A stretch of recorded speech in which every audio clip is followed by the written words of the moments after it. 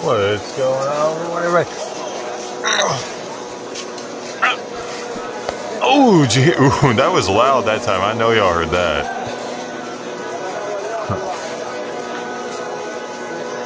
You know anybody else that can pop their chest like that? Good morning, everybody. This T, I don't know who the first one was over there.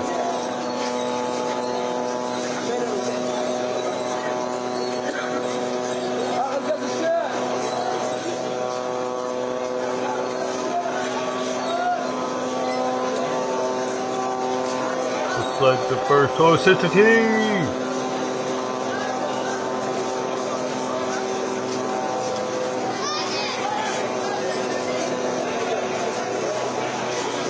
Who's the first over on YouTube? Bubba, first one.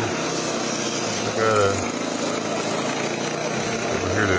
Man, sorry, y'all. I had some difficulties this morning because apparently that site doesn't like for me to update auto reload. So my IP got. So I had like. I'm able to do this. I'm able to use it through Chrome. But Chrome doesn't have a native dark mode or something. I don't know. It won't dark mode that page. So then I had to go and find a dark moded extension that would work. And after 4 of them, I finally found one that works.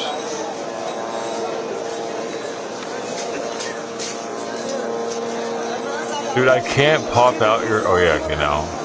The stupid heart thing that's on there. I couldn't pin it.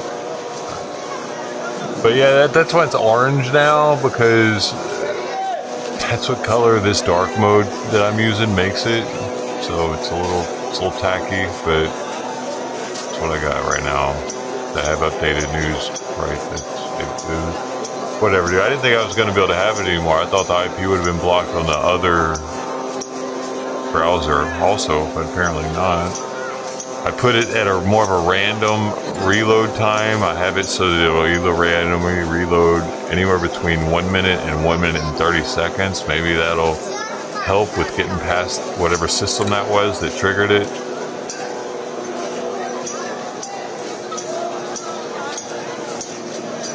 And the last one was in dark mode too, it just had white lettering.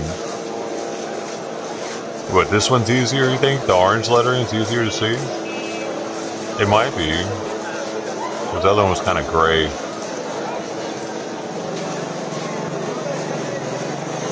Okay, who else we got? Anybody else anywhere else? Say hi if you're there. So I can say hi right back, you know? Nobody on the... Hey, Dirt! We got Dirt over there. I see you, man. We got Dirt. Oh, what the fuck? Okay, I gotta fix something apparently. Oh, there you are. Bing. Alright.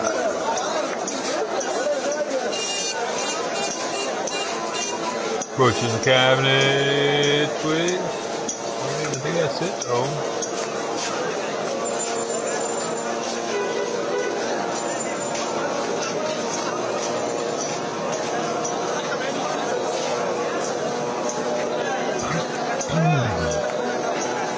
Anything, everything is up and running. Oh, this one's ended. Man, they end a lot. Dude, I don't know what the deal is with I-24 News, but they love to restart their streams every couple hours.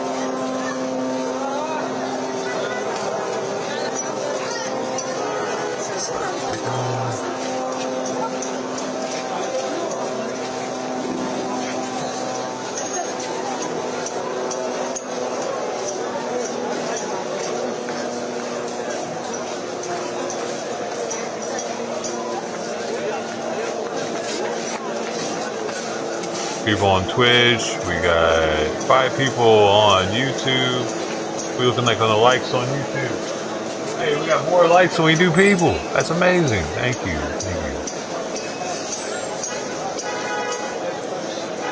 Learning.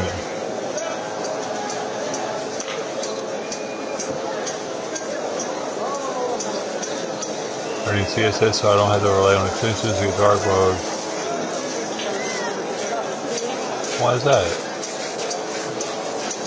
Not so bad, is it?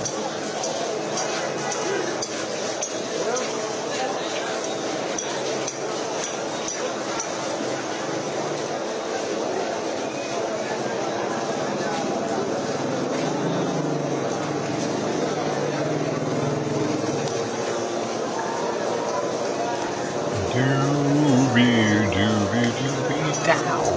Oh, security.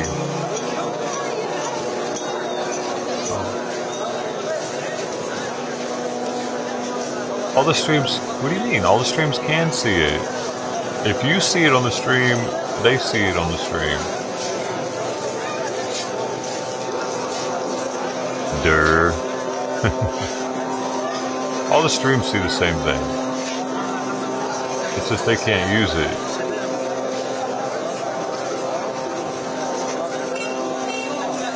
No, only you can do it, that's all.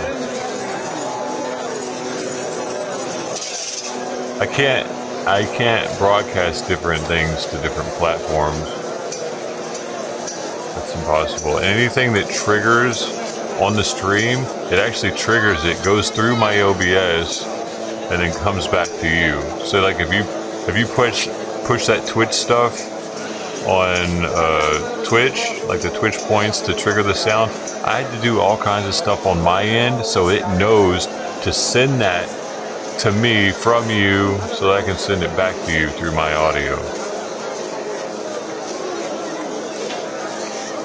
I think streaming's a little more complicated than most people realize. Well, especially because most people that stream are just going, boop, hey guys, how's it going? Remember when I used to always gripe about those fuckers that thought that they were doing something out there with the People's Convoy by turning their phone on? And they were like, you're doing nothing, you're just sitting there at your desk. You're just sitting there using all our work so you can make money. It's like, yo, you have no idea what's going on over here. If I could sit you down at my desk and you wouldn't be able to even probably turn the stream on. That goes for most people in here.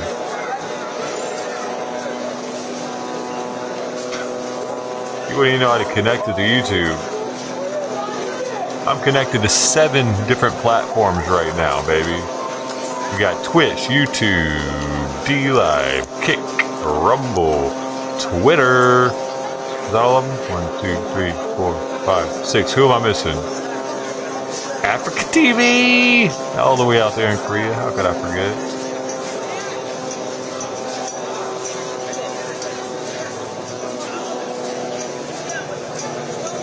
Hey, Dude, it's why I can't quit, Bubba. You see what I mean? It's why a lot of people don't start it, but it's why a lot of people don't quit, because you accumulate all this knowledge with it, and you're like, well, I don't want to waste all that. I know this now that most people don't know. I just gotta keep grinding at it. Not to mention all the funds. Hey buddy, he's so sweet, cute, adorable, he's okay, he's a little okay. So good morning, everybody. I had my first bowl of the day. Well, this is interesting information.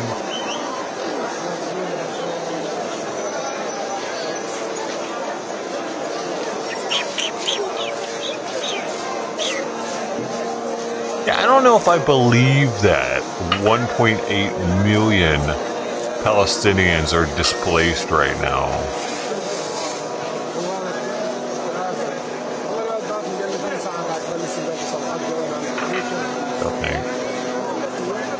Either think it and say it. Either say it and do it. And then bitch, because you make it look easy. Oh, what is that a saying? Easier. Hey Lou, how's it going out there? Top of the morning to you. Various, dude, long time no see. What you doing? You taking a break from the IP tours or what? Either think it and say it. Yeah, wait, okay. Easier to say it than do it right. Hey bitch, because you make it look... Is that part of the saying? Who bitches? Hey bitch. Oh. Oh, right. Like the people that they're in the People's Convoy, for instance, bitch, because it looks like I'm doing nothing. It looks effortless, maybe. Okay. Get it. I had to work that one like a word problem. Thanks, man. That's a compliment.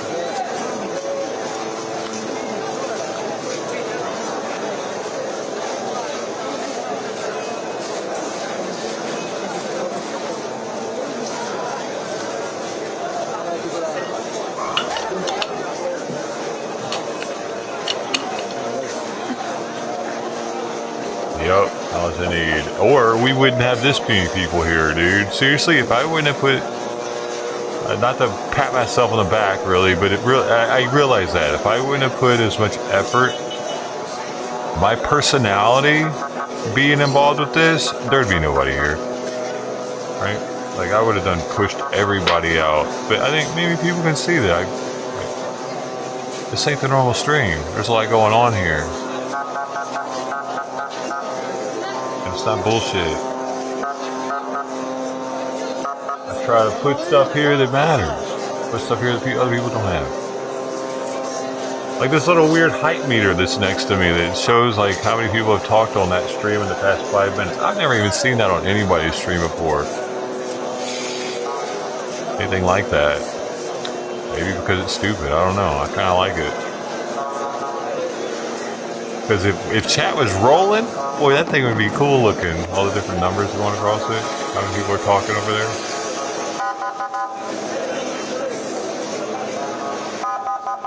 I've definitely never seen this. This right here. Where I've seen people pop up chats before, but never from 7 different platforms. Such a complicated situation, dude. Yeah, exactly. That we shouldn't be involved in, honestly. We need to stop funding both sides. Would you agree, Jimmy?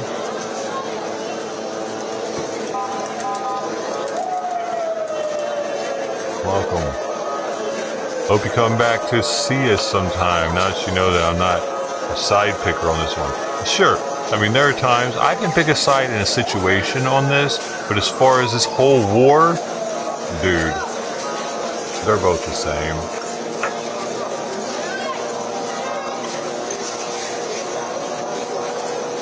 Right? They're both as crazy as... They both think that we're infidels, don't they? Kind of, but it's just... The Jews don't want to kill us, which is kind of nice. But they think that we're all going to hell if we're not Jew, right? So they really just feel sorry for us the whole time. Or do they? Are they like, haha, suckers?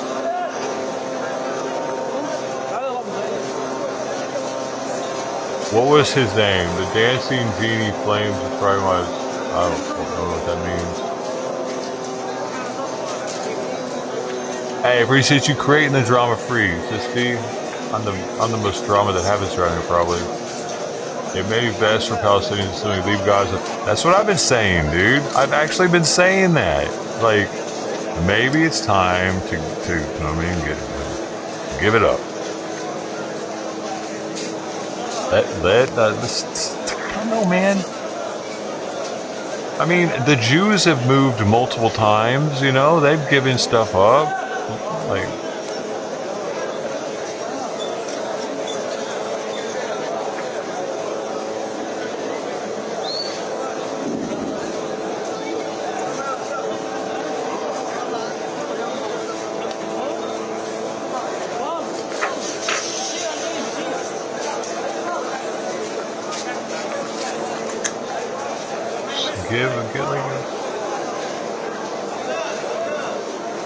Because the thing is, dude, Hamas is never going to give up. There's always going to be someone to fill the void if Hamas is supposedly extinguished or whatever. Like, they're just going to change their name. Like, okay, you beat us. We're no longer Hamas. I'm taking the Hamas badge off. Oh, what is this? Yeah, let's go. New badge. So, everybody knows that, dude.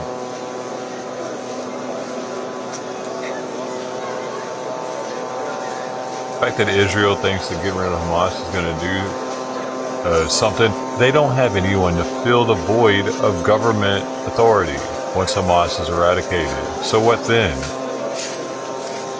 They don't really have an answer for that. We're just going to figure that out when we get there.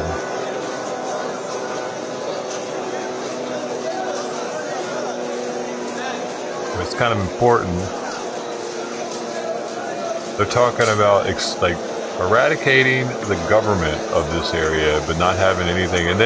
But our government says that Israel cannot go in and be the government for them. So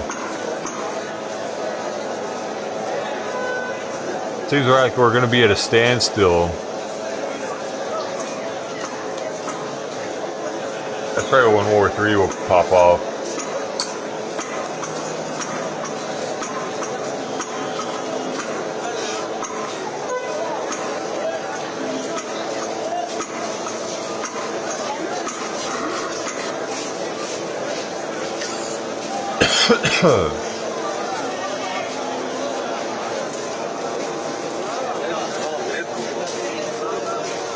And nobody wants these people except Venezuela.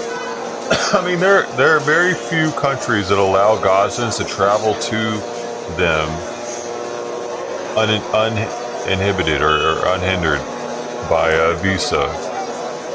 And Venezuela's one of them. And ironically enough, of course, Israel's not one of them. You got to get a visa.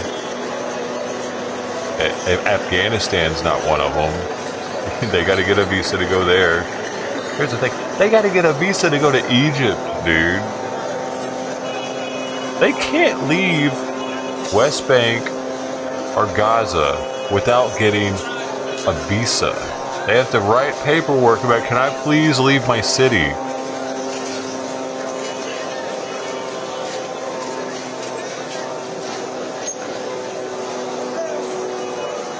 So, yeah, where are they going to go? Nobody wants these people, dude.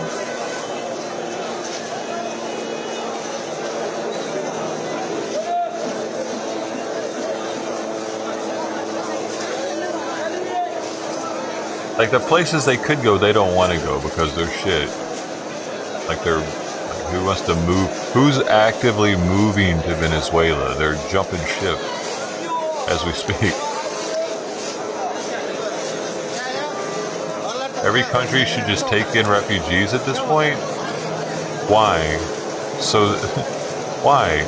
Dude, Have you been watching our southern border? If every country took in refugees, what would happen to the countries that they're fleeing? Would they get better or worse? And then what happens? They have more refugees. They're having more kids. They need more humanitarian aid. It would just get worse and worse. They need to fix their own problems wherever they're at, dude. We need to, everybody needs to stop fucking taking refugees is the thing, because the more places that take them, the more they're willing to travel further and further to get to those places. Oh, you can just walk right into America? Well, shit, I'll travel all the way across the world for that. And they do. They save up for it and they do it. Daily. There's probably thousands of people getting on flights right now to Mexico or somewhere in South America just to come to America. For a better life. Not because they're fleeing any kind of war or... Because a lot of these people have been living in other countries already. But they claim that they haven't been. They've already left Venezuela or whatever country, and they were working in a new country. They have a life, but they're not making as much money as they could be. They don't have the programs in Guatemala or whatever that they have in America, so it's worth it to save up for a year or two, spend that entire life savings that they have just to come to America, because we'll put them back on track. Fuck that. Fuck that. When we got so many people of our that have their ancestors put in the work, their ancestors died for our country. These fucking people that are coming here didn't do shit. Sucking on our titty. It's embarrassing. It's more that, see, people are always like, what about our veterans? What about our... It doesn't matter. You don't have to be a veteran. Your ancestors did something. Your ancestors, when they died, they expected for our government to take care of you because of the sacrifices that they made. No, our government's taking care of the fucking countries that we've been fighting instead. That they died for. It's mildly infuriating.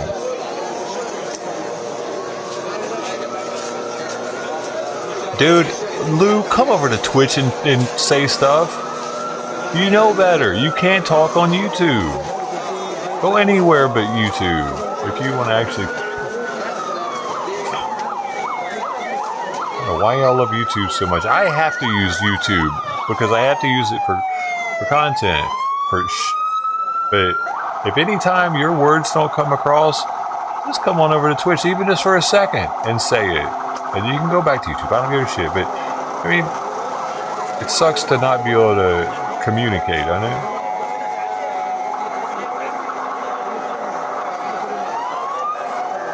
You can't even say Hamas, dude. You can't say blower. You can't say blower in YouTube chat. What stupid shit is that? Somebody tried to say snowblower without a hyphen. They couldn't do it.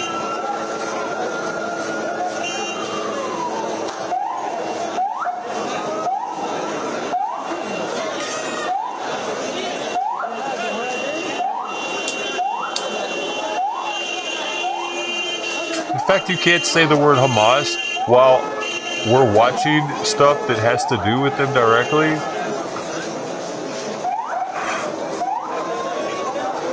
As far as people have these countries leaving, what I said was as far as people leave these countries, leaving it filled with tards.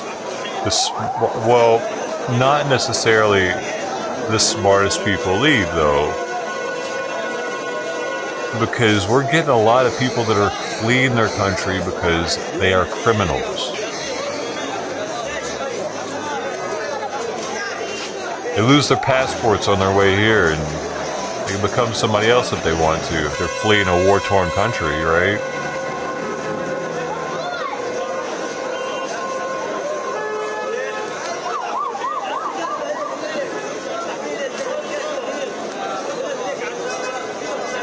They come here, they don't get fingerprinted when they come through our borders, and they get given a date for 5 years out or something crazy. They get a job working under the table, you know, dude. Right, well, if you're smart, you leave, sure, but it doesn't mean they're intelligent.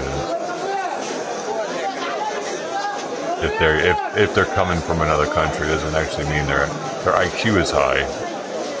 But or it could just mean that they have the means and the other person doesn't. They got too much going on, a family, and they don't want to leave their family, their parents or whatever.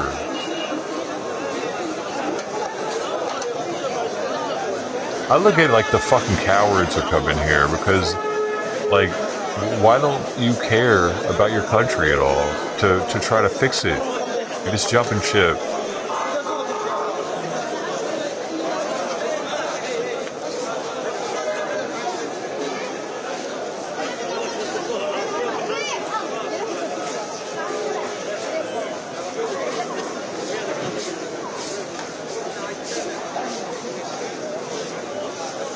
You can say on other channels, just blocked on yours. What? You can say what on other channels? Blower?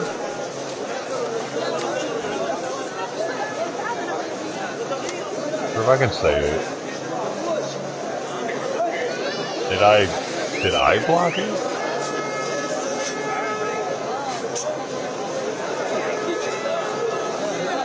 Let's see. You can say Hamas on other channels?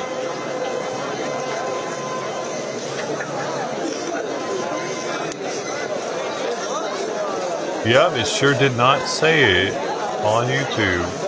Both work on other channels. Well, that makes my fucking YouTube short retarded, doesn't it?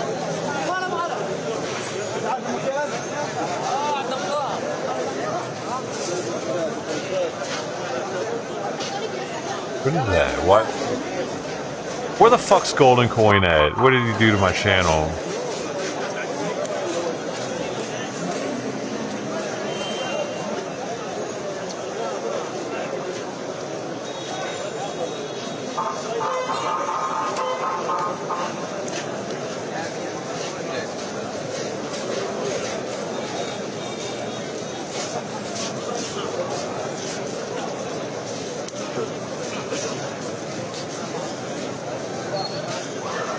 Dude, what kind of weird fucking shadow band they got me on, man? You can't say certain words in my chats, but you can others?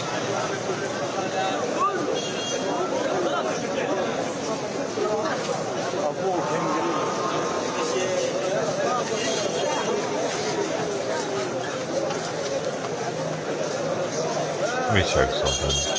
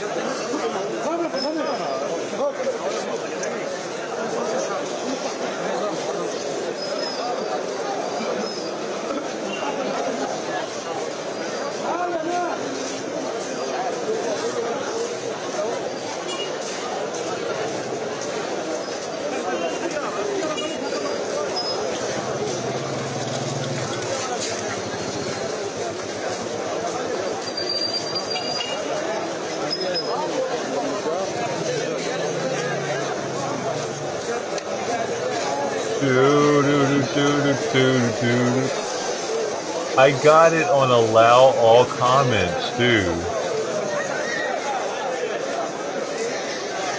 I don't even have hold potential inappropriate comments for review clicked. I have allow all comments.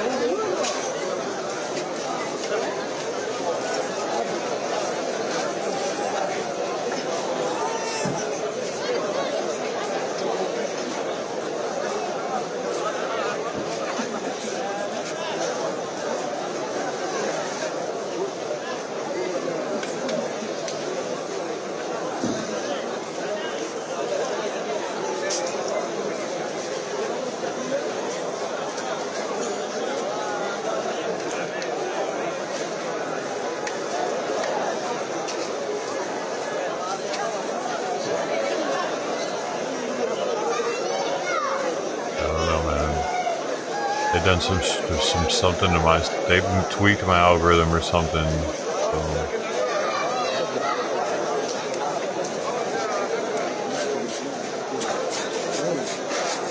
That's kind of depressing, dude. How the... You mother trucker. So Luke can probably say the word that he's trying to say in another chat, but he just can't say it here. That dude...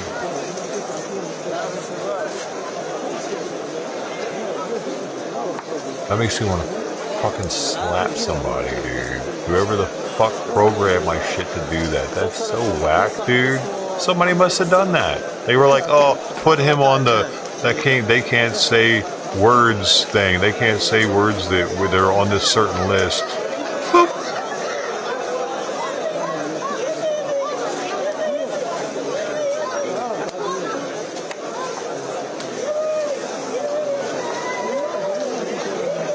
I wonder if it's because I'm demonetized.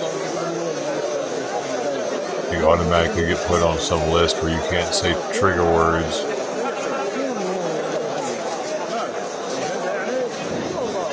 In the chat.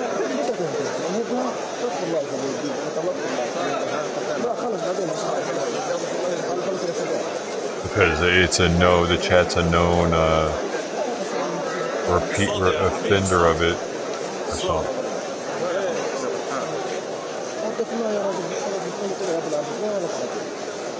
What other words can't you say?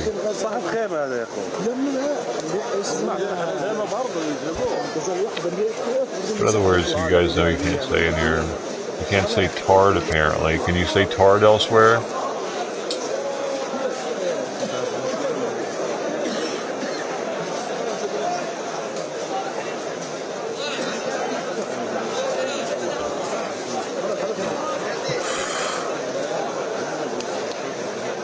Nope.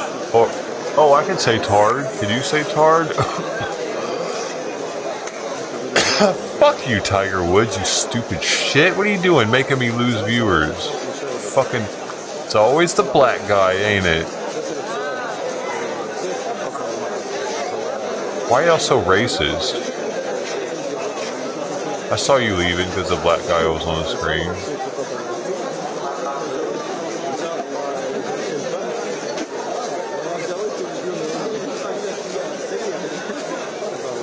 Okay, I don't know what you can't say, Lou. What word it was you can't say over there.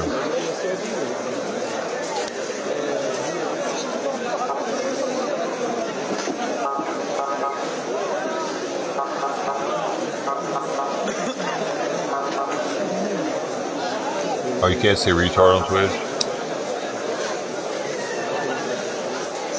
Hey, that's weird.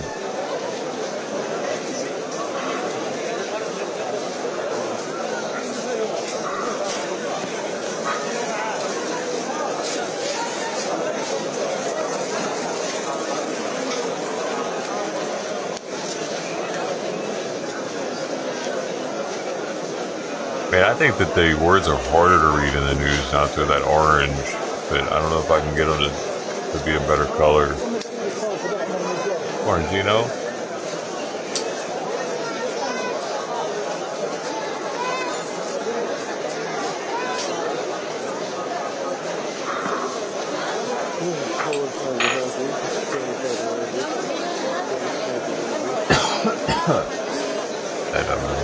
Dum.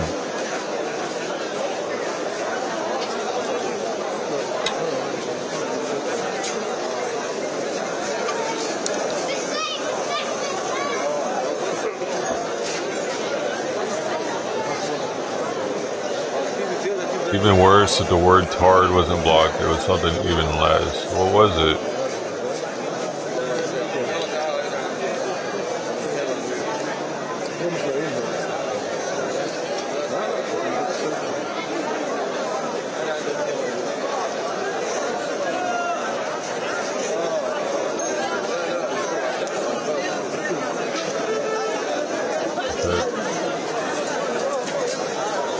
The only word in that sentence that seemed weird was what I said was smartest people leave these countries, leaving it filled with retards. What else could it have been that blocked it?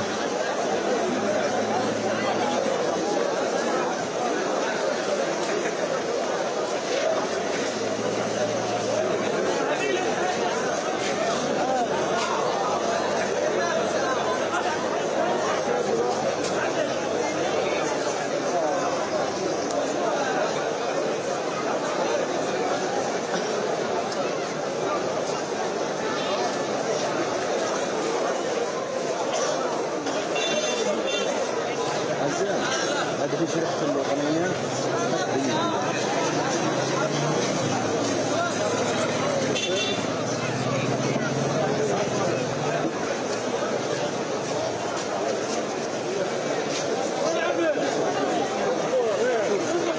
I just saw retard though, dude. I can see it. It's not blocked. Looking at it right now, aren't you?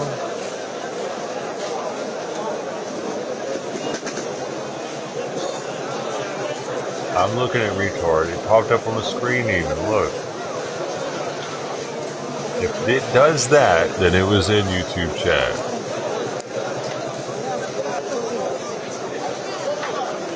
Come on, y'all. We have to go over this again. If it shows on the screen, anywhere, that means you're not banned. Your words are seen by everybody, everywhere. Otherwise, it wouldn't do that. I'm grabbing it directly from the YouTube chat. You have to open another YouTube in stealth mode. No, you don't, because I'm looking right at it. I'm not in any kind of stealth mode. You have to, maybe. So what, are they blocking certain words? Because see, I'm logged in under my account. You're logged in under your account. So stealth mode would mean you're logging out. And I'm not getting blocked that word. That's weird. Hey, what the fuck are they trying to say, huh?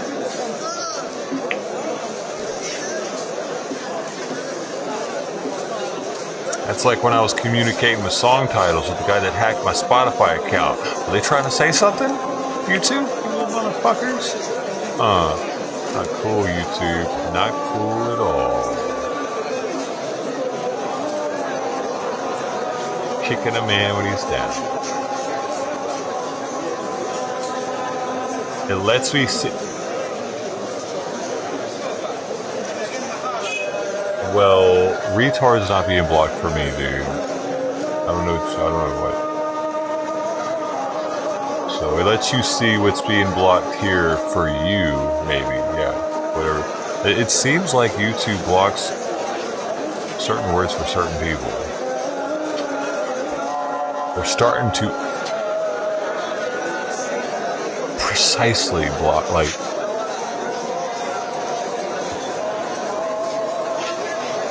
I did, dude, you typed it.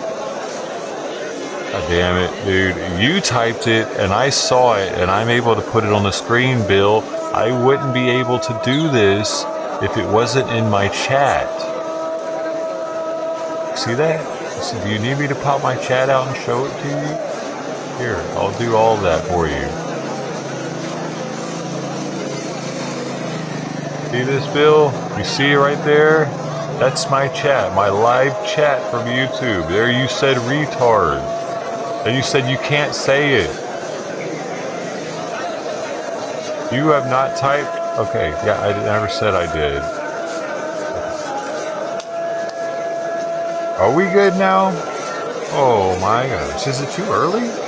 Were you up late last night?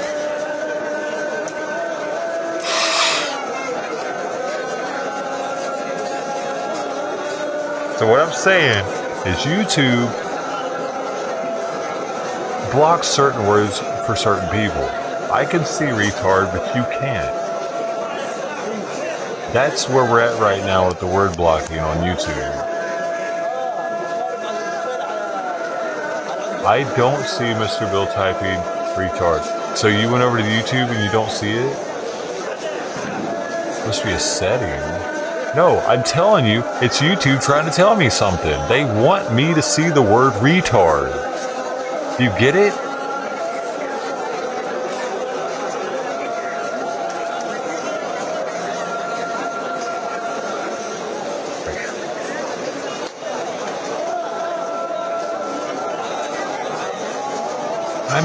I'm not doubting that, Roaches. I just said a second ago, I think YouTube is allowing me to see it because they're trying to tell me something like the guy on Spotify when we started communicating through song titles.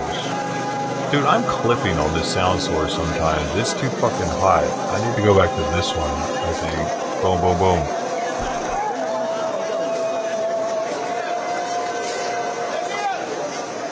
They want me to see the word retard in chats when people say it.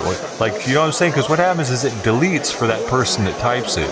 But for whatever reason, because I'm a moderator, no, not for the automatically blocked words. I shouldn't see those at all. The words that YouTube blocks, I don't see ever. Doesn't matter if I'm a moderator or not.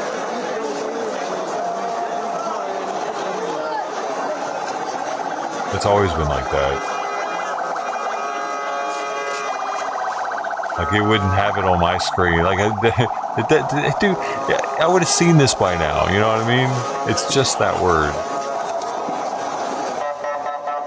Because I can't say Hamas. I can't say,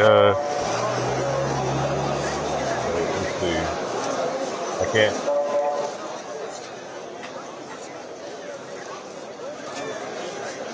I can't say blower, right?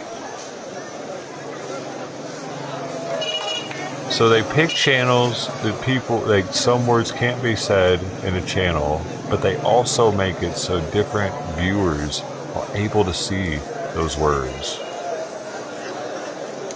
That's a new one, though. Both of these are fucking new, dude. Actually, the fact that they're doing this, specifically blocking certain words on certain channels.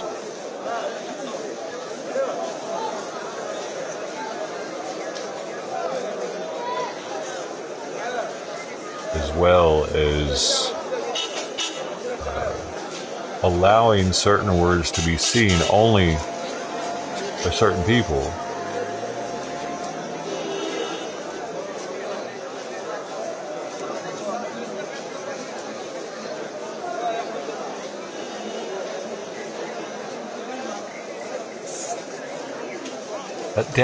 Well, did you hear what I just said, Bill? Did you hear what I just said? Did you hear what I just fucking said? What? Shut the fuck up. Just leave, go drink some coffee, or just go to sleep. One of the two.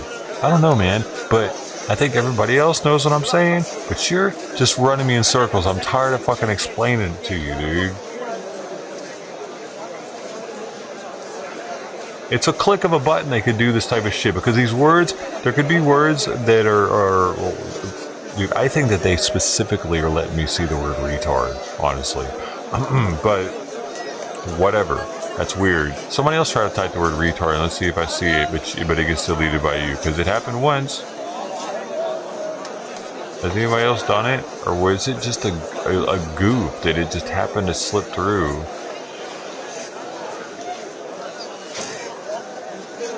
Oh, see, I see it again. See it pop up? Did you see it pop up on the fucking screen?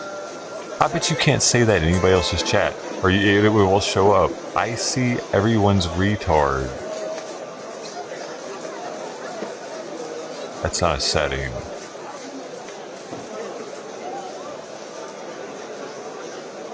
It's weird. You can't see your own retard, but I can see yours. I bet you can't type retard in any chat on YouTube either. Have you tried that, Bill? Go try that real fast. Holy shit. Oh, what is happening today? This isn't the, like, I thought we were just going to be watching some war footage.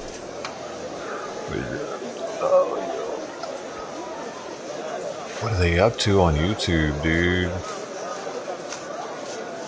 Talking about. North of Israel, 12 people injured, most of them IDF troops. After a Hezbollah attack, Hezbollah chose to observe the ceasefire between Israel and Hamas, and hostilities have picked up, as you just heard there. Well, with me in the story in the studio. You see everyone's retard too? What the hell, man? We were talking about before the operation. And I see yours. They don't see that comment in chat, probably. This is getting weird. Guidelines, no displacement, minimise civilian casualties, and there's a bit of a time limit on the operation as well. The National Security Council spokesman John Kirby spoke to US media earlier. He says he believes Israel is making an effort, as he put it, to spare civilian deaths in Gaza. Yes, so definitely there are some differences, I would say, tactical differences, and one major strategic difference between Israel and the United States. The tactical differences is that the United States actually is requesting that Israel will conduct a didn't see fucking retard. You tried to type that over there and it didn't work. Much more incursions YouTube? in the south, differently than what it's been done in the north part of Gaza, and not bombing from the air as much as we did in the south. This is definitely something which would be very hard, extremely hard to implement. The Americans are asking to maintain the humanitarian aid. Which is kind of a reverse of what we saw at the beginning of the conflict, when there was a lot of pressure on Israel not to mount a ground invasion into northern Gaza. Yeah, but listen, there was an understanding that there will be a ground invasion. Also, there is an understanding that there is a ground invasion into southern part of Gaza. The understanding with the Americans was, and this is why we released a very detailed map, is to try not to harm the civilians as much as possible. And this is why we issued a very detailed map in order to direct the population outside the war zones and give them the early warning. It was done in the north. Oh shit! This is the same hospital, y'all. By the way, I just realized this is the sign right here, southwest of Gaza, in order not to harm the civilians. Nevertheless, there is an understanding that here Israel will continue at the same pace and at the same way they did up in the north. The Americans want to maintain the same humanitarian aid as was done during the pause, around 200 trucks a day. That's extremely difficult, but Israel will try to play accordingly with the Americans. And I would say the strategic difference between us and the Americans is the day after. There is a long discussion that we are not willing to enter into with the Americans. The Americans are already speaking about two-state solutions and a revitalized Palestinian Authority that will enter. Exactly. We are not willing to enter this discussion. I believe that's a mistake. I mean, I believe that first and foremost, Israel has to decide what they want at the day after. And definitely we have to prepare that. But at the same time, we should enter such a discussion with the Americans because of the clock, because it's important, and also because to tell the Americans that we are dealing with the symptoms, which is Hamas, maybe Hezbollah, the Houthis, but we have, in order to create a new Middle East as the Americans want, and they understand that in order to do that, we have to destroy the Hamas. In order to do that, we have to deal with the Iranians, which is the problem. The other things are the symptoms. Now I see why the IDF says it all weird. Of course, it depends a lot which government will rule here in Israel the day after. We don't know yet how long will this war last. We've heard assumption of going towards a year, and obviously the political uncertainty remains. And when you want to know what the Israeli government wants, it really depends. It's hard. It hurts a little Israel bit. in the day after. It is not to be taken for granted. But they were all just not talking. Will still be in office, or this government as it is. Just 2 points regarding the hostages that were mentioned here. One is another comment from John Kirby this evening saying it is unacceptable that Hamas isn't giving the Red Cross access to hostages. Obviously, this is a main point, an important one, sensitive one for Israel. Over 130 Israelis still remain hostages at the hands of Hamas. Still I feel sorry for those people down there just a little bit, just because like has not been given access, and this is despite this was specified as part of the agreement between Israel and Hamas with the one lady had already lost 30 pounds. We're also hearing from Prime Minister Benjamin Netanyahu this evening saying we continue to speak to the enemy about further release of hostages, but we speak with fire. That's why that lady wrote that letter. That Israel will continue to negotiate under fire, trying to impose pressure on Hamas for a better deal for releasing more hostages in the future. Yes, that's the she had to write it military before she pressure could on Hamas leave. is what will bring it to.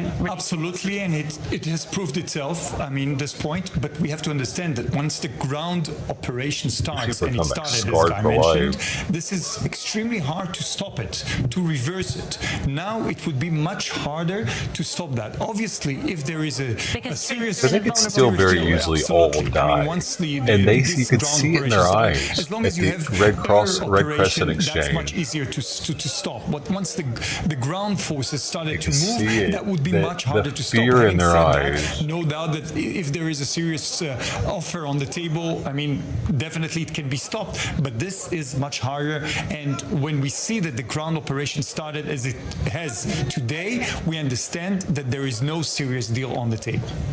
And I just wanted to They pick up on don't your point about even feel Iran, like they've that made it at some stage yet. The United States is going to have to tackle the Islamic Republic. I mean, over the When weekend, they're still in two Gaza, members you of the can see it, IRGC, that the they're Iran's still like, Revolutionary Guards, were killed it ain't in over yet, in motherfucker. an They can still airstrike, shoot an all of us. Israeli attack, You know what I mean? according That's to what I'm Iranian seeing them state kind of media. thinking. I mean, the Americans, their troops have come under attack dozens of times by Iranian proxies in the region. There hasn't been much of a response. Do you expect that to change? And add to that the Houthis that are attacking the ships. They've seen how crazy those ongoing, people are. all the time. Even now, as we speak, they're attacking ships around the sea.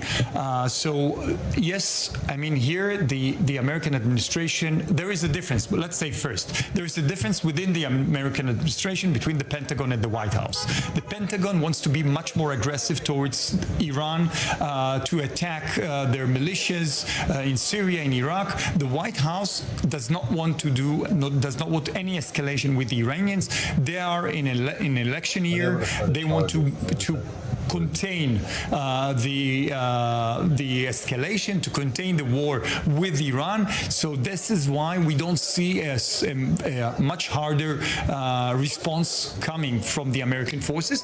And maybe one more point. I mean, whenever we raise the Iranian issue now with the Americans and they want to discuss the two-state solution, they think that we are trying to avoid the problem. But this is exactly the problem. I mean, if you want to change the Middle East, if you want to create a different Middle East, you have to deal with the Iranian problem.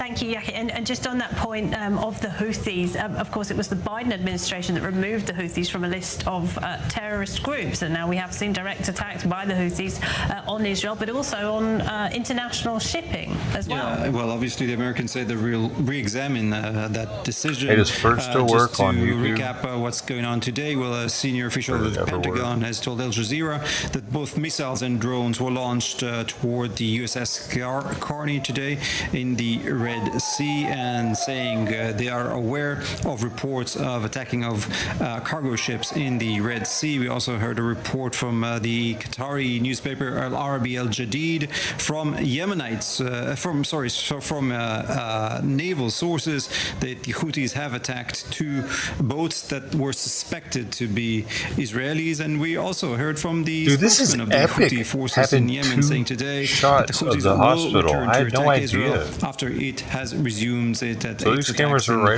in Gaza. It's very clear that threat is still imminent on Israeli boats and on Israel, as we saw with those both the rockets and the drones launched. This could get interesting once they start hitting southern Gaza a bunch. That hit a school in the city of Eilat, so that threat is certainly serious and imminent.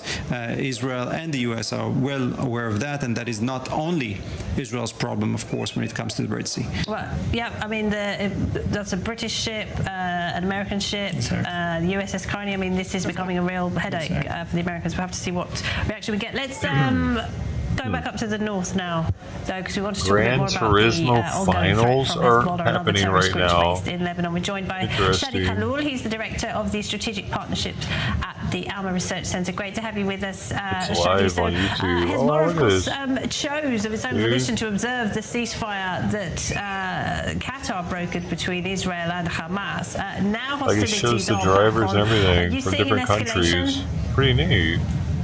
Dude, I used to be so much into this game. It's all I played.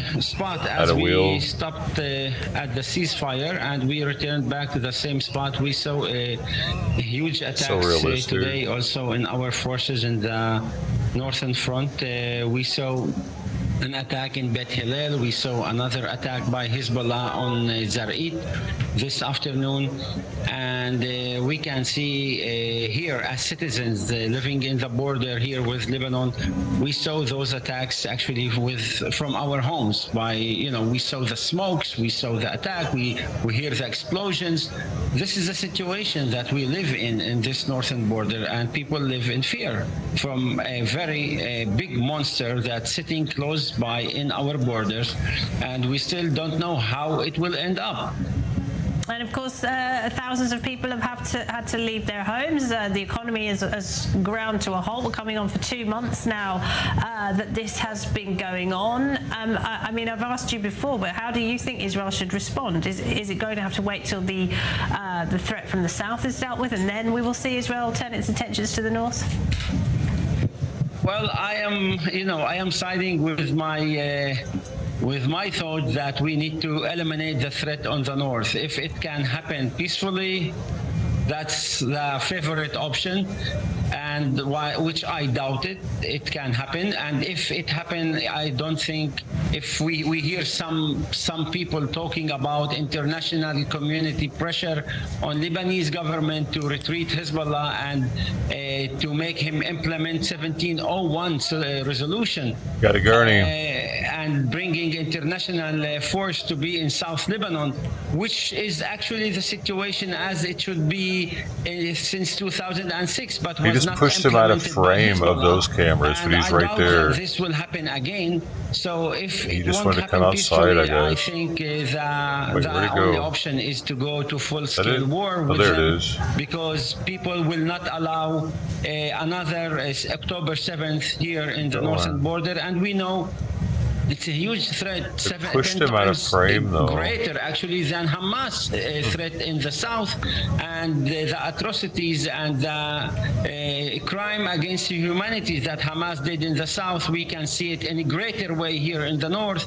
If God forbid things will develop, and with Radwan force here in the of Hezbollah in the northern front.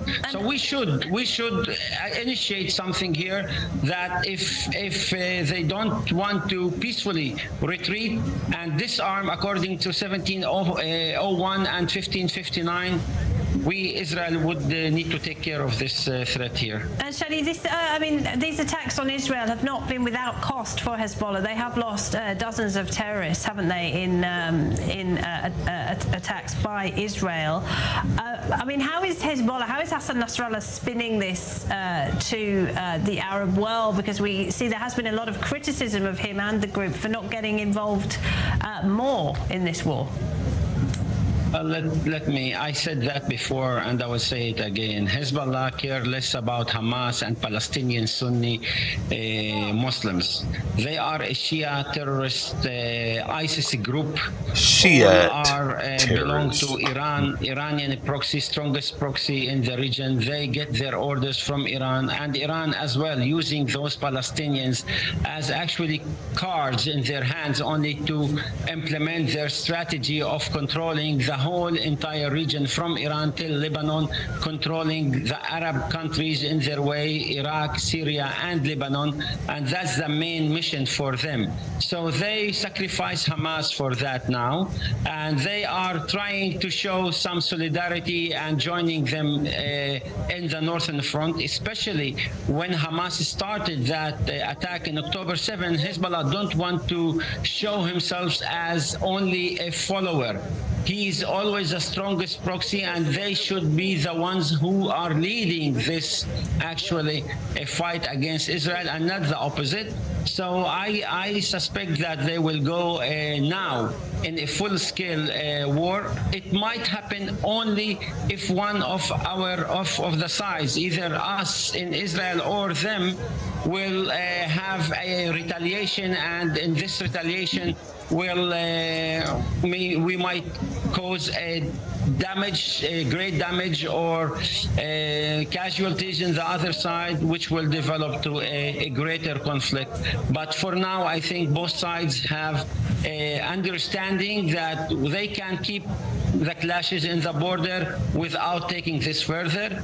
And let's think about it this way, Laura. We in Israel should first think about our own interest. What is good for us.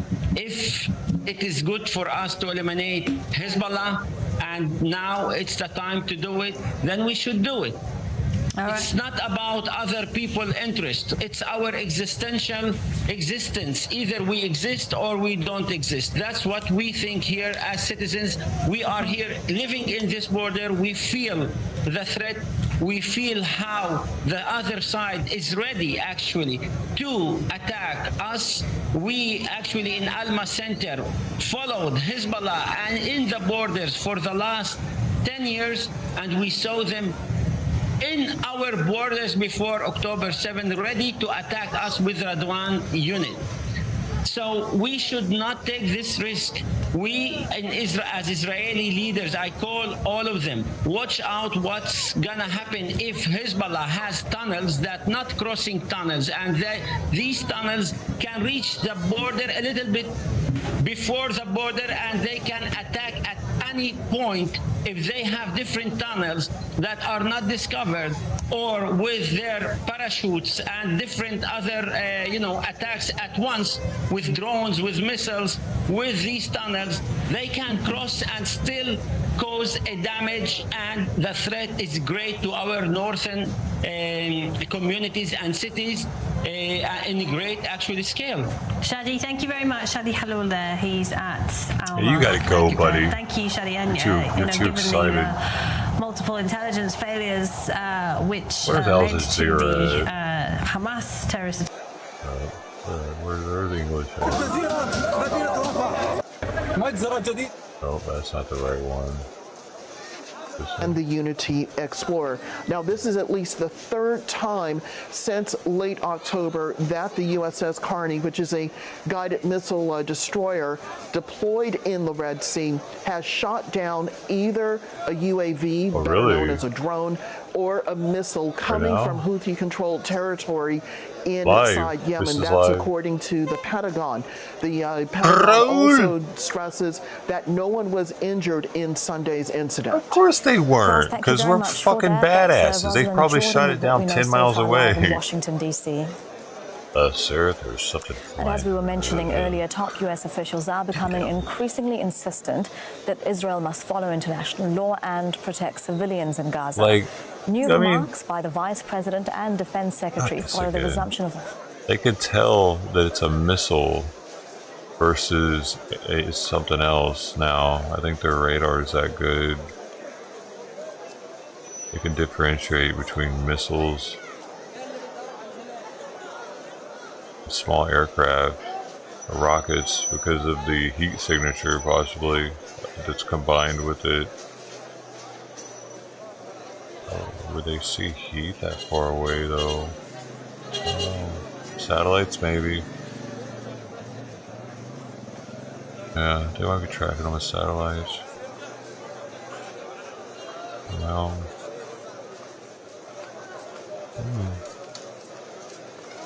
how do they know so far away? That's pretty epic. I wasn't a radar man. I might know more about it. Radar tech or whatever they were. Radar? I thought they were radar man.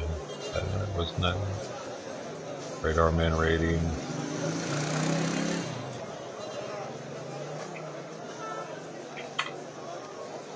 Yeah, radar man. Radar man was a rating. Oh wait.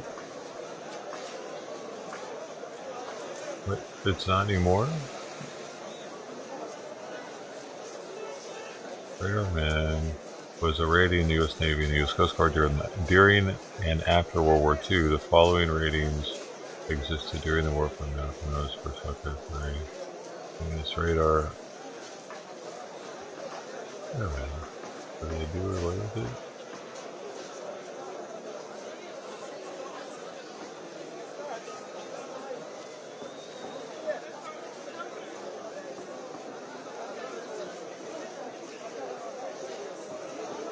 Oh, the radar man rating was changed to Operations Specialist in 1972. Oh shit. That's what they were called? Operations Specialist?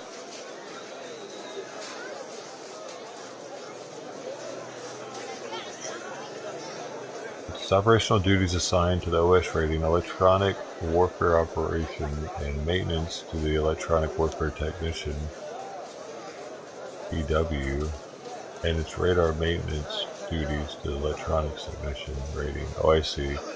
I see. So I guess the radar man at one point used to work on and operate the radar, but then it just got too complicated, so they started having the ETs and the EWs work on it, and the OS operates it. But really? OS is who looks at radar? I don't remember that being the case. I thought I met the radar man. He wasn't called that apparently, but... Oh, maybe I met the flag dude. Yeah, dude, to make E4, I had to, like, go through the whole ship and talk to a bunch of different areas of the ship and get to know them, and... It's kind of cool. But...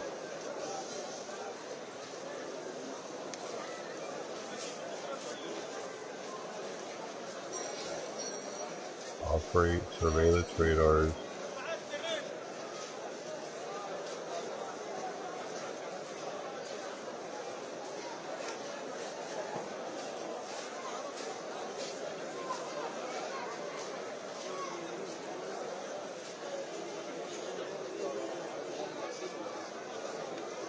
Yeah, operating specialist. What they're called now.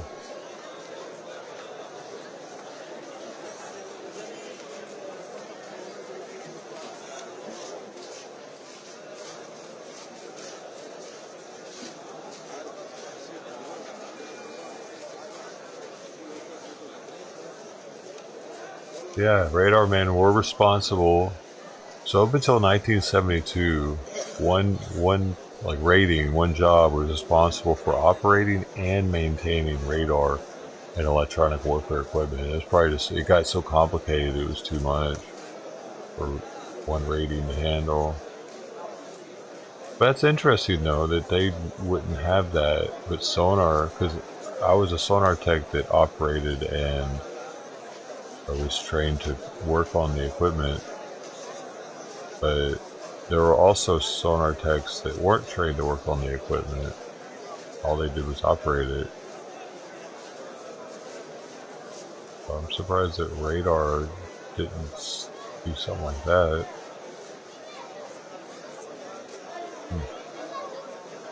Interesting.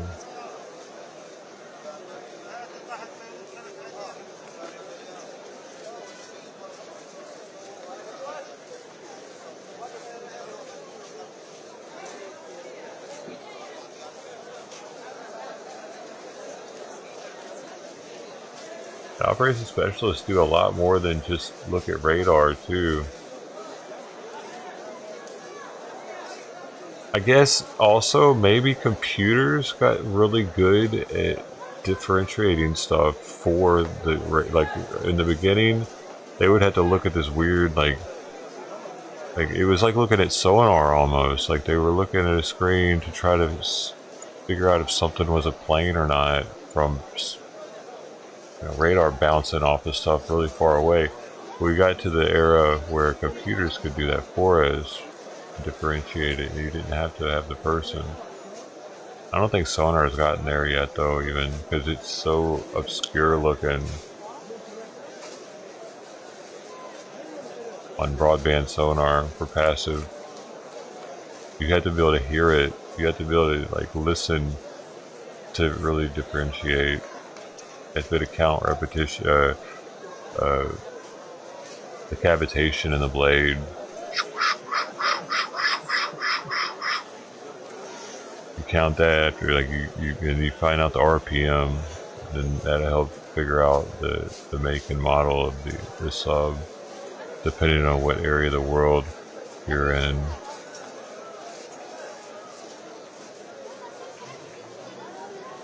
Whether or not it has 50 or 60 hertz power, because you can usually see that too. Makes noise, it hums.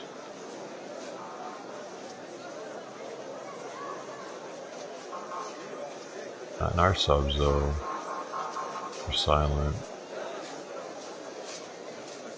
Chili what's up, man? Morning.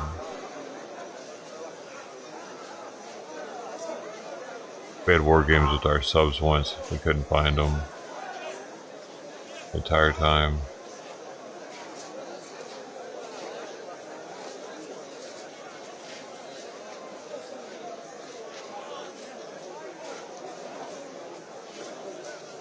I mean, we might if we had done a towed array, and that's where you have like a mile long of something. I don't know if it's quite a mile, but it's long. It's super long. Maybe 1,000 feet. Let's see how long a towed array is for a ship. Since you're on.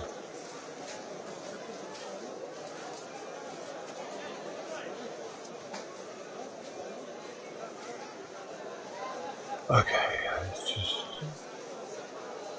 a towed array. Here we go. This is what I was on. ANSQS 53 Charlie. How long is? Let's say here.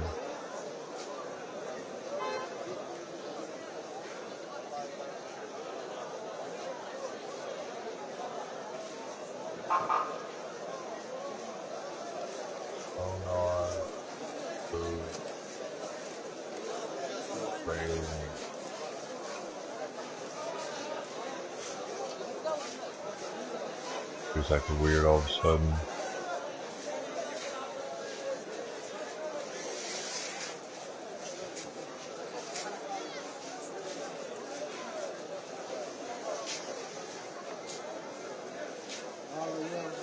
Okay, 600 meters. Traditional towed arrays are large filled polyvinyl chloride or polyurethane hoses which can extend 200 or 600 meters in length and measure 30 meters diameter. Contained within the hoses are hydrophones and non-acoustic sensors to provide acoustic, heading, and temperature sensing. So you tow that behind the ship and you have a much better ability to find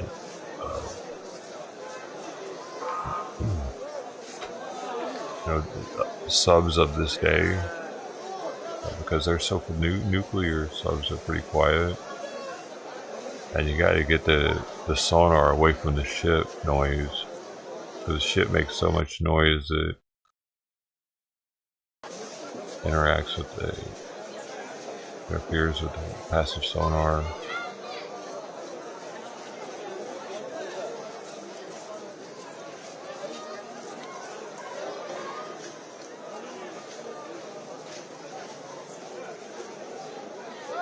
They got to kind of turn it down and filter things, to be able to filter out the own ship's noise. So with the towed array, they don't have to do that. They can open it wide open and listen.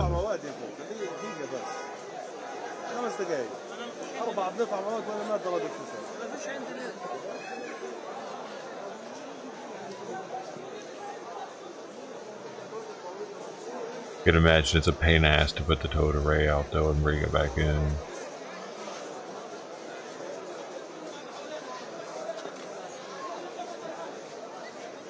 And if you ever look at the back of a U.S. Navy warship, you'll see holes in the back of it. Weird holes. The towed array comes out. Well, one of them.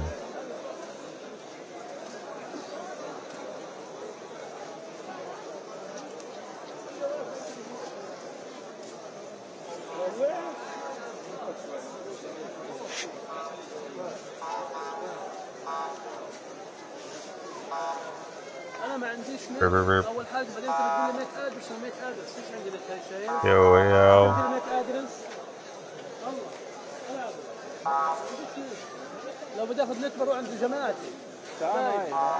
Last time I was on a boat, I got seasick. I was on a sailboat for classes. We took it down to Newport Beach and back from Long Beach, which is kind of far. But man, I started feeling queasy, and the head, I guess, hadn't been washed or cleaned out in too long, and it smelled like straight shit in the bottom area, you know, where you go to kind of chill out in the sailboat. So like that's where you kind of get your equilibrium too, because it's the center, it's more low, it doesn't rock as much. But down there it just smelled like shit, dude. It's the last lesson I went to. I broke my toe also, and it was like one of the times when I was doing the ropes too, my shoulder came out of socket for a second. It kind of tripped me out. But they say I can come back at any time and continue them. Don't have to pay again. They were like over $1,000.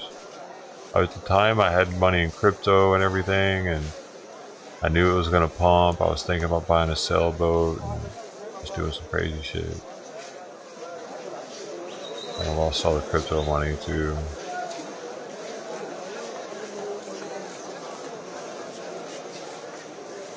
Damn it.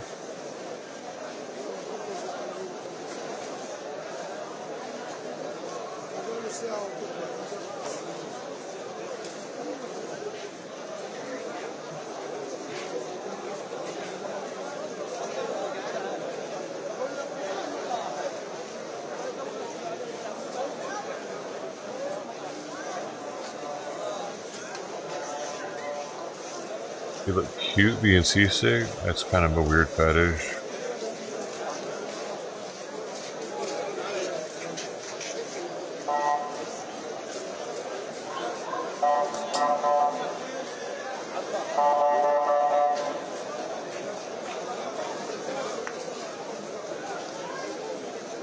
Dude, there's really only 2 people on Twitch. I think that's wrong. Because everybody at Twitch like just like put number in chat or something. Roll call. Because I think that number is always low for some reason. I think there's more too, dude.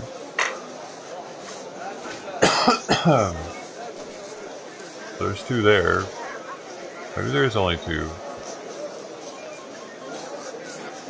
Let me look.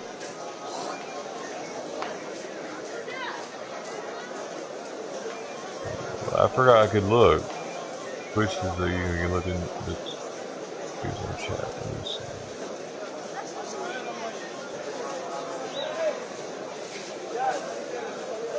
Go here, go here.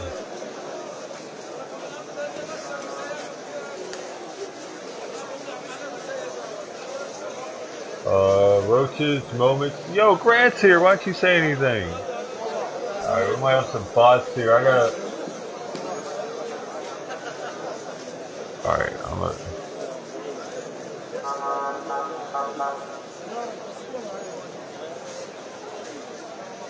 No, I can't highlight names anymore.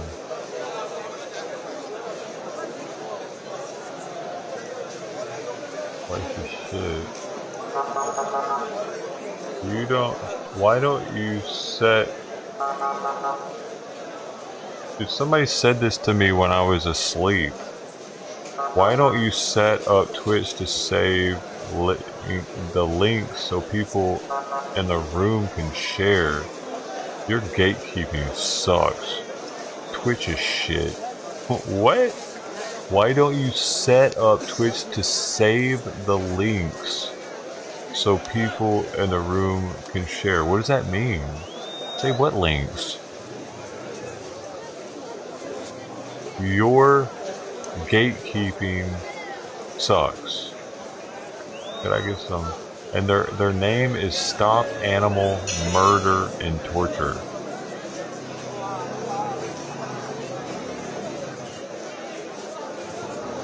Set up Twitch to save the links. By the way, D is spelled T-E-H. So people in the room can share.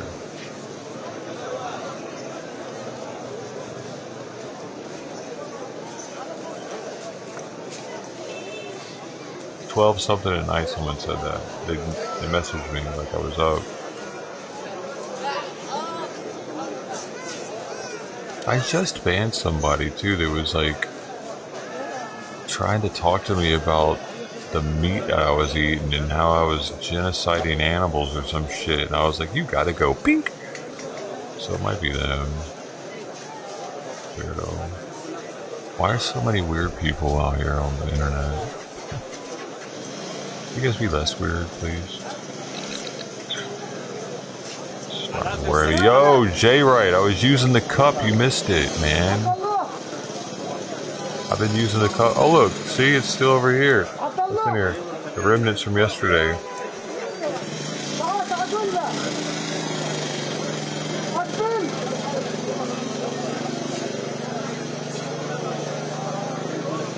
You sent me that, right? I haven't seen you in a while, man. It's hard to remember now. I'm pretty sure you did. I was just talking about the other day. I was like, dude, I'm pretty sure J-Ray sent me that cup, but I haven't seen him in a while, so I'm starting to forget for some reason.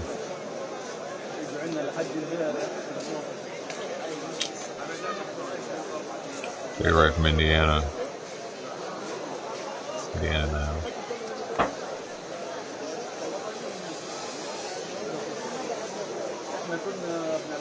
He's like, nah, man. I didn't. Like, what?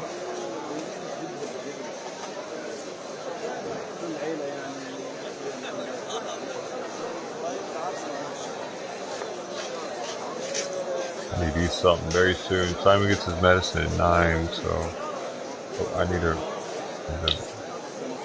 Since he's passed out. It says 3 subs in chat, but it doesn't say that you're VIPs for some reason.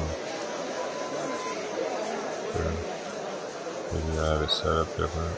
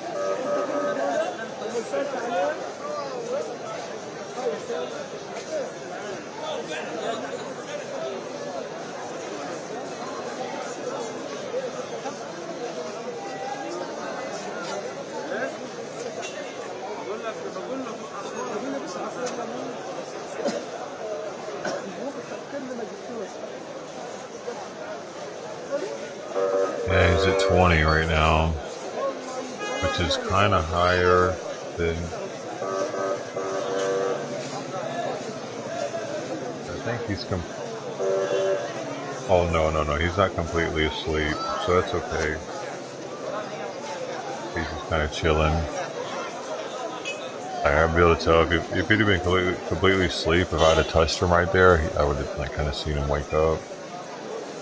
He'd have probably raised his head even.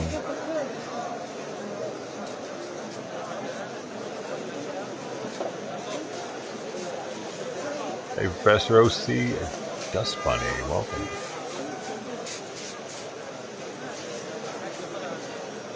Hey, try saying the word retard in chat. If you can say it and you can see it, you're one of the chosen few. Now that's a video I can make.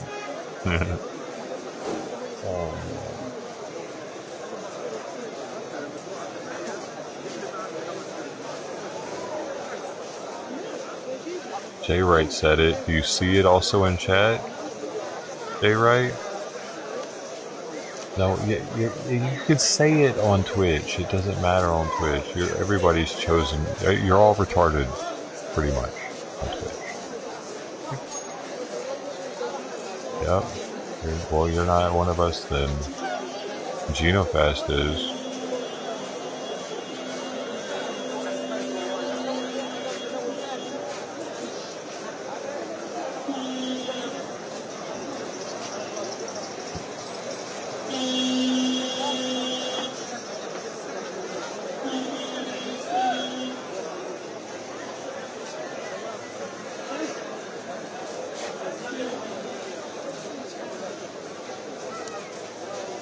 Twitch probably won't let you say homo though.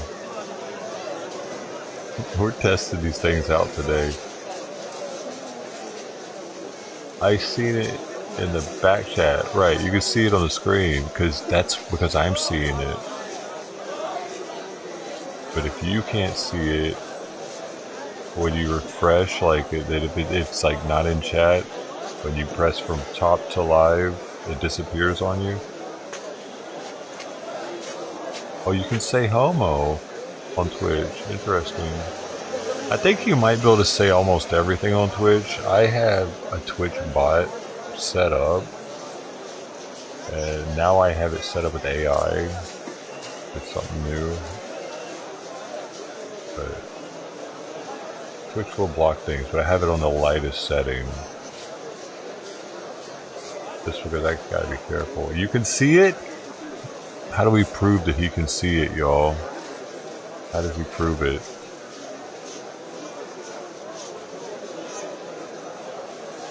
I don't know, I feel like he's just trying to be one of us. Alright, I'm gonna need you to take a screenshot and put it in Discord, if you can truly see it. And... no. Or like, you know, put it somewhere. Post it somewhere. That's the only way. How will we know? Because before you refresh it, you can see it too, right?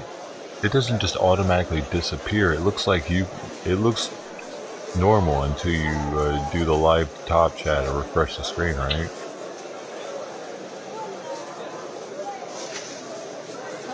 Or does it disappear like instantly? Which that would be weird. That's not normally how it works.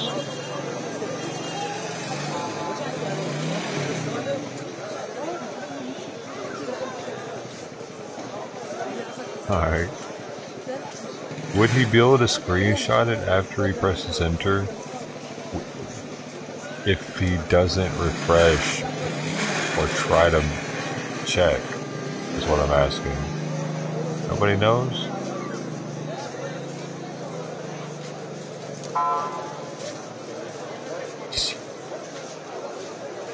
Hello? I think this thing broke. Finally, it finally broke.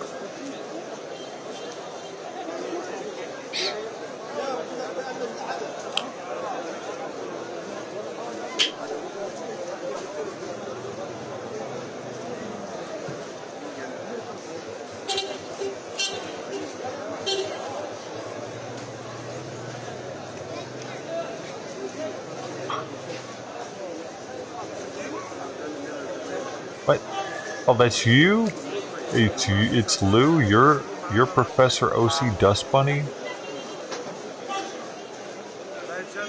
What's going on right now? You're retarded so bad. That means you can see it too, Jay, right? You said you'll send me a screenshot. What are you sending me a screenshot of? His retard?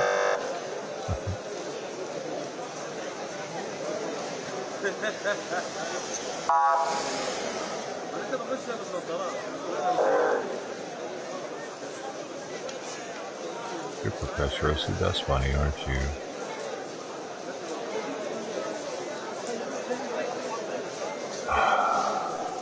You didn't see any retards. Well, yeah, you're not going to see any unless you're one of the chosen ones. Oh, that's your lady. Okay, man. Alright. I don't know what Lou's talking about sitting. I will send you a screenshot of what does not show up. Oh no, you're not gonna, yeah. Most of you aren't gonna see any retards. You have to be a chosen few to see retard on YouTube. They do something. I don't know what the heck that is, man. I don't know what to think about it. GenoFast can see them. J-Rights, Lady can see them, apparently. Only chosen people can see the word retard. But I don't... Like, look, I'll type it. Wait, you said you couldn't see... Okay, let me know when you're there, Sister T, and I'll type it. Wait, where's GenoFast at? GenoFast is here, okay. So if I type retard, you can't see that in chat at all? Or can you? Can you see mine? I see yours. See, of course I can, because it's popping up on the screen. You can't, you can see it. Brody can see it. You can see it. Gino can see it. But other people can't see it, dude. You can see it in the chat, though, Brody.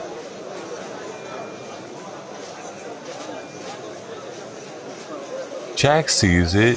J-Wright sees it. Wait, now everybody sees it? Everybody can see it now. And now I'm confused. Oh, we were on to them, so they turned it off. Oh, wait. Did you guys have it in top chat the whole time, and that's why you couldn't see it? Each other, like... Bro, this is getting weird. A minute ago, nobody could see it hardly, and now not half of the chat says they can see it.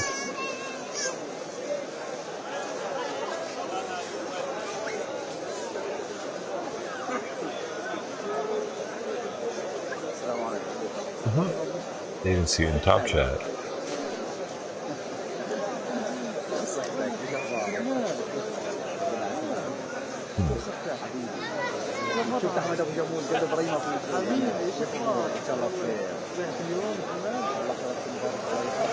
I don't think that's a setting that they've done, but what would that be?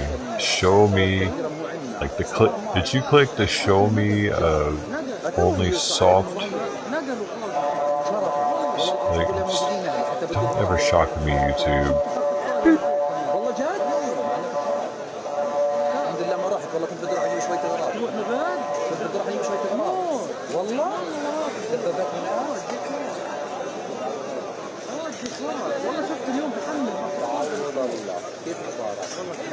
Does everybody see Floyd's retard?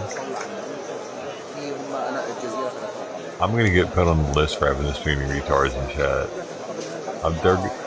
Some dude's like, sir, you got a problem. He's overloading the system.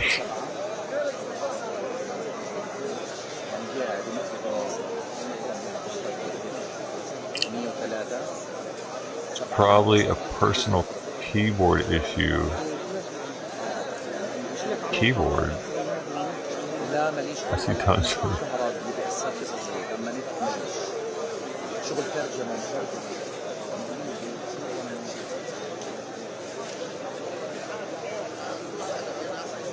keyboard. I don't know what a keyboard filter is. Anybody know what that is?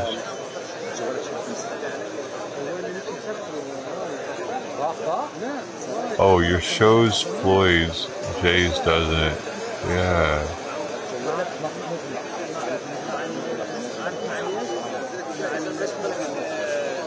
What do you mean, keyboard filter? Never heard of keyboard filter. What the hell's a keyboard filter?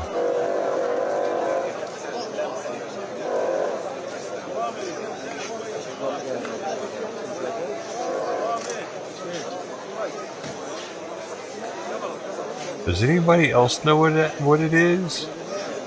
Oh my gosh. Now I gotta look it up.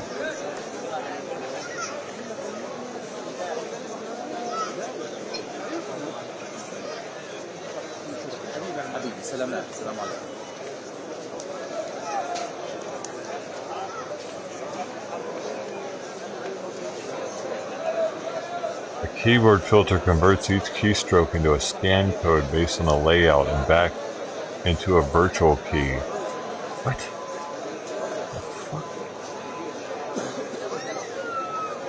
The keyboard filter is a possibility to protect the system from undesirable access. There's a shortcut that leads to the closing of the application can be blocked. Only keyboard inputs required for the operation of the application are enabled. What? Are you a hacker, Ruby? What's really going on? That's why you have a web page, ain't it?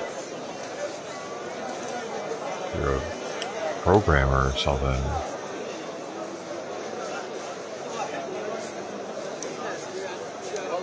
Yeah, I'm lying to you. No, you ain't no backing out now. I've seen too much. You're gonna have to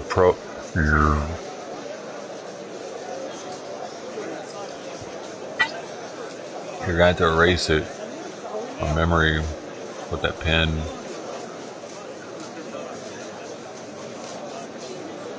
I know what's going on.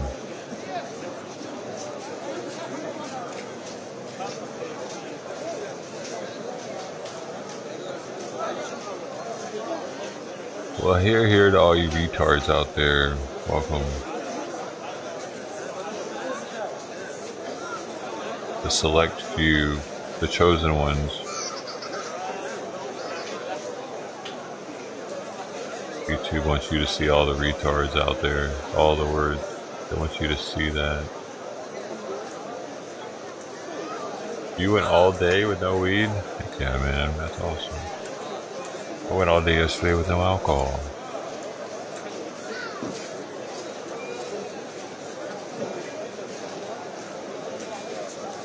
Right side.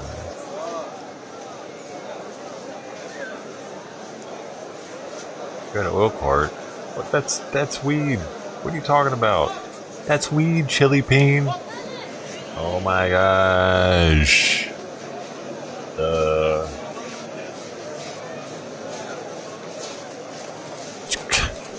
You gotta. That'd be like me saying I went all day yesterday without drinking alcohol. I did have a beer though, like because I normally drink whiskey.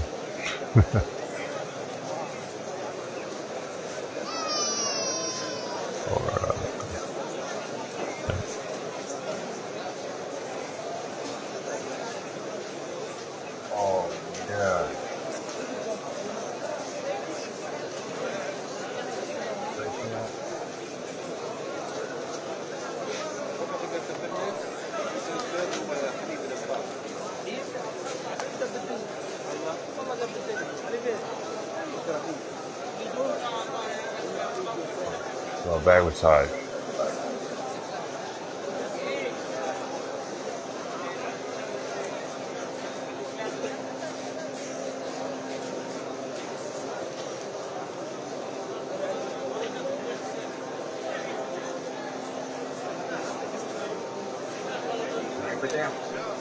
Yeah.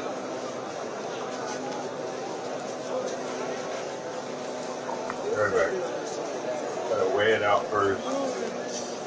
155 last night. I'm gonna go to 145 this morning.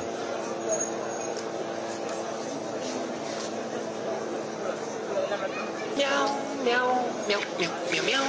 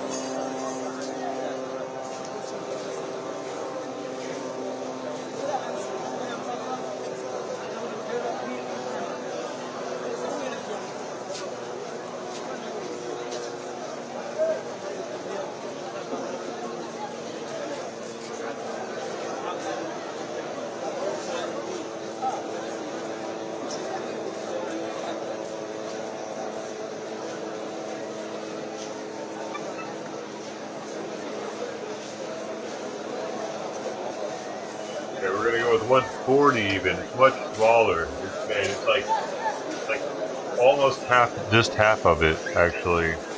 Because it's 150. Wait, it's two. Let me calculate everything real fast.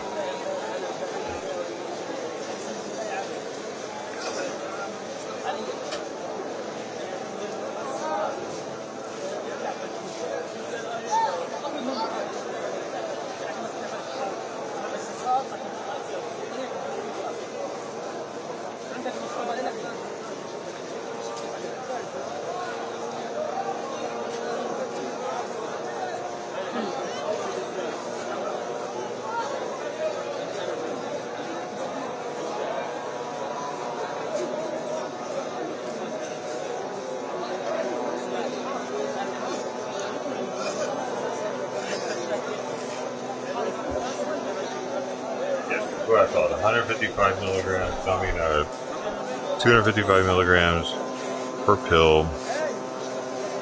Per half pill. The pill, I've weighed a whole one, it was 510. So, we're gonna divide by 10 by 4. Oh, 127.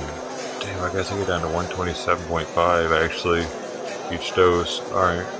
Well, right now this is going to be 140, so we're getting close to him being at half dose. Really close.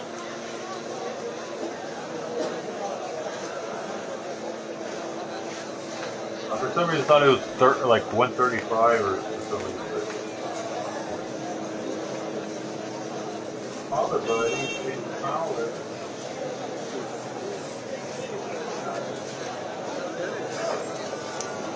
Boy, it's easier to eat, huh?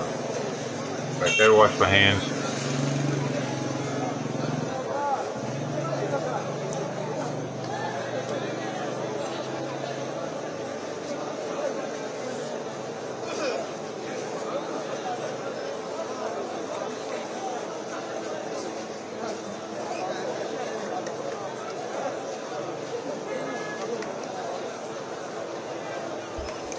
Did I not order my cat food?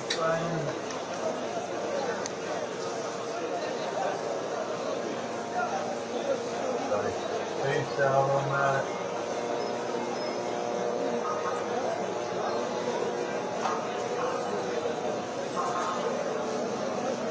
I'm not going to run out today. Oh no, it's arriving today. Dude, I got so much cat food in there. I could get him to eat for one meal if I had to. All that stuff. Venison, he's got some mackerel and a mixture of mackerel and something else. Those are just the same brand. And I got some other brands even I could throw it out. It was really being complicated for me. Shit.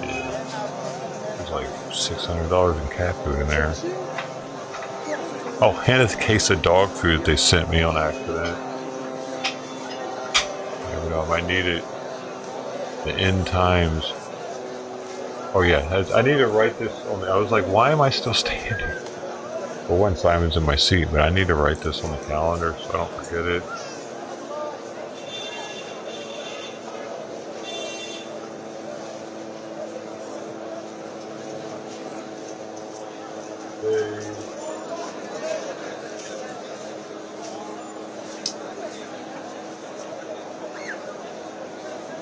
Last day of the calendar. Dude, this one makes me hungry. It's the Long Beach calendar, right? But it's all food. Every month is a new dish of food that I gotta walk by and look at. This one is shrimp linguine with a burst of cherry tomatoes and spinach.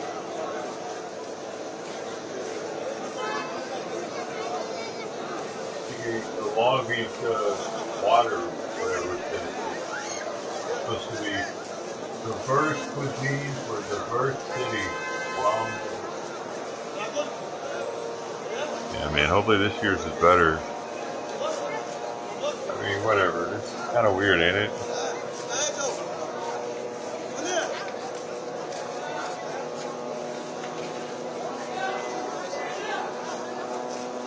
Hungry enough lately. I've been staying dedicated.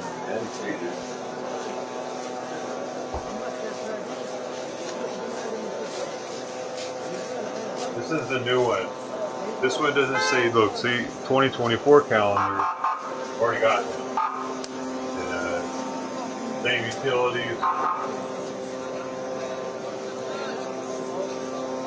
Dude, for a second I thought, motherfucker, for a second I thought I flashed my, I saw all this, I saw the postage, I saw the city, Long Beach, and the address here. I was like, oh my god, what did I just do? I'm retired. They just put these in everyone. They do not actually address. But let's see what the first month is. Oh, it's not food this time, at least. Yo, they probably got complaints about it. Oh, sweet! This one shows different spots in Long Beach. It's going to be January. So that's way better. What were they thinking with that? Or did I just get the wrong, like, did they... Dude. Pretty sure this is the one. Like, they give us one a year.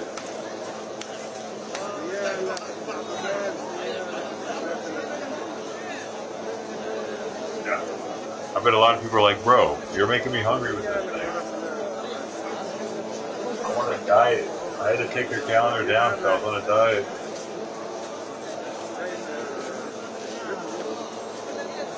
Yeah, I did that.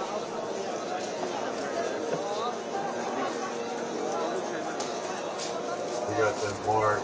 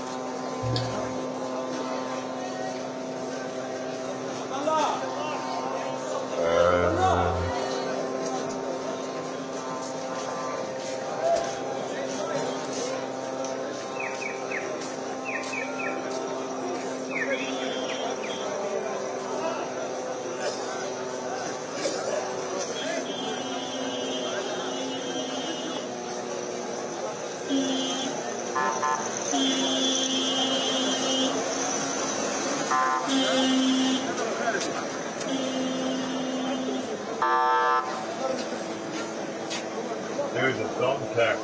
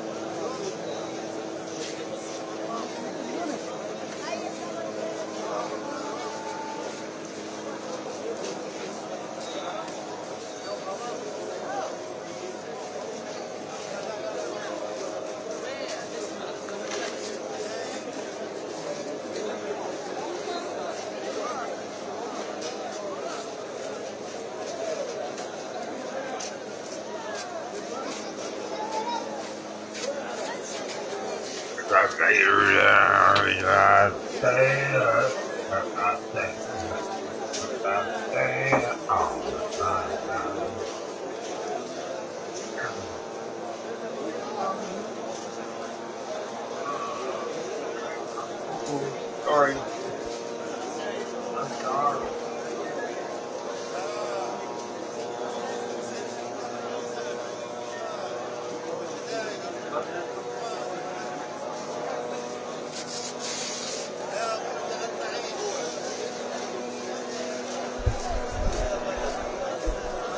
Alright, man, we did it. Thomas food is going to be delivered today too, between 10 and 3 p.m. Dude, I just ordered it. Like, check this out. This is how crazy it is out here living in the city. It costs a lot to live here, but I ordered this. Look at the time. What? You know what? I'm about to look at my email then. My hell. That was when I ordered it. I ordered it 9, a little past 9 this morning. So, a little past 9, and I'm gonna definitely, well, they say that I'm gonna get it by, wait. It's already out there. It's already out there. There's no way. Wait, what?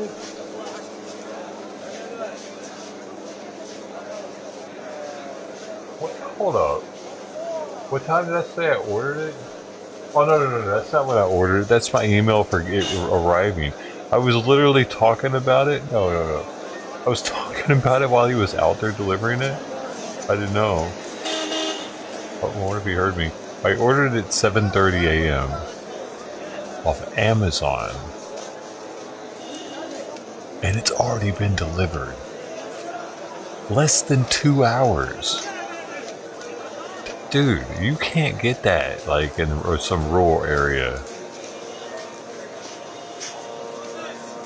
can you? That's wild, dude. I think that may be the quickest Amazon delivery I've ever had right now. Less than 2 hours. I know, boy. I'm gonna go get your food.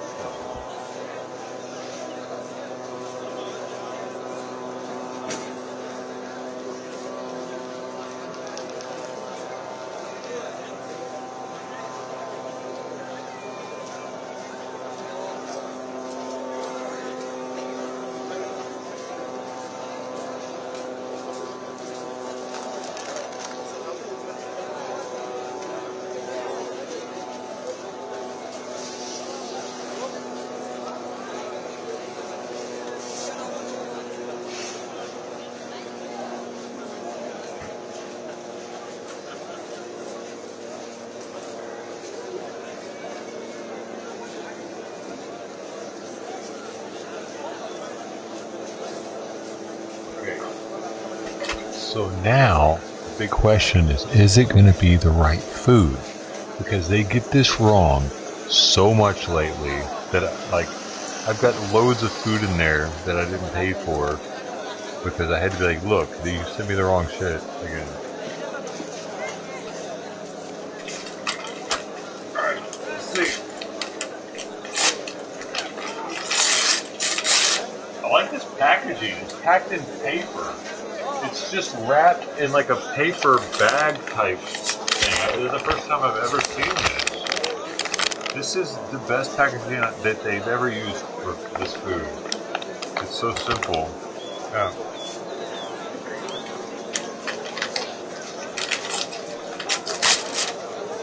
I feel like I'm opening a present. Dude, totally feels like a present. And it is the right food. Alright. Good deal.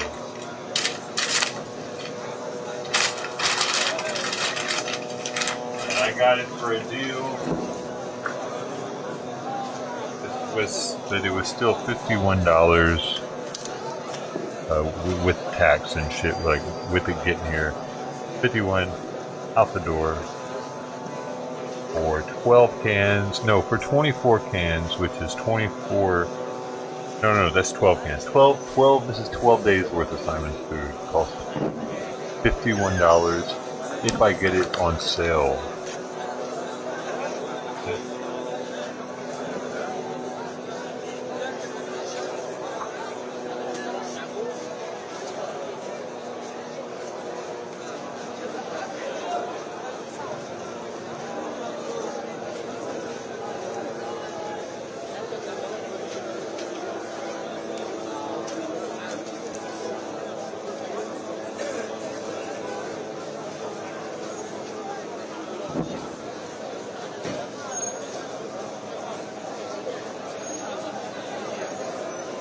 Dude, I only laugh because, dude, he eats like he eats like food that movie stars feed their cats, probably. Like, yeah, sure, there's the movie star that has a chef that's making the cat like fresh food, but like the low budget movie star that is still living pretty good, they're like, I want the best canned cat food you have. Yes, that's it. That's one. Alright, I'll take that one. It's the best, right? You're like, yeah, it's the best. Best canned.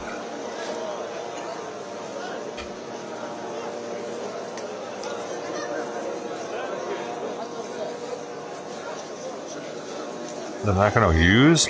No. I'm going to take it to the store and ask them if they'll do a return on it. I know a place that has that food that I've done a lot of business with, and they might just swap it out for me and let me get like the one I want for that one, especially if that one's worth more. Well, I mean,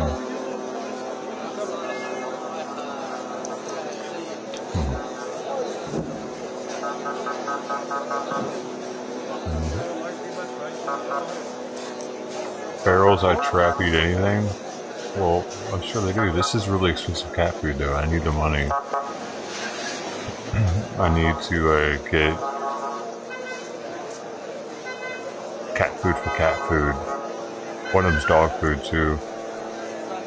But this stuff's like I said, it's like $60 a case normally. Some of them are $80, $100 a case, depending on the flavor or the can size. And the smaller can size, you get less food with them, but they cost like $20 more a case.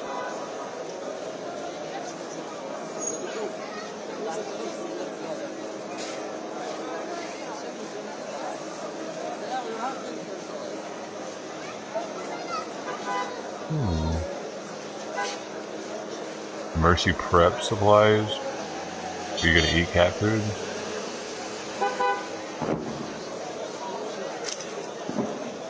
Oh no, I ordered it. It shipped at 7:30. What time did I actually order it? I actually ordered it at 6:40. So, or 6:43.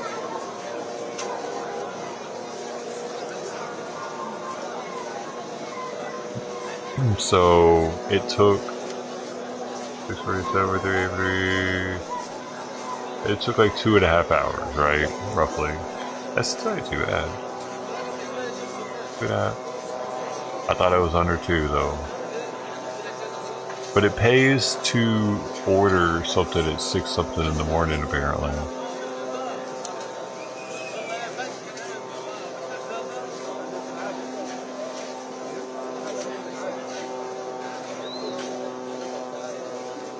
Well, Simon's more than a picky eater, dude. He's got allergies. He'll throw it up. Like, chicken he'll throw up. I had him on turkey for a long time, but then he started throwing that up just the same that he would throw the chicken. It would be like about a minute or two after ingesting some, it'd all come up. So he has to be on a novel diet, a new diet, a protein that he had never had before, or his lineage hadn't had maybe, but I got him on lamb. He was on rabbit for a long time. Started having issues with the rabbit. He seems to be breathing a little bit harder than he used to though. But the respiration rate isn't too bad. Let's see it from here. I really got to pay attention to this, y'all, because I've got him really close to half dose of this medication, and I don't like if this medication is keeping his heart pumping well, then it's keeping him from building up fluid in his body outside of his lungs, and if the fluid starts building up, I'll have to give them the diuretic to start draining the fluid. If I don't notice these things, I'll have to take him into the hospital and have it drained with a needle. But he does seem to be breathing harder than he used to, though. I need to time it.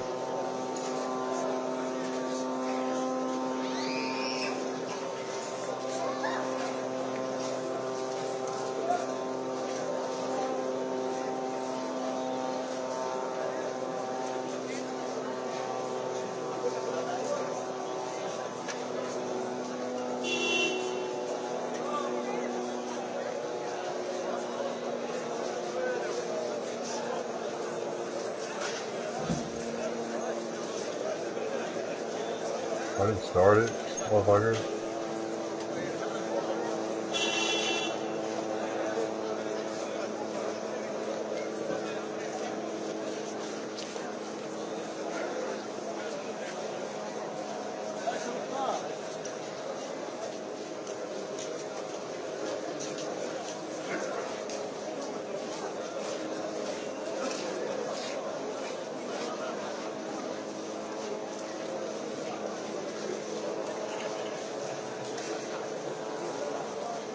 Yeah, is it 22 respirations per minute right now? But he's not sleeping, so that's not out of range, really.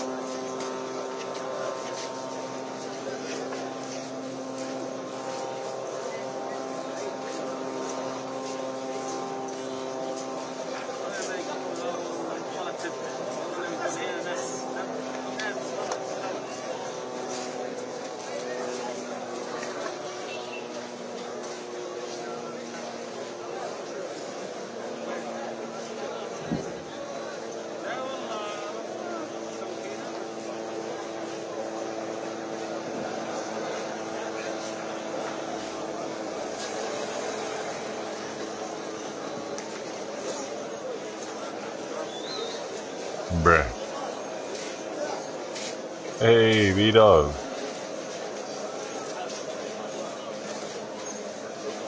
Oh wow, you had to cook his food? Dang, that's hardcore.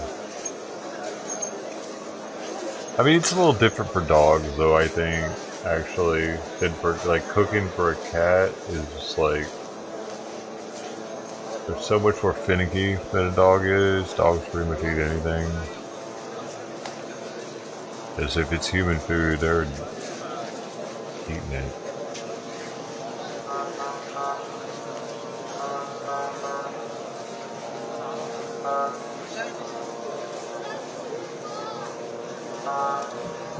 Do you think that saved you money doing that for dog food? Probably not. He was eating a heck of a lot better though. The USS Carney is under attack. Again?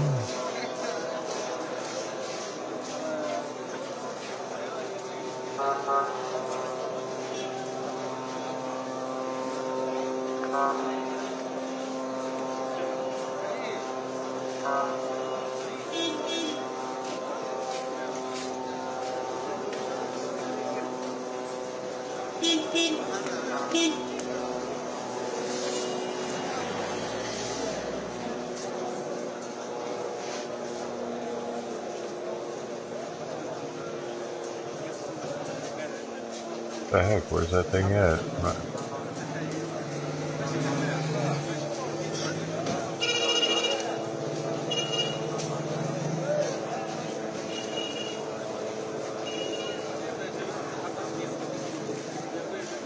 Oh look, this is the camera right here.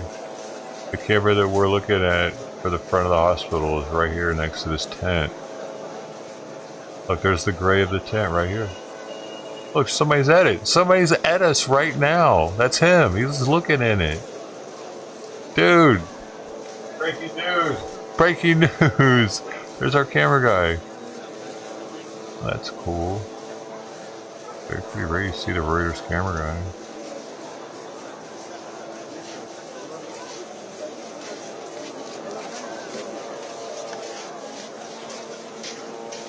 Whatever.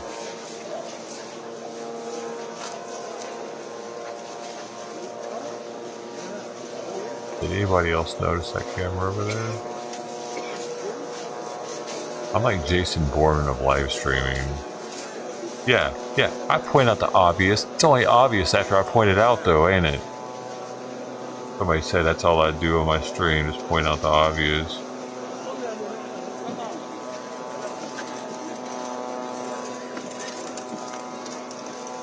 That was months ago, it stuck with me. Fucking asshole. I do more than that. I let people know when to look at the screen.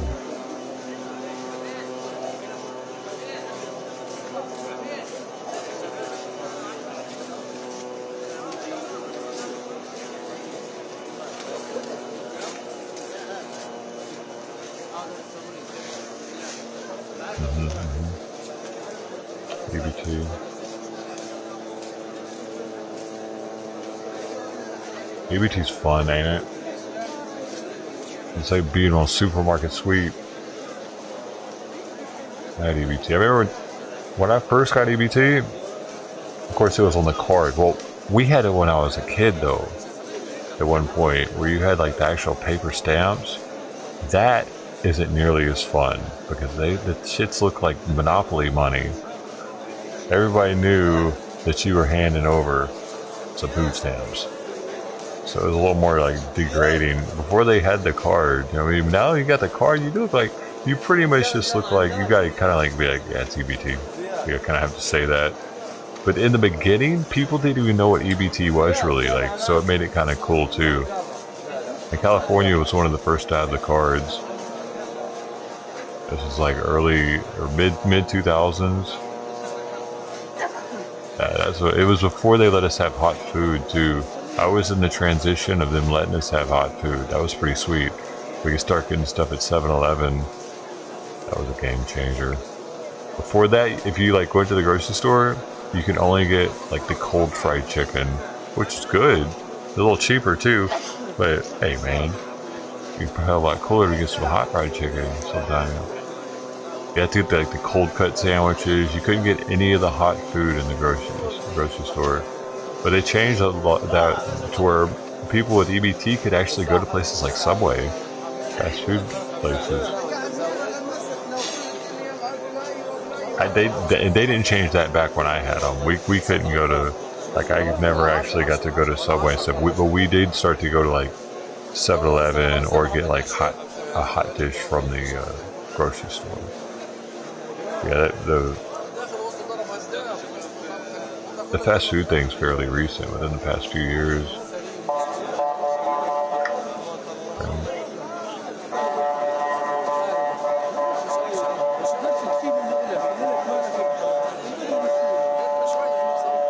It made it hard to be homeless, dude, for real. Not being able to get any hot stuff. Like if you're sleeping in your car on food stamps like I was. It was an issue. I'm tired of eating cold food and canned food straight out of the can, and you know.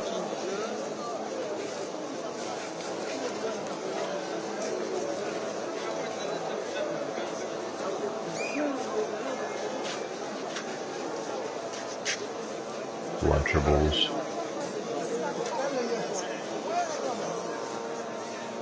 For real though, the subs that the grocery store had and their cold fried chicken would get me along, because you can eat fried chicken cold. I would just eat it straight out like that.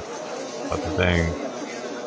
But also the sandwiches that they make, the sub sandwiches these grocery stores make, back when you couldn't get the hot food, those were a lot of food in those things for like $5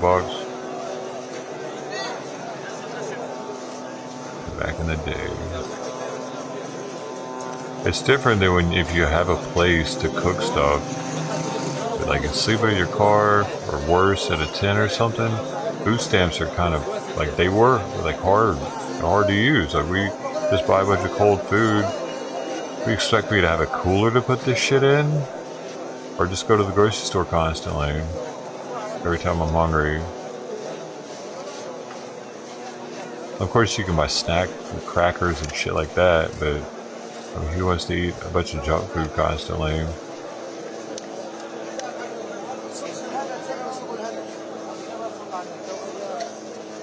UBT for anything? What? Cigs and booze? Dude, I'm surprised they're not in trouble yet. That's so crazy. Damn, that's kind of like, what the fuck are they doing? Yo,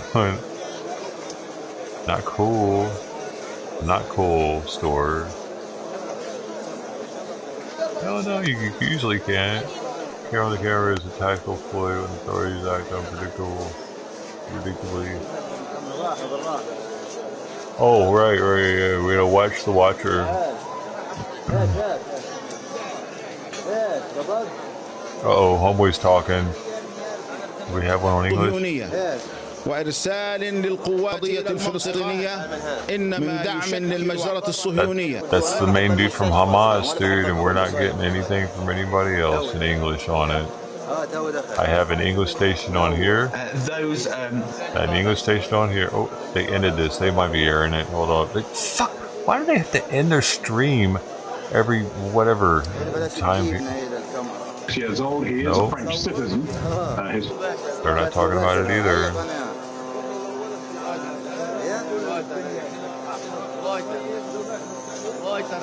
رويترز العبرية ولا العربية؟ عبرية مرة واحدة رويترز العبرية الأمريكية. تعال امسك معي برضه زيادة. امسك أنا عم بعطي مواعيد يا عم افرد على البسكليت ووراك. أيوه افرد.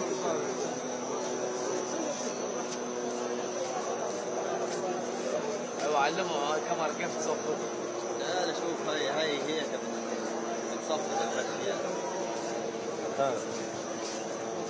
ولا قصاي تعال Who's talking over here, bro?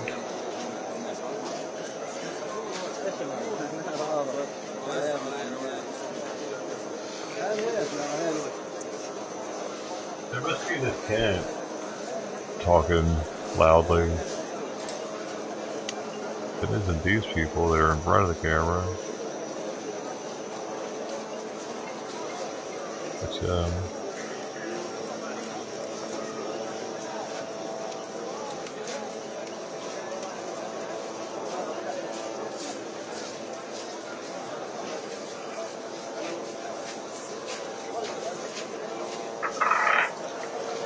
and here, of course, you can see all the this is where we're stationed right here. These people. There's a bunch of cameras set up here, though.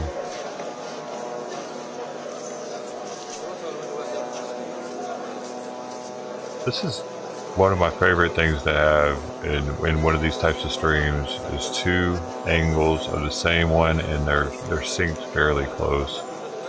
Like, look. Wait, are they? Maybe I need to fix the syncing, actually. Where's this guy with the hoodie at? Is that? No. Okay, we got it. I need to sync them. Where's this guy? The black. He just walked past. Alright, the thing moves up here first, so I need to pause it here. Pink. Whenever it starts moving and creeps up forward, I know to start playing.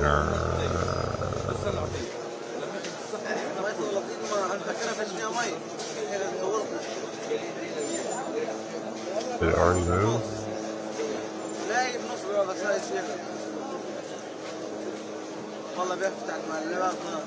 Oh, I did it. Yeah, we're good now. I started just in time.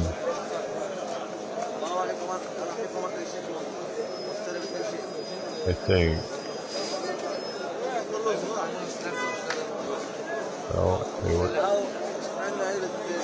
can't tell now. And something like that. I'll get it better though. We're a lot closer now though. Because here's this guy. Yellow shirt right there. There. Next vehicle comes through, I'll be able to get it synced better. Now we're pretty close.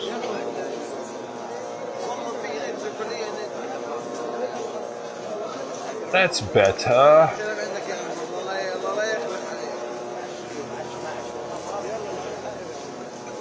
How you feeling, bud?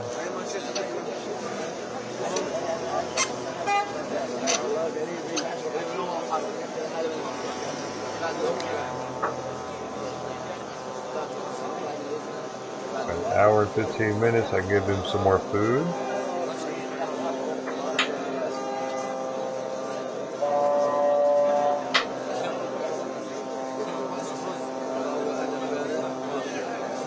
Wait a second, did it desync?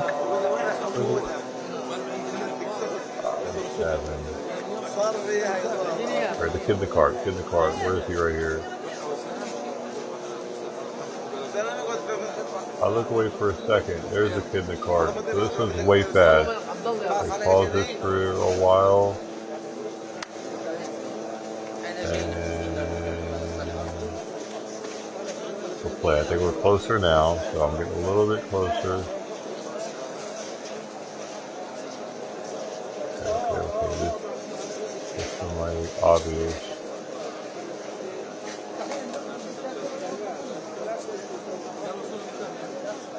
I think this one's ahead now, actually.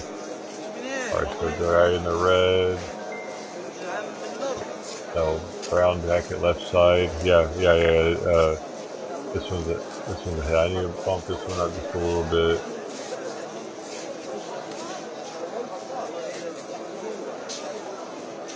It's over.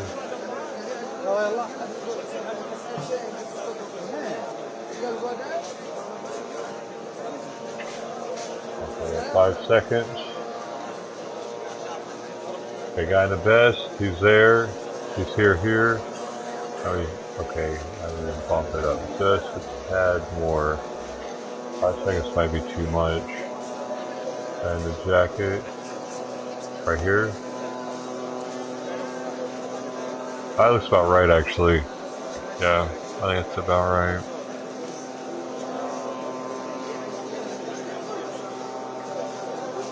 These three, they just, oh, wait a second, where are they at? Oh, they must have already passed.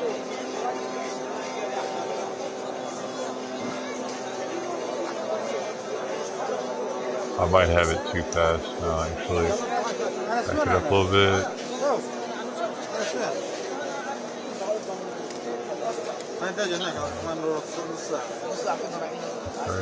Now, okay, yeah, I think that's about right. Because this guy would have to be kind of in the, I think we're with this one, so he's probably facing this way. So he's facing the camera that we're in, center screen pretty much. He's catching the top corner of this.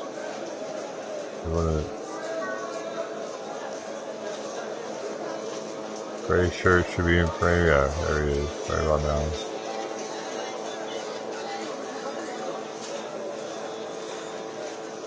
There's nobody else on the internet doing this right now, by the way. They might have streams up, but they're not actually syncing streamers to each other. They don't do that. No one does that. What is it? I've never seen it.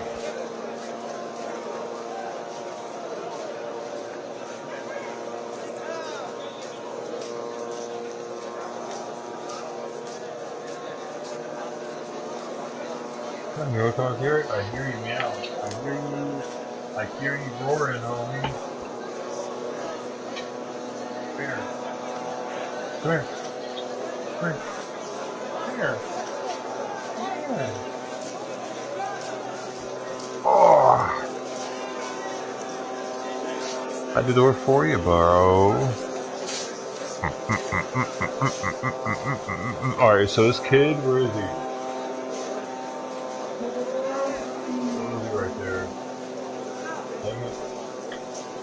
The problem is now I can't touch it and rewind something.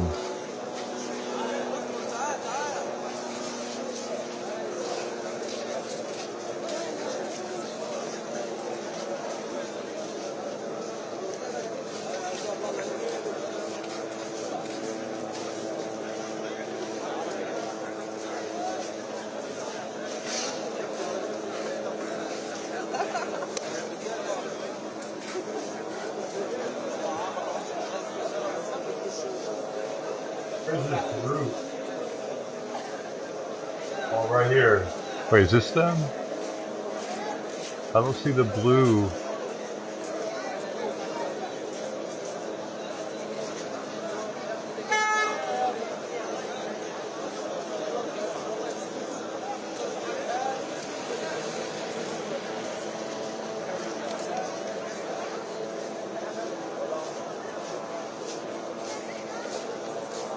Where are those guys?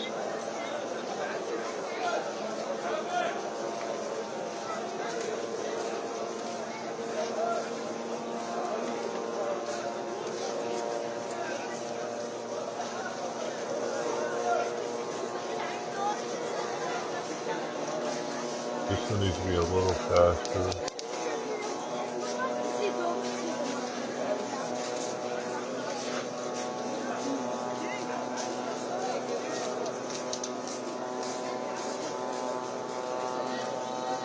Yeah, because this is just, I can see him right here. Wait, he walks back. He walks back in. Okay, this was too fast. Bring it back.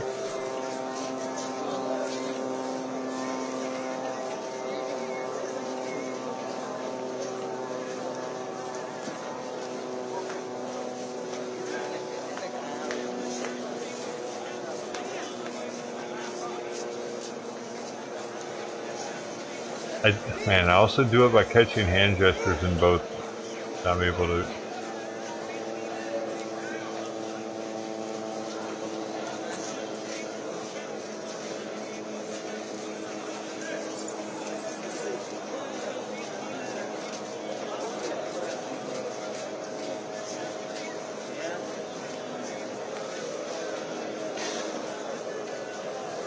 Okay, I think this is the person we're with. For some reason, they have a wide lens.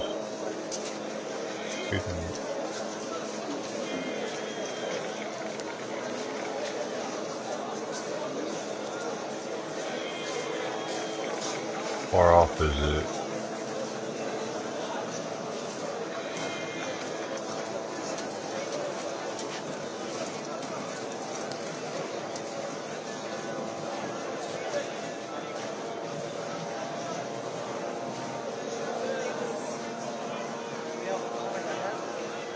It doesn't make it easier.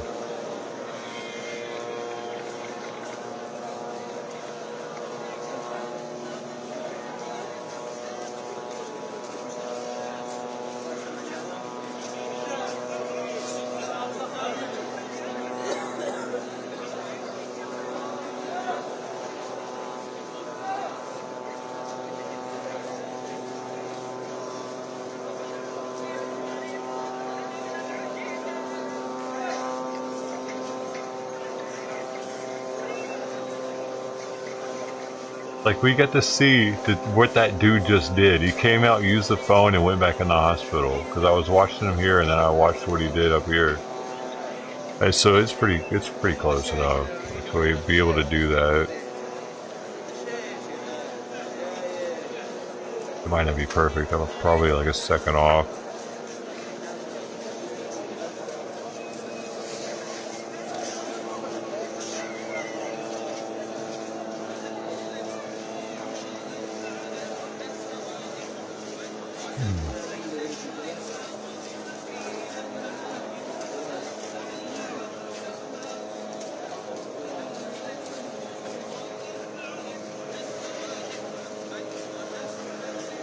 I mean, if sandwiches are good, they used to be.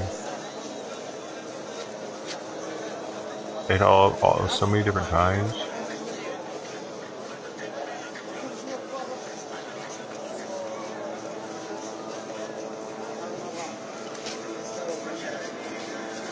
Wow, really, Mark? That's crazy. They would just waste the soda to get the can money. Why didn't they sell their food stamps instead? Like, all you gotta do is stay outside the grocery store. They'd be like, hey man, let me pay for your groceries. You pay half of what it says when we're done. And they'd be like, what do you mean? You pay half of what you pay for. Just let me pay at the register. I've actually done it before. That's hard up, man. Long time ago. I did it like one time, and I was like, I didn't do it for a random person though. I did it for somebody that I knew. They were hard up, and they needed groceries. I was hard up too, and I needed cash. So. Yeah, that's why when people are like, the humanitarian aid, it's all staying in Gaza. I don't buy that.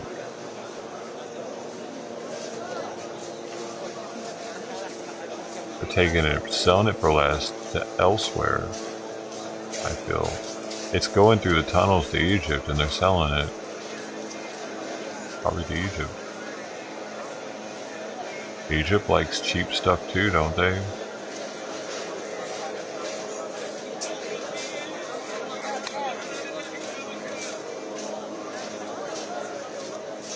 Last I checked, everybody likes cheap stuff.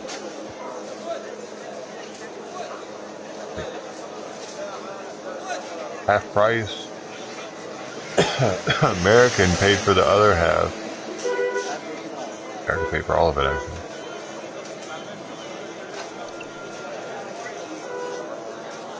Oh, 0 viewers on D-Live. My D-Live down? What's happening? Check things out over here. D-Live? What's the deal? Here, let me add some money to the chest and see if that does anything for D-Live.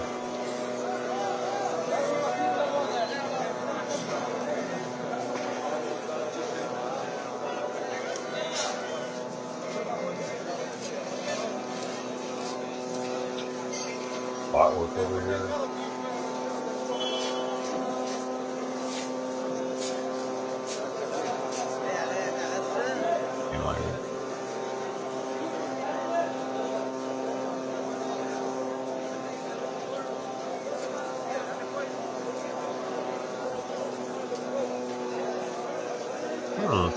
Look at you. You seeing this? Security sources at Al Arabiya, an unknown bombing targets military headquarters of Iraqi armed factions in Kirkuk.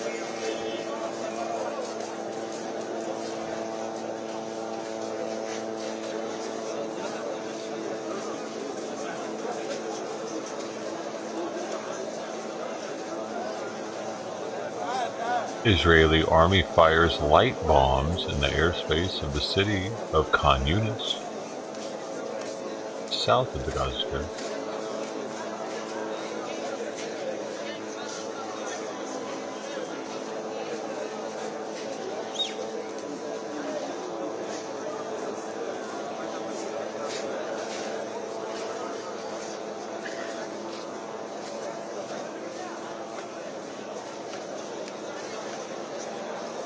I wonder if it's lying about there being no one there. We're gonna find out.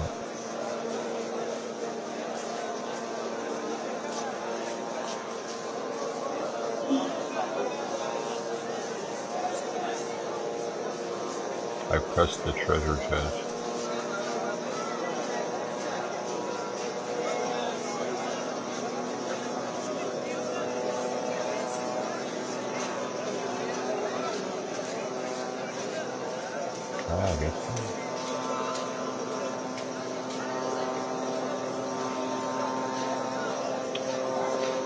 Oh my god, so you got the Rumble getting all jealous. I'm looking at the T Live.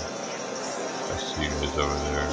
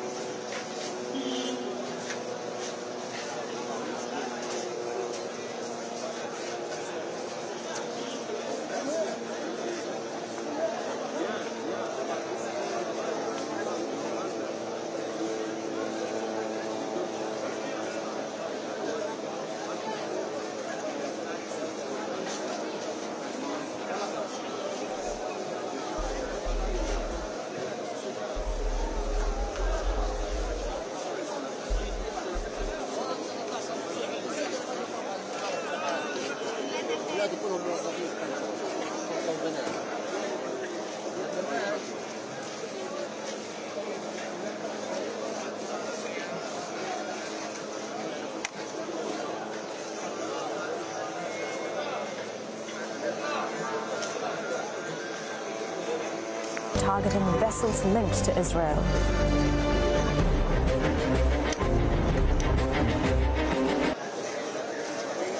See something. I feel like I need to.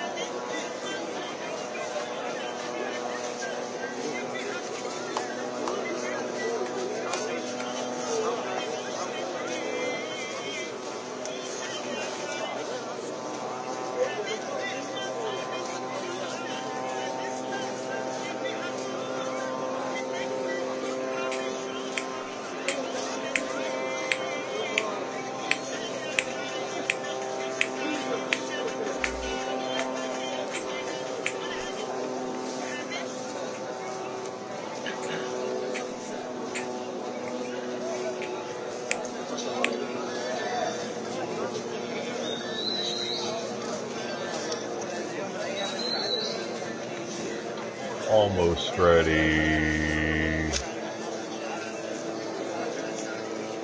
She sees the retards. She sees the retards.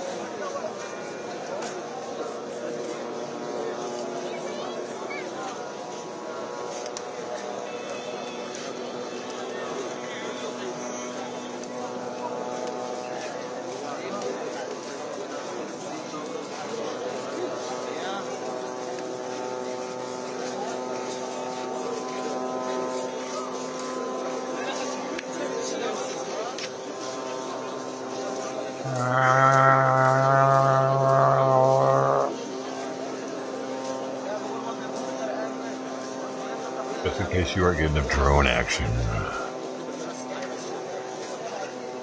I give it to you. Skitty pop pop. Biddly poop.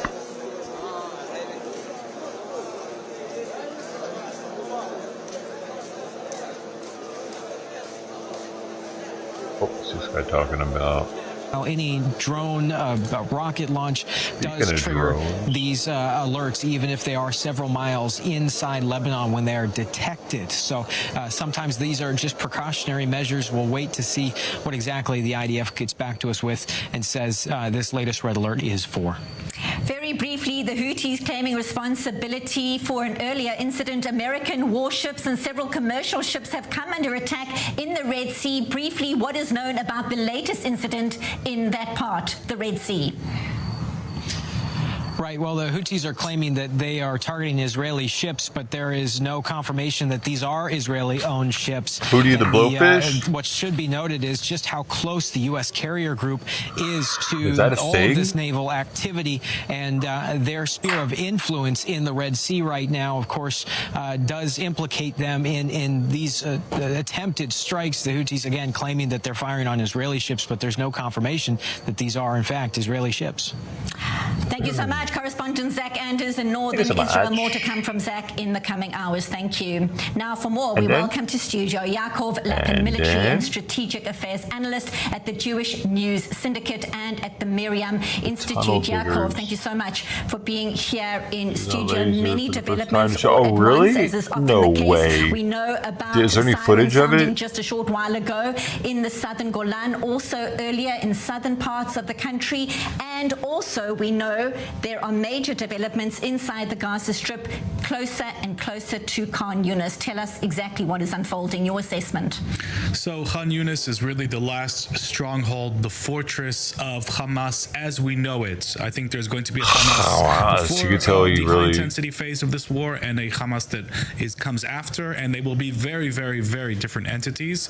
Hamas, the organized terror army, the regime, the jihadist entity that was able to pull off the mass murder of 1,200 Israelis on October 7th, its last stronghold is really in Khan Yunis, and this is where the Israeli military operation is now going to be focused. This can't be a real picture. It's going to be very different, I think, from what we've seen in Gaza City and northern Gaza, where the IDF has been able to essentially dismantle 2 Hamas brigades already. Is that real? And I think the difference is that, first of all, there's going to be a lot more civilians in Khan Yunis, and also there's going to be a lot more terrorists, both above ground and underground.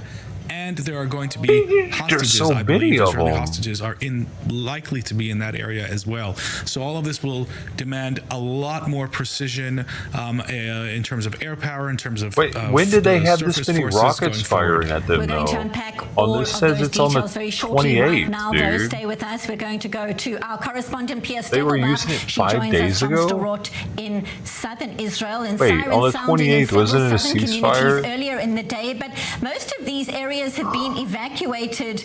Pierre, is Hamas real. just flexing its muscle there? What can you tell us?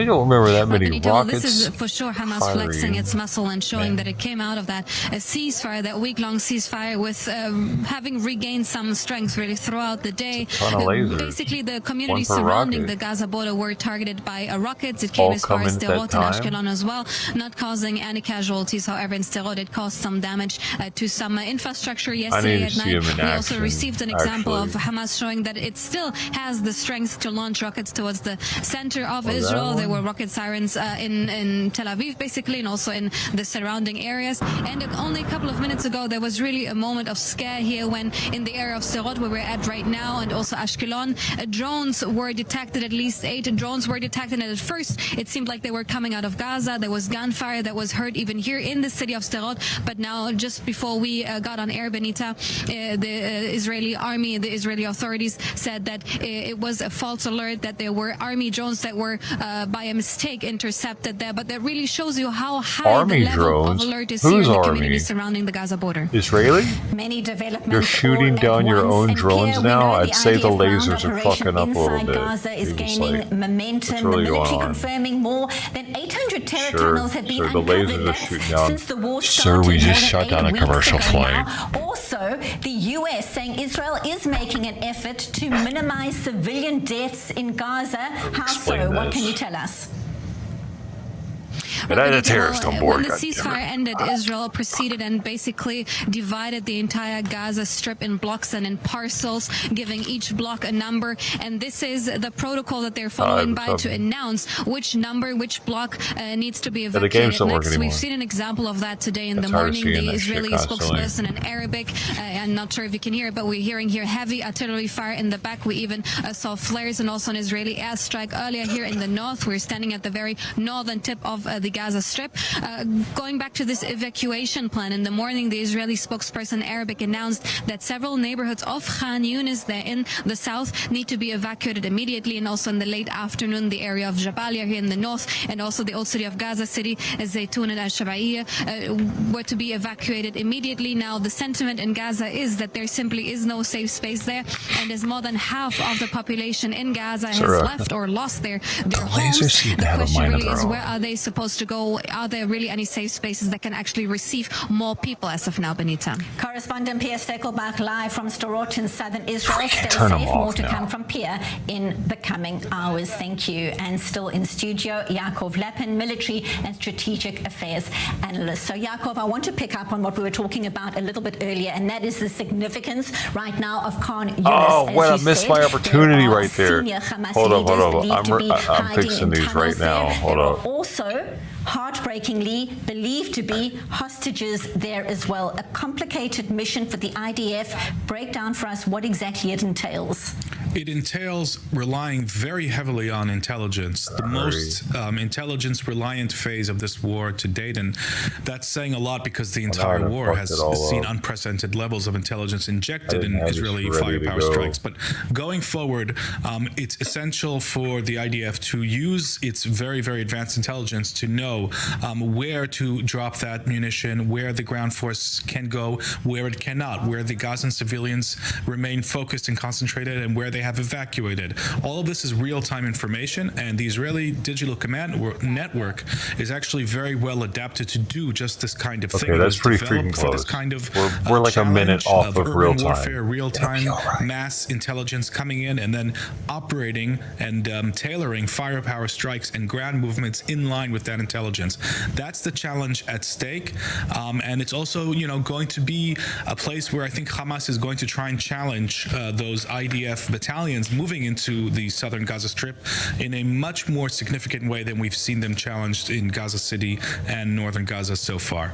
Well, talking of which, let's take a listen to the IDF Chief of Staff, Herzi Halevi, on exactly what is unfolding there right now. Yesterday and today we killed battalion commanders, company commanders, many operatives, and yesterday morning we started the same move in the south of the Gaza Strip. It will be no less powerful, it will have no lesser results, and the commanders in Hamas will meet the IDF everywhere in a very, very strong manner.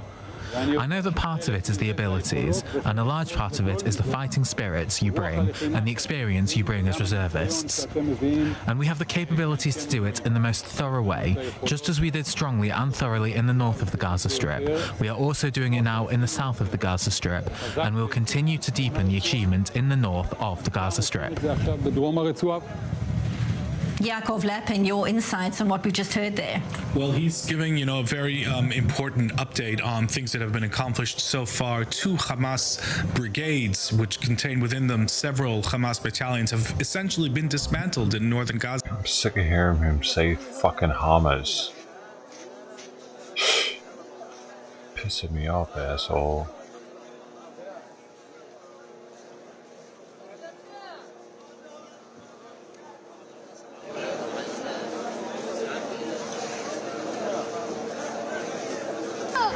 Where is my father? Where is your brother? يبحثون عن والدهم. Children are are looking for their family, their parents.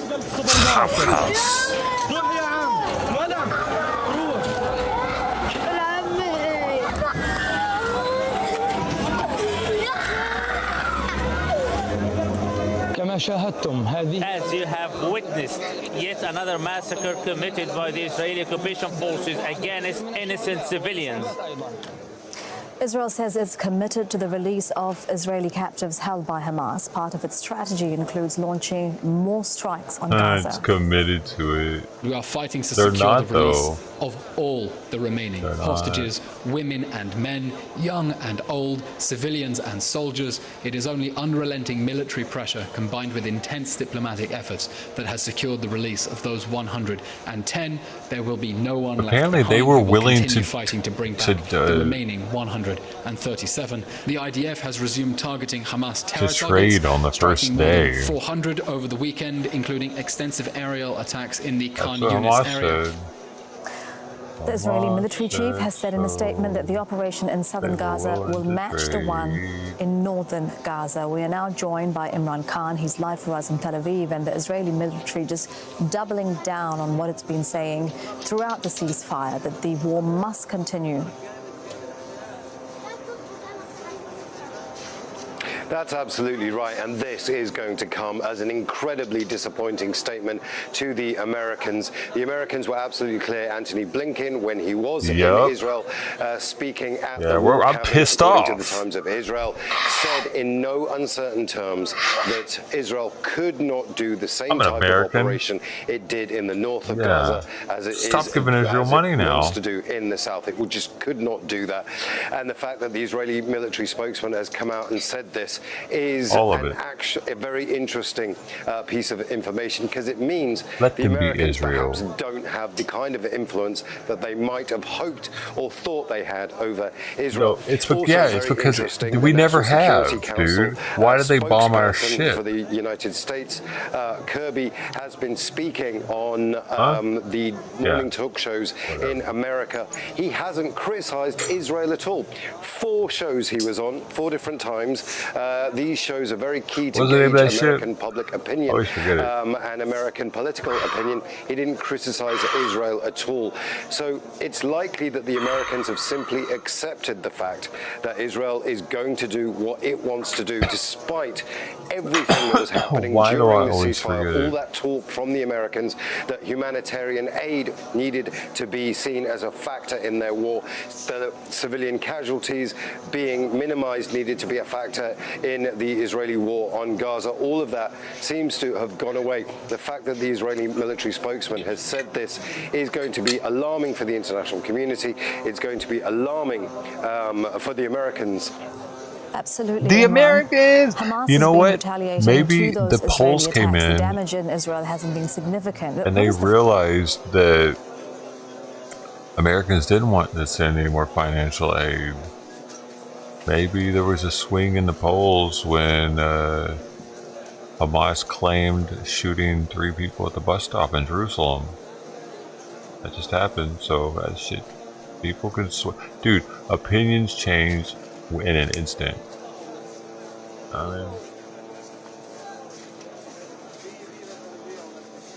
So,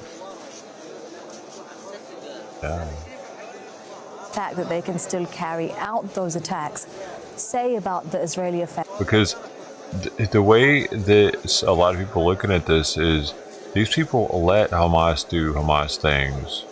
They're not trying to get them to not do it. They're like, they want them to do it. They call them their martyrs, their holy warriors, but then they feel sorry for themselves when they get smacked with some bombs and shit. When they were in a place where they were told to move from. It's as if they're like, oh yeah, kill me, I'll get my virgins, I don't care. Get my kids, they're martyrs, it's cool. I'll get a medal.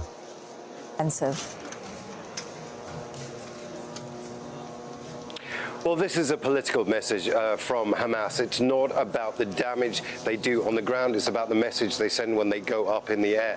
58 days into this war, and Hamas still has the ability to reach parts of Tel Aviv, still has the ability to reach those suburbs near the west of Jerusalem. They seem to have limited emotions. And the fact that the rockets are actually coming from north and central Gaza, a place where Israel says it completely controls, suggests that it doesn't control those areas.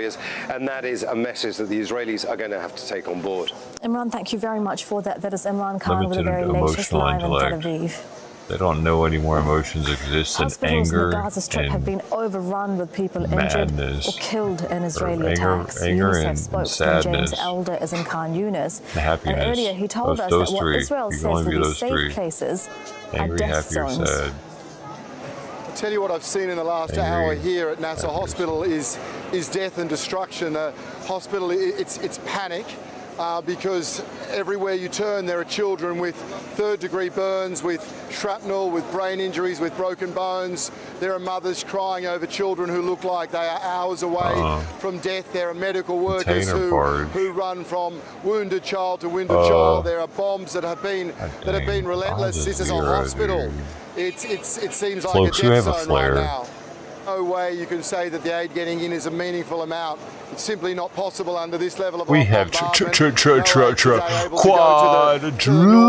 fledged. Were you thinking that me pulling the curtain back was going to be like flare, flare, flare, flare?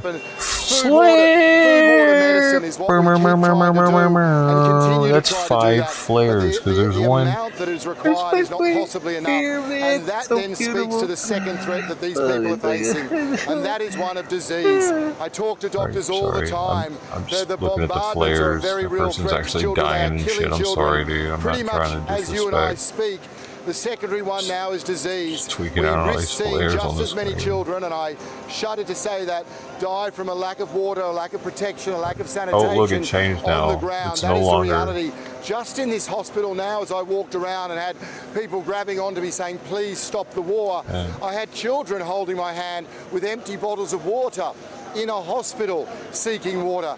That's the level of desperation. They don't have water in the hospital. It's what needs to be met. For that to happen, how about they stop sending in rockets and allow us to send in supplies? They're playing a game of chess and moving people from place to place. It's not they a game, really and don't have fucking water in the hospital. That's an issue. These so-called safe zones. This is a very important kids are begging for water that is being shared. These so-called safe zones are moving people to tiny pockets of land that is sand, where there is no water. There is no sanitation, there is no protection from the elements. These are not safe zones, these will be zones of death. They are not scientific, they are not rational, and they are not possible. And I think that those people who are calling these safe zones are well aware of that. It is callous and cold, it is calculating, and we need to call it for what it is, otherwise we are going to see an addition to the thousands and thousands of boys and girls who've been killed, the hundreds here now screaming with wounds of war. We're going to see the same numbers now killed by disease. Osama Hamdan is a senior Hamas official, and he's warned that the Israeli army will not achieve its aims in the Gaza Strip. The stubbornness of the Israeli forces in continuing to attack Gaza prevented and hindered the negotiation process. The enemy is back to committing crimes. The enemy has not allowed the ceasefire to be extended. We can confirm that the aggression must stop if negotiations over hostage exchanges are to resume. Otherwise, no talks are possible. Let's bring in Mohammed El Masri. He's with the Doha Institute for Graduate Studies, and he's joining us in the studio. Thank you very much for your time. With both Hamas and Israel saying that the prospect for reviving the ceasefire are over, is there any hope of stopping these attacks? Well, it's interesting. I mean, we were speaking last week during the truce period, and we were reflecting on the first 50 days of the war, and in some ways it felt like it couldn't get worse, but it has managed to get worse. And in some ways that was all predictable, based on clear Israeli intention, based on their rhetoric, and also based on the simple geography Israel systematically moved everyone, and this was a tactical move. They moved everyone from the north to the south. You have almost 2 million people now packed into what is clearly the most densely populated piece of land on earth right now, and they've started to bomb the south much more heavily. So it's not surprising that there were 700 casualties in just one day. I think it's going to get worse before it gets better. And you're right in that when we were watching the first phase of this attack, many people thought it can't get worse than this. And this is what the United States has said that it asked Israel not to do. It asked Israel to protect civilians. Is the United States being honest or genuine when they say that they've done that? Yeah, I mean, I think the best analysis of U.S. position and rhetoric was by Mu'in Rabbani, who published something just yesterday about this recent change in U.S. rhetoric. And basically his point is that we have to take all of this with a grain of salt. The U.S. has a long history of carrying out its own war crimes and crimes against humanity and aiding and abetting Israel in carrying out its crimes against the Palestinians. So this is something that they're saying for public consumption in all likelihood. They're probably saying one thing in public because they have to say those things, and they're probably saying something else in private to the Israelis. But clearly, Israeli intention is to destroy Gaza. They've told us as much, right? They said, we want to eliminate everything. That's a quote from the defense minister. They said, we want to turn Gaza into an island of ruins. That's Benjamin Netanyahu, the prime minister.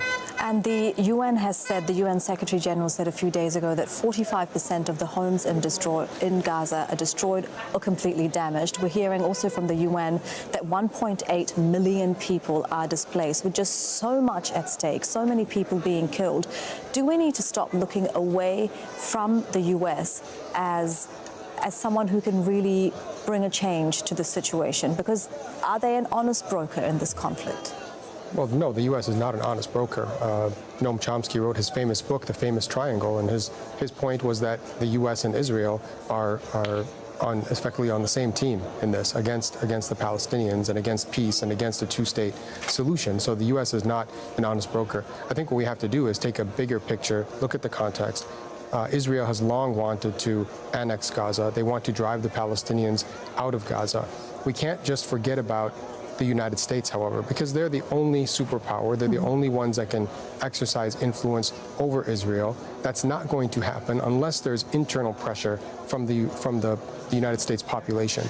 And we haven't seen the kind of mass mobilization that it will take to bring about change at a policy level in the United States. All right, Mr. Masri, thank you very much for your time. That is Mohammed Al-Masri from the Doha Institute for Graduate Studies. Thank you. The Pentagon says a U.S. warship has destroyed a Houthi drone heading in its direction in the southern Red Sea. And earlier, the UK Maritime Agency reported that multiple ships were targeted in the Red Sea's Bab al-Mandab Strait and off the coast of Hodeidah. Yemen's Houthi movement confirmed that it targeted 2 ships on Sunday, saying both were linked to Israel. Our forces will continue to prevent all the Israeli ships from sailing in the Arab and Red Sea until all the aggression against Gaza stops. The Yemeni armed forces continue to warn all the Israeli naval ships and all ships linked to Israel that they will become a legitimate target if they refuse to comply. Our State Department correspondent, Rosalind Jordan, is live for us in Washington, D.C. So what is the Pentagon saying about the latest incident in the Red Sea, Ros? Well, according to a defense official, the USS Carney was in the southern Red Sea, and it was responding to an emergency call, a distress call from a cargo ship known as the Unity Explorer. As it was responding, the USS Carney first intercepted what it said was a Houthi drone. It also witnessed at the same time a missile landing near the Unity Explorer. The missile did not hit the Unity Explorer. We need to be very clear about that. And then It says, according to the Pentagon, the crew of the Carney then saw another drone headed in their general direction, and they intercepted and destroyed that drone as well. So 2 drones were destroyed. A guided missile landed in the Red Sea near the Unity Explorer, but the Pentagon is clear that no one was injured knows how or killed close it was. in It could this tell us. incident. Now, this is the 3rd time since late October that the USS Carney has intercepted and destroyed either a missile or a drone coming from Houthi-controlled territory in Yemen. This is basically part of why it is in the Red Sea. The USS Carney has been deployed to basically help protect commercial and military vessels transiting the Red Sea so that nothing does happen to them. I never had It is also important to note, because there has been some speculation on social media about this, the Pentagon is also very clear to say that even though these incidents have been happening in the past couple of months, they say that they do not see any connection between these incidents and the ongoing war between Israel and Gaza. All right, Roz, thank you very much for that. That's Rosalind Jordan with the latest live in Washington, D.C. I'm running this thing to Still ahead on Al Jazeera, grieving family members whose loved ones have been killed in Israel and Palestine are holding a vigil in London. The gift doesn't work.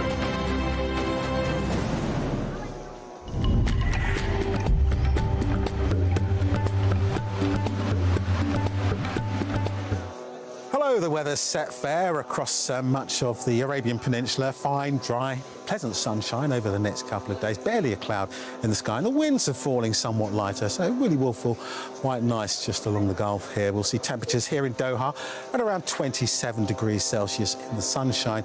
27 and sunny too into... okay, time for you to shut up. Sorry. I don't care about that.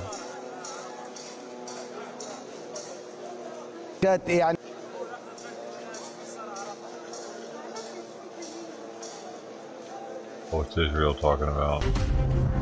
Nothing. Alright. Tidying up some things here because I've learned a couple things after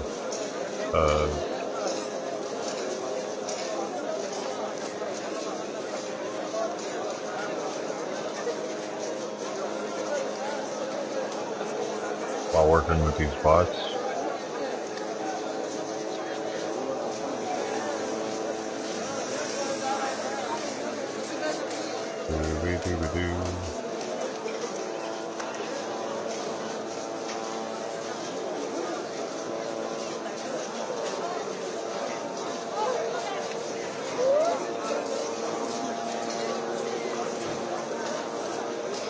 Like when something breaks on the bot, I usually just end up learning more about it.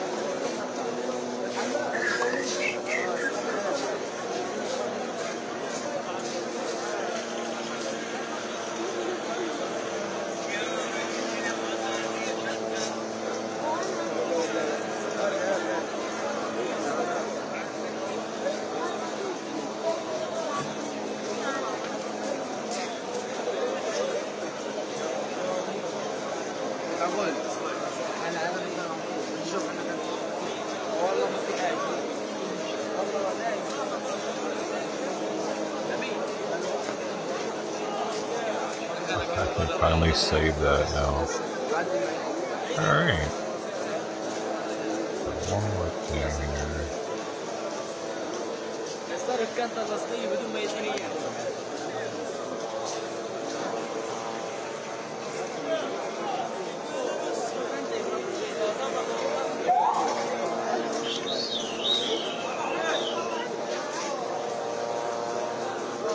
Oh shit, there it is. But why has it got a bottom?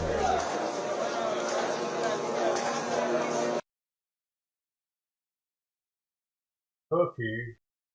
How do I get rid of the freaking cookie, bro? There's no way for... Wait a second. What? Alright, we're gonna have to figure this out further, because...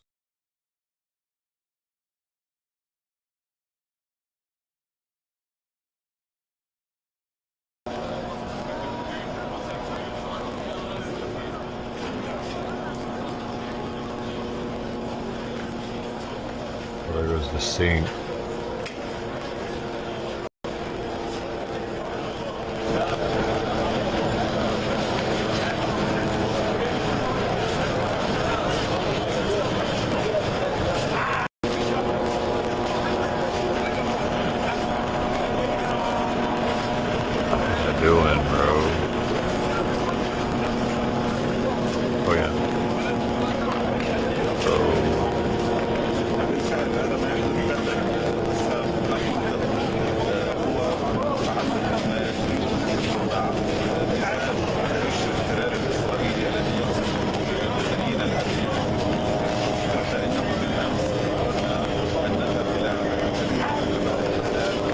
So I get rid of that off of there. It gives me a gift for the damn thing. Has that over it?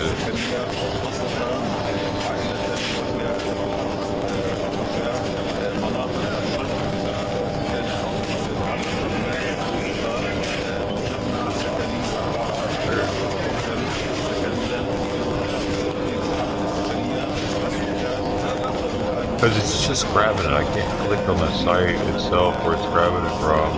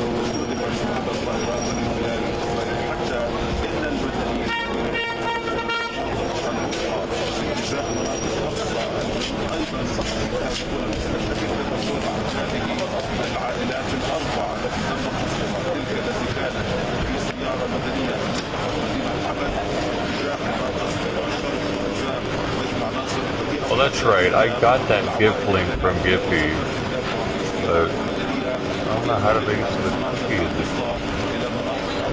Maybe I need a different link.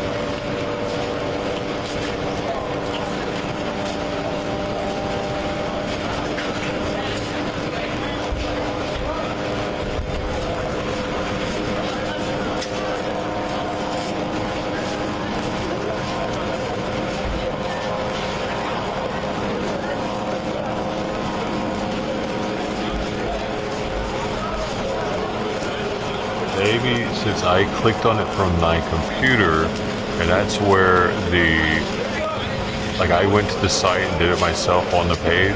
Now that I've done that, it should be registered because they're both coming from the same place, my computer, my IP. Alright, so now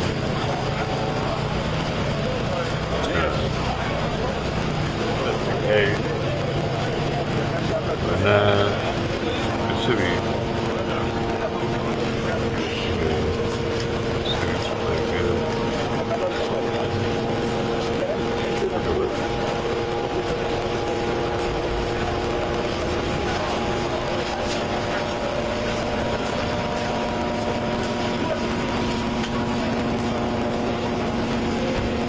turn it off.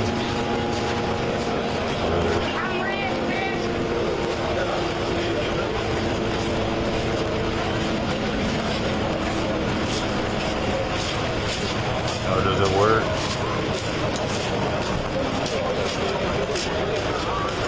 Oh, I have it turned off. Oh, it's still doing that. Maybe I need to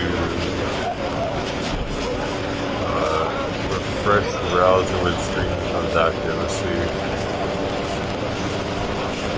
Oh, come on.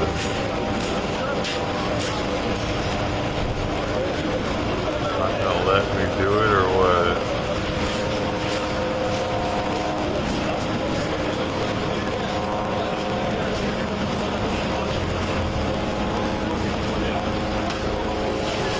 Man, they're really what a bitch, dude.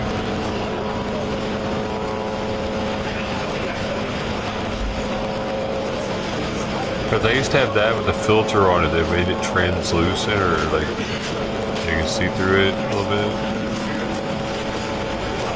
Added transparency to it.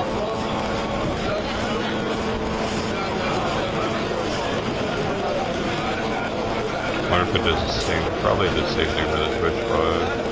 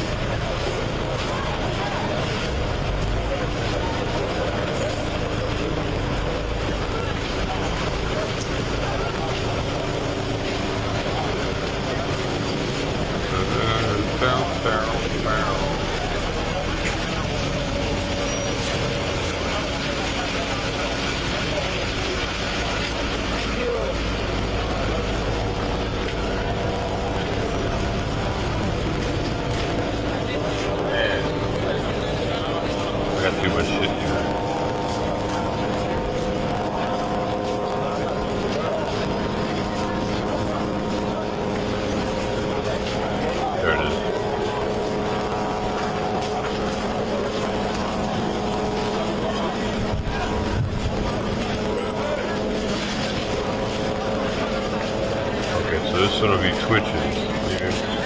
Leave it triggers.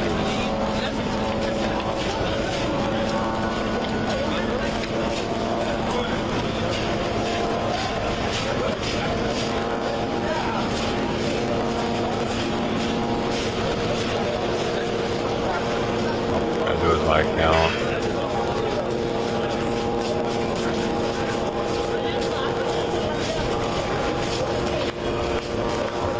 I signed into my account.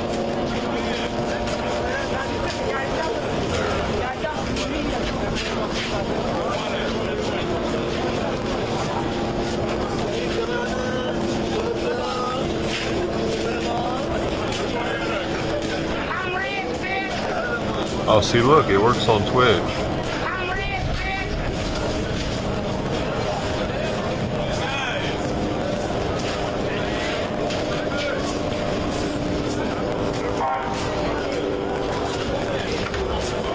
Does have it doing orange Twitch twice, that's a problem.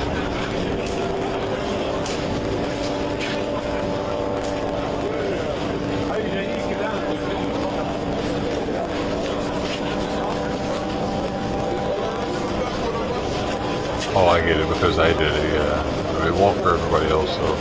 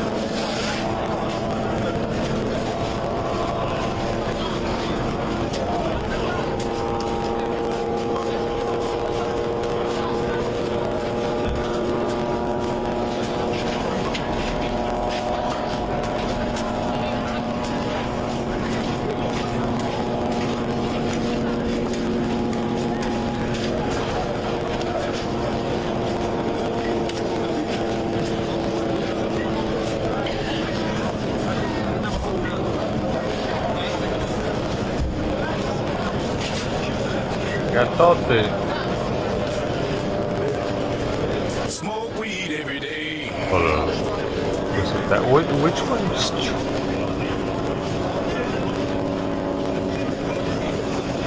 I thought something triggered the smoke to come on the screen. It was like back before I got banned.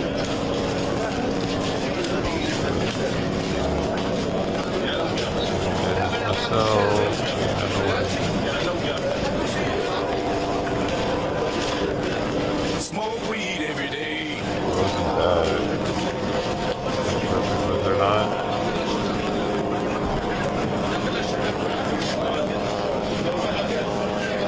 Well, then there was this. To make it rain cache overlay, whenever people would do it. Does that still work?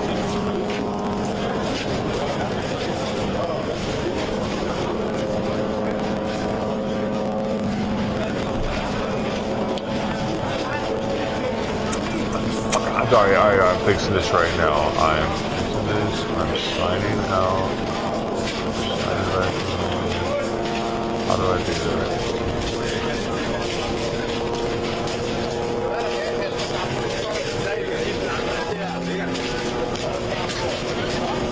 I keep typing and it's half baked.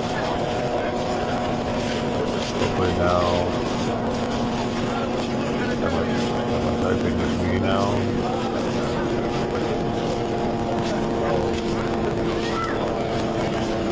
I'll run a sign out of the dog.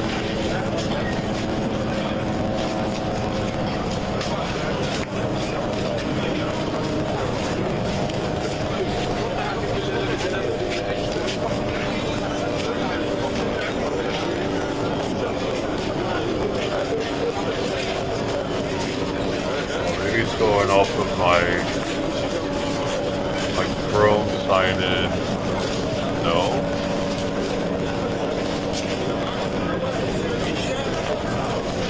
What's going on right now?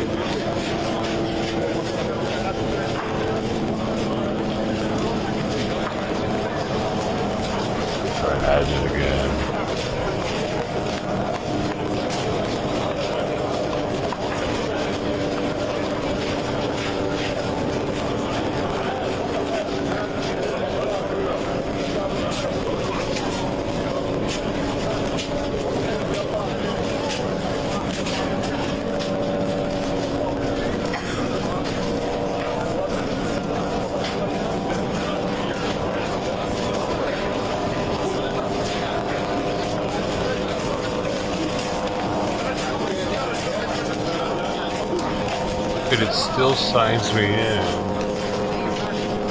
What's happening? What the hell's going on here?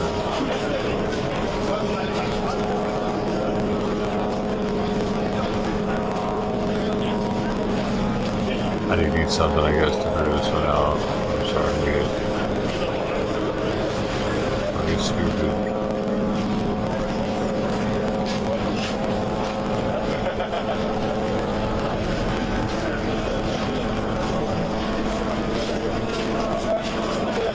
Not let me put it anywhere in the docs either.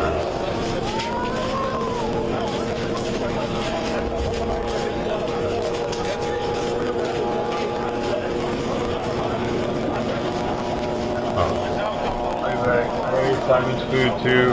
Wait, no, I gotta wait for Simon, but I gotta eat something. My stomach hurts. That's fine.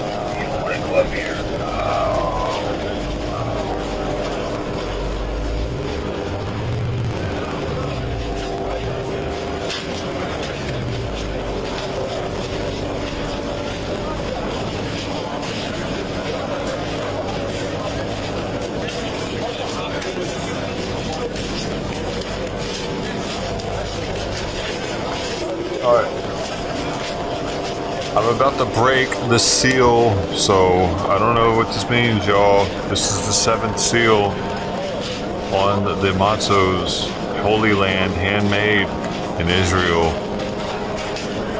This could be the end. This could be the morning that did it. Sorry. I'm hungry.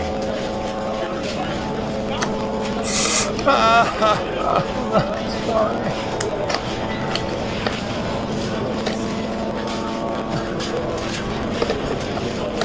They're so good with my Danes robe.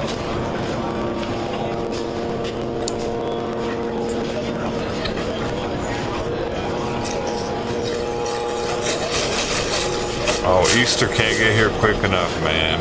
Now that I've busted open the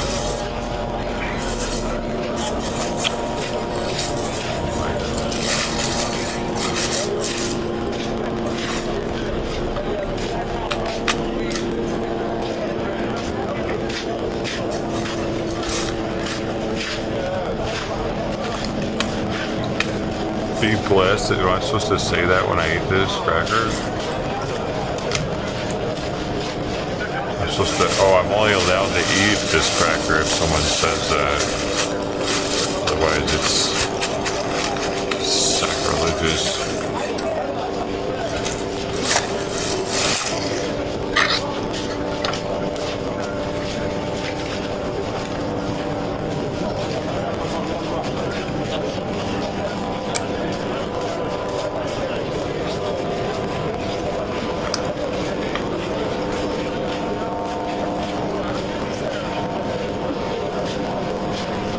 Breakfast, fish and crackers.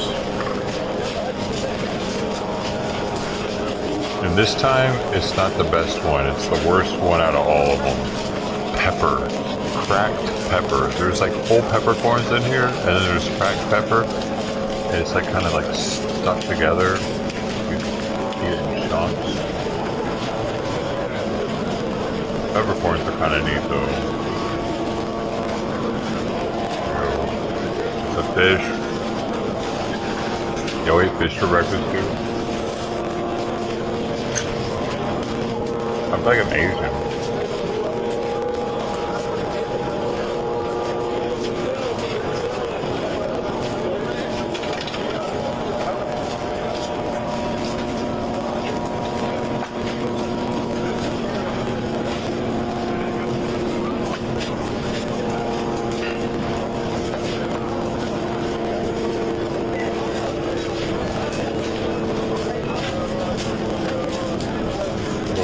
Pepper this time.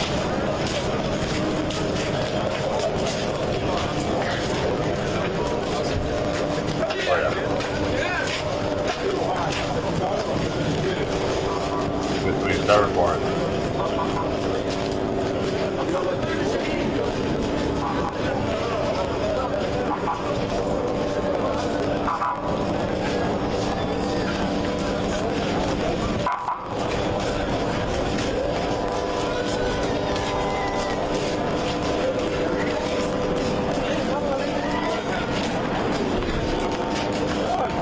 He was crying real tears. Seemed like it.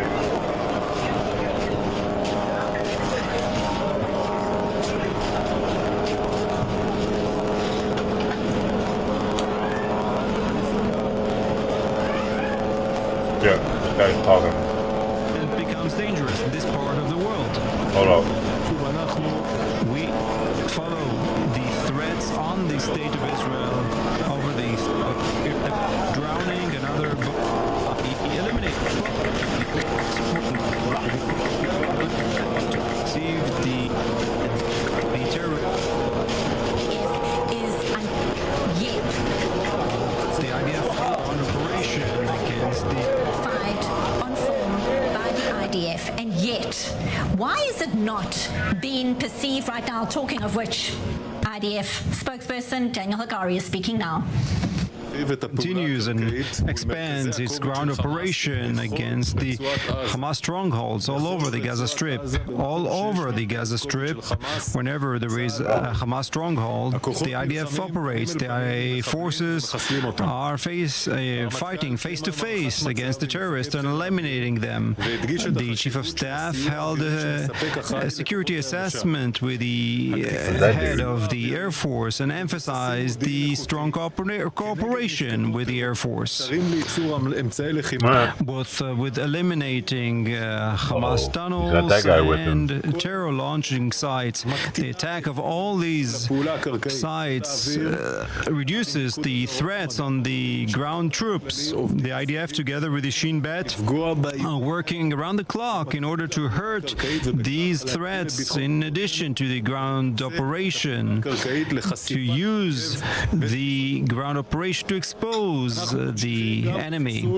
We continue of eliminating the terrorists that are leading the fighting. Today, the IDF eliminated, with the direction of the Shin Bet, the commander of the Shati brigade. He led the fighting in the recent month near the Shati area. Under him, terrorists infiltrated Israel on October 7th. We will continue to hunt, locate, and eliminate each of the commanders that are leading the areas under their control. 137 hostages are still being held in Gaza. These stand in front of our eyes all the time. It is important for you to know we hold an intelligence and operational assessment around the clock. It happens under Nitzan Alon of the IDF that has received the support of the Chief of Staff together with the Mossad and the Shin Bet. We collect information and pass it to any relevant force in order to ensure that we do not risk anyone and bring operational opportunities. We'll continue to do so. We'll do everything possible to bring them back. attack. In the north, we're striking from the air terror targets of Hezbollah in Lebanon and the sources from which rockets were being fired towards our territory in Lebanon and in Syria. One of them hit an aerial vehicle near Beit Hillel. Some soldiers were lightly wounded and were taken for treatment. We will strike any threat on our territory. The IDF forces are set in the Northern Command and in all other arenas. This evening, an updated guidelines were provided to the residents at the Home Front Command website. These guidelines save lives. This week, a new drafting has started in the IDF for Givati and the Armored Corps. This happens during the war. The fighters, male and female, that are enlisting to the fighting units have a strong contribution to the security of the State of Israel. Questions? Is the assessment in the IDF is that Yahya Sinwar is still in Khan Yunis? And is there information about Hamas officials who have escaped the Gaza Strip?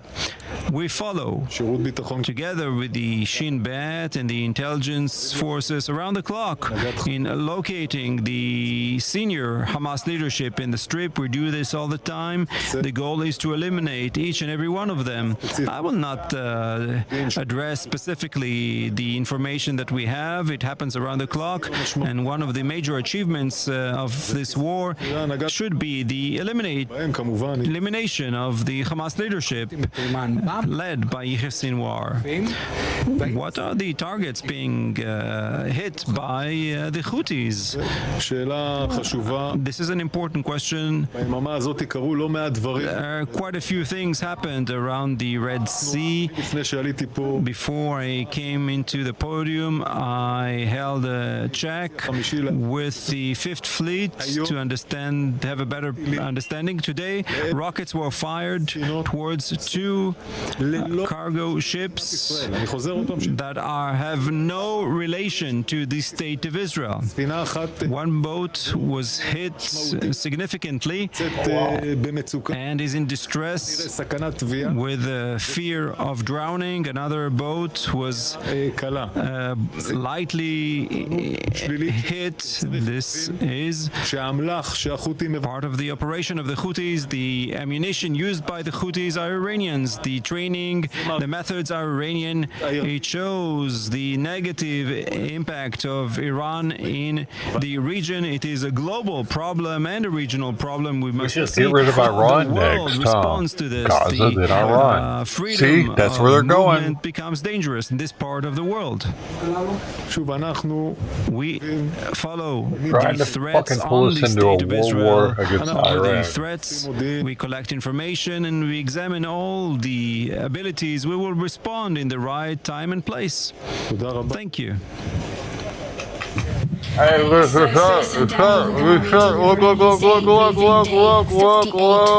Oh, we got Paul. And we don't have much time left, but Yaakov Lepin, what stood out for you, many questions that we've discussed as well, including where is Yahya Sinwar right now? Right, and of course, they're not going to go into their tactical operational details, but clearly the IDF is balancing many dilemmas here. It's continuing to monitor the hostage situation. It's proceeding into southern Gaza in its ground offensive, and it's going after Hamas's leadership. It's doing all of these things at the same time. It's a huge effort, and I think we're seeing the tip of the iceberg. 11 o'clock today. I need to remember that. I might go back and get him. You know what I mean? Get that for a thumbnail or something. I don't know. Full steam ahead while keeping all of those other dilemmas in mind as it does. And as he said, every effort will continue to make sure that the 137 hostages still being held captive by the terror group will be freed. Yaakov Lepin, Military and Strategic Affairs Analyst at the Jewish News Syndicate and Miriam Institute, thank you so much for being here for this breaking news edition. Well, we're taking a very short break now, but when we get back, our rolling coverage continues on this breaking news coverage. Don't go anywhere, stay tuned. Our team of field reporters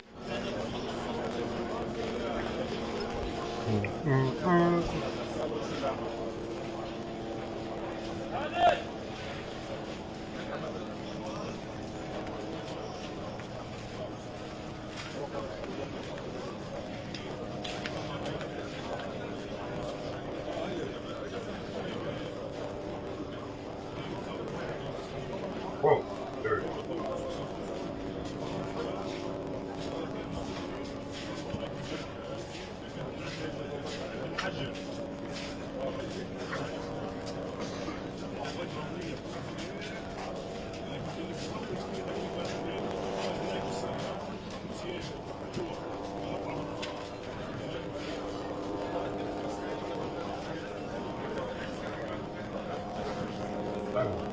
They left.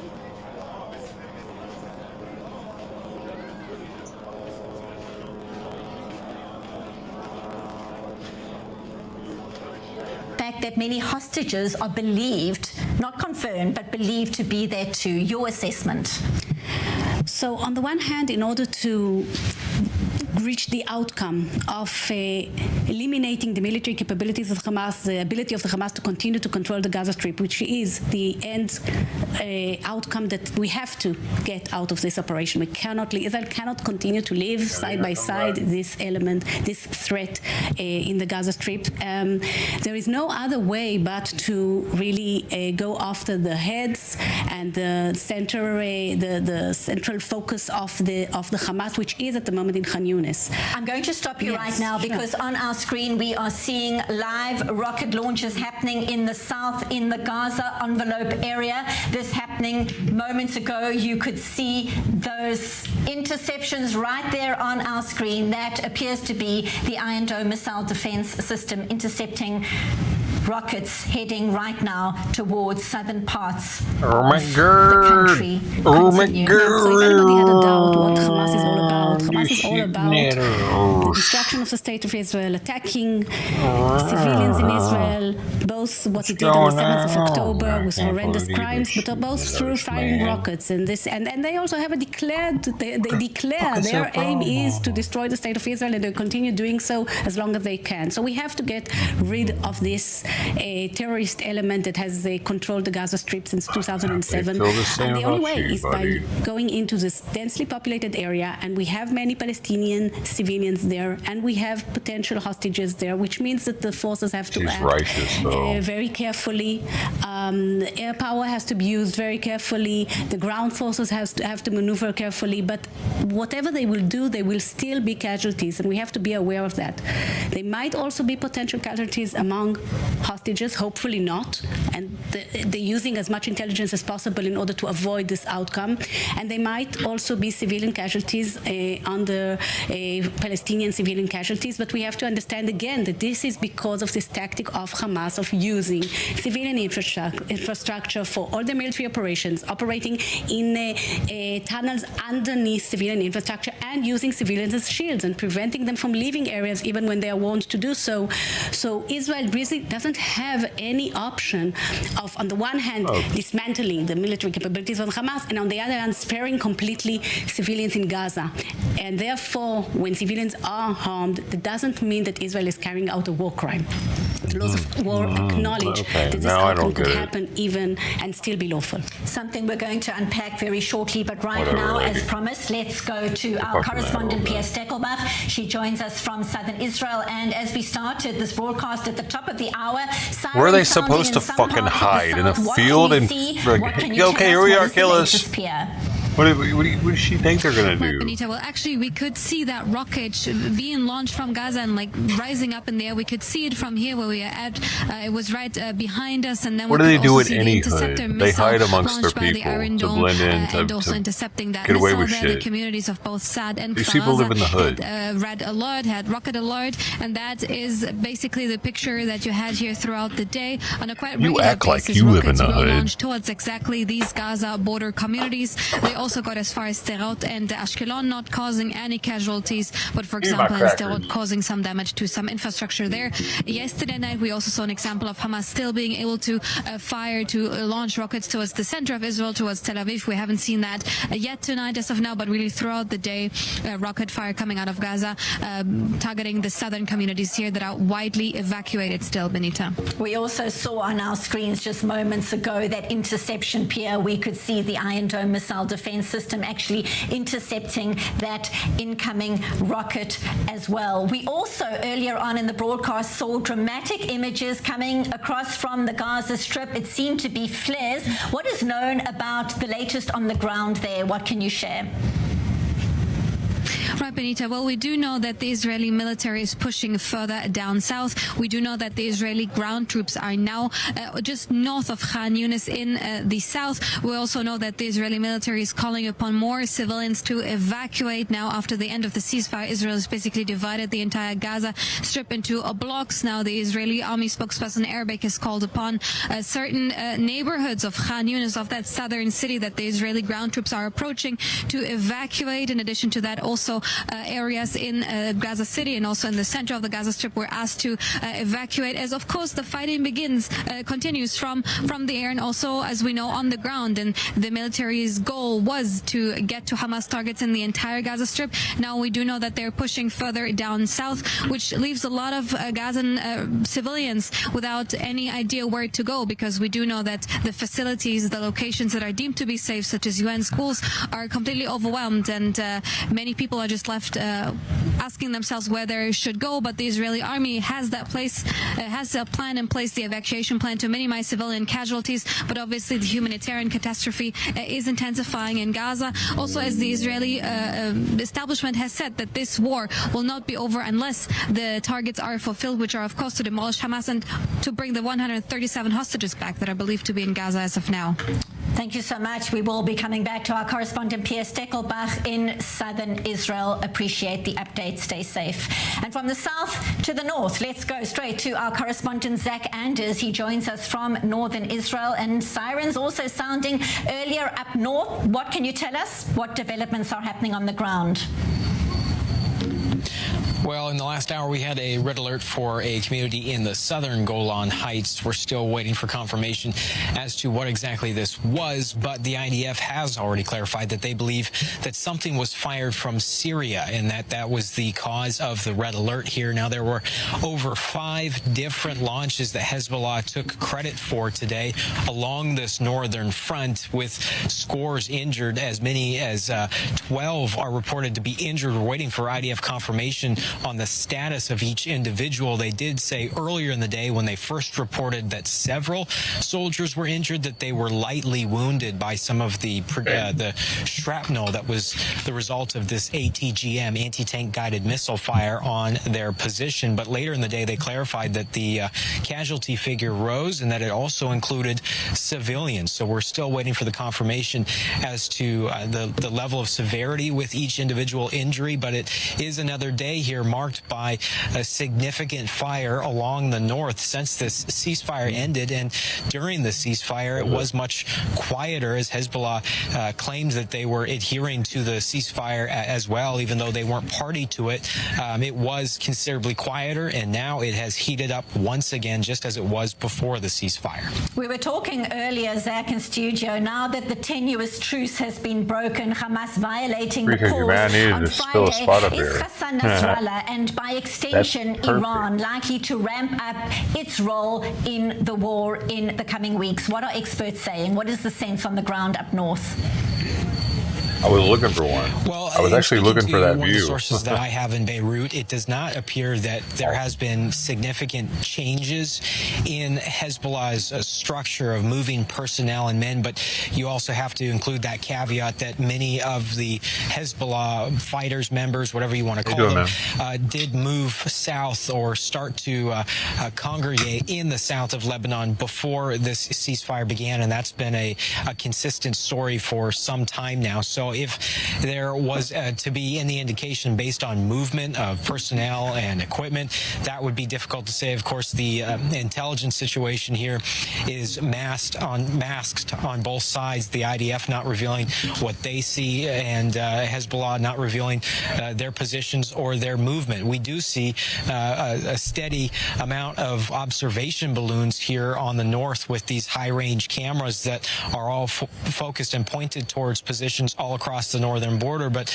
as the IDF presence has grown and secured here along the border, it does appear that Hezbollah has somewhat moved a little bit deeper inside Lebanon, at least with their firing positions of these heavy rockets that are being launched sometimes several miles beyond that border, the southern border of Lebanon, inside the interior of these mountainous regionous villages throughout the southern border here with Lebanon.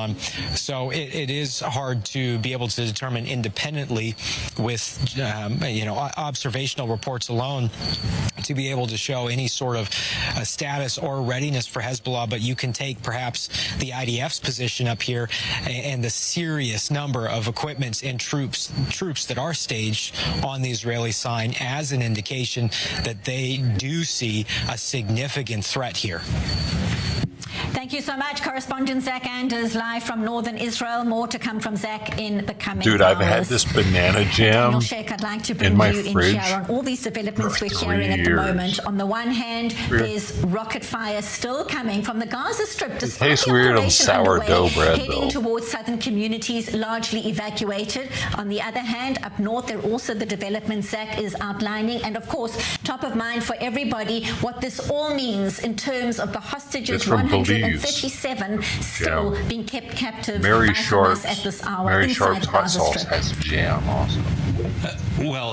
First of all, let me say this. Although you described sort of similar situation on both ends of the state of Israel, the truth is that the situation is not the same. In Gaza, it's an all-out war. On the Lebanese border, it's sort of a cat and mouse game between Israel and Hezbollah. Hezbollah trying to keep Israel on its toes, but nobody actually crossing certain boundaries that were not established, obviously, but that both sides, for the moment, seem to respect, with all the risks that such a situation, especially if it's prolonged, brings with it, because something can go wrong, and without any intent from either side, Israel or Hezbollah, we can find ourselves in an all-out war on the Lebanese. A concern that has been raised for many weeks. So it's good to remind that. Now, of course, obviously, the hostage situation is less impacted by the northern border, but what's happening in the southern border, and maybe even more importantly, what's happening much east of here in Doha, in Qatar, is of great concern to the families of hostages for obvious reasons. There are at least the official negotiations have broken down, and there doesn't seem to be anything on the close horizon. Something we are going to discuss in more detail. Please stay with us in studio. We're going to take a deeper look now at what we've been discussing, because some of the freed civilian hostages, young and old, have described the conditions in which they were kept in captivity in Gaza since the Hamas terror onslaught and abduction on the 7th of October. Our Erica Jackson has more in this report.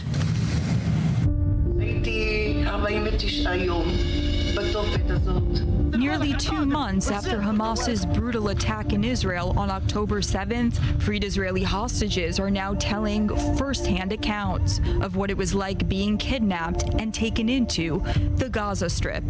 Among those sharing stories of being taken captive and held under life-threatening conditions are 85-year-old Yocheved Lipschitz and 84-year-old Ditza Hyman.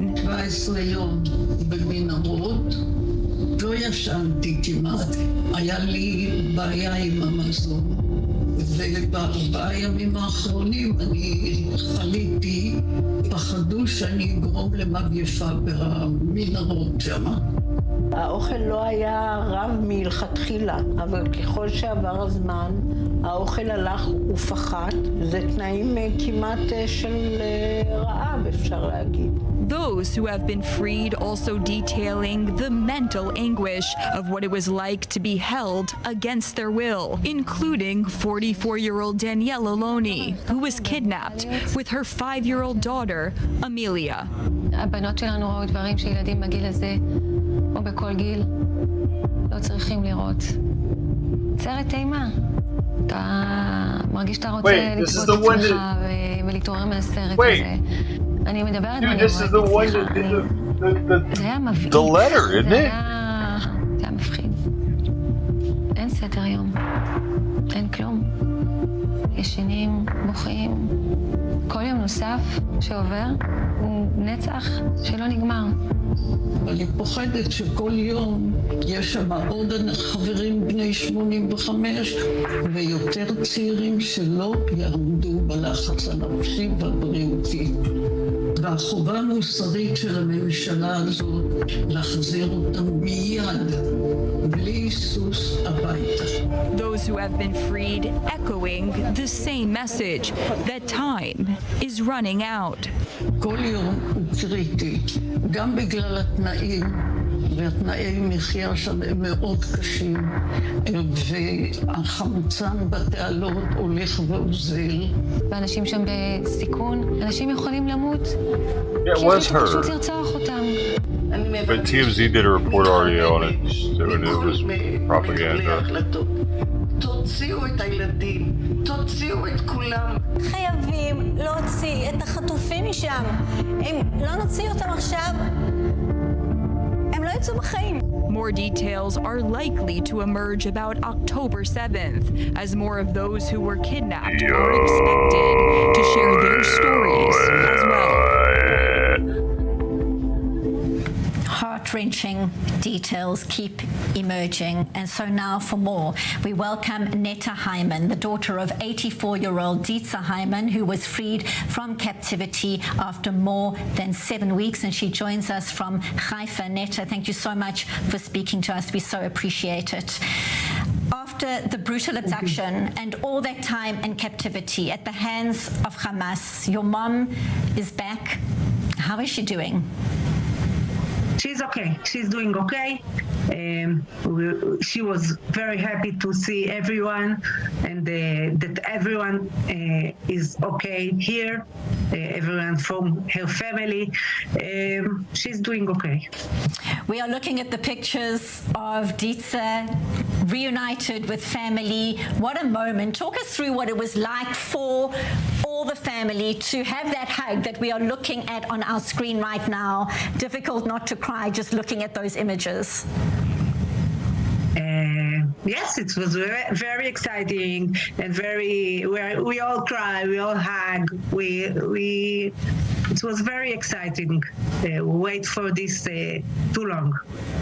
I can only imagine. So now that she is back and you've had time to spend with her, what can you share with us, what she has told you about the conditions, where they were kept, what they were fed, and were they alone? What can you share? I can't share a lot because first it's her story and second it's can be danger for the one that still sure, there. We are fully aware of the sensitivities for sure. Yes, what I can say that she didn't get any medications, and she's 84 years old woman that need medication usually. She got nothing, and the sanitary condition was horrible. There is no water in Gaza. And the sanitary situation was horrible. It's very dangerous for everyone, especially for the old one.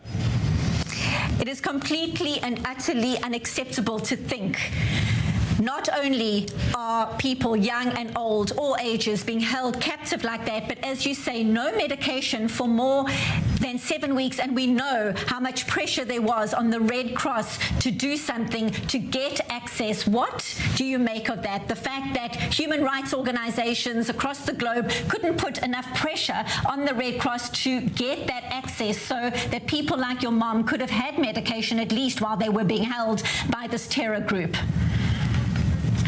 I don't have what to say. It's not okay. We are angry at this as well. They did their job, the Red Cross. They just we call them a taxi from the border. a taxi organization. We've seen a lot of people referring to them as that, and you, of course, are referring to the time when they are dropped by Hamas armed men with guns and put into some kind of vehicle with Red Cross officials taking them across through to Israeli territory, and a lot of people criticizing the Red Cross, saying they are glorified taxi drivers instead of conducting exactly that job and getting medication to people who need it. Are you able to share with us, Netta, in terms of what people being held captive understood about what was happening? We know children who have described that the 7 weeks felt like a year. What kind of access did they have to radio or television? What kind of understanding did they have as to when they possibly might be coming home? I'm sorry, but I can't share it.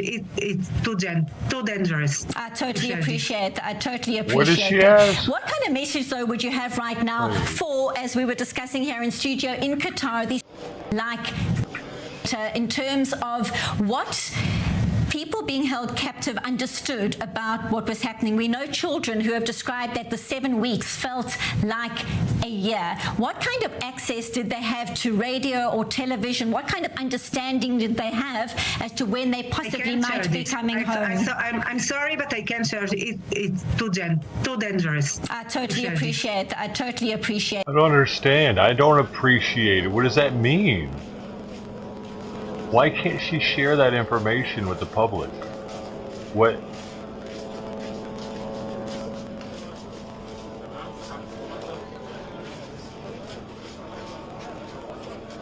Does anybody understand?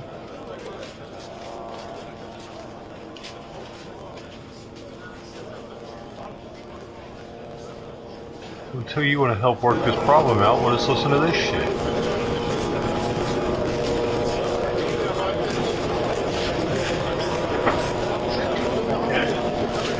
Fuckhead, how about that?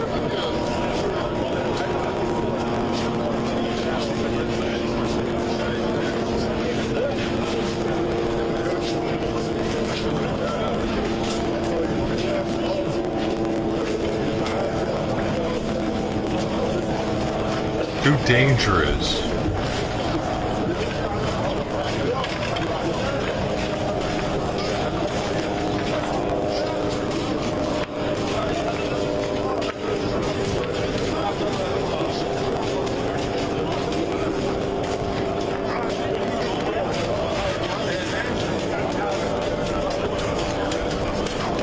Too dangerous to share. Why, or no, how they were able to get information from up above. One of them has a phone and they don't know it, I bet. One of them has a phone and the guards don't know it. It's too dangerous because they might end up getting killed, right? Or I mean, you think that they might have some way to hear the army military movement or something? Like they're tapping into the frequencies? She doesn't want the general public. She doesn't want them knowing that she knows that because she's told the military about it or something. What if one of them, there's no way one of them has some kind of signal down there though, right?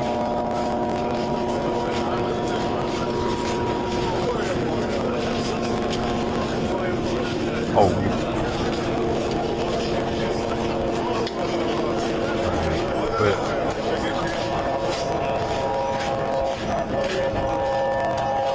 But why couldn't she say that they know, they knew what was going on up top because of TV or whatever? Because there's supposed to be no electricity?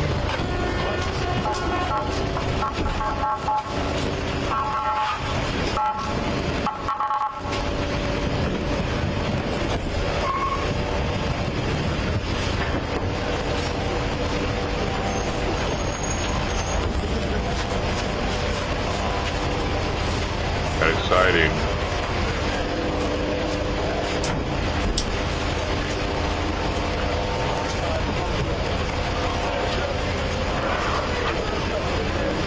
Don't worry, we have plenty of time to watch Team Israel. They shut their stream off in about 3 hours, and they don't play anything else for the rest of the night.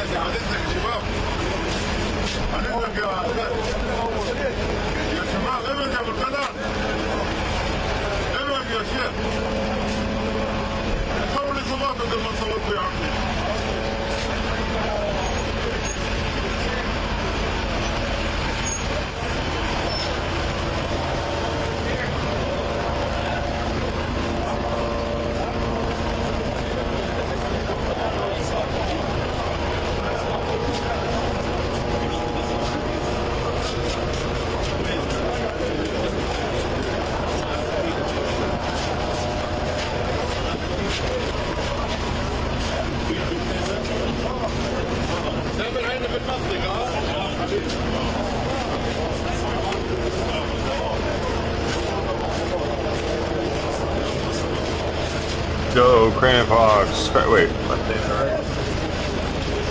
Cranophonics. Fresh fish over here. We got the fish.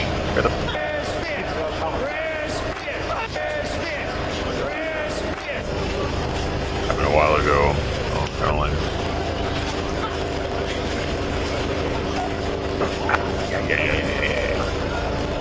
I never let an hostage say anything at all. Oh, you think the IDF is giving them death threats? That's what you're saying?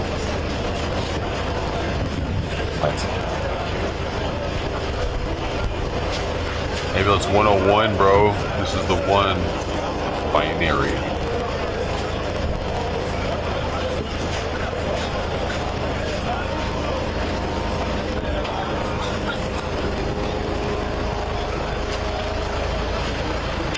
They're all 101. What's going on?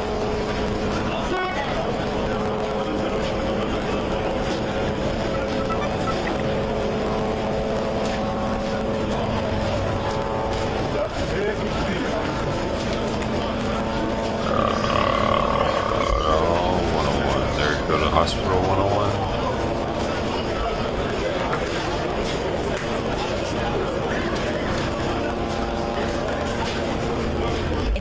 What kind of message, though, would you have right now for, as we were discussing here in studio in Qatar, these talks have broken down. What kind of message would you have right now for the stakeholders, hopefully trying to organize the release of more women, children, and men in captivity? What kind of message would you share? We must do everything to bring them back. We saw what the women that came back, the old women that came back telling, and there is a lot of old men over there. What is the difference between 80 years old woman than 80 years old men? The health is the same. A penis. The danger is the same. We must do anything to bring them back, even if we need to stop the fire Muslims for hate penises. a long time. Certainly is a complicated situation. You don't get As you well 7 know, the penises when you families go to who've been heaven, waiting do for you? word on the hostages have grown closer and closer over recent weeks. No doubt the support is You strong. got to get rid of What the is your penises of the understanding world. right now Make when less of them. some of the That hostages gives you have more come home, virgins. others have That's not? common How math. solidified is that Talk about support in arithmetic terms of here. all the families waiting for word? Because all the families zero-sum we speak to game. keep on saying this is not over until everyone is home and is home safely. Yes, we are keeping fighting for everyone. Even though I got my mom back, there is a lot of people. You either take their just from my vaginas kibbutz, or there is a lot of take their people that penises. didn't came back. A lot of old Take them men away. that didn't get. Then they have to came get the back. penises We must from bring the them. Muslims. We must, and we are not stopping to fight with the family that didn't get their lovers back. We have just from my kibbutz, 31 people are still hostage. It is unimaginable to think of the pain of those families waiting for word. I know that you know that the entire nation is waiting for good news and hoping to hear that there will be more reunions like the one we saw on the screen. Ditsa Hyman with her grandchildren. So we thank you, Netta Hyman, for speaking to us and sharing what you could. We so appreciate your time, and we are all waiting. The nation is waiting for all hostages to come home safely and for that to happen soon. Thank you so much, Netta, for speaking to us live from Haifa. Thank you very much. Well, we're taking a very short break. Emotional times indeed. We'll be unpacking more of what we just spoke about with our panel here in studio. Our rolling coverage continues on this breaking news edition. Stay tuned. This is a breaking news edition, y'all, so you better stick with me tonight, because I'm gonna break this news to you.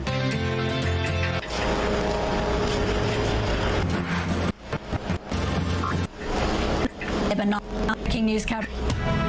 Rockets have today been launched into Israeli territory in the south and in the north, even in recent hours. Hamas sending rockets from the Gaza Strip towards southern communities, and Hezbollah launching missiles from southern Lebanon to the northern parts of Israel. Day 58 of the war, the tenuous temporary truce collapsing on Friday morning when Hamas violated the week-long pause. Still with me in studio, Colonel in the Reserves, Advocate Penina Shivrit Baruch, and Daniel Sheikh, political commentator and former Israeli ambassador to France. So Daniel, I'm going to come to you first, because we heard so much emotion when speaking, and it always is the case with families who have either been reunited with their loved ones but are still waiting for word on the rest of their family or rest of the communities involved. And it's such a heart-wrenching time for so many people. You are directly involved with these families. Your sense of what it has meant now that the fighting is underway inside Gaza as we speak. Well, clearly these are difficult days because there doesn't seem to be an immediate prospect for a second round of exchanges. Plus, as we heard from Netta, and we hear from others, things are beginning to come out about the conditions that many of the hostages went through, and it's not pretty what we hear. It varies, it's true. It probably depends on who you were captive with, who were the people guarding you, but as a general rule, things were very difficult, probably more difficult than we had hoped. Physical conditions were very difficult, and in some cases we've heard stories about abuse, and so that only makes things even all the more urgent, obviously, to get these people out. As you said earlier, obviously the objective is to destroy Hamas, I guess, is starting to use AI destroy its ability to govern Gaza. There's six fingers on this kid, right? That's like the dead giveaway. This can wait a little bit longer look than at the issue look of on the the cat's hostages, and face, that there right? is every reason to give the hostages Because people priority. are talking about it. Now, Look it at has to be this said, person. it doesn't depend only on Israel, clearly. The fact that the ceasefire broke down is not Israel's fault, and the fact that the talks have now broken down seems not to be of any fault by Israel. So we can just hope that somebody can talk some sense into these people. Penina, your thoughts on exactly that? So first of all, it's very worrying that Hamas was reluctant to transfer the names of the women and children that are still there. One of the fears is that one of the reasons might be that they are being abused, especially the women, and we know that there's been there's still on the women 7th of October also widespread sexual violence, and there's a fear that some of the women are not being released, maybe because they don't want us to know what they were going through. So this is very worrying. We also heard about this emotional torture. Now it comes out that this was a mother with two they twins, don't have all of them either. 4-year-olds, and they were took the one only of the twins terrorists away across for a the while, border. for 10 days, and another little boy that was forced to watch horrific footage, and so we know that they are being subjected to cruelty, and the men might be also attacked physically, sexually. So this is very worrying, and this is a major concern. On the other hand, as was said before, first of all, it's the Hamas chose not to continue with the agreement, and also Israel has to continue its military operation against the Hamas, and because the alternative is really devastating for Israel's security, for the potential of people going back to their homes. For other fronts, the Hezbollah is waiting to see what will happen if we are not. We won't be considered as something that strengths that will deter our enemies. If we capitulate to the Hamas, what will the Hezbollah think? So there are a lot of considerations that are really come to, I would even say, existential threats to Israel that we have to consider. So this is a very difficult situation. I want to say something about the ICRC, though, because I do think I've worked with the ICRC when I was the head of the International Department, and I think part of the criticism is unfair. Tell us why, because it's certainly very upsetting to think that an 84-year-old woman didn't have medication. Yes, because I think that the idea that the ICRC can force the Hamas to do anything is just a little bit detached from reality. The Hamas is the one that makes the calls. The ICRC can, and they did ask to see to meet with the hostages, but the Hamas refused. The ICRC cannot force the Hamas to give medication to anybody. So I think there's too much expectations from the ICRC, and on the other hand, it's not just a taxi. They are operating in a dangerous area. You could see even on the face of the ICRC woman or operative that she was concerned. They are endangering their lives in a battlefield. There are also aerial attacks. So I think they should get a little bit more credit. Sometimes I don't like their criticism on Israel because they keep very objective and say nothing about the Hamas, so they can continue to operate there, but do criticize Israel. There I have a criticism against the ICRC. But when it comes to the hostages, I think the expectations are a little bit unrealistic. Do you think Qatar could have played more of an active role and put pressure on Hamas to give access to the Red Cross then? Surely there were other stronger players who could have had more of an impact. I have a lot of criticism of Qatar. Qatar is behind the Hamas, is behind anti-Israel rhetoric everywhere, is behind the campaign against Israel. But again, the ICRC are not in the position to impose anything on the Hamas, if you ask me. I agree generally. That's true. I mean, there's a lot of criticism about the ICRC about something that it doesn't really control. I mean, in the end of the day, it's Hamas that's holding the hostages, and they may or may not give the information to the ICRC. There's two things I'd like to say. First of all, you're right. Qatar could play a role here, and we know for a fact that the ICRC people are in contact with Hamas both in Gaza, where they have personnel, and in Doha, directly to Hamas and also indirectly, obviously, with the Qatari authorities. And the second thing is that yes, they should have been able to bring medication to the hostages, to the sick, and the others. And you know, when they say we can't get the agreement from Hamas, we still think that it's worthwhile putting pressure on the organization, because there might be a way to be more assertive and more demanding towards Hamas than they possibly have been. There are all sorts of ways to ask. You can ask nicely, and you can sort of bang on the table, and doesn't mean it'll work, but they are the path, and at least at the Forum of Families, we knew that this is an emergency from the very beginning. We compiled a list, a very detailed list of the individual medical needs of many of the hostages. Some of them have returned in the meantime, and we saw what happened to those people in need of everyday medical care who didn't get it. Exactly. So with every day that goes by, this risk risk is growing.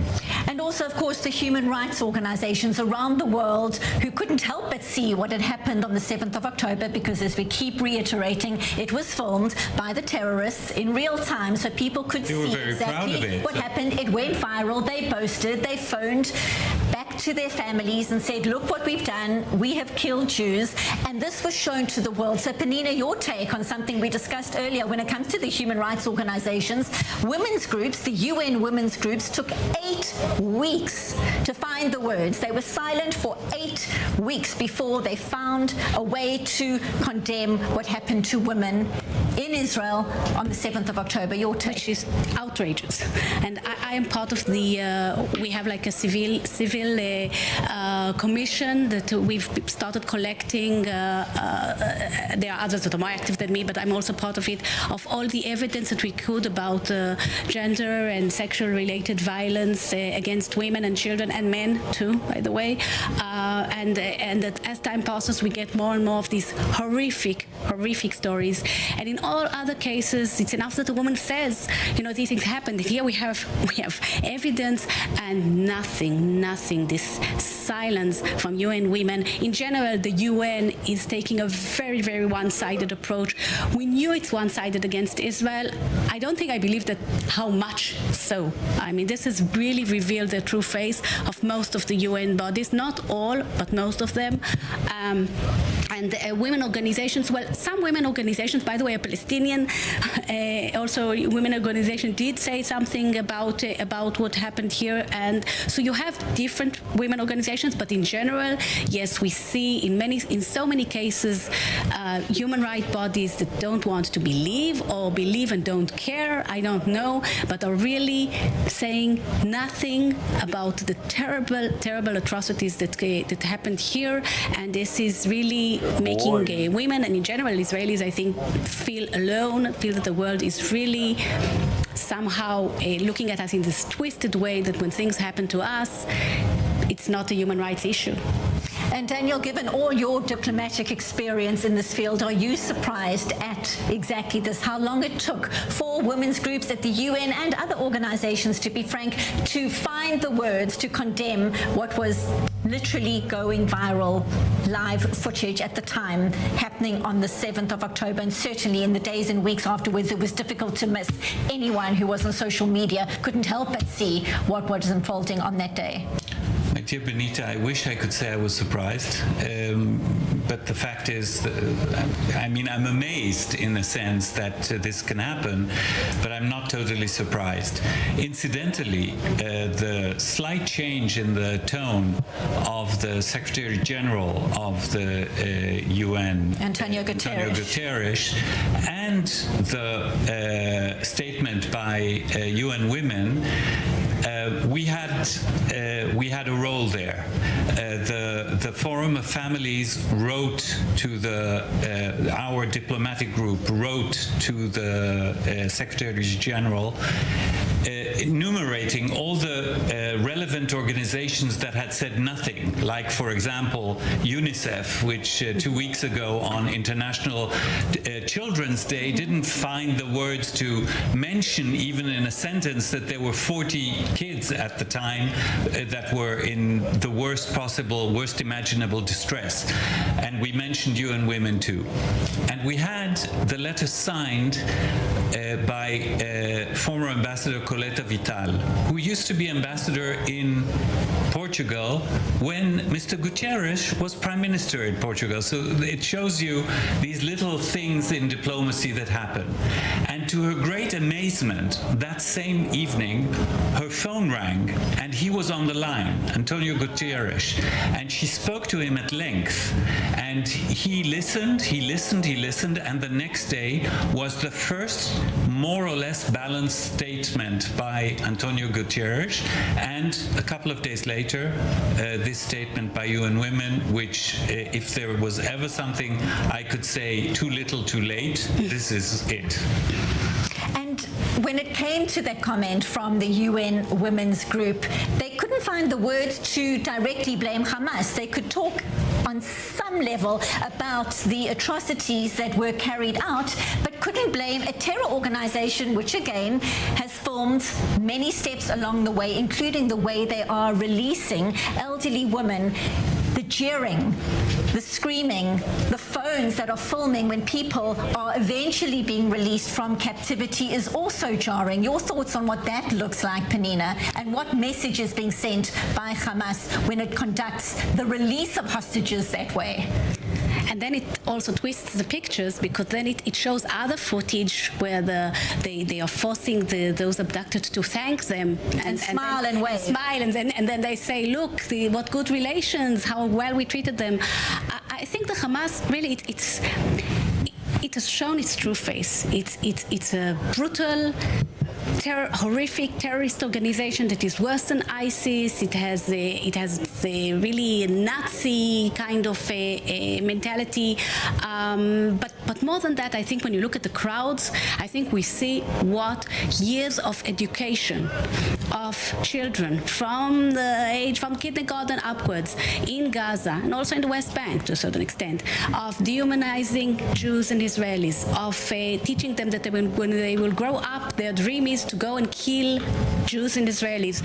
We see the fruit of this education, and we see also the fruit of UNRWA and others that are all the time bringing this refugee issue, these Jews that stole our houses, we have to go back there, and that's what we are seeing now. And if we don't change that, if any the day after doesn't also deal with the education, we will see it again. There's no doubt the day after has to have a huge focus, obviously, on education, something that is definitely going to be unpacked. Did you steal the houses, though? Man, stay with us. We've got more to discuss. But meanwhile, tensions keep rising at pro-Palestinian rallies in several parts of the globe. Incidents of vandalism and harassment reported in New York, where demonstrators tried to enter the American Museum of Natural History in the Upper West Side. The site was barricaded by the police, so participants released a smoke bomb, spraying out red, green, and black smoke. Protesters also harassing customers and staff at Starbucks coffee shops and McDonald's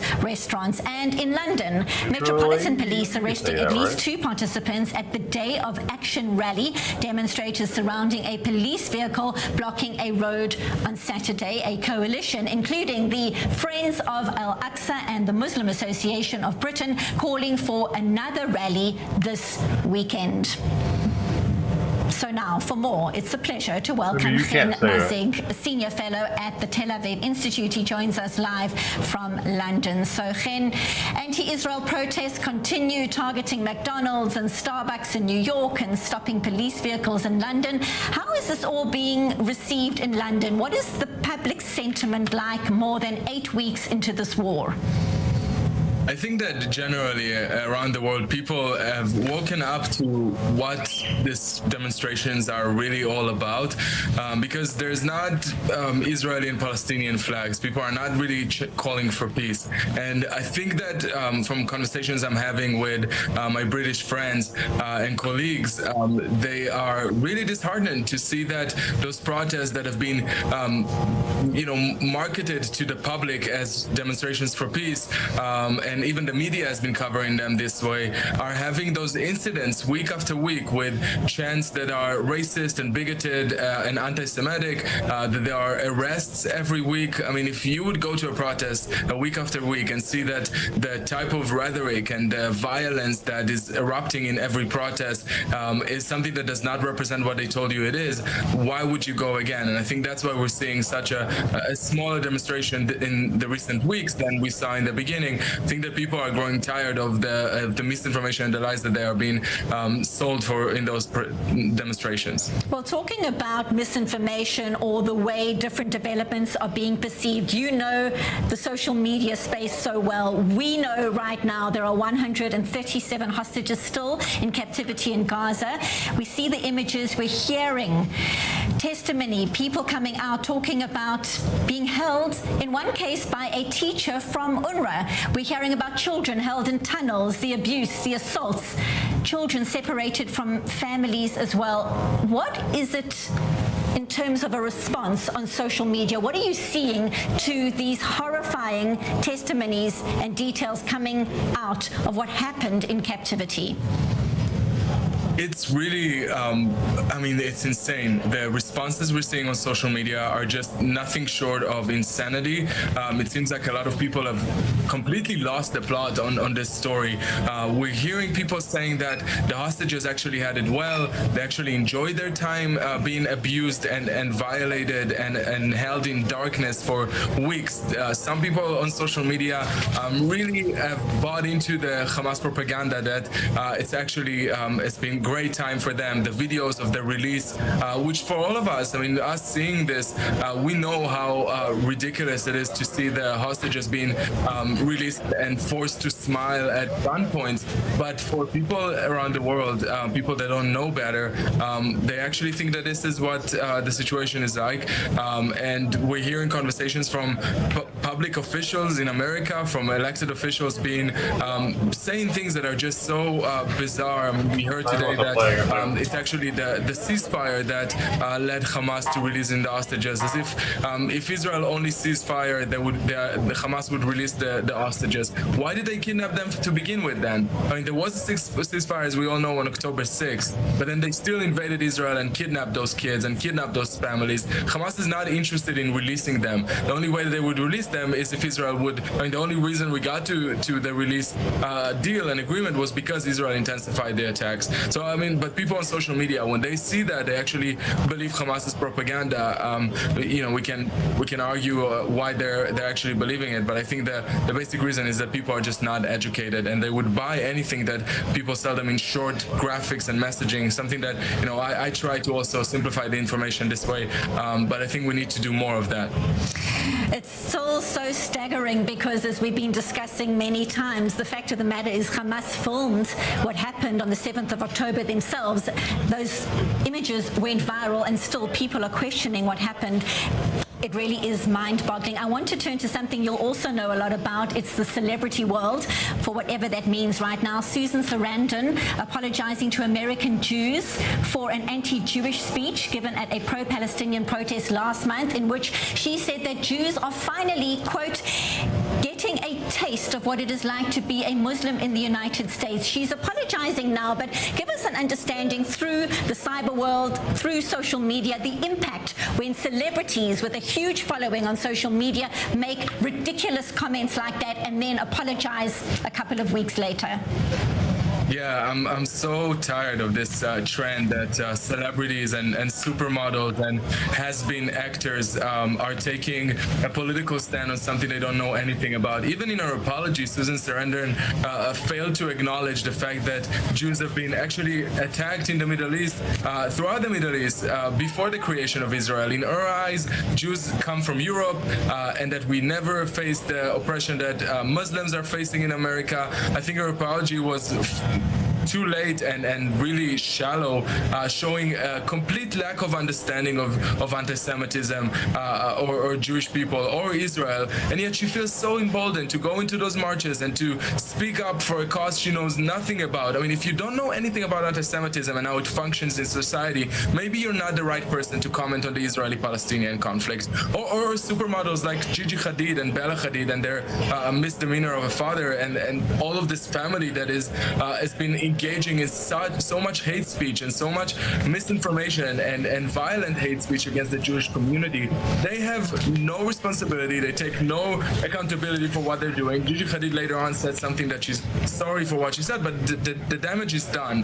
Millions of followers are seeing her content, they're seeing what they're saying, and they believe it because they're celebrities, and that's really sad. And I think I love seeing a lot of Jewish celebrities speaking up this time, but we just need more of that. Gigi Hadid also saying that she did not fact check or deeply think before sharing her post. Those were the words from Gigi Hadid after her, as you say, comments, false claims about Israel, but as we keep on saying, too little too late. Thank you so much, though, to you. We so appreciate you speaking to us, as always, live from London. Chen Mazig, Senior Fellow at the Tel Aviv Institute in London. Thank you, as always, for being with us. And back in studio, I want to turn to exactly what is unfolding on the ground, because when we started this broadcast, we were talking about what is happening in Khan Yunis, and there are a lot of developments right now. There are a lot of people hiding under tunnels. Talk to us about what could be happening in the coming hours if the IDF gets to the people it needs to get to.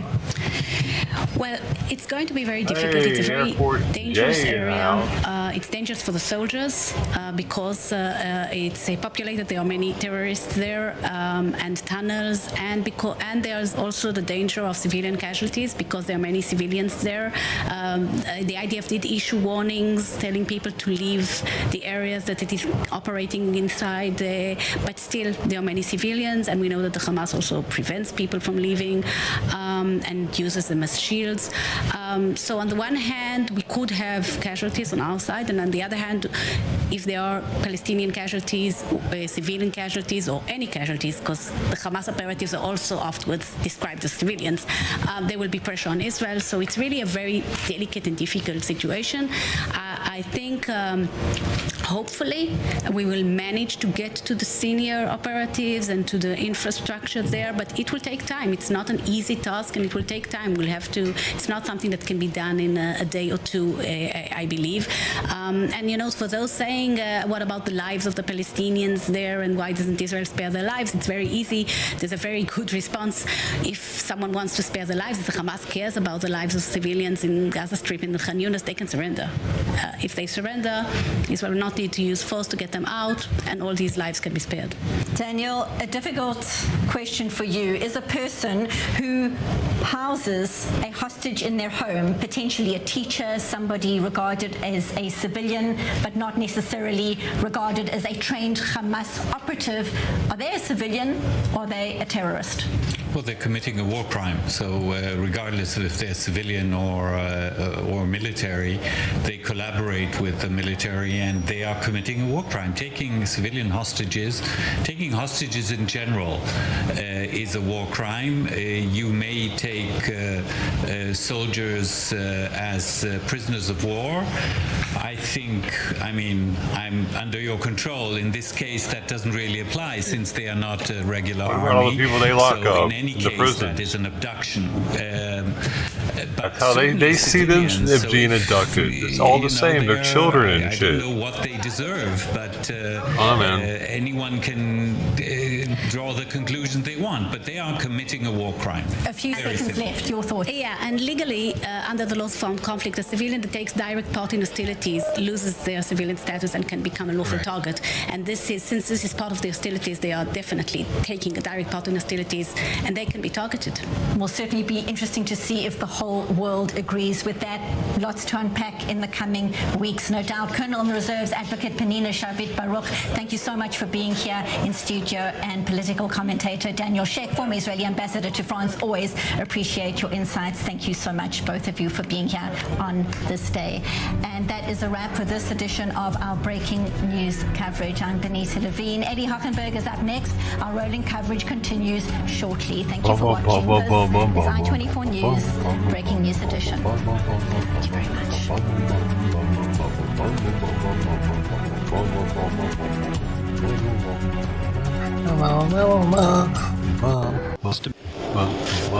Israel is Frontline. Yo! I am a big friend of the Jewish people in Israel.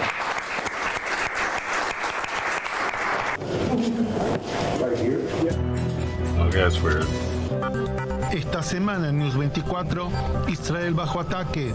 News 24 en español trae el análisis.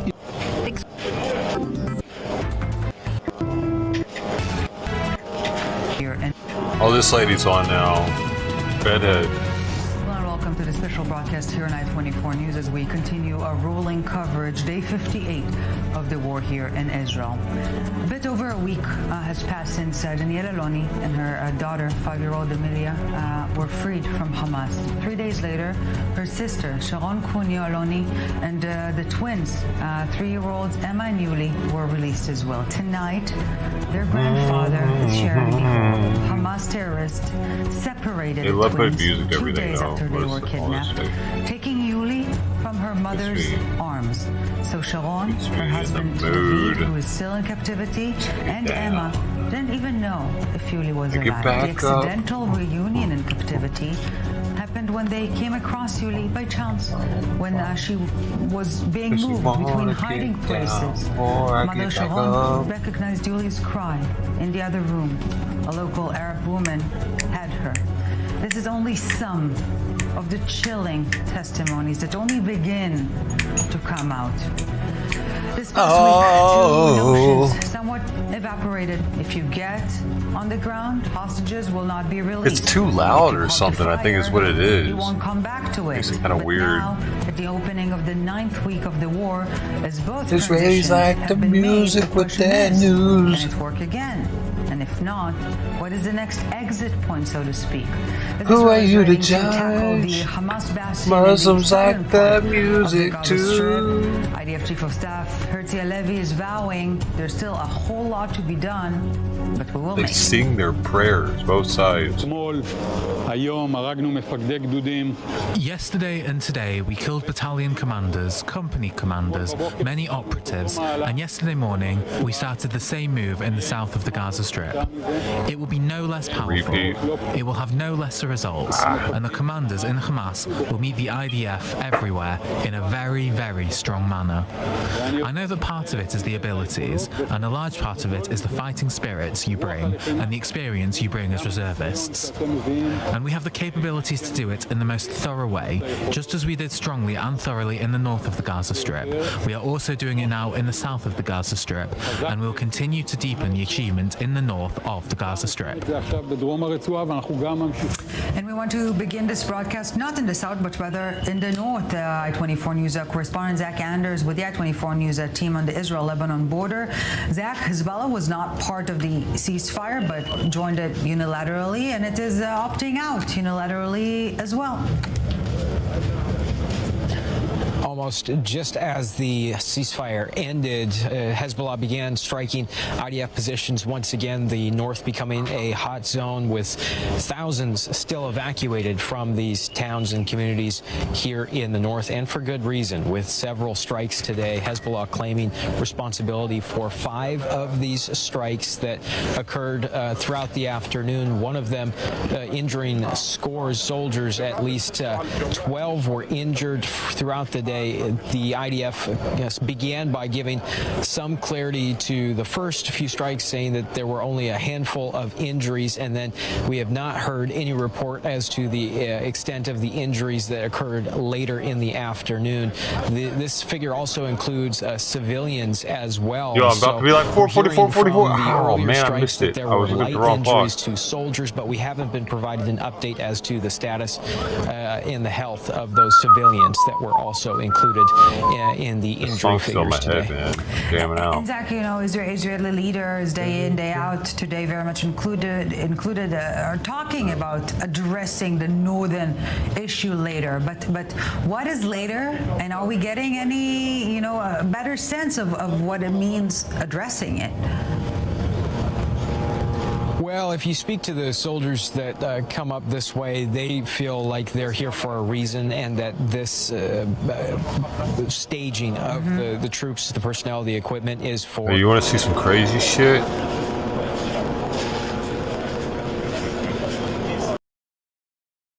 Oh, is there no audio for this? Oh man, there should be. Maybe just not for this video. So that's an IDF soldier in there. He just got shot. Alright. Is there audio for any of these? Oh man. Really? That sucks. Never mind. Something that is bound to happen. At least that's what they feel like. They don't share what exactly they've been told, or what the marching orders, so to speak, are for this operation here. But when you consider that now we've seen considerable firing from Syria as well, and with these continued Hezbollah launches which is you have to ask, how long can this sustain? Yes, indeed. How long? I-24 News correspondent Zach Anders, thank you very much for this. We will get back to you later on in the broadcast. But now we want to welcome here in studio Major General Eitan Dangot, former coordinator of government activities in the Palestinian territories. Major General Dangot, thank you very much for joining us. Let's begin with the questions that are surrounding the northern fronts, but are dealing not just with that. And this is the premise, the basic premise that I will phrase it that way. Can Israel allow itself to be linear, as in first Gaza, then day after, then the north, then there are many challenges all at the same time, and it seems that the current leadership is seeking to tackle each one separately. Is it sustainable? It looks like, but this is not the mechanism and the procedure. But what is true, that the result of the war in Gaza will have a lot of impact connecting to what will be in the north and what will be around us with the policy, and I will explain with some modern countries. At the end of this, a lot of countries around us, a lot of countries. Remember that kid that supposedly had gotten his arms broke? This is him, they're saying, when he got released with both his arms perfectly fine, hugging his family. So his hands weren't even broken. It was completely bullshit. That's what they're saying. Possibly.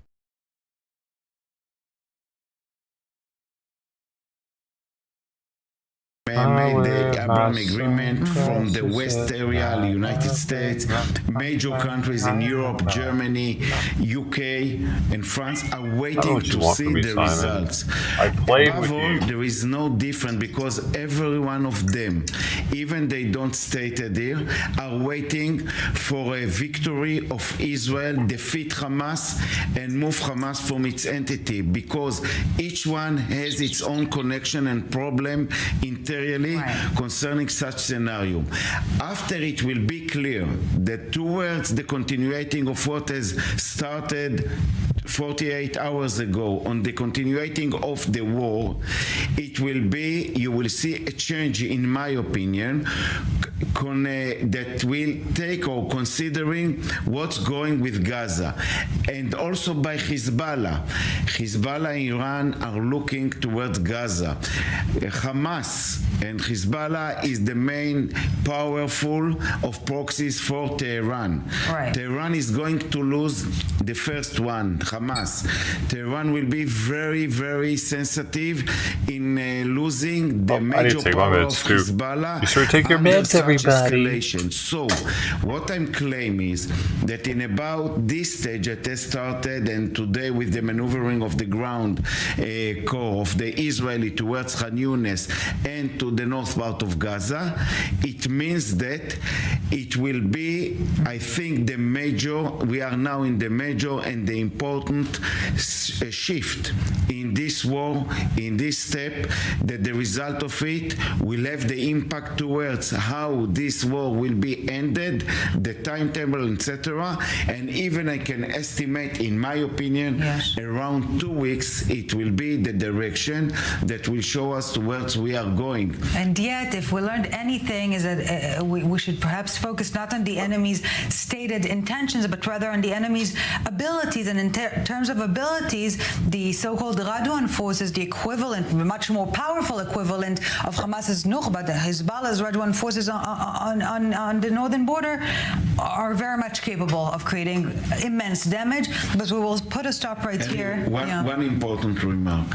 One of the other things that is doing or creating this war is deterrence. Again, after the tragedy of the 7th of October, with the memories of Hezbollah and other countries around us, led by Iran, their attitude towards the armed ground forces of the IDF were not as it looks now. The IDF is showing its ability, its professionality, victory, his achievement, and that's create also deterrence and a wall that will be on account by all of these countries. So in my opinion, Israel doing right step, that it tells it will be stages, etc. But it's clear we have to centralize with Hamas, defeat them, and then we will see all the others meanwhile in the same time and in a different steps, not military on many of them. In my opinion, Lebanon will be more easy to solve the issue in a diplomatic way. We will elaborate on that further later on in the broadcast, but now the hostage square in Tel Aviv, and again, I know I say it every time I'm mentioning this name, but I will never get used to it. The hostage square in Tel Aviv, it was painted orange last night as the heart of this entire nation is shattered into pieces, all waiting for those beautiful, innocent redheads that got into our souls to come back home. The Bibas family. The gut-turning video of Mother Shiri and her young boys, 4-year-old Ariel and now 11-month-old Kfir. He was 9-month-old when he was kidnapped, being taken into the Gaza Strip more than 8 weeks ago, became one of the most tragic symbols of this war. Their father, Yarden, is in captivity too. Hamas playing a vicious game, releasing a video of him last week as part of its psychological warfare. The IDF cannot verify claims on their well-being. And the heart is torn, simply torn. And we want to speak now to Yossi Schneider, Shiri's cousin. Yossi, thank you very much for speaking with us. I can only assume that it is not easy to relive the pain with every such interview, between hope to despair. What you've been through this past week cannot really be described in words. It's undescribable, you know, as you said.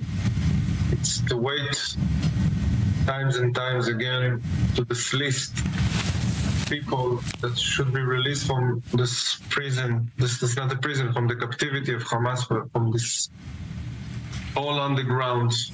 And daily we're waiting for the list, and unfortunately, Kfir and Ariel, those two amazing little babies, are the last children that been left behind in Gaza that Hamas didn't release. Do they have a thing against redheads? So much, and we want they to might. them so much. Muslims. And we are waiting every day just to see them back safe and sound. Yeah, and this perhaps it's important to remind ourselves, because it feels so long ago, but it was just last week, this mechanism of lists and hostages being released day in, day out, and you were waiting every day to see the names of your family on those lists, and it did not happen. Muhammad was described as fair-skinned with red hair. Is perhaps keeping them because they became fair-skinned with red hair. Muhammad had it. So yeah, they might be like, "You're not Muhammad." Allah Akbar. Two little babies that didn't hurt anybody on their life. There you go.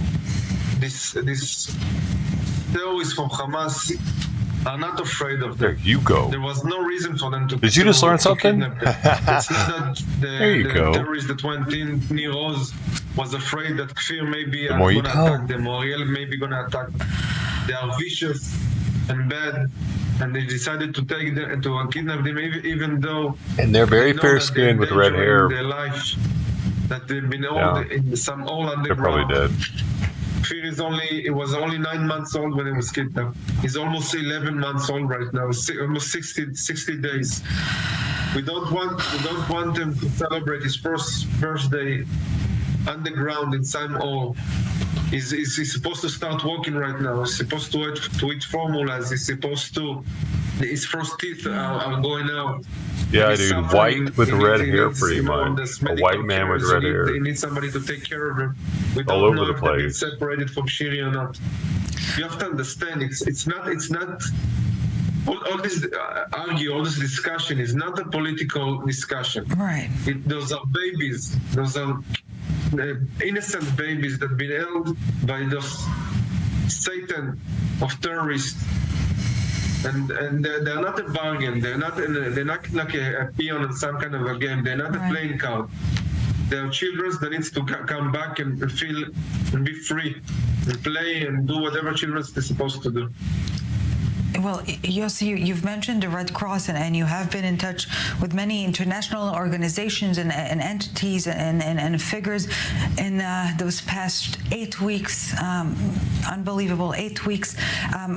Is anyone offering concrete help, at least in facilitating access of the Red Cross to have a better understanding on their state? I'm personally ashamed that there is a company like the Red Cross, an organization like the Red Cross. It's coming to Israel to check the safety of the prisoners that live that inside the jail in Israel. Those prisoners are eating 4 or 5 meals a day. They're taking showers every day. They do degrees while they are in jail. They get in 5-star hotel, convenient treatment. Are they?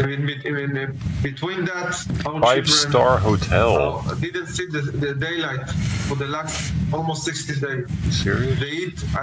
The kidnapped people that came back to Israel say that they sometimes eat just 1 piece of bread a day. They didn't take a shower. They came with skin diseases and very hard health problems. Yeah. So think about the still little kids, how they're supposed to survive in these conditions. And the Red Cross doesn't care. He just doesn't care. He's acting like an anti-Semitic organization that doesn't care about our people. Yossi, what are you hearing? You've mentioned that the hostages that were released provided at least some information on those who were left back. Have you learned anything from them? Are you hearing anything from the IDF, from the Israeli leadership? We don't know anything about our family. We just know that they've been held in a very bad conditions. We know that some of them went through hell. And we can only imagine how Shiri and the Kfir and Ariel are feeling right now. Yeah. As you spoke before, we've got a movie from Yarden last week. A very hard movie to watch. With the psychological game that they played with him and with us. Right. And they're doing whatever they can to hurt us, even though they are far away from us. They're still making sure that people in Israel will suffer. And they using babies in this game. They're just using innocent babies in this game. And it's the time I told you in the last interview. Yeah. It's the time for the world to wake up and understand what we're dealing with, and understand who is all these terror organizations, and understand. Again, I'm telling you something that I know that you don't want to hear, but you are next. Those people are inside of your countries, inside of your villages, and in the cities, and it's just a matter of time. Yeah, but they don't have tunnels. The 7th of October will happen to you. So it's really the time for you to wake up and stop judging and blaming Israel for the things that we want to be right now next, in you Gaza. fucking shithead. And Fuck you need to know that there Want is us no to be country next, in the probably. world that will agree to the thing that happened to us. And if there was any other country that's been hurt like we did, Gaza wasn't exist right now. So you need to appreciate Israel for being so humanitarian, so taking care of the citizens of Gaza that try not to hurt them. Who's he saying he's to appreciate Israel? I can't even Fuck imagine you. what we are feeling right now. I'm so what I need to do. heartbreaking for my family.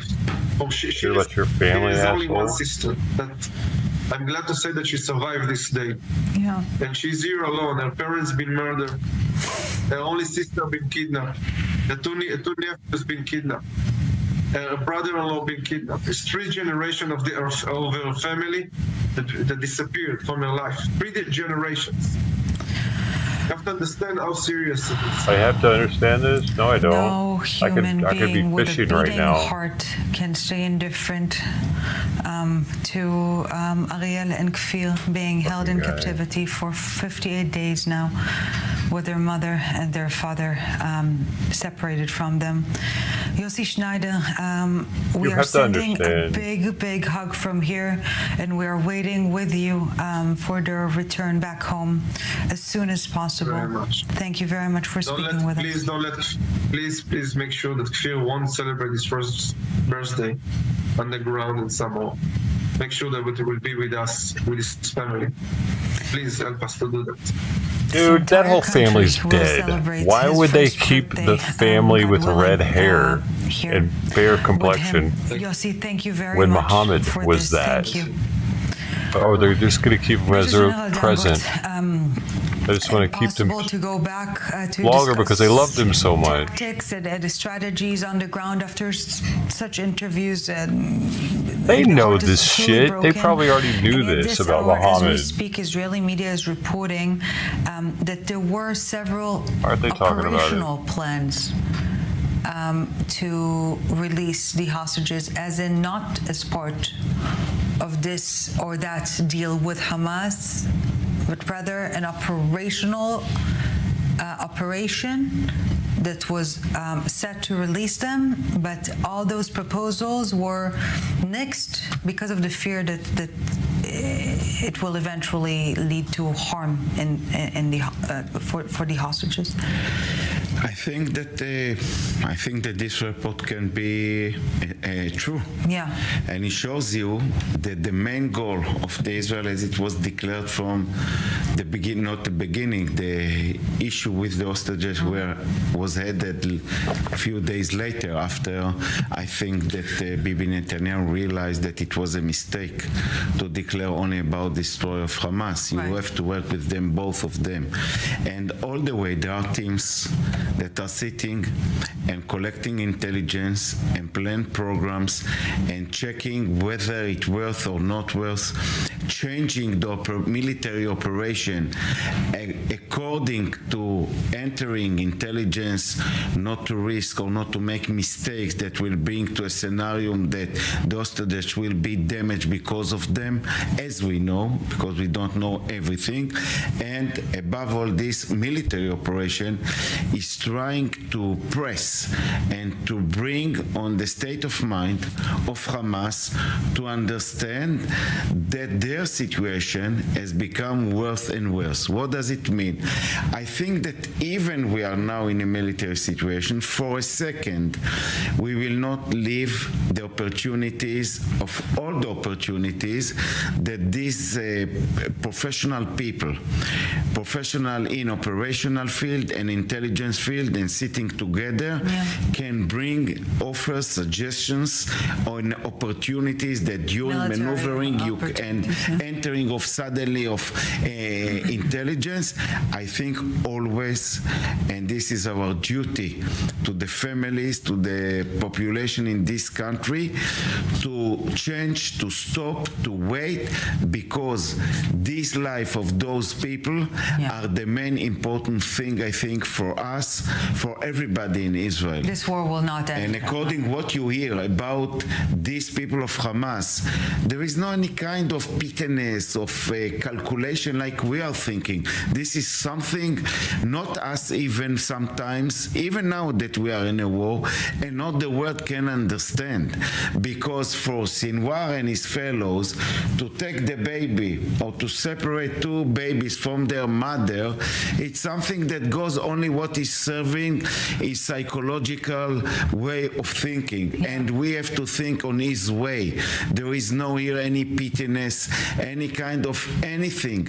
I'm not going to blame all the population of Gaza, but amount, and it's not a small of them, are become recently a big supporters of Hamas. This is a Hamas state. We will not be allowed ourselves to live and in the West Bank. Massive support for Hamas, even now when the scope and scale of the horrors are being revealed. And we want to turn now to the Israel-Gaza border. I-24 News correspondent Pia Steckelbach standing by there with the I-24 News team, of course. Pia, rocket fire, aerial activity. Before we talk about what is next, recap for us what's been happening today. Right. Well, Ellie, throughout the day, we have seen rocket fire coming out of Gaza, first and foremost targeting the Israeli border communities, also the cities of Sderot and Ashkelon, not causing any casualties but damage to some infrastructure. We're talking about areas, especially when we speak about those kibbutzim alongside the border and Sderot, that are still, of course, widely evacuated. Now, in addition to that, the Israeli army has divided the entire Gaza Strip into parcels, into blocks. That happened right after the ceasefire ended, basically. And today, already in the morning, the Israeli army spokesperson in Arabic called upon residents of certain neighborhoods of Khan Yunis to evacuate these areas. Later in the afternoon, another warning followed, calling upon residents of Jabali in the north and also areas in the center, such as the old city of Gaza City, Zaytun and Al-Shajaiya neighborhoods, to evacuate. Now, this comes as the Israeli military is pushing down further to the south. We do know that Israeli ground troops are located in the south, right north of the city of Khan Yunis, and that is very much aligned to the Israeli operational plans in this war to get to any Hamas position anywhere in the Gaza Strip. Now, of course, that puts additional pressure on the Gazan civilian population. More than half of Gaza's population has lost or left their homes, and the sentiment on the ground is that there is simply no safe space, and also places that are deemed as safe, such as, for example, UN schools, are overwhelmed just by the simple amount of people that are seeking for shelter. Now, according to another Israeli army statement that came out today, since the beginning of the ground offensive, since late October, the Israeli army has located more than 800 tunnel shafts belonging to Hamas. They've destroyed more than 500 of those shafts, but of course, especially when we speak about those tunnels, this is a very, very sensitive topic, as the Israeli security establishment assesses that hostages might be located both in the city of Khan Yunis in the south, but also in those tunnels that, of course, are also a military target. So this really just shows you how sensitive one must operate right now in Gaza. And really, Prime Minister Benjamin Netanyahu yesterday said that this war will not be over unless the targets are fulfilled, which are basically to demolish Hamas and return all the hostages. Now, how that will be combined and how that will be manifested, this remains to be seen as this war continues. And as I mentioned, now the focus is very much on the south, on the city of Khan Yunis, where ground troops are approaching. And the question to be asked is, following the experience, I will call it, with the Shifa hospital that became a symbol of the ground offensive, is it right, strategically speaking, to mark Khan Yunis as a next symbol of the ground operation? We will be discussing that further. I-24 News correspondent Pia Steckelbach, thank you very much for this. A quick 3-minute break, and we'll be back with all the latest from the ground and here in the studio.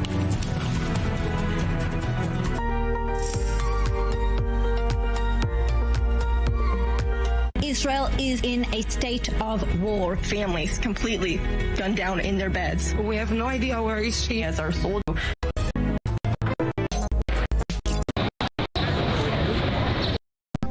News 24, el único medio en español que te mantiene informado y conectado con la comunidad latina en Israel. News 24, únicamente en I-24 News.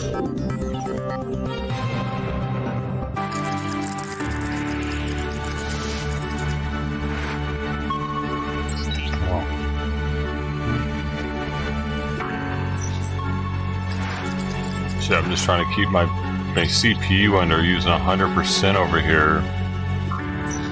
That's what I'm doing. I'm like shutting things down and trying to figure out what's got me so high. Mostly Firefox, but that's also browser sources for OBS. Welcome back. Thanks for staying with us. Through hell and back after over 50 days in Hamas captivity. The Israeli hostages, the freed, a lot of browser sources are speaking. Some, not all, sharing some, not all, of the horrors they experienced. Our Erica Jackson has their stories.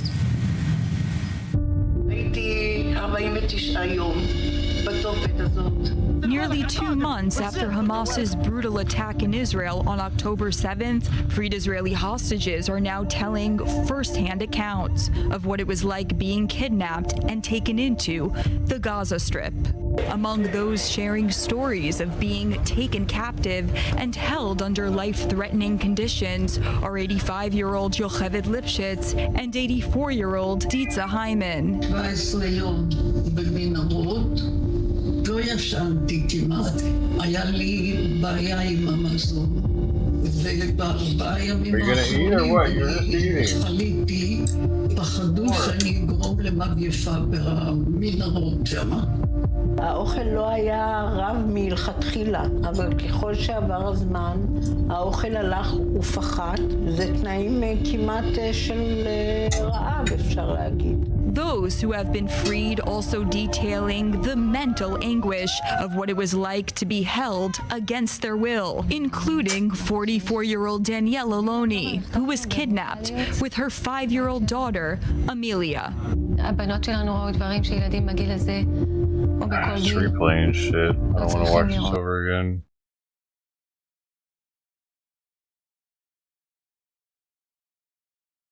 It's the music that pisses me off, dude.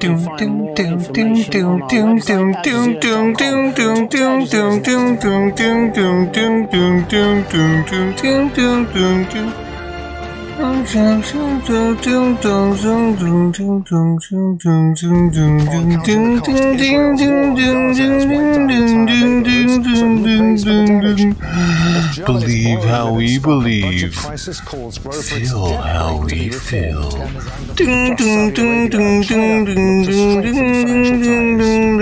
Counting the cost on Al Jazeera. Fucking asshole. Counting the cost on Al Jazeera. Like Al Jazeera do that weird shit. They do other weird shit like show babies all the time. I'm Dorsa Jabari in Tehran. Since the beginning of Israel's war on Gaza, which followed a surprise attack by Hamas on southern Israel Simon's on eating October now. 7th, I just have to do that every international time. speculation has Remember that, grown guys. about Iran's involvement in the group's military operation.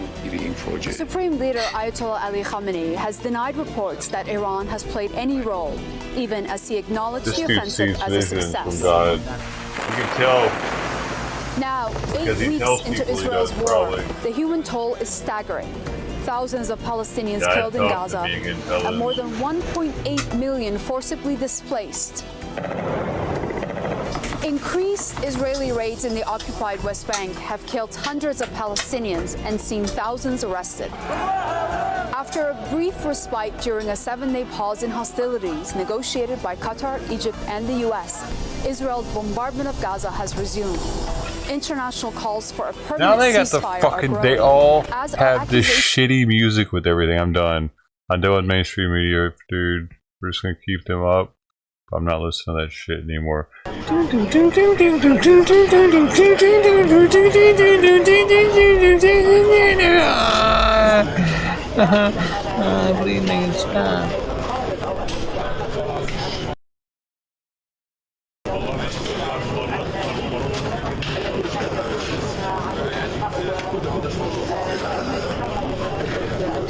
Oh, I forgot to take that off of there. Oops.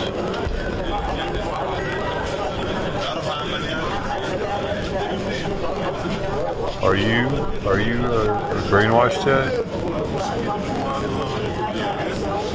Watch the situation. Okay.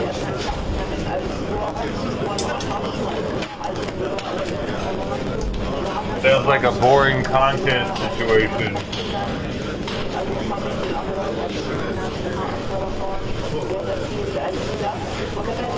Content situations are always boring. It's just fucking looking at a door. Are they gonna go in yet? I don't know. No, we're just sitting here still, staring at a door.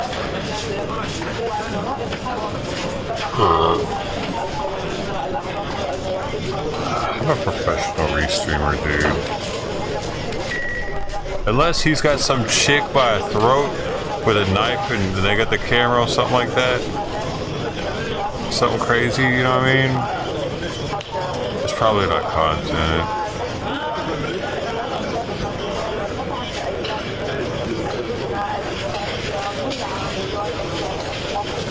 People need something that shocks them nowadays.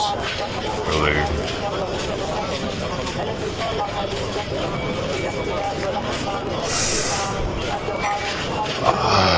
The Jackass show ruined all of us, didn't it? No, it started with Jerry Springer.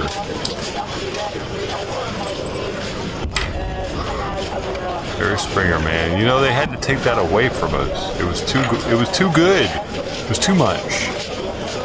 You see, in the late 80s, early 90s, they were able to show all the shit that happened on the Springer Show. But then, something happened. Next thing you know, every time a fight would break out, they would start doing some weird shit with the camera. The cameraman get drunk and it just started putting the ceiling, the floor, the wall, everywhere but where the action was. Because people were saying that the cameras were getting people to want to fight each other or something, so they had to, I guess, not give them the notoriety of the camera. Maybe they won't want to come to your show and fight each other. It didn't work. Then they started scripting the fights because they realized they needed the fights, but they still never showed them to us anymore. Who was there for all that? Petrus Farms remembers, dude.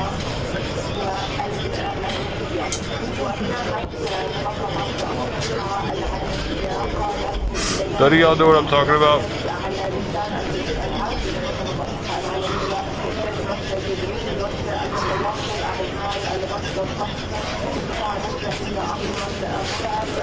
Really? Really? Dude.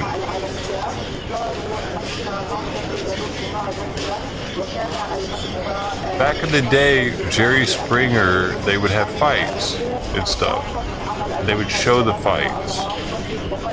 But after a certain season, the cameraman would just start pointing the camera everywhere but the fight once the fight broke out.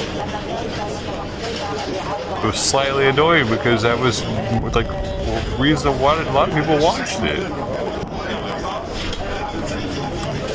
What do you mean it was? Well, they weren't letting us see the fights anymore for some reason. Yeah, they were. I mean, they were starting to script more stuff in the later seasons too, for sure, because they were running out of crazy people to bring in.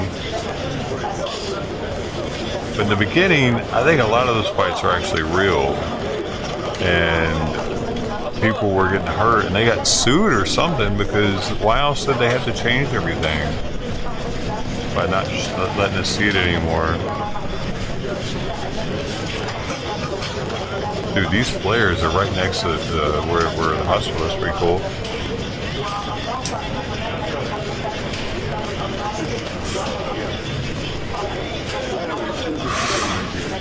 I have a friend who's been in chat, actually. It was on the Springer Show. I flew her out there. And I think, if I remember correctly, they scripted some of hers. Like,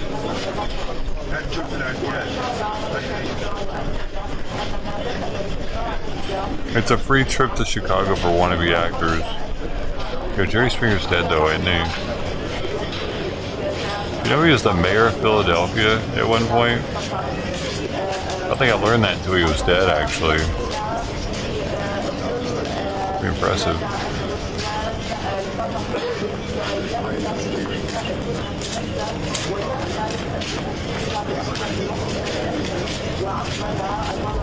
Oh shit, well let me a second.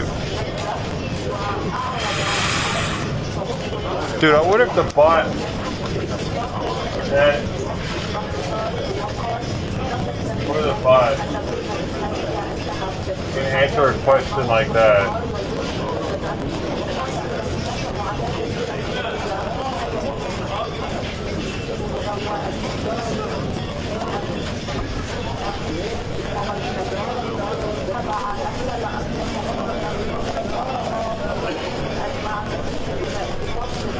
Oh, I didn't turn that bot on today, y'all. Oh my god. What am I doing with my life? I got too many steps involved with life. Damn, I'm opening that bad boy super late.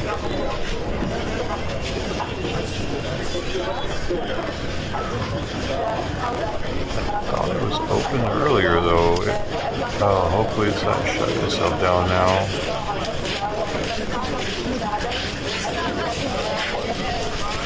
Uh-oh. The port is already in use.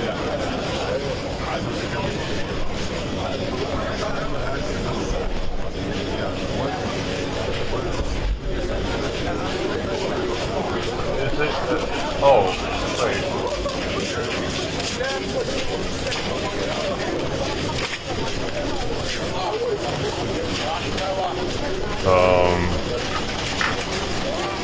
Be nice to yourselves and each other.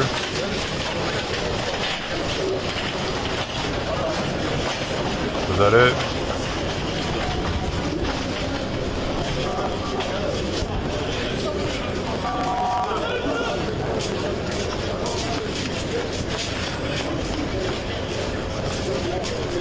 Wonder why the bot didn't answer me though.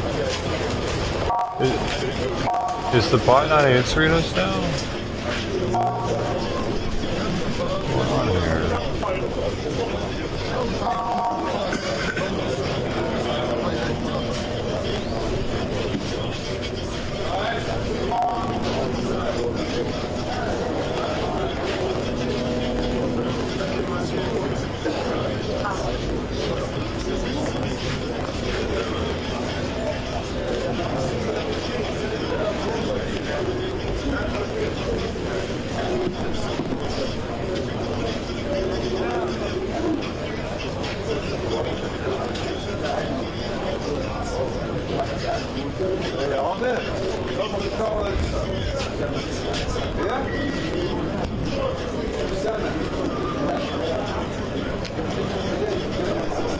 He was, what? I thought he was though. No, dude.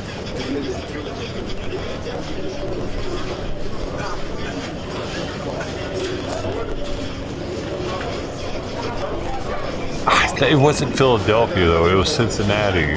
But he was a mayor. What the hell, bot? You suck.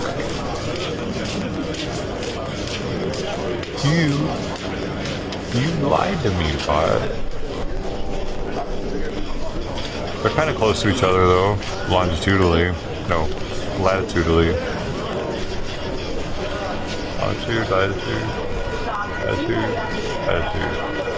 Yeah, latitude. Latitude is flat.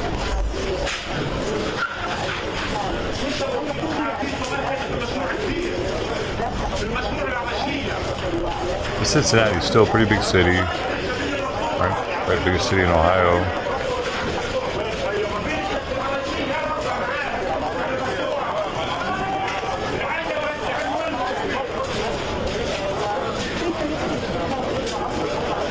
Can you believe he lied to me? He was not.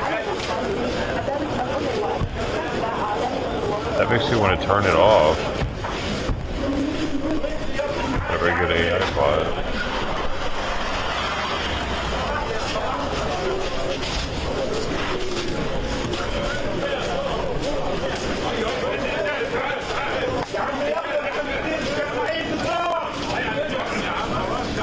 Oh, the other one's smarter.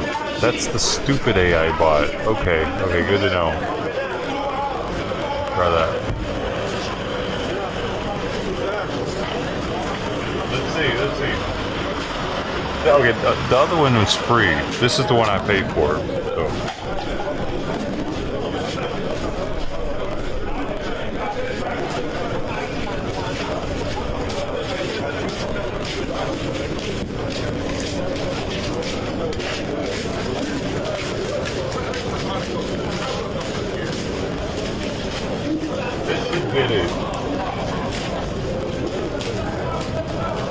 Yeah, man, Jerry Springer was the mayor of Cincinnati back in the day. Can you believe it? Crazy times for sure. Pass the joint, my friend. Boom.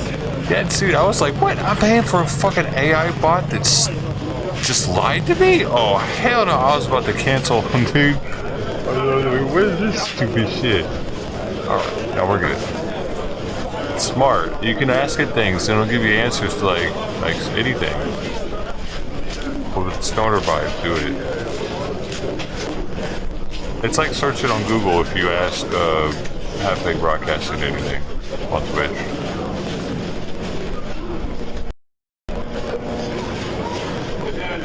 But you don't even have to search, it'll just give you the answer flat out.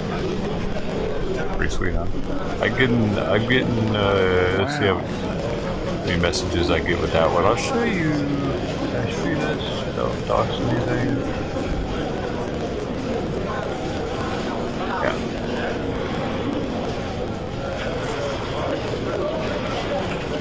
So this is the dashboard for the, here, let me put this weird.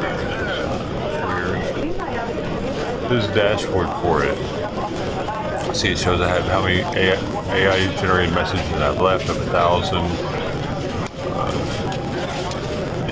Here's where I program. Oh, it's going to sign me out. Oh no.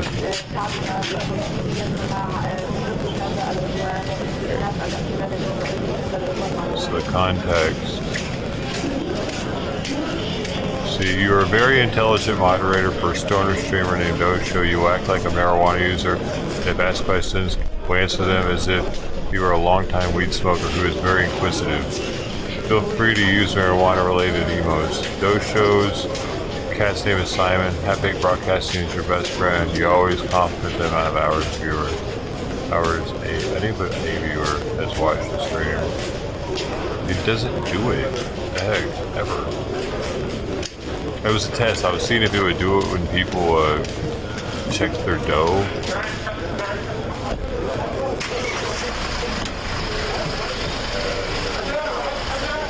The more you pay, the more words of context you get. I should actually be using more of mine.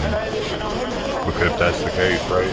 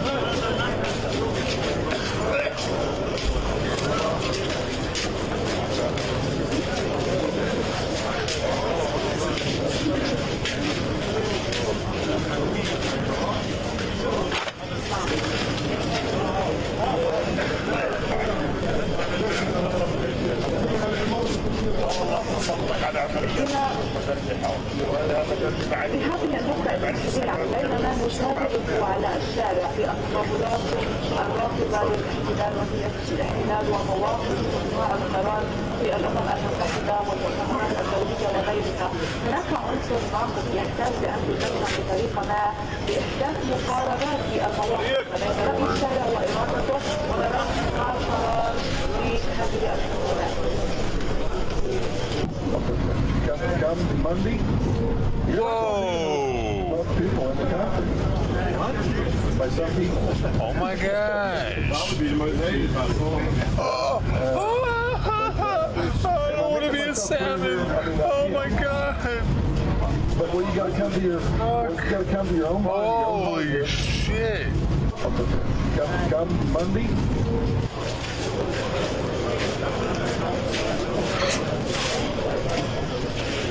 I don't know, that came up on Twitch. It posts clips randomly on there periodically. Yeah, that was one I just supposed to remember that day.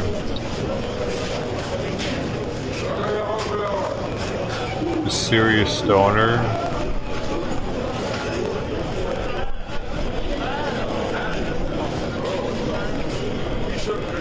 I see that.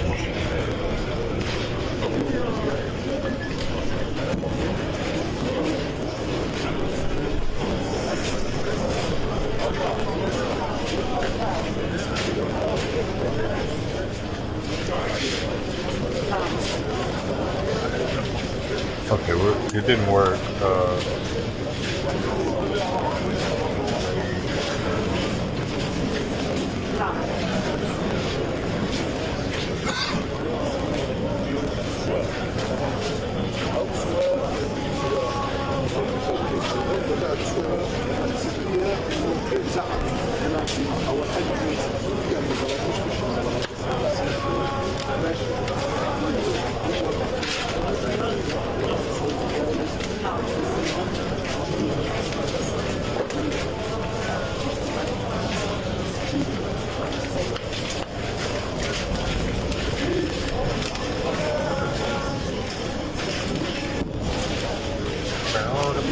Oh, this has some kind of gift thing. I think that it's probably not. I mean, maybe this is a way that I could get them both to have gifts. I might have to pay for it though. I don't know. AI gift. It's going to be like this thing looking. Negative.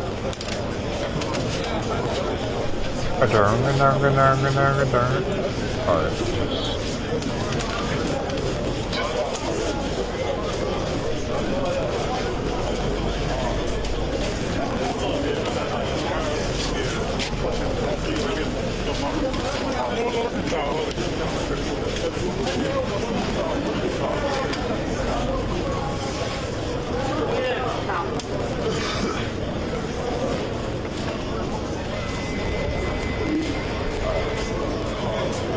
there we go. That's damage out.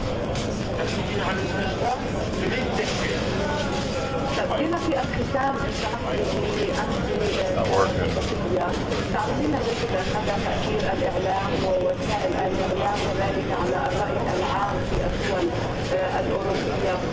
Test ain't working.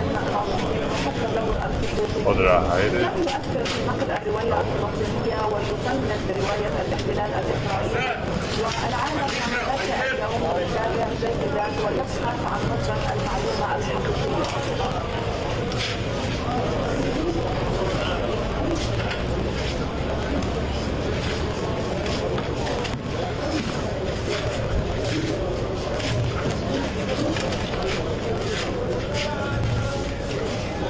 Oh, maybe this will work.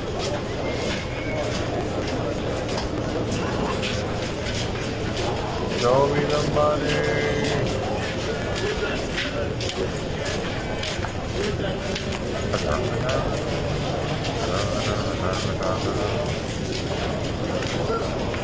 Doesn't work either. It works, man.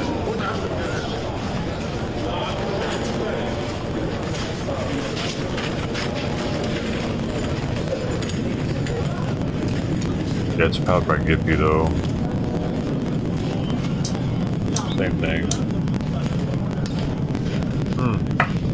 But check it out. If I could have gotten this to work though, or if I do, or whatever it takes, or a grip for it. Let's see. Like I only get 10 of them. What's my plan? AI generated. It's calling it AI generated.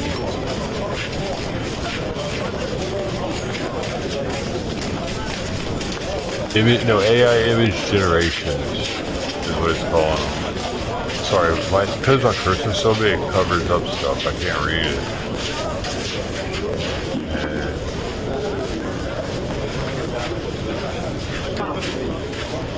So I'm gonna try using it then, since it's not right. So edit, and I'm gonna change it to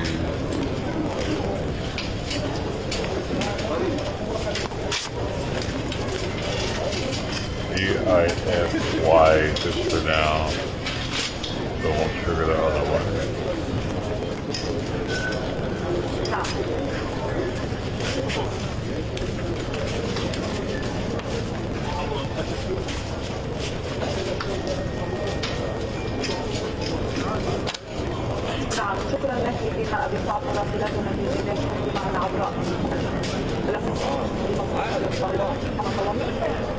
That's good, just like what Hamas did. Okay, that's what the new one said. Let's see if the one that I have brings up the same exact image.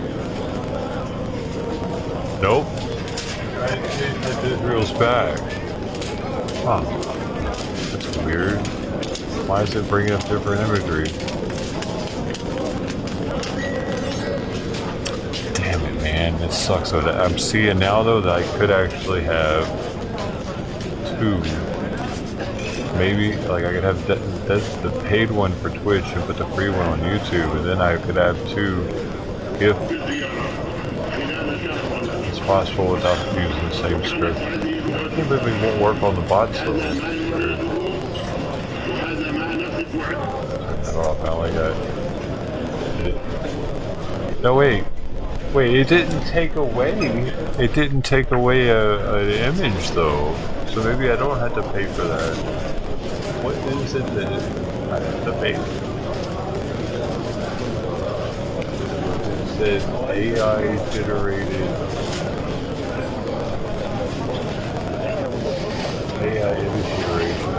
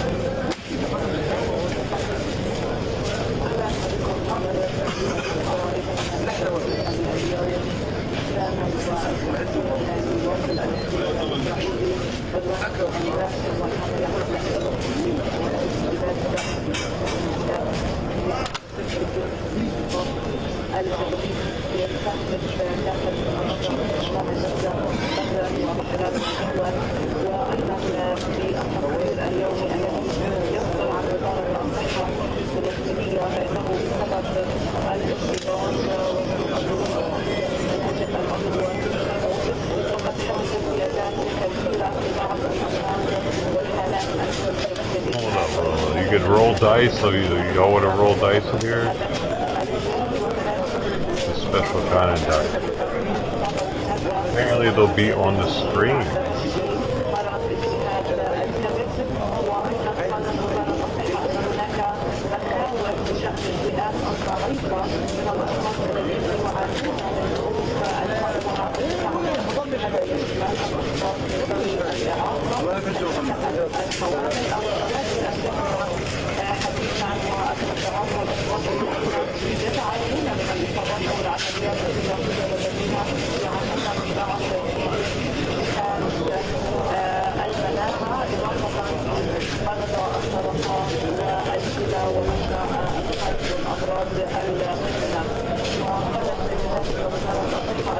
That didn't work, did it?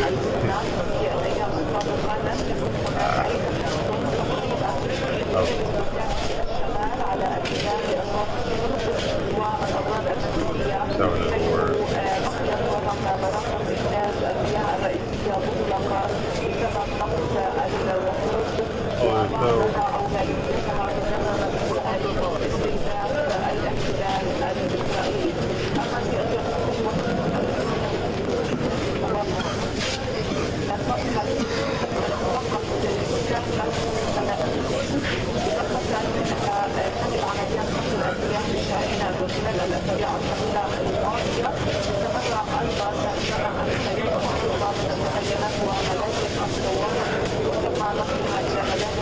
I don't know what I'm doing.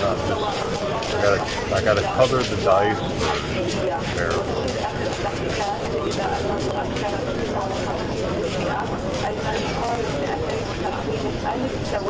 Sure, if I'm actually doing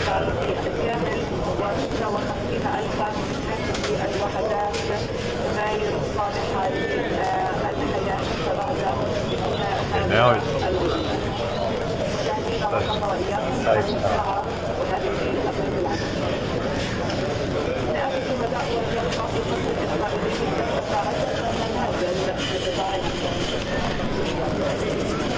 Why is half-baked complimenting my role?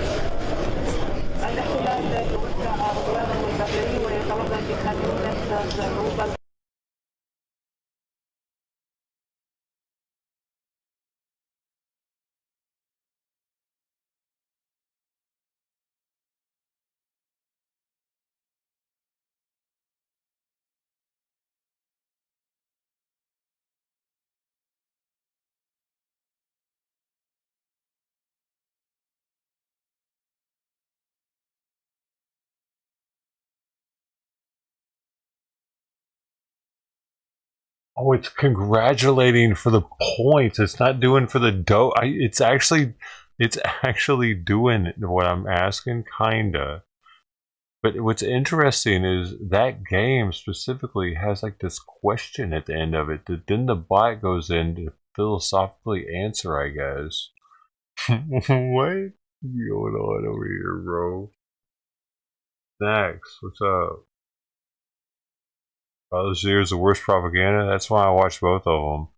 I watched them and I watched the Israeli one. I mixed it up. They're over here. Okay. to be the focus of the next step of the the Israeli ground offensive, that these neighborhoods should evacuate immediately. Also in the late afternoon hours, several other areas in the center and in the north were called upon to evacuate. We're speaking about Jabalia, the old city of Gaza City, Zaytun and Shajaiya neighborhoods.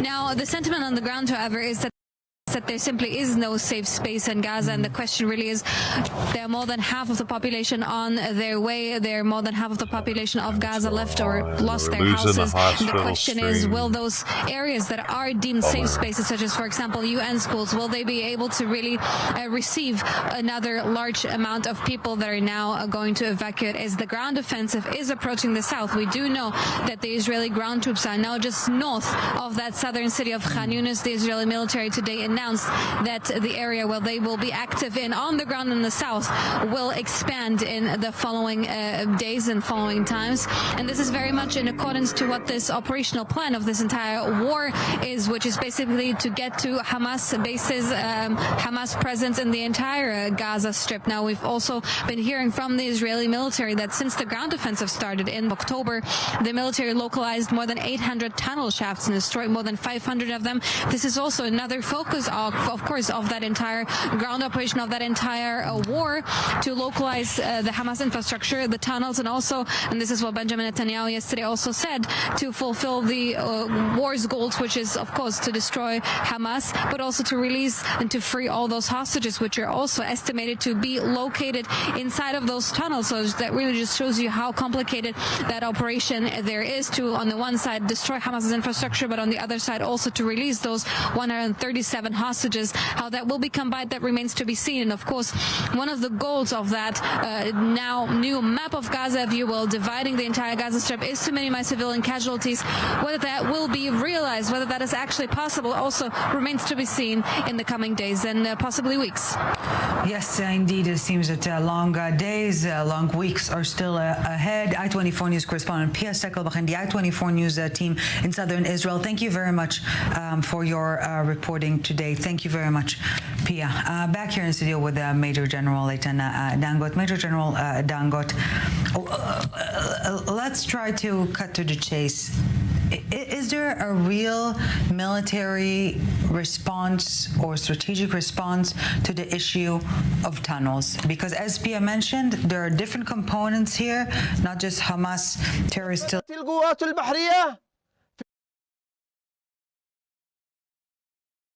Check this out. Mr. Houthi himself. Here, I might as well put this here, I guess. Oh, baby. Don't get too excited, alright? 1080. نفذت القوات البحرية في القوات المسلحة اليمنية بعون الله تعالى صباح يومنا هذا عملية استهداف لسفينتين إسرائيليتين في باب المندب، وهما سفينة يونتي إكسبلورر وسفينة نمبر 9، حيث تم استهداف السفينة الأولى بصاروخ بحري والسفينة الثانية بطائرة مسيرة بحرية. وقد جاءت عملية الاستهداف بعد رفض السفينتين الرسائل التحذيرية من القوات البحرية اليمنية. إن القوات المسلحة اليمنية مستمرة في منع السفن الإسرائيلية من الملاحة في البحرين الأحمر والعربي حتى يتوقف العدوان الإسرائيلي على إخواننا الصامدين في قطاع غزة. وتجدد القوات المسلحة اليمنية تحذيرها لكافة السفن الإسرائيلية أو المرتبطة بإسرائيليين بأنها سوف تصبح هدفا مشروعا في حال مخالفتها لما جاء في هذا البيان والبيانات السابقة الصادرة عن القوات المسلحة اليمنية. He seems serious, dude. Using it as shelter, but also the issue of hostages. The video is exactly 100 likes. This is the second country they have under the ground. This is the places where they feel all the secure to continue to control. And it gives them a lot of mileage to go on. And this is their oxygen, besides the real oxygen they need.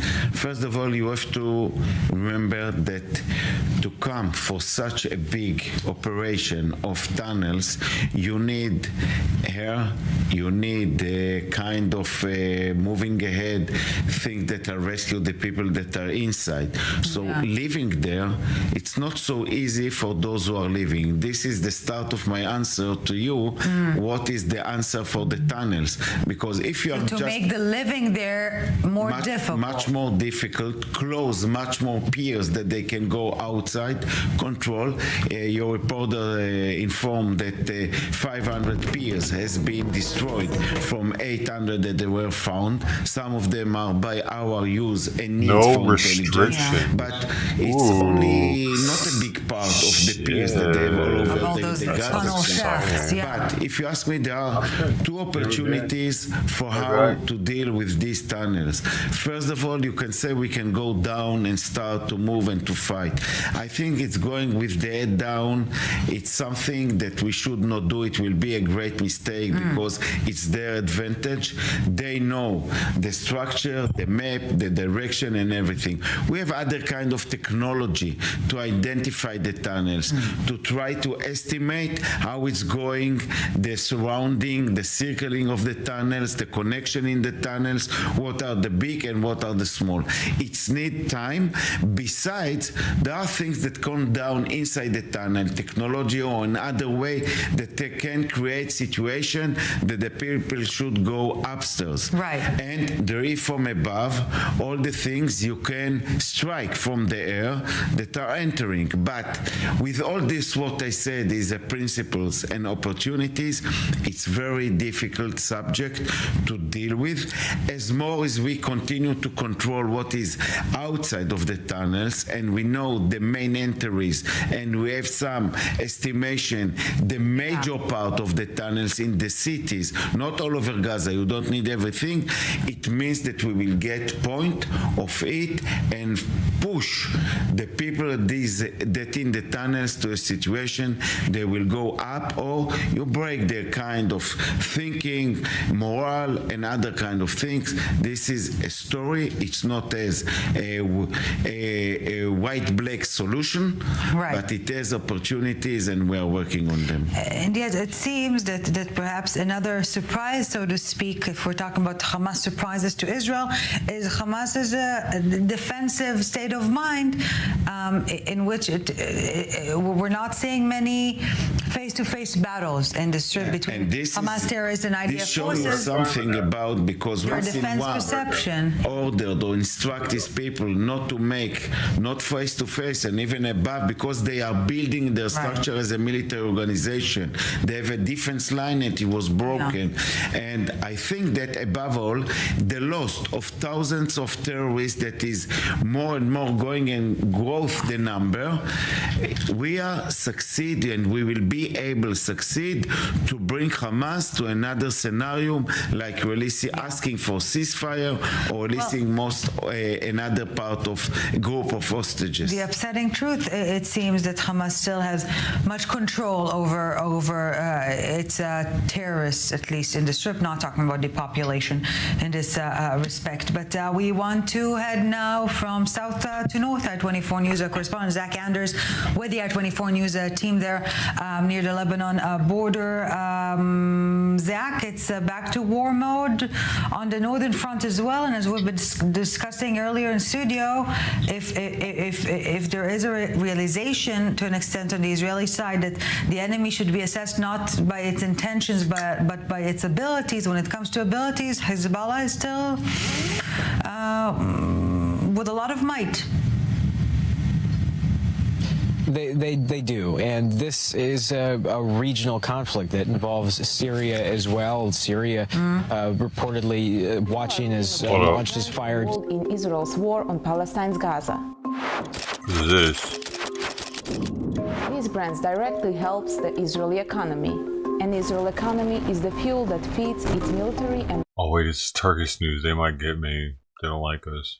and multiple injuries, including civilians as well. The IDF has not confirmed the extent of everyone's injuries, but did earlier in the afternoon say that from the earlier strike that we saw this afternoon, there were light injuries from an anti-tank guided missile that struck near a vehicle, and the debris and shrapnel wounded several, but we're still waiting to hear back on the confirmation of the current status of the other soldiers that were reportedly injured this afternoon, and of the civilians. Several civilians appear to be injured.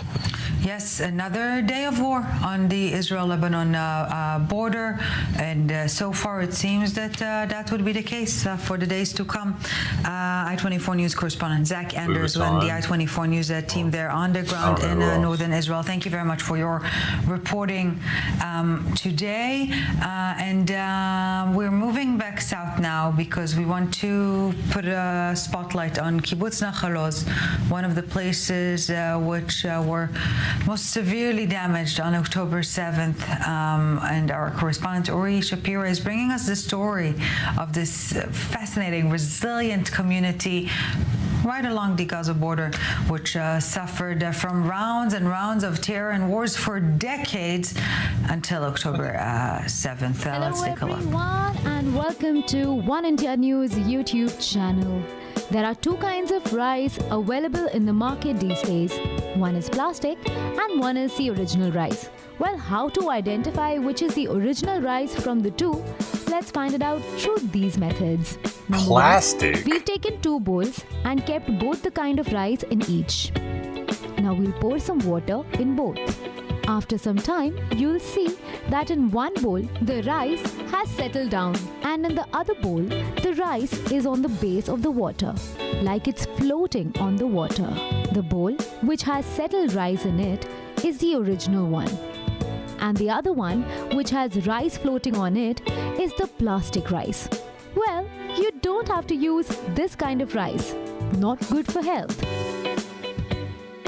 Now take 2 bowls. Fill it with both kind of rice. Now pour some water and mix it well. Plastic? Is this real?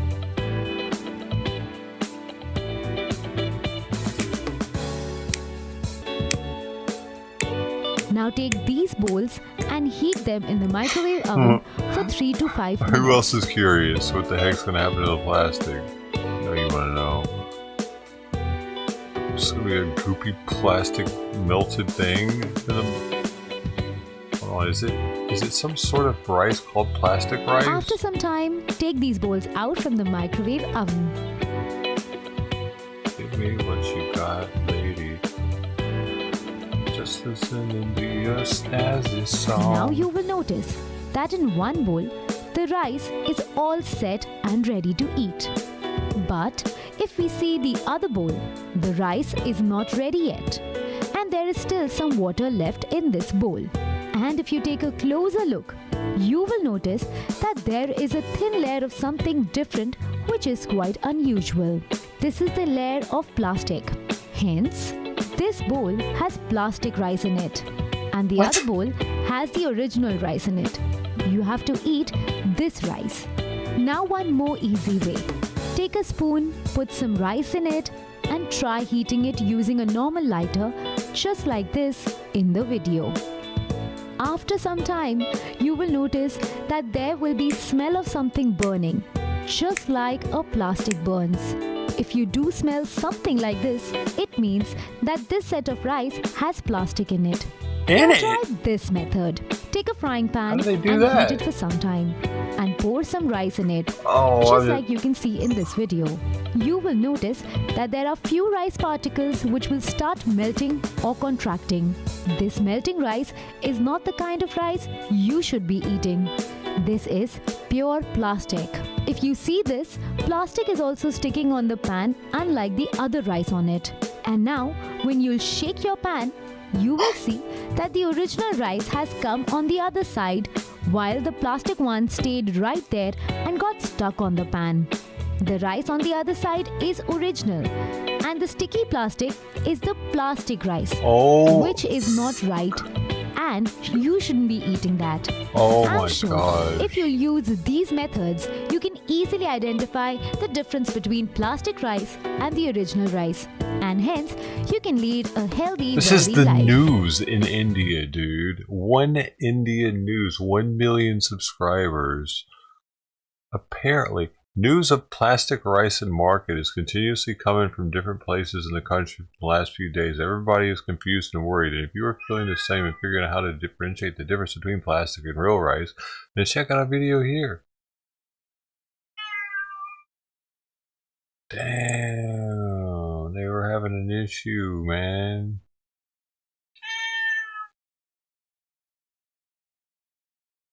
What?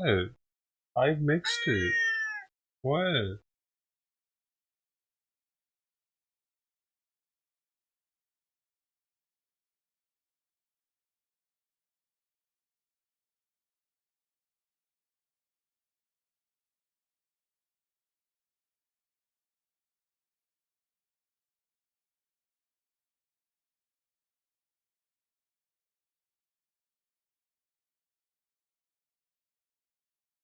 I guess he wants to sit there.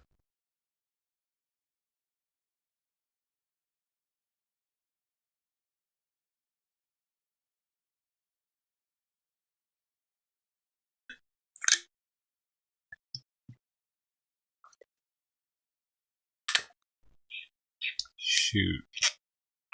Looks like this is over.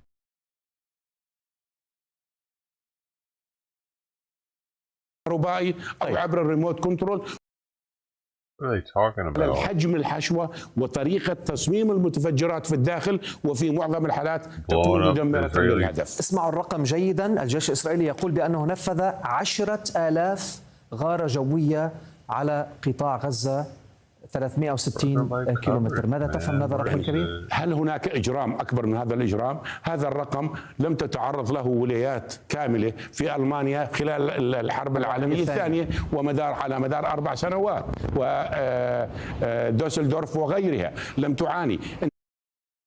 Reserve there, they are doing it professionality, and on the other end, it creating deterrence that they see from that time of the war has begun. Every night, activities by many soldiers all over the West Bank, and you see that another part that I may say, Israel has to calculate its steps towards thousands of people that are used to work in Israel. This is a clock bomb that is running, and we have to give them solution for their salaries, for their way they are now in the street.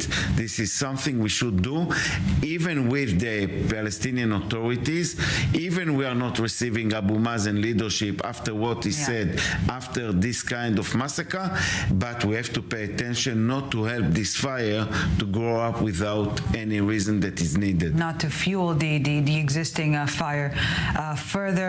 Indeed, initially the Israeli war cabinet will have to address sooner rather than later, before something happens and not after. Also today, Karim Khan, the prosecutor for the International Criminal Court, has wrapped up his first ever visit to Israel, invited here by hostages' families. In a statement closing his visit, Khan called the massacre of October 7 some of the most serious international crimes that shock the conscience of humanity, and also said Israel's response to the attacks is subject to clear legal parameters that govern armed conflict. And all of this raises the question of how Israel should respond to involvement by the ICC, given decades of bitter experience with international organizations, plural, and this specific international organization. In particular, senior diplomatic correspondent Owen Alterman tells us the fuller story. The test for the court looks unavoidable, and the Israeli-Palestinian conflict is eventually heading here, to the International Criminal Court in The Hague, where the massacres of October 7th and the war that followed look set to cross the threshold and someday come into the courtroom. If the International Criminal Court does not act against Hamas, no one will. Who will act against against them. The Palestinian Authority who endorses them, the Hamas regime in Gaza. There's no one else besides Mr. Khan. Mr. Khan is Karim Khan, chief prosecutor for the court, seen here meeting with Palestinian Prime Minister Mohammed Shtayyeh in Ramallah on Saturday, on a trip that also took Khan to Be'eri and Kfar Aza on the Gaza border. And the central event, a meeting at their invitation with hostages' families. Israel has long been suspicious of international organizations, with decades of bitter experience of perceived bias. Broadly for that reason, Israel is not a state party to the emerging ICC. One cannot deliberately target civilians or civilian objects. One can't rape or kill or mutilate or dismember. Willful killing, hostage taking are grave breaches of the Geneva Convention. Impeding relief supplies, as provided by the Geneva Conventions, may constitute a crime within the court's jurisdiction. The message coming from Karim Khan is a careful one. He is under scrutiny from both sides. Given the magnitude, he cannot look away from October 7th. Or, the pro-Palestinian side says, look away from the war. But the young court's reputation will be at stake. And over time, a suspicious Israel will need to decide whether or not to take the risk of trusting the ICC and cooperating with it. And we talk on and on and on about the day after, who will hold the security superiority, who will drop the weapon, who will be in, who will be out. We don't even dare to dream at this truly cruel point in time about the future that is not lacking war, but the future of peace. Well, we don't know what it looks like. It might very well sound like this. God of Israel, God of Israel, God of Israel, blessed be your name. Yair Levy, thank you both so very much for joining us. We've been wanting to speak to you for a while now, so thank you for joining us tonight. So your song, God of Israel, became a surprising hit and even reached #1 on Apple Music, right? So how did it come to being, Karim? Hello, everyone. So the song actually came out when I wrote it. I've been connected to people from Israel the last 4 years, and I remember my friend, she was in the bomb shelter. I was talking to her, and then I was like, I want to really just want to pray for the people there. And I told my guitar, and I started just singing, and from Psalms 105, and the song was birthed actually in the time of the war, and was released in the time of the war, which is crazy. And Yair, you not currently, or yes, currently in reserve duty. Yes, I can see the uniform. Like hundreds of thousands of Israelis, and at the heart of the war, you're thinking about peace. So yeah, it's very surprising for me to wear these uniforms while we released the song in Arabic, in Hebrew, in English to pray for Israel. And as Karim said, it was her idea to release the song for Israel. She's a Lebanese. She, by the way, she can't go back to Lebanon because that she decided to collaborate with me a year and a half, 2 years ago. And this is crazy, but this is for me. Although I'm just wearing my uniform right now, for me to be here with Karim in your channel and to speak about peace, this is like something that I want to send as a message for everyone. We used to think that we need to forget who we are if we want to make peace with someone. But I think that this song is a great message for the future, that we say to each other, me and Karim, for a couple of years already, we say to each other, we don't want to forget who we are. We want to go deeper with understanding who we are, and this is the way to bring peace. And I think this is a very important message that we want to bring to the world. And I think Karim is really brave because she risked a lot. Beyond brave. Karim, tell us a bit about the reactions back home in Lebanon, even though you're in the US, of course, as we speak. Already tested. I rinsed right now, it, no one communicated with me, especially with this release. In the time of the war, it's even worse than last release with me and Yair. This time, people are not communicating to me at all. Of course, they are afraid. But I'm getting some amazing messages from Lebanon, from people. I cannot obviously mention anything about the names or anywhere they're part of, but I'm getting message of encouragement, and they're saying, Karim, this has been our heart. We do not want to be enemies with our neighbors. And some people were offended by me saying neighbors. They're like, no, they're not our neighbors. I'm like, yes, they are. History prove it. As Christian, it's in our Bible, it's in our book. We cannot ignore that anymore. We have to be vocal. They were saying, we thank you that you've been our voice, and we encourage you and we support you, and we are praying, even from here, from Lebanon, we are praying for Israel, that we do not want this conflict anymore. News There's articles many on messages like this. I shared them with Yair, many of them, and it's just been something really wrecked me and made me cry, knowing there is people like they're standing and that their belief of what we are doing too, And I'm listening to you, and we are talking a lot naturally about how social media is playing a key role in spreading hatred and violence and terror, but the success of your song shows that so many are eager to the exact opposite. It was so surprising. I can tell that I'm still in I'm somewhere around Gaza, and I got a message from Sean that he's collaborating with us in this song, and he sent me that we used to be first on iTunes. Yeah. And this is something that means that, you know, while we are doing this collaboration, we get a lot of threats from people from all over the world, but especially from the Middle East. For us, is a sign that we're doing something good. The voices of peace, really the voices of peace, not in theory. Karine Vasili, Yair Levy, thank you for helping us wrap up this broadcast with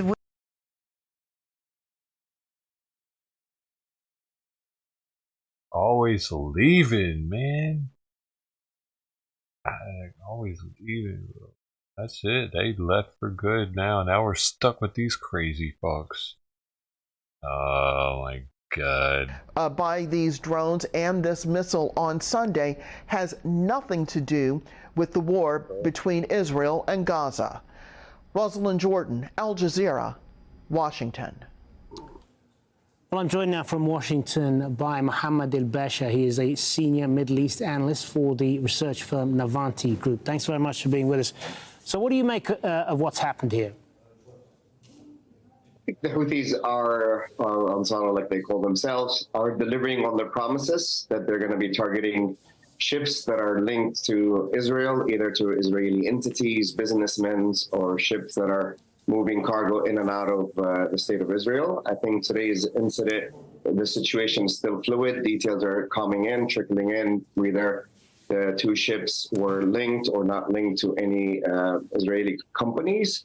But at the end of the day, the Houthis are delivering on their promises that they're going to continue to target Israeli ships. Dude, it's real. 2015. A week ago was linked to an Israeli billionaire, and they will continue most likely also to fire drones and cruise missiles on Israel. The High Court to hear a plea on Chinese plastic rice. Delhi High Court, Wednesday. And I know I'm asking you to the rice speculate made a little out of bit plastic here, imported from China was being sold in the country and sought testing of samples. By the Houthis. Are they getting directions or guidance from Iran at all? That the plastic rice was being sold by mixing it with real rice. Well, there's two things happening at first. During the pause and the ceasefire, the Houthis have paused all attacks on Israel, either with the cruise missiles or drones, and they also have paused the maritime operations targeting Israeli vessels. So that tells me that according to what they say, people ate plastic out there, dude. Resistance, which here in DC is linked to the Iranian threat network, that they are coordinating Chinese are operations. fucked up, man. What are they doing? Perhaps more proximity precise airstrikes will be linked to Hezbollah, to entities like Hamas, to the Palestinian Jihad. I tell you what they're doing. Capabilities are going to be focusing more on the Red Sea, there's coordination within the axis. And where do you they see literally the all US's sound like that. role in all of this?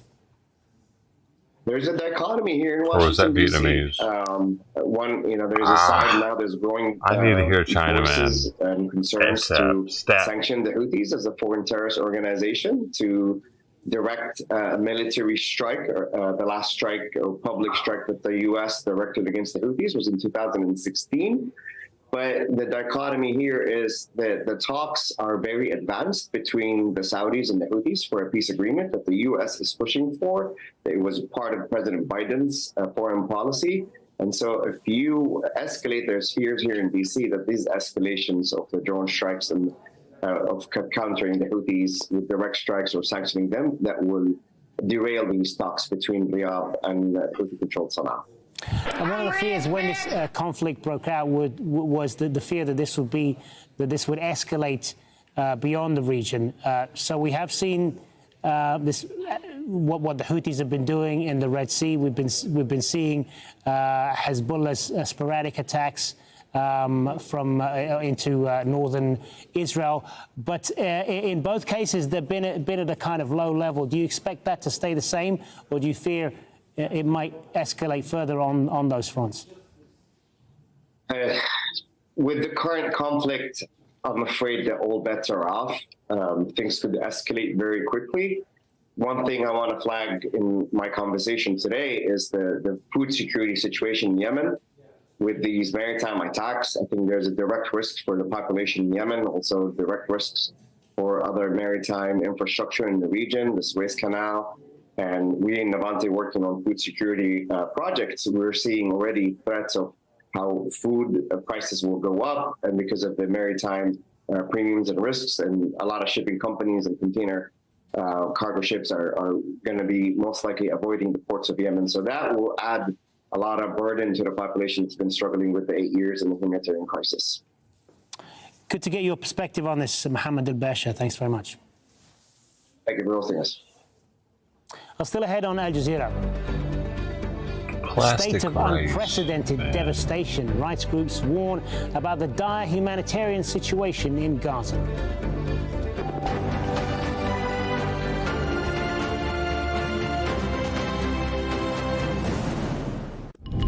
Apparently in China, plastic is cheaper than rice.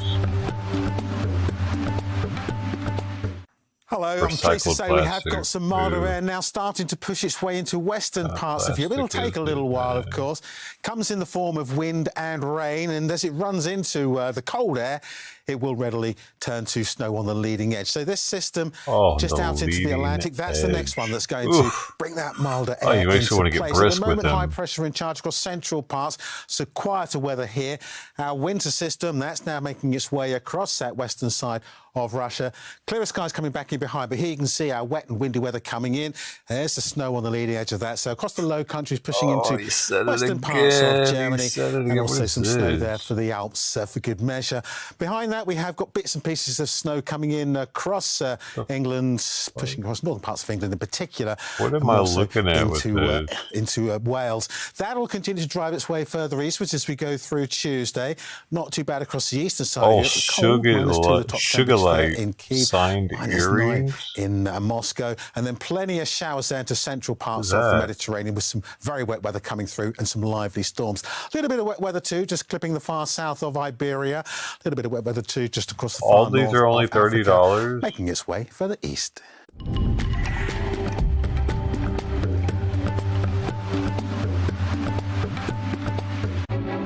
That's that bling bling, bro. Diverse cultures. Examining political discord. But you're not on a cruise, you're sailing with us. They're talking. You can make. We had this one at $49.99, but guess what? It's Sunday. We're going to make you a very special deal on that. What is that thing made out of? Call me and make an offer on Steel? it. Yeah. All right. Give me a final clock. It's Let's plated. go. Did I do a final clock? Oh, is he saying $5,000 for it, maybe? Need 55 or more, got 50. 60, need 65, 60 to bid, look at the bid, 65 or more. 60 now and I need 65. 60 now and I need 65 or more. 70. Close-up of the proof sets. I'll do that for you in a moment. 3-carat 20 in tanzanite. Natural diamonds as well. 14-karat gold. Tell you what I'm going to do. I'm supposed to sell that for $14.99. Sunday special. First caller, $999.97 on that.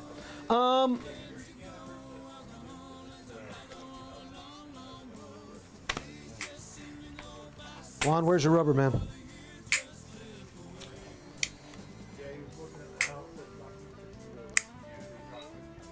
Yeah, they had the wrong graphic. The wrong graphic scanned through.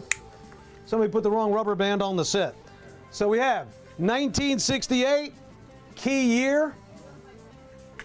1969.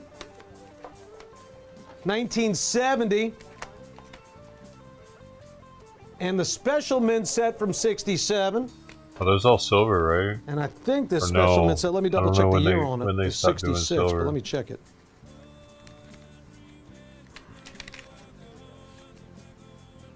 Yeah, and 66. So we have 66, 67, 68, and 69.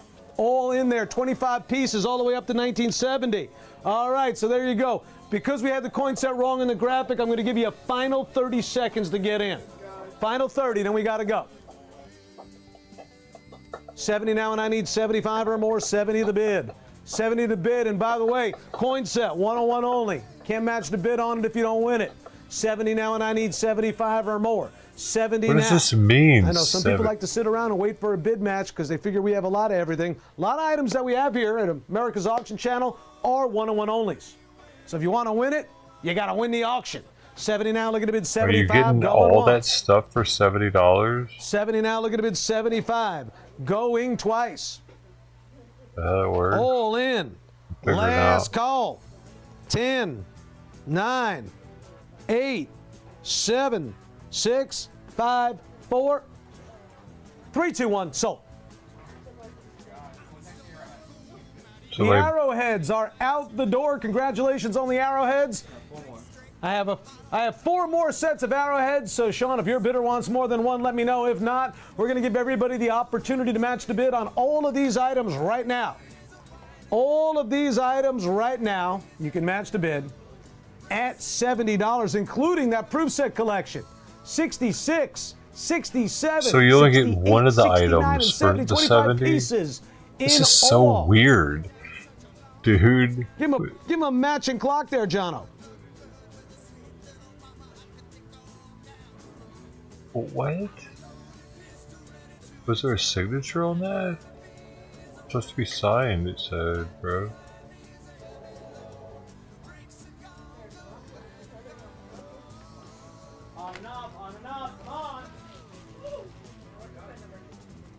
Dude, it sounds like Wolf of Wall Street on this one too in the background. 25 piece going out, thank you. I was a 101 only. I wish I had more. Those earrings are fantastic. Do have another set of the arrowheads available as well. So, is it an auction or not? What is this match bid shit? If that was a 101, the clock hadn't ran out yet. Why did he just say, okay, that's it?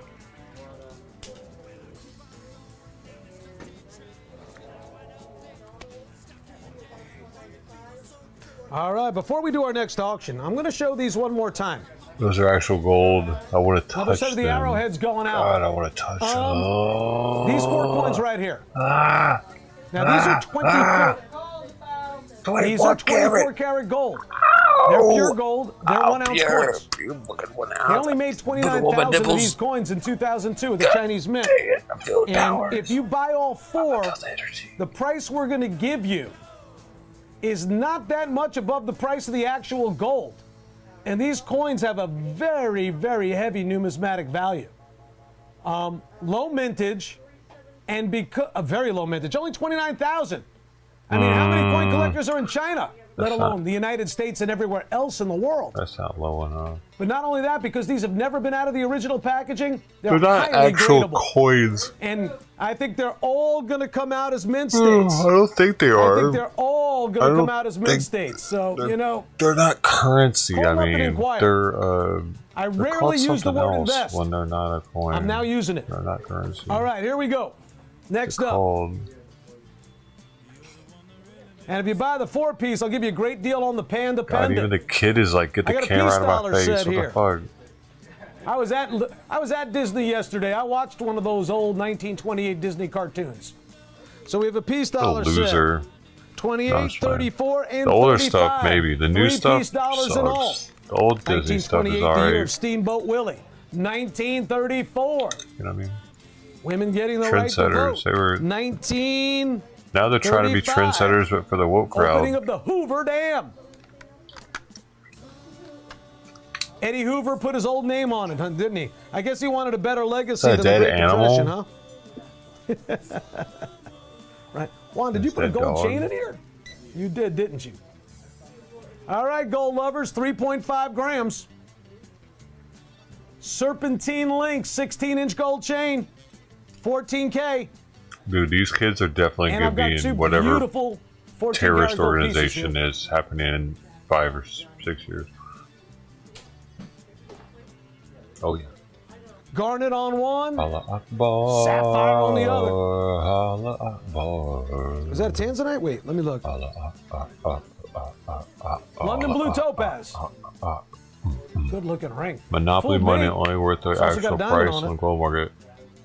Oh, what? That's got heavy gold diamonds and a straight red Monopoly garnet. money. All right, 60 seconds. Let's go. It's an auction.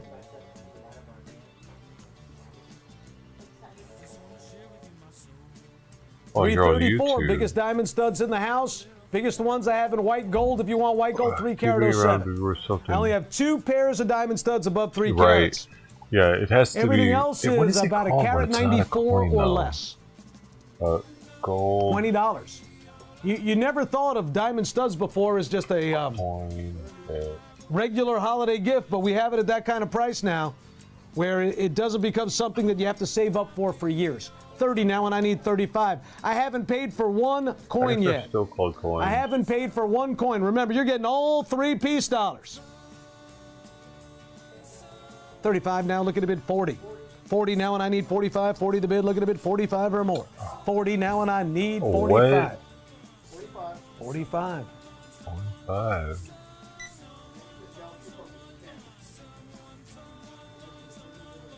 It sells elsewhere for $46,000.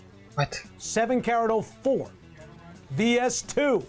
I'm asking less than 20,000. Make me an offer. What? 45 is the bid. Final 60 seconds. Let's go. Dude, I got that thing for $10,000 or something. Why did he 60 get it so now, and I need cheap 65. then? 60 now.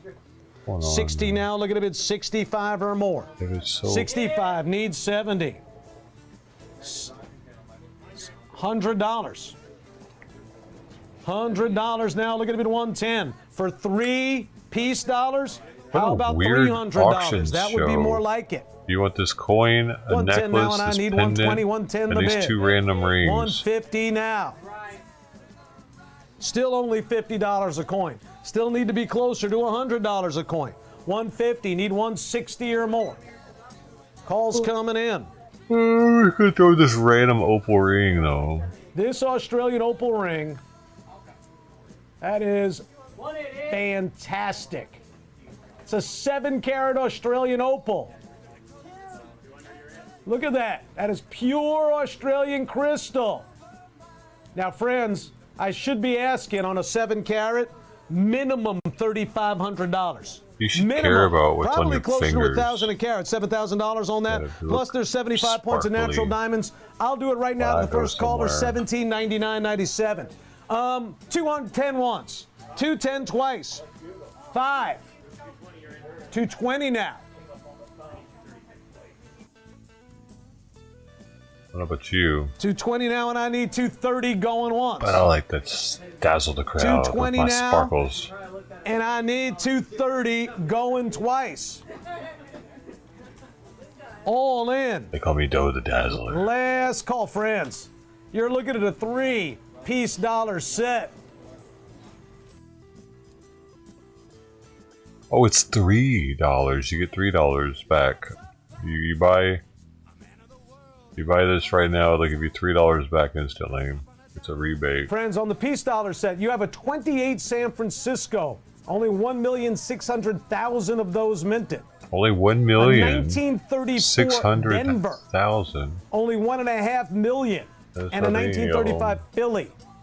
Only about 1.5 million. So these are all pretty close to AUBU.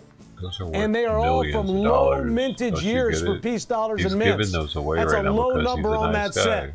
I'm at $220. Why are you Look at a bid, talking about? 230 or more. Going once. 220. Going twice. 5, 4, 3, 2, 1. Wow, that is such a low number. Yeah, What the is- gold chain right here. what is he You wanted to see the clasp?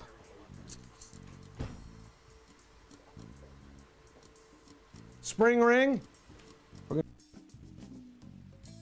10, 9, 8, 7, 6, 5, 4, 3, 2, 1. Sold, and that is gone. Congratulations on that. Taking a piece dollar set. All right, ladies and gentlemen, you can match the bid on the remaining items. I don't think I didn't even feature this. How did I miss this? Friends, look at that. Look at that floating pearl and diamond pendant. That should have been about $500. That should have been about $500. If you match the bid on that at that price, you're stealing it. I mean, those are natural diamonds. It's about you can still be like, no, how long do people have to match their and yoink it out? Matching on the garnet ring, thank you. Still have the topaz ring. Choice. And you can't buy this gold chain for this price anyway. So do you only shouldn't be able to buy this gold chain for this price item here. for $220?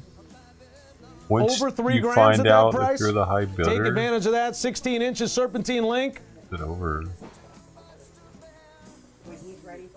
But this right here, that's the deal. I don't know, dude. I shouldn't be able. Look, I couldn't sell you the diamond for that. Oh, price. he. What did he match the bid, take? you can take Something's advantage missing, of it. right?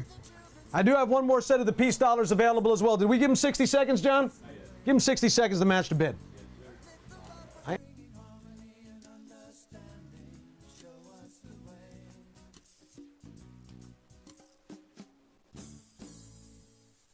You muted, man. That guy.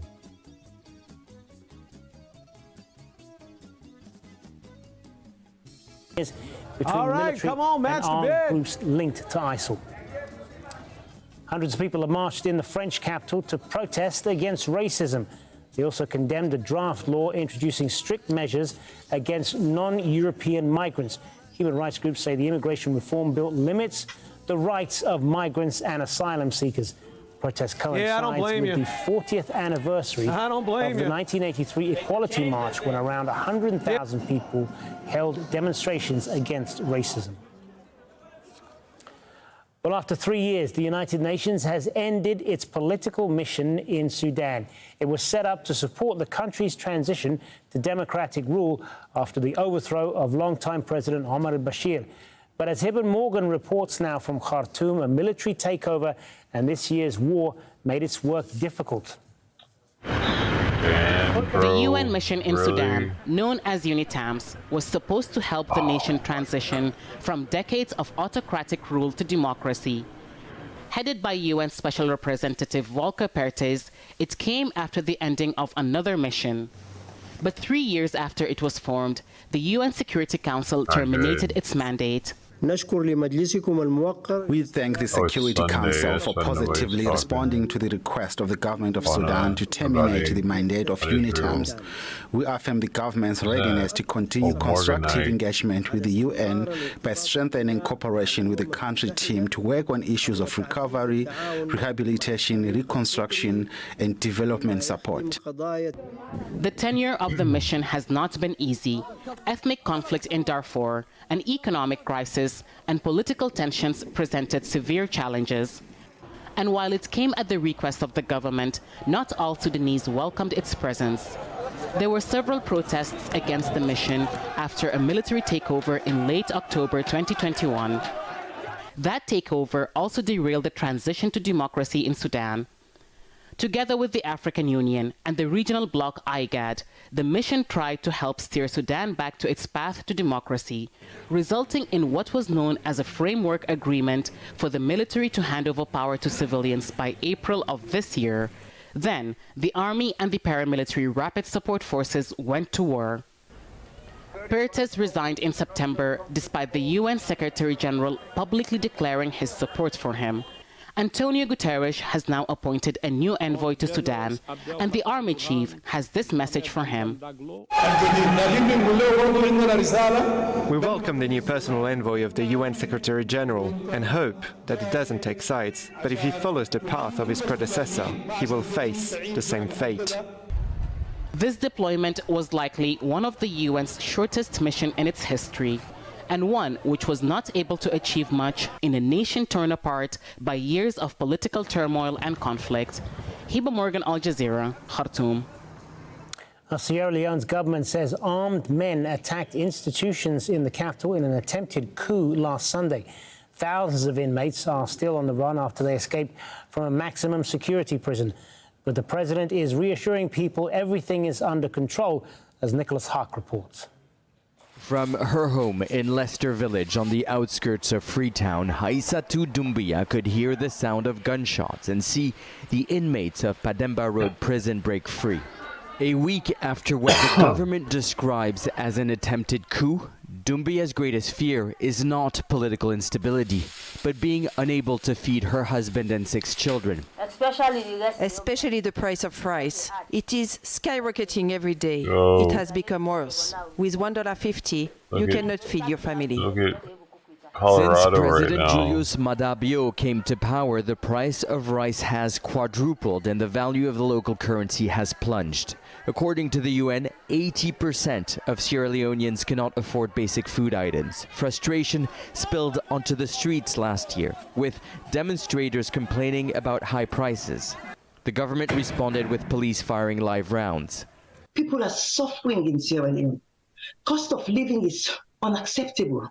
The salaries cannot even survive for 1 week. So it's easy for the soldiers to believe that if they stage a coup, they will be welcomed. President Bio, who staged a coup of his own in 1996, was re-elected in a contested presidential vote in June. Now he's trying to unite the population after last week's rebellion, the latest coup attempt in a string of military takeovers in West Africa. During an interview with Al Jazeera in October, President Bio said some coups were a good thing. We should collectively make the effort to understand why this trend has picked up so quickly. Corruption, growing inequality, and a lack of trust in aging politicians seen as out of touch with a young population struggling to survive.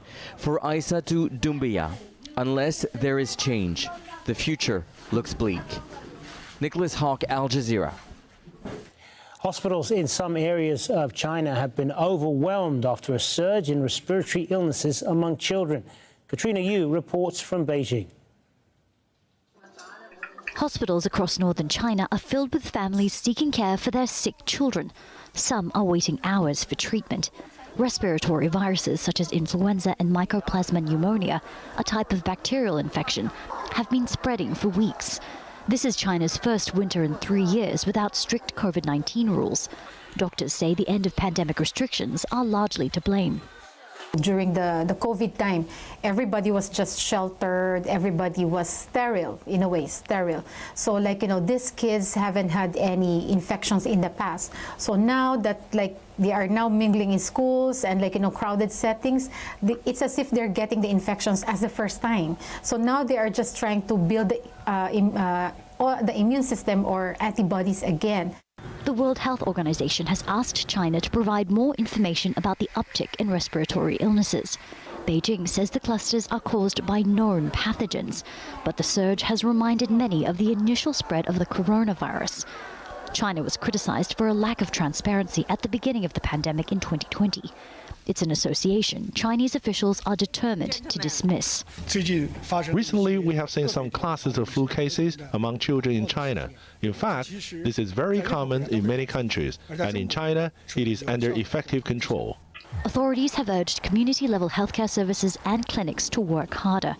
This is Beijing Children's Hospital, a top pediatric facility in the city. Recently, they've been receiving more than 9,000 patients every day and have been forced to expand their capacity and number of beds. Aww. This private hospital has temporarily lowered its fees to ease the demand on public facilities. But the advice across the board is the same. Right now that we're seeing surge, it's better to put on the mask again and then practice hand washing. Though the lockdowns of the COVID-19 pandemic are over, doctors here say many of the habits learned during that period should be observed again. Katrina Yu, Al Jazeera, Beijing. Let's get a roundup of the latest sports now. Here's Sana Hamouche. Manchester City have dropped more points in the English Premier League title race. City shares 6 goals with Tottenham.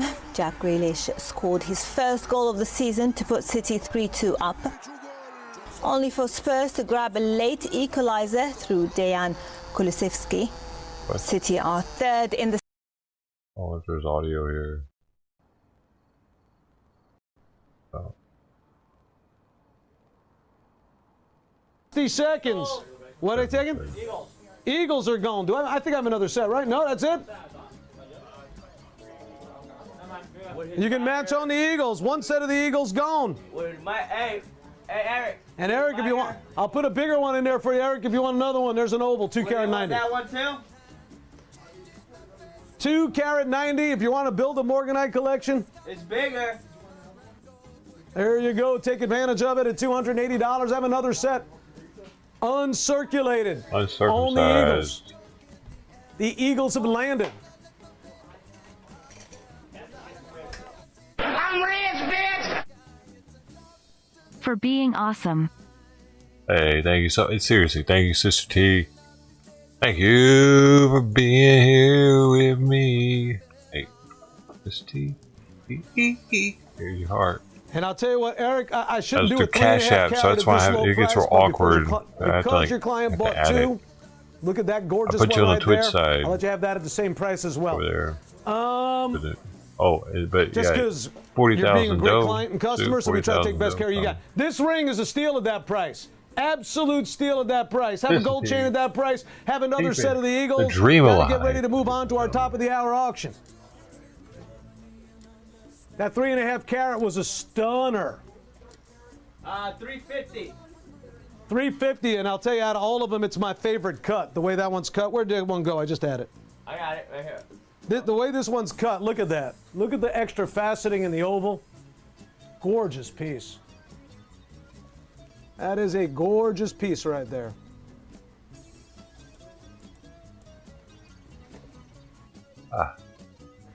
We are going to be moving on to our next auction. I still have another set of the Eagles available too.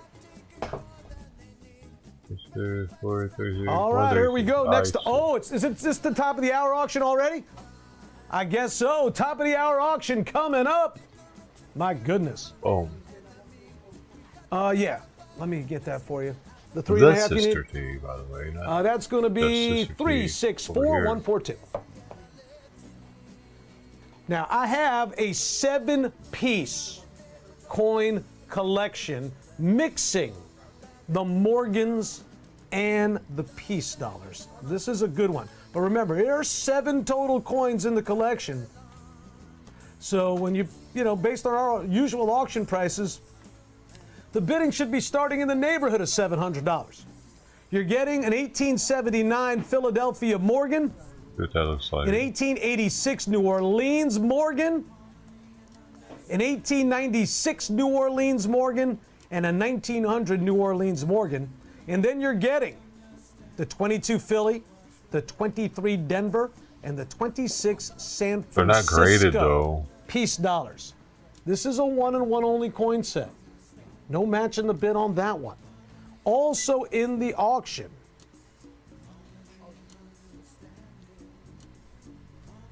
$1 carat 24 diamond studs. A carat 24 VS. They are lab diamonds. Martini mounts. Screwbacks on those. What do they sell these for at Blue Nile? Well, they sell their 1 carats for $1,400, right? Well, there you go. A carat and a quarter at Blue Nile is $1,760. The largest seller of lab-grown diamond studs on the internet. They're asking $1,760 for a carat and a quarter. I got a carat 24 on stage, so let's make it $1,759 for ours, right? $1 less? How's that for a ring? 94-point diamond, VS, 14 karat gold mounting, size 6, colorless. A colorless VS diamond should be asking a minimum $1,500 on that. I'm at $70. I haven't even paid for 1 coin yet. Not a 1 coin. Right. How about this one? It's beat up looking. What are you talking about? What that one? Quarter This one you carat get at the of pawn diamonds shop. for the men. 1, 2, 3, 4, 5. Look how the brushed finish and the high polish finish kind of come together on the knife edge. That's I from like use. that. Currently a size 9 3/4, The completely finish, sizable. the Most brushed importantly, it weighs finish. 8.1 grams. That's a heavy man's ring right there. So we've got the 7-piece, the men's ring, the studs, the beautiful solitaire. So what you're saying, this is worth like $10? $70 bid. Or 70. Let's give it a 60-second clock. Here we go. My fucking gosh, dude. I get so sick of seeing the babies, man. They look, they're over here. They're every one of these stations puts babies on. 150 the bid. Put this over here. I'm sick of seeing the babies, dude. 150 now, and I need 160, 150 the bid. Look at the bid, 160 or more. They want the world to see their dead babies. That's all they've ever wanted. They're finally getting what they wanted. You should feel happy for them.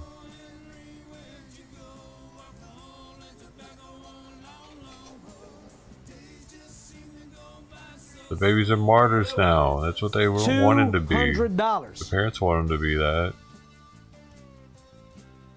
They made their parents proud. My baby was a martyr for Allah tonight. Allah Akbar, Allah Akbar, yeehaw, motherfucker, where them Americans at? I'm ready to blow up now. Where's my vest at? Where's my vest Did I already have a clock? And I'm at 200? I'm only at $200 on 7 Bitcoin's Morgans. pumping right now. It's about to go over 40K. On diamond studs. On an 8.1 gram men's diamond ring. Weird. While we are waiting for you to come to your senses and start bidding here.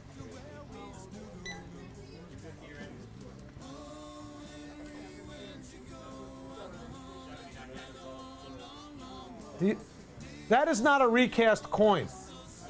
This is a Greek Constantine the Great. Coin Why goes is it back to about mounted in a 300 necklace AD. then if it's so awesome? It is in an 18 karat gold bezel and bail, and it is an 18 karat gold chain, 20 inches. But this coin, I'm hungry. this coin comps out at about $1,800 in a 14 karat gold chain and bezel. There you go. And look, that coin is nowhere near as good a condition as the bronze one that I have up here. The bronze you have on stage is patinaed. Look how remarkable this one is. And it comps out at $1,800. $999.97, or make me an offer that gets me close. I'm at $350. Let's give it a final 60 seconds. So comfortable. $999.97 on Constantine the First. Come on. Come on. When have you ever seen a 2,000-year-old coin that looks that good in bronze?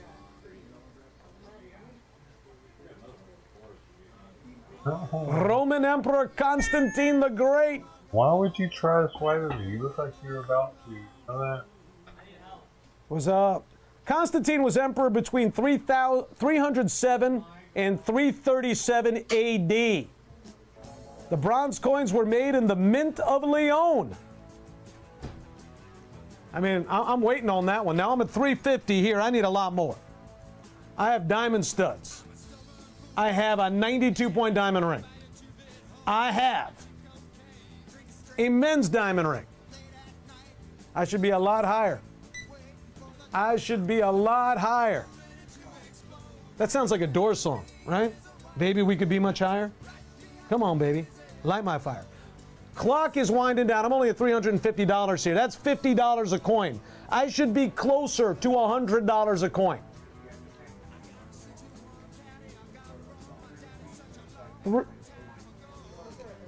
$350 going once. Looking for $360 or more. Calls are coming in late as expected. How many times you thought it was only one stack? $360 now. How about 1,000? Or at least $750? This is Tiffany, $370 now. This is Tiffany, 18 karat gold. If you want to buy yourself Tiffany or buy someone Tiffany for Christmas, I'll get you a deal on this. Tiffany could never match or wouldn't match. All right, $390 now, and I need 4. $390 now, look at a bid, 400. $390 now. $390 now, look at a bid, 400. 400 going once. 400 going twice. 7, 6, 5. Amanda's giving me the high sign back there. 450 with Amanda. She ain't kidding around, Eric. 450 once. 450 twice. I thought Amanda and you were friends, Eric. 5, 4, 3, 2, 1. Sold. Taking the diamond ring.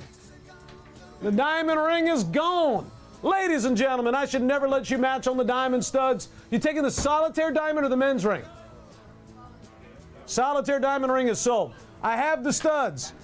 I have the men's ring.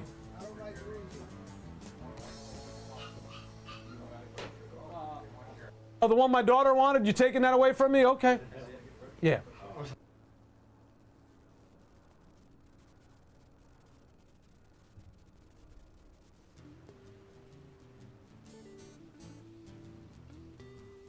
All right, 60 seconds to match the bid. Hey, 450 is an incredible piece, is an incredible price on the 7-piece.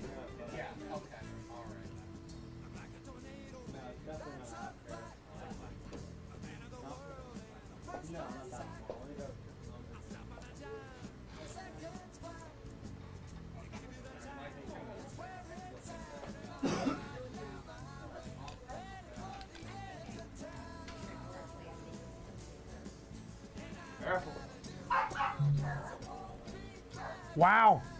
I'm keeping the 7-piece. I'm keeping the studs. 8.1 grams and a quarter carat of diamonds for the men. That's a killer men's ring for that price. How many grams is that? 8.1, I believe. That was right. 8.1. Size 9 3/4.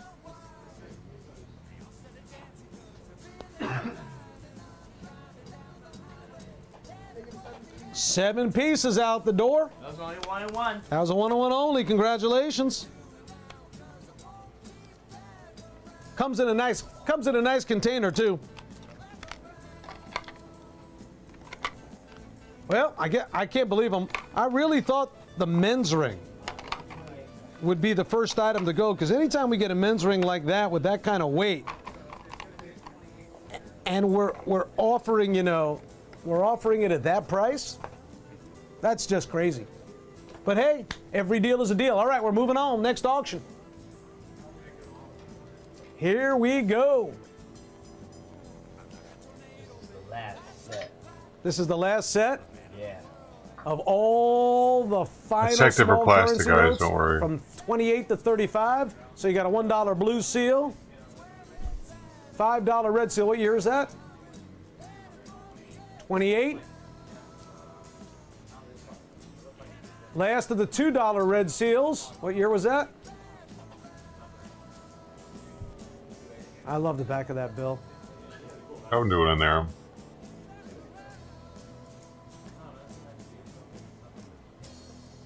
And there you go, green seal $10 old? note. What year was that? Green. 1934 on that. Oh, that's a 34? So you've got the 4-piece set. Wow. The last, they're all like kind of like the last of their kind in the $1, $2, $5, and $10 varieties. I remember Also that from the $10 coin though. department separately, 5 large coppers, 5 pre-Civil Wars, in great condition. There's a 54. James Polk.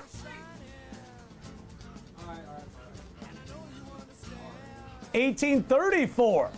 Andrew Jackson. Music really makes me want to buy something.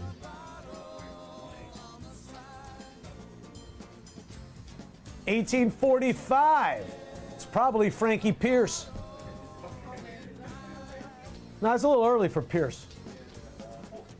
Jimmy Polk, there's 1847, also Jimmy Polk. Great condition.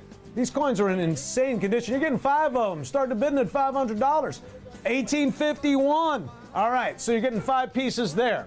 Bitcoin about to go over 40K or what? 25 to bid. Oh, we got something real rare too. 25 to bid. Oh, they're gonna get this one moving probably. We do have a beautiful. Now look at these.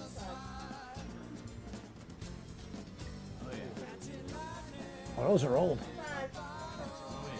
From the Federal Reserve Bank of Cleveland, untouched roll of dimes. Early Roosevelt dimes. Oh, they've already opened it. They've already opened it though. Who knows what you're going to find in there? You might find some rare ones. We haven't touched it. Yeah, okay. End of it's all messed up. 1956 Philly original uncirculated Roosevelt silver dimes. And then that is an insane opal. Off the charts with color. All right, 60 seconds on the clock. What's the carat weight on that opal? 2 carats, about a $500 opal. $500 opal. We should be about 500 on the coins. Let's see where this auction goes. Oh, I get. You bid on everything, but you only get to pick one thing. I think everything in this auction's a one-on-one only. Here we go. Trippy.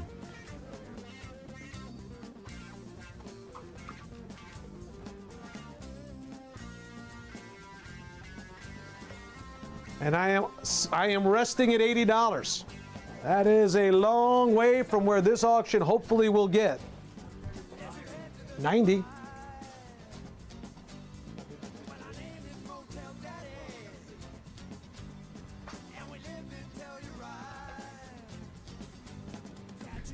Like he's had to check the prices on all this stuff. Got 90. Need 95 or more. 90 the bid now. 90 now. Luckily, this is the first clock. I got a long way to go.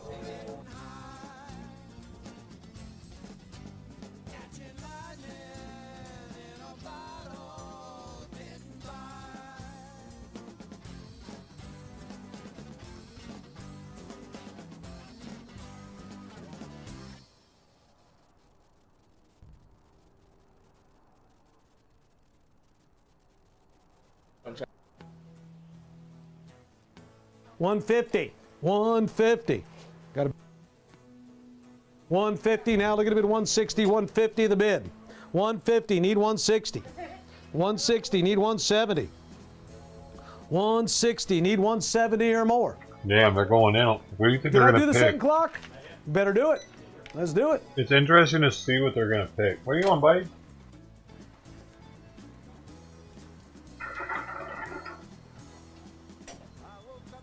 Still haven't had an offer on the men's bracelet yet.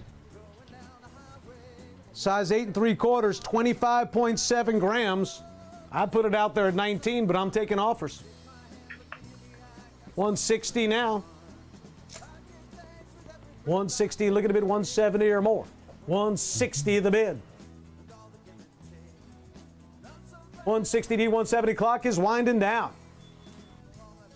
Yeah, 8 3/4 inches, over 25 grams. That's a heavy men's bracelet in 10 karat. I put it out there at $19.99. Gold is skyrocketing. I'll sell it. I'll sell it for less if you make a reasonable offer. You can always try to make me an offer. If I can't take an offer on a piece, I'll let you know in advance. I'll always tell you when I'm at the bottom of my pricing. I'm at 160 now. Look at the bid, 170. Going once. 160 now. Look at the bid, 170. Going twice. 7, 6, 5, 4, 3, 2, 1.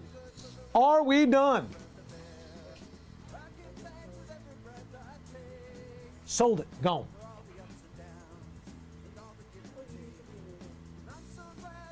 What is our winner taking? The dimes. She dropped dime on me. Like I said, 101 only. 101 only is gone. Match the bid on the remaining items as of right now. The dimes were opened already? Match the bid.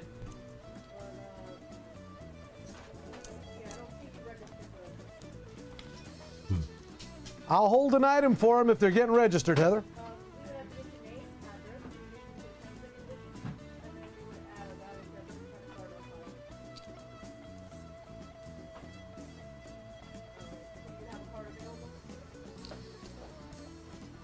A winning lotto ticket. Is it expired?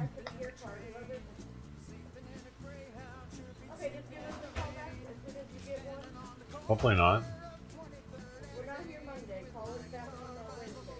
What are you taking? Today's our last day, then we're off Monday, okay?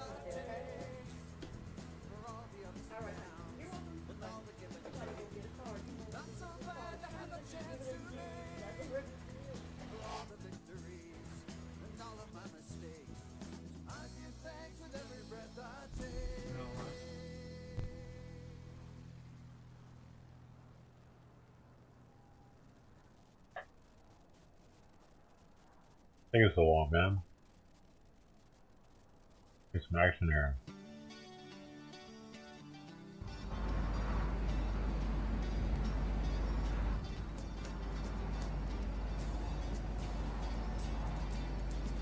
Dude. All right, come on in. I can't believe that coin set's still here.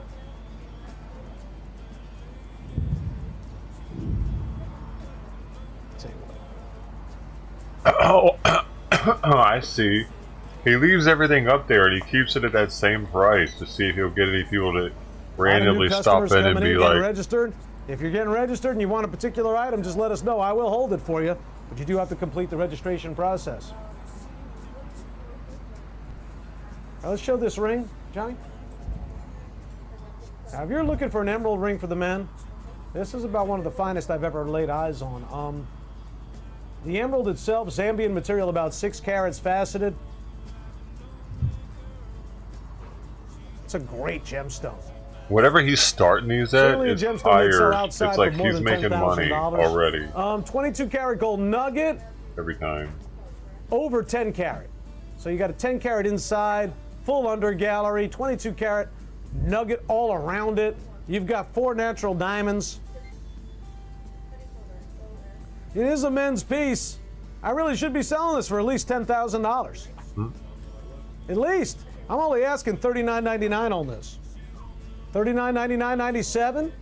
You can make me an offer. It's really one of the best looking. It's on clearance. Men's rings I've ever laid eyes on. Take advantage of that. It's right there for you.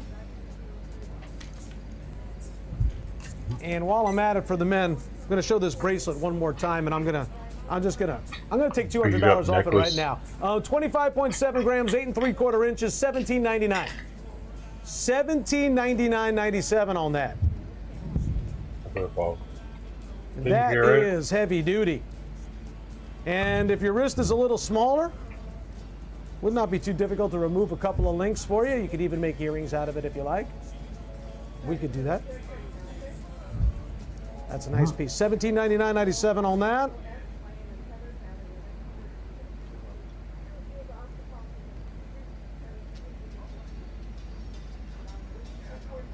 Oh, you want an emerald ring for the ladies? I'll show you one of my favorites really quick. And then I've got to get on to my next item. That's this one right here. Look at that emerald. That gemstone is phenomenal. Oh, it's not. It looks like it's dirty or something. 3 karat 15 Zambian. Natural diamond mount. Nice wrong with that thing? ornate It's that the filigree fucking work in facet's gold. not even shiny. $19.99.97 on that one. And if you want a package deal on both emerald rings, let me know. We'll make it. We will. We'll package them up, his and hers, for you. Simon, we do what we can with packages. Juan, we ready? All right, let's go. Next up. Wow. Oh, we got a Walking Liberty set coming up next. There you go. $50 Walking Liberties from 34 to 37. So you got one for each year. 34, 35, 36, and 37. 4 Walking Liberty silver $50 from the era of American silver coins.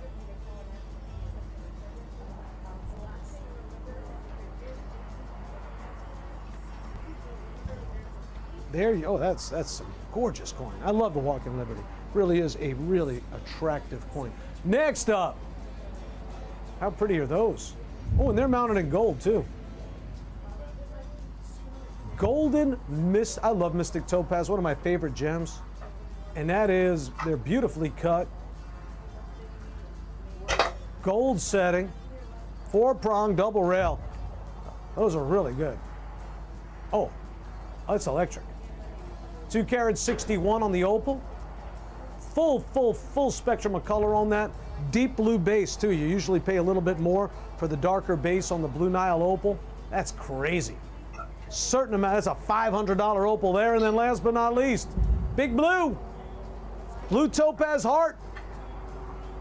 That is gorgeous. Mounted in gold with diamonds, about 4 points.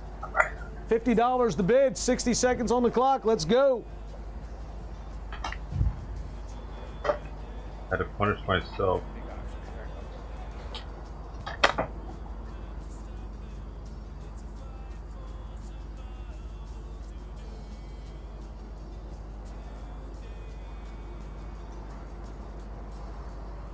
Are delivering on their promises that they're going to be targeting ships that are linked to Israel, either to Israeli entities, businessmen, or ships that are moving cargo in and out of the state of Israel. I think today's incident, the situation is still fluid. Details are coming in, trickling in, whether the 2 ships were linked or not linked to any Israeli companies.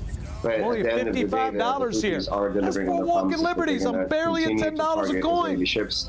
They've hijacked the Galaxy Leader, which was linked to a week ago, was linked to an Israeli billionaire, and they will continue most likely also to fire drones and cruise missiles on Israel, even though it's not effective because of the air defense regional system. But it's very symbolic at this point. There's 2 things happening at first. During the pause and the ceasefire, the Houthis have paused all attacks on Israel, either with the cruise missiles or drones, and they also have paused the maritime operations targeting Israeli vessels. So that tells me that according to what they say, that they are part of the axis of resistance, which here in DC is linked. I'm only at $60. Now I've only had 1 clock, so let's do another one. They are coordinating operations, so I could assume now that perhaps more proximity precise airstrikes will be linked to Hezbollah, to entities like Hamas, to the Palestinian Jihad. And the Houthis, with their current capabilities, are going to be focusing more on the Red Sea. So definitely there's coordination within the axis. Joyce Karami is a senior editor at El Monitor, an independent source of Middle East news and analysis.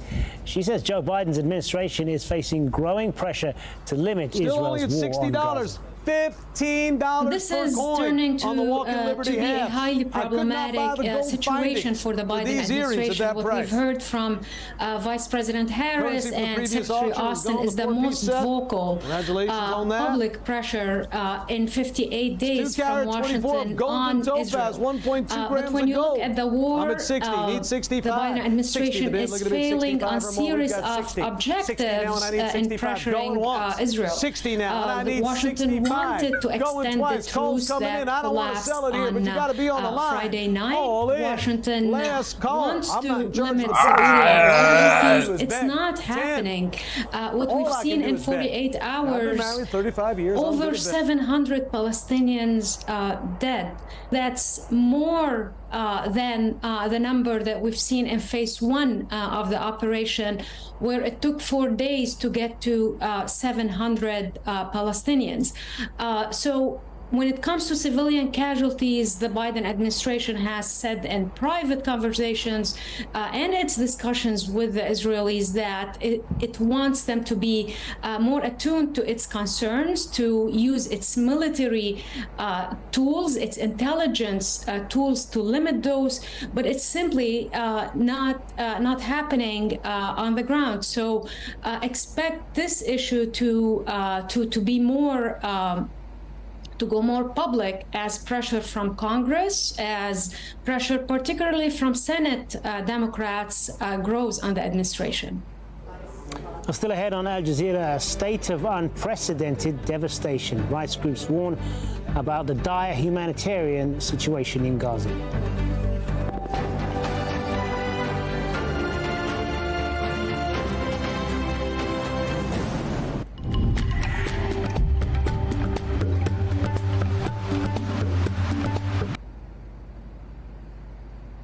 State 60, half ounce. Get it at the old price. You're not going to like the new price. $100. Only 812,000 of those minted, taking offers. 100 once, 100 twice. Looking for 110 or more. 5, 4, 3, 2, 1. They're still coming in. They're rolling in slow today.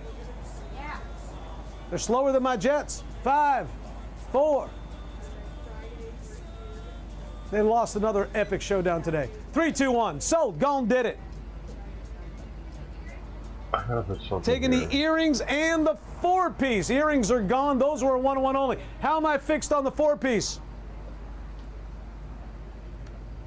I have one more 4-piece. Match the bid on the remainder. 60 seconds. You stole it legally on television. And the last 4-piece is gone. Look at my lonely opal, and it's the nicest piece up there. That should be $100 a carat, not $100. What a gemstone that is. It's on fire. It's electric. John, you probably did a pretty good electric slide back in the day.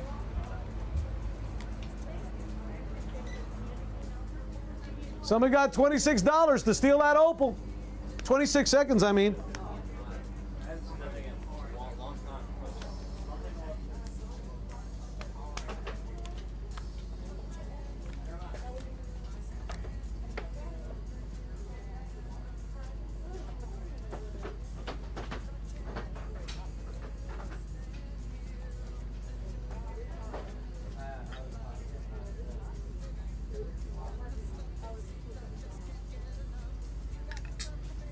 Well, the opal's staying. John, they don't want to see your clean sweep graphic. I think that's what it is.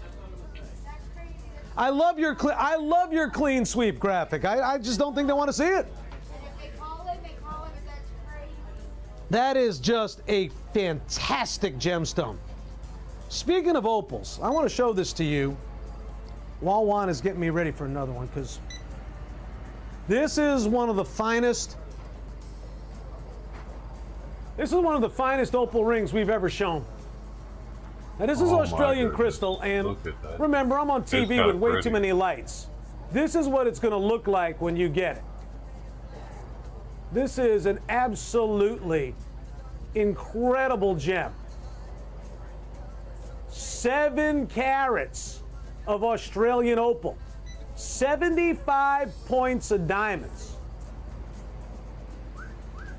Now, Australian crystal, $500 to $1,000 per carat, plus 75 points. So at minimum, I should be selling this ring for $3,500. Minimum. I have this ring right now at $1799.97. Sean, I have a very special Sunday price on this. I'm not putting the price on the air. I'm not putting the price on the air. If you want it, call up. I will get you a deal. I'll give you a price on this you can't believe.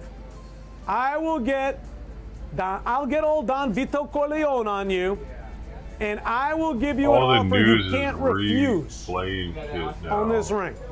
It looks like it's PUBG time. I'll give you an amazing deal on that. Call me up, you'll get the deal.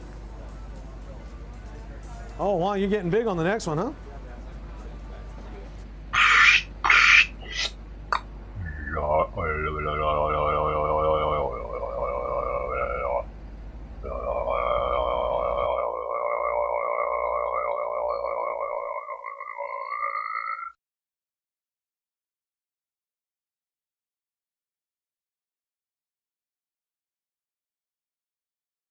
My computer could take it.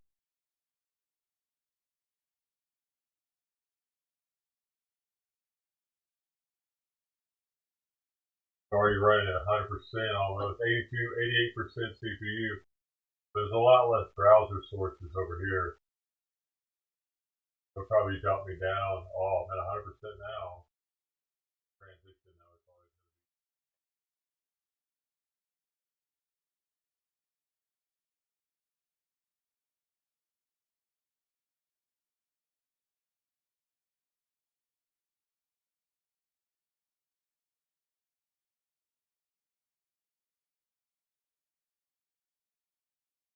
Still at 100.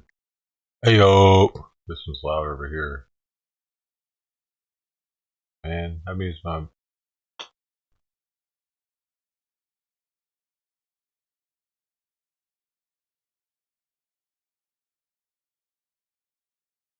What can I do?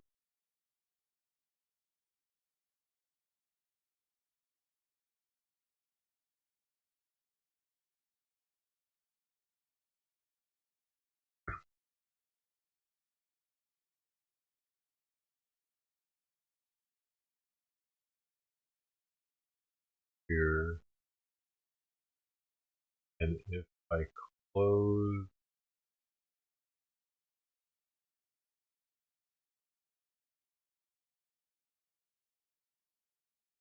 Oh, those are down there though. It's like that.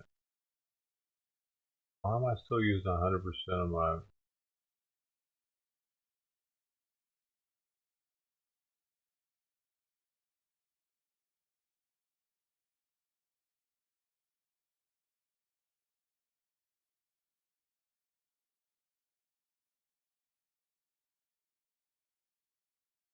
Don't look good, probably. That's why I'm bringing it up.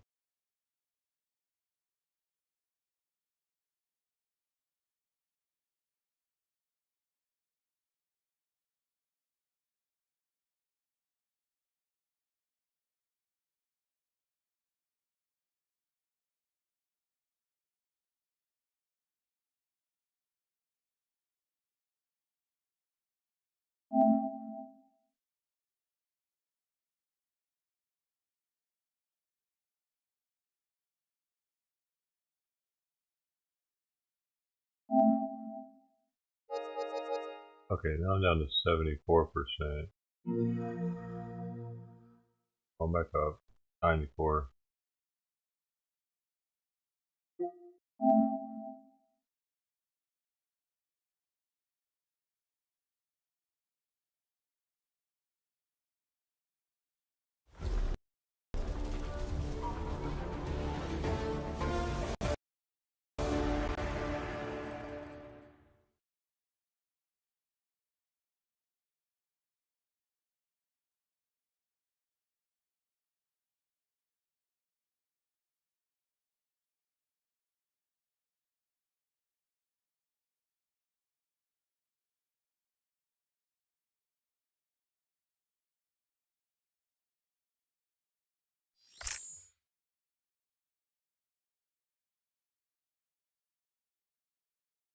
Heck yeah, we're Persian viewers, baby.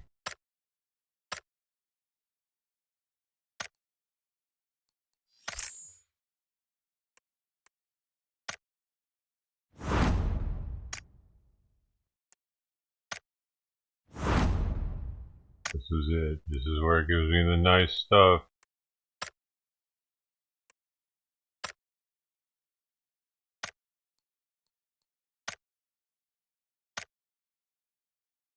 Come on, prime parcel. I need a prime parcel in my life.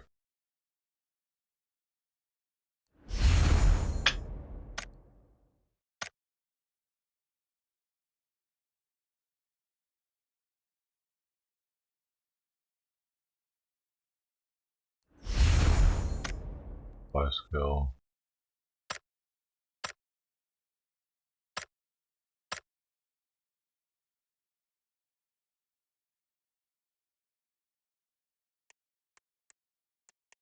So what do I have to do on here? Knock these out real fast.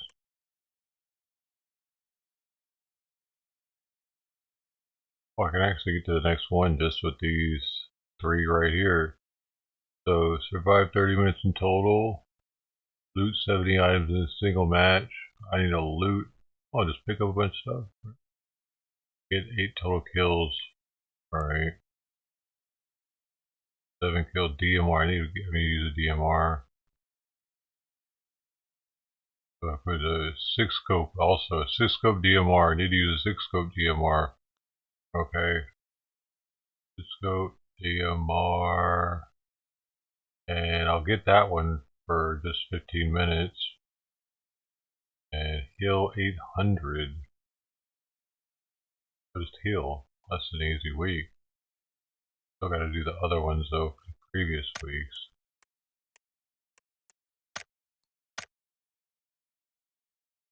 Loot 10 items for me. That's like, why can't I do that? Okay, I did it once. 10 items. I'm gonna start counting these things. All right, let's go.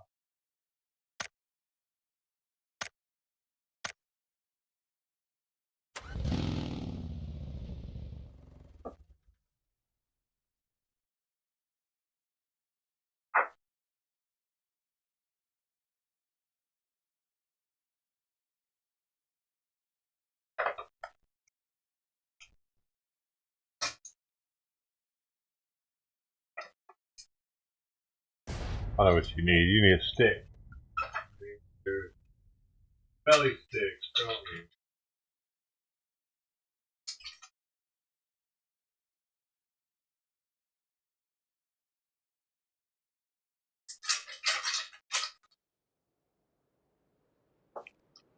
I said I've got recovered stocks. I told him to start investing in metals like gold, silver, electronic grid, but purchase stuff.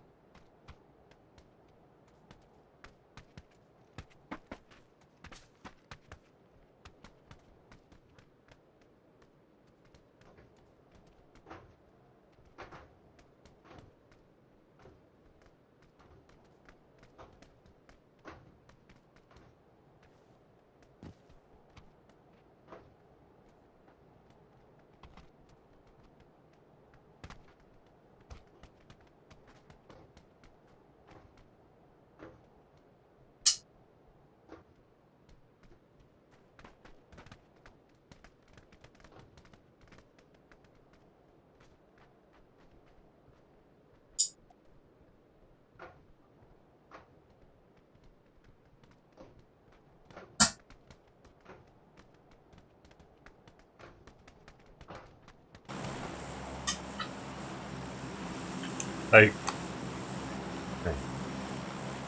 Yo. Swing in.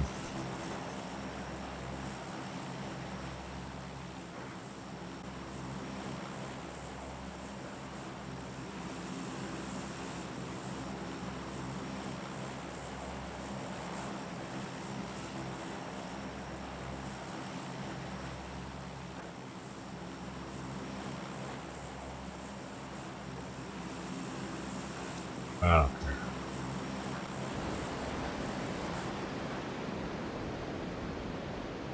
Where am I going? The wrong way.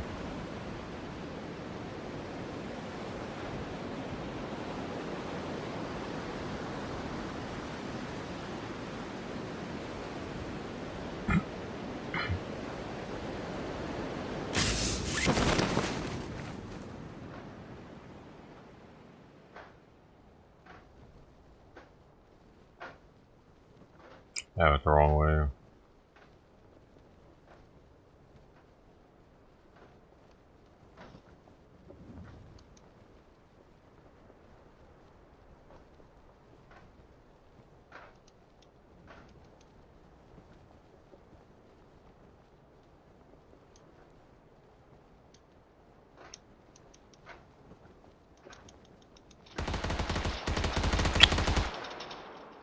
Fuck! The fuck y'all niggas go, bro?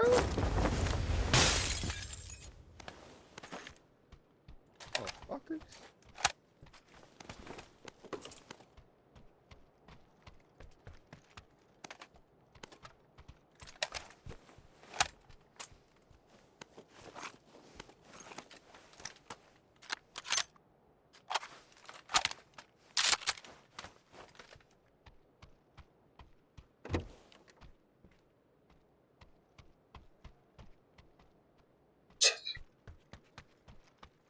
I saw this up here.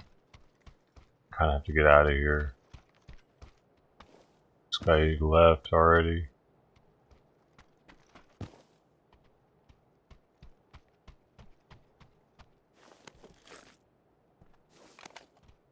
About to come down here for me any second now.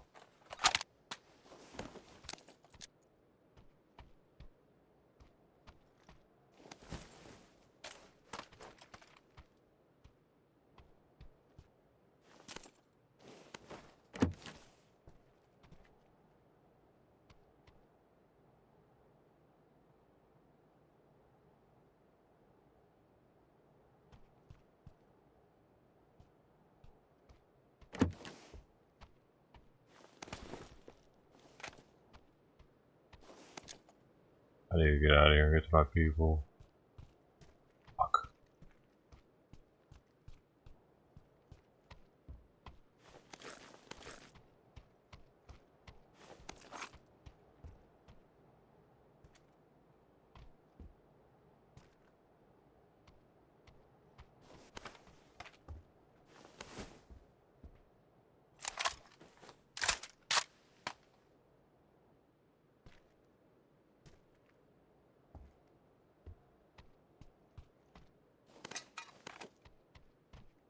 Gotta get out of here now. Fuck. They're here. Fuck, I gotta get.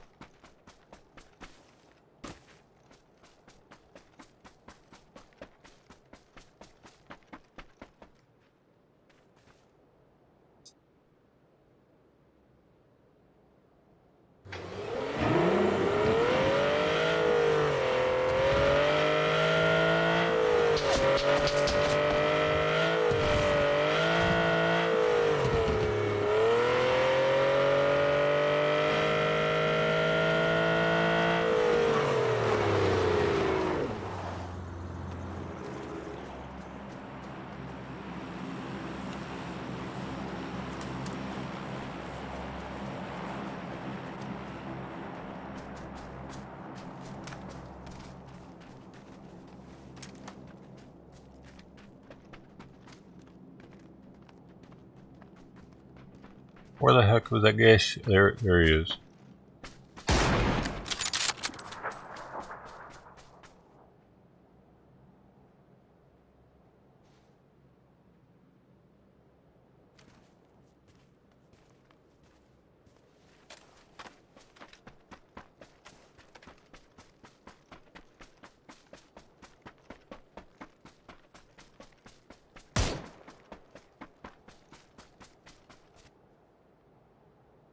Shipping. Put them on it.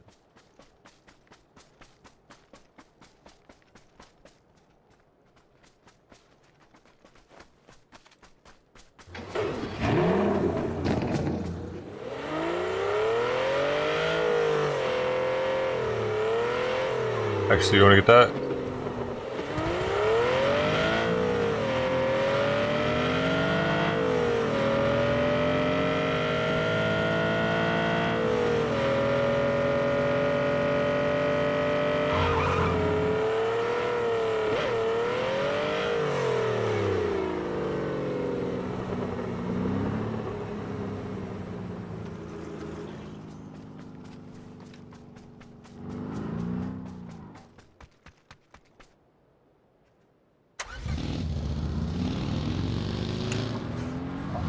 Did he get... Oh, he got in with him? Fucking weirdo. I gave him my car so we could all have our own car.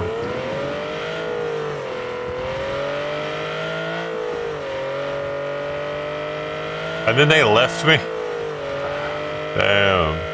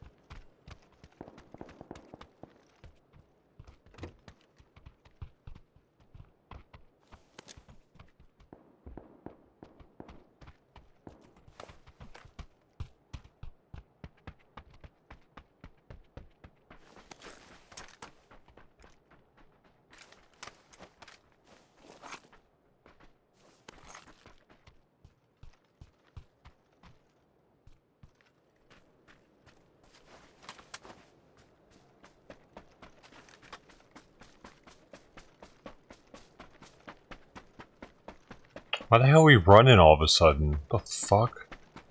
Bro, people play weird as shit. We're playing with mostly bots and they want to start running.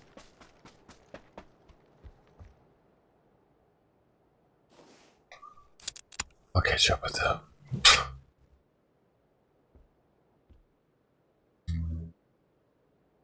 See what I can get rid of here. Those.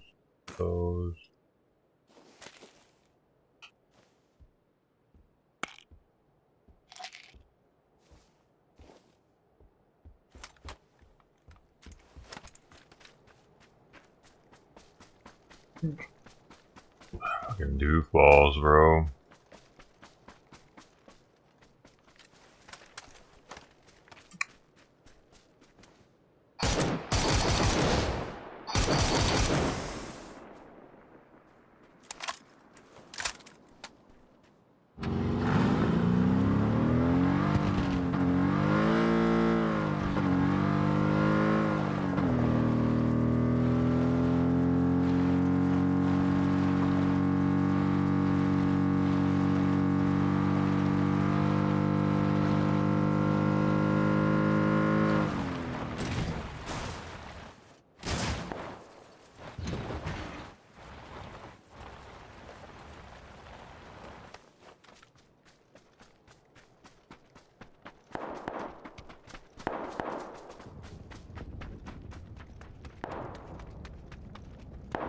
Where's it going?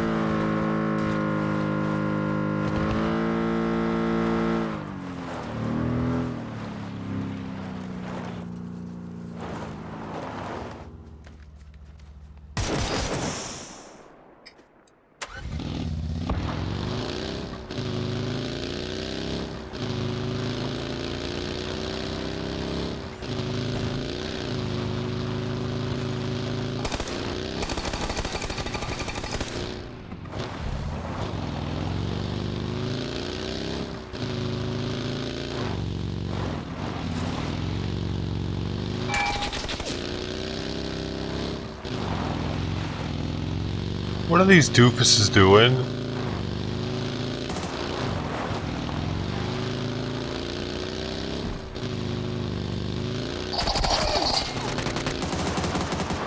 Thank you. About fucking time. It's like, you know, there's two of them there.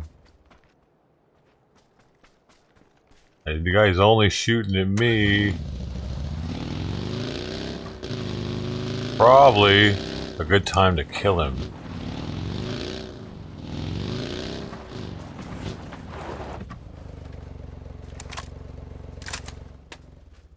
Shit.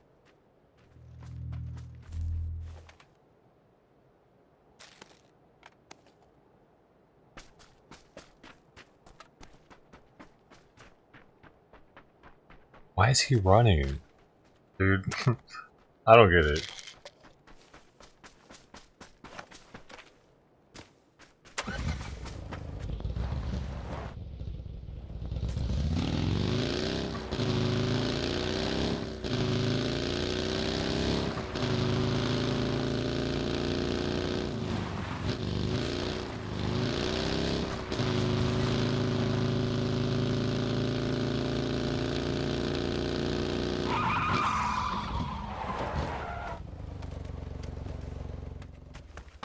Bling bling. Go get him.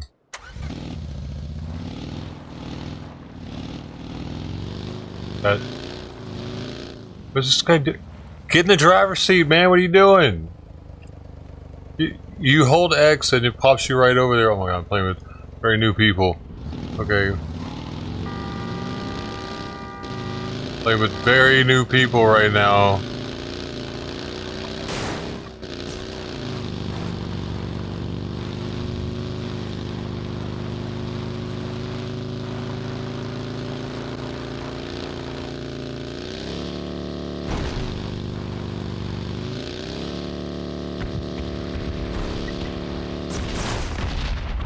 Oh shit!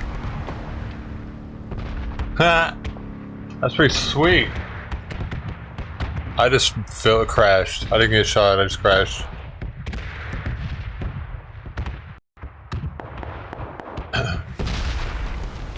I need somebody to pick me up. I'm down here.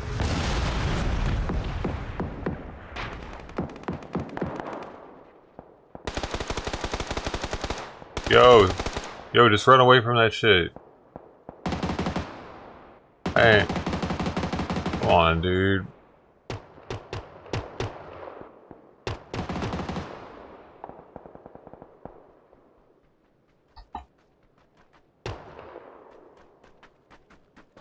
Appreciate you, man.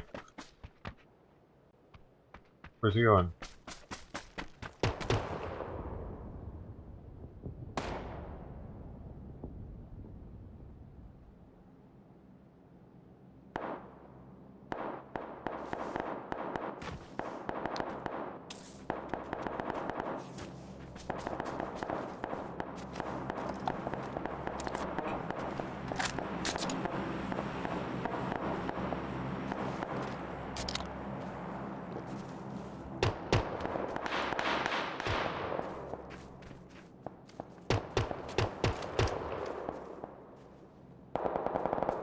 Ours is going in.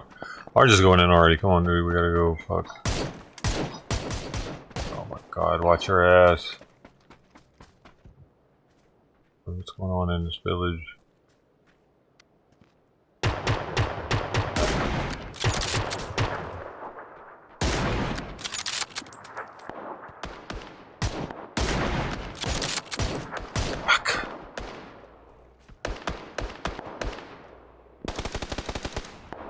Where is he?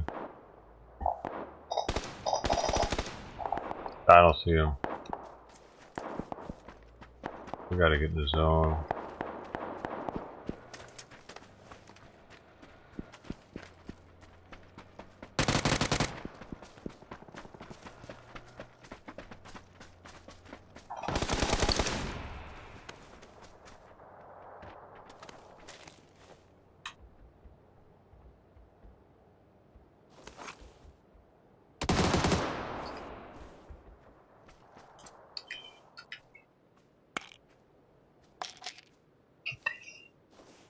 Yeah, ours is going somewhere again.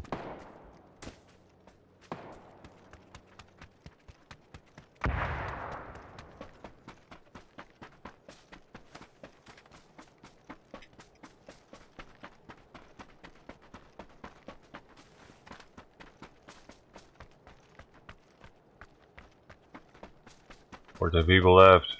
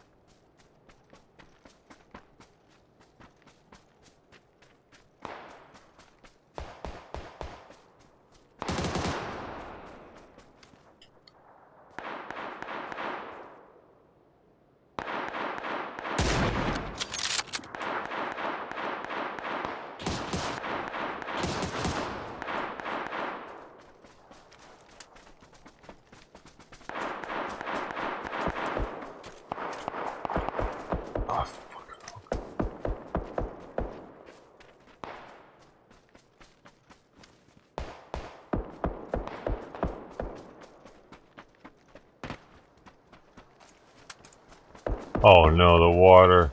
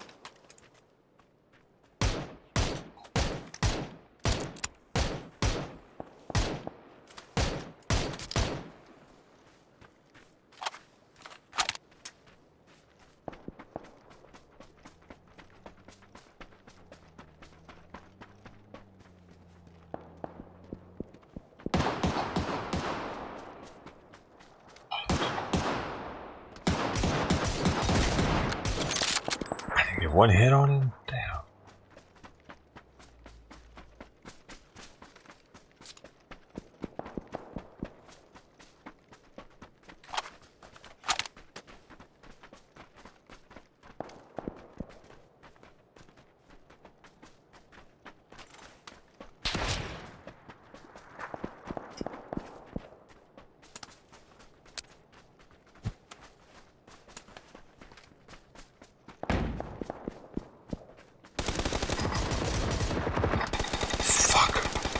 What the fuck?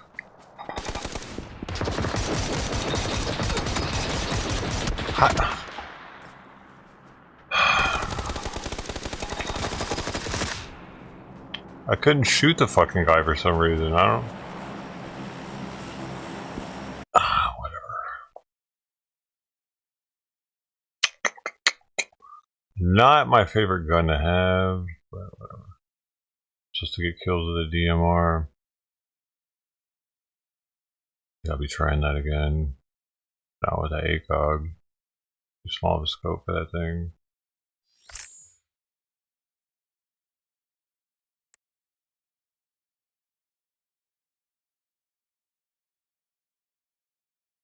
Dude, I hear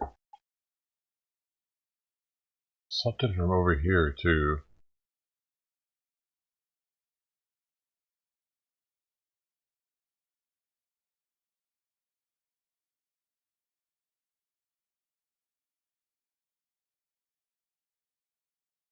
Maybe it's just it.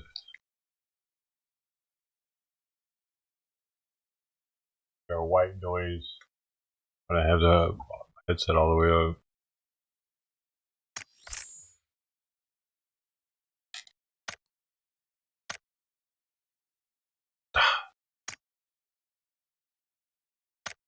Oh wait, I did get something over here. Sweet. Something. Get you on these things.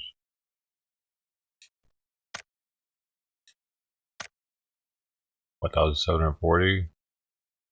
Close to the 2KD for the pumpkin gun.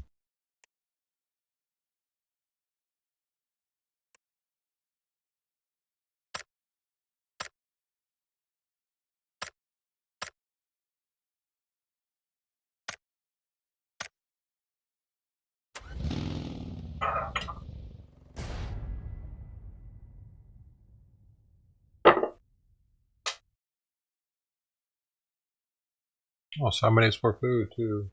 Cool. Awesome. I hope he's getting better, man. He has been wanting to play and stuff. Sit with me a lot. Damn, we're getting short-handed on this one.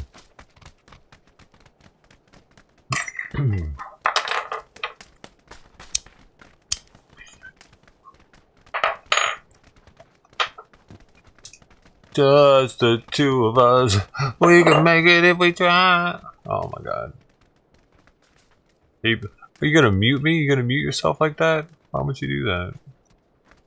Is that your way of saying I'm not gonna talk to you, fucking scrub?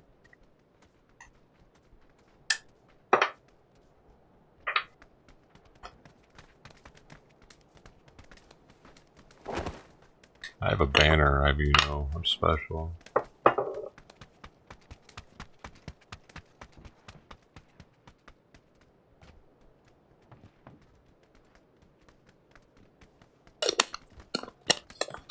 And this GMO baby, what you know about that?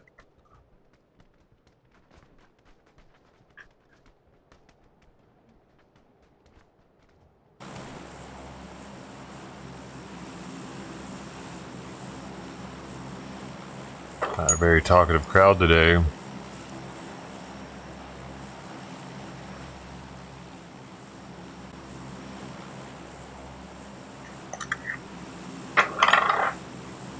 Oh man, but I was gonna follow you. I just packed this bowl up. God dang it.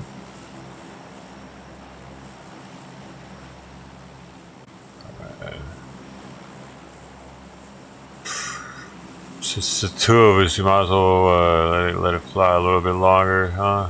Alright, how many people got left? There are 20 left. Alright, we can probably go right now. I'm just gonna go close to the road, so just in case we need to move. We got a car. Let's see if we got anyone. Hopefully we got a car out here somewhere. Looks like I see one to the east. That? No. Dang it. Oh, we might be running. Shit. At least we can take the boat if we have to. Oh my god, there's a lot of people here. They're probably all bots though. Oh.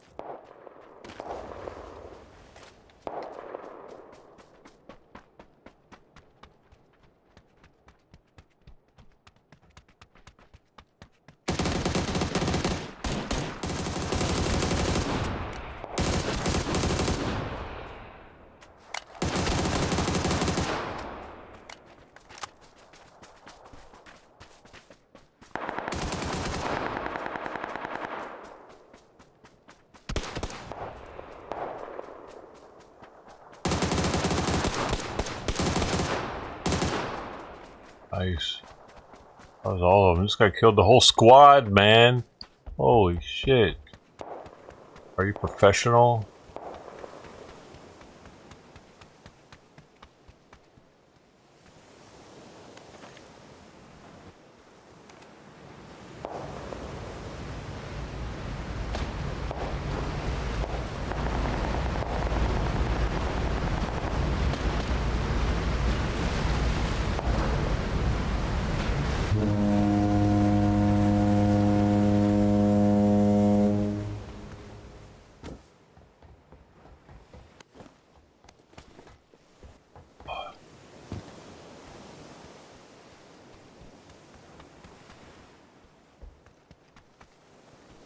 Kind of with that level 3. That level 3 that's up there, but I wasn't quick enough.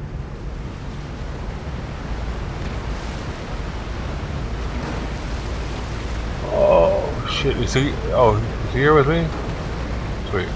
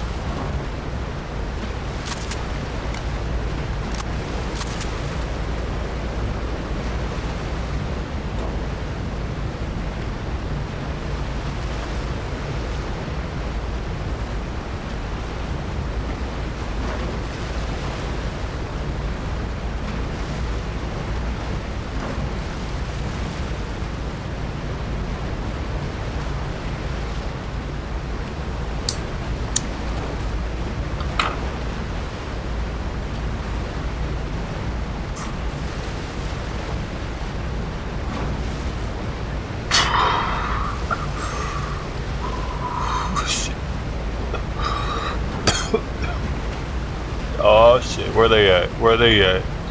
Let's go, let's get them.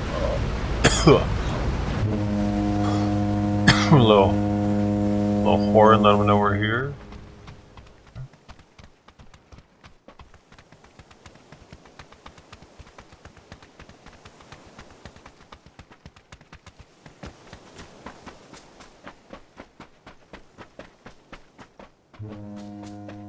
What's this? Dude, thought that was something.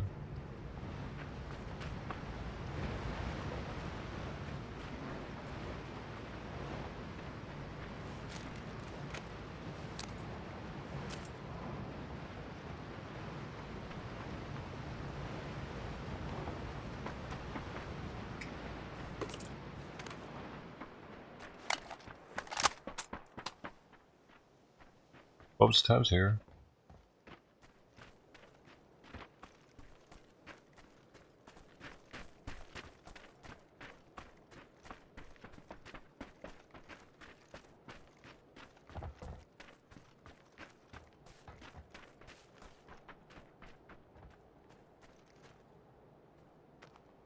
Shit, we gotta. I guess we might as well get back on that bitch. It'll come back. Or over there, right?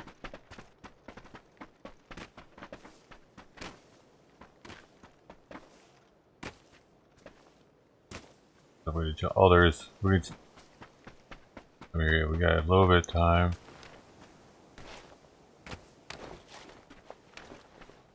Oh no, the circle's already coming. Shit. I need to get his ass over here.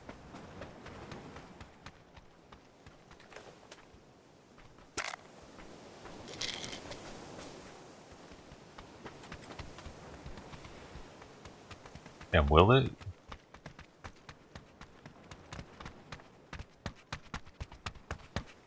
Shit. How long do you think it'll take?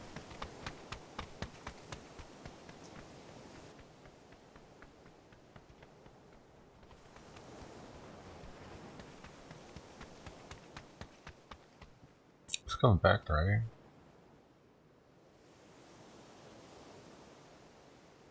There it is. Wait, alright.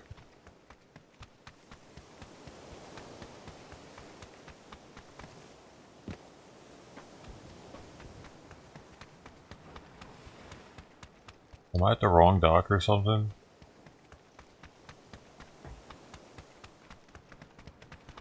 I don't know. Who's at the right one? Oh, he's going over here.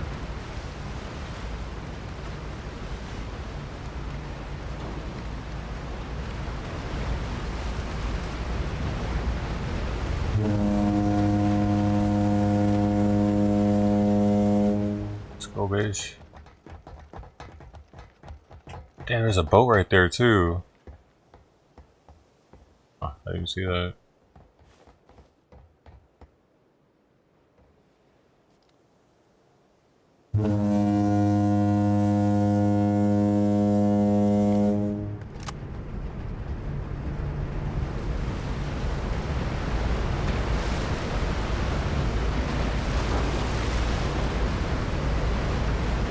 Where's this thing going?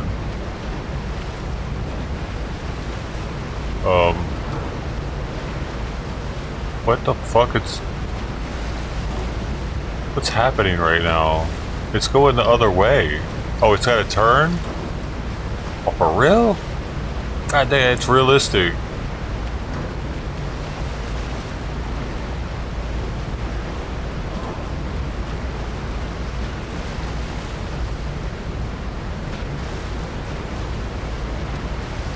Oh no, they were got to move already. Shit, we should have gotten that boat. Oh man.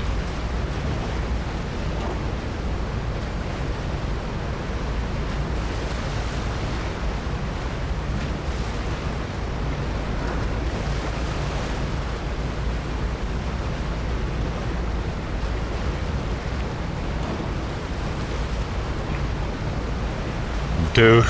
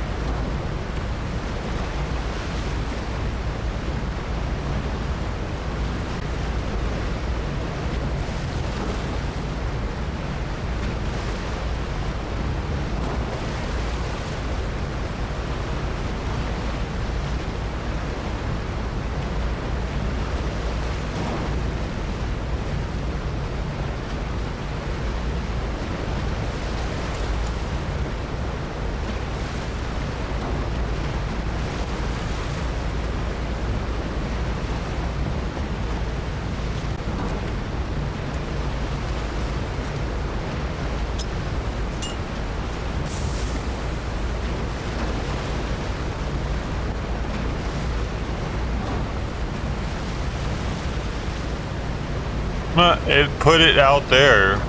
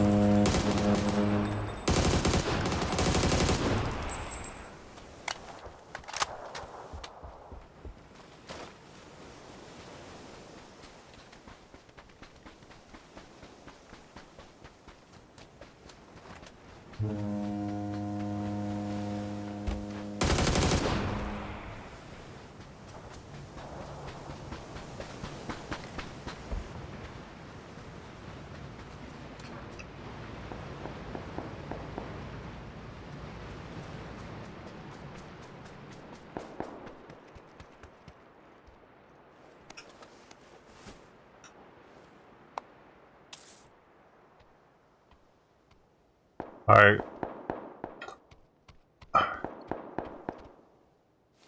Alright, I'm coming. I need to get some meds. We're running. Oh, you don't have any meds either? I have some extra, but I don't know if I can drop on the boat.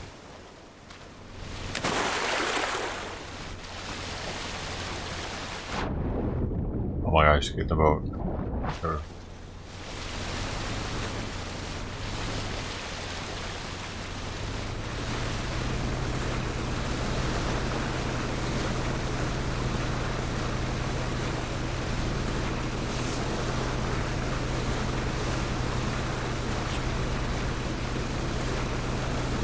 Damn. Oh no, you don't have any meds.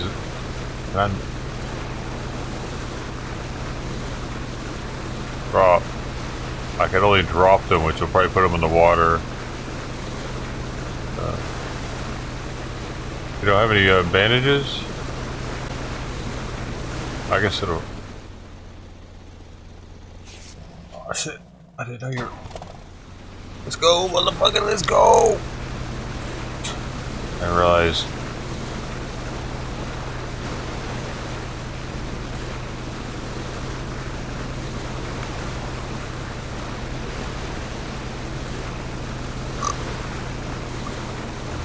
Now where? Oh shit, nope, not there. Oh, he's right there, yeah. Yeah, that hurt.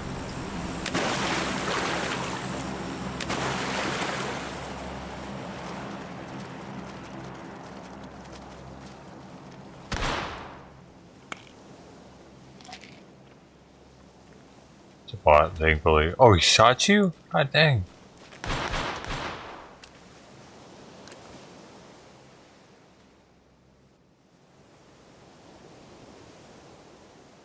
Oh no, no. Shit. I don't have a fucking smoke because I just wasted it.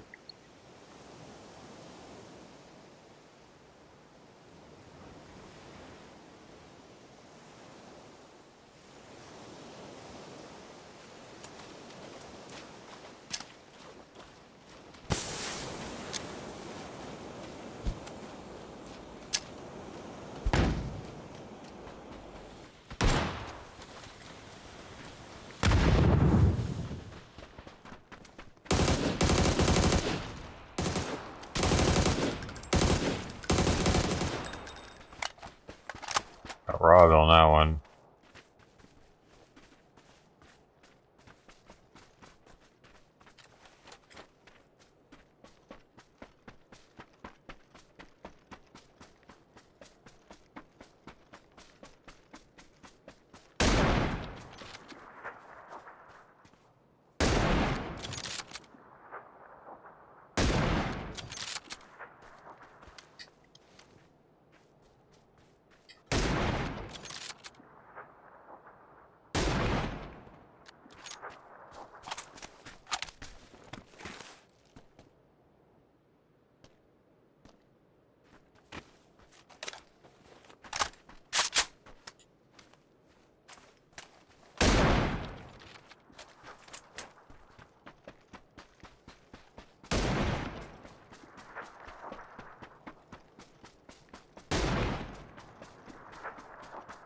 Was he in the water? Oh shit!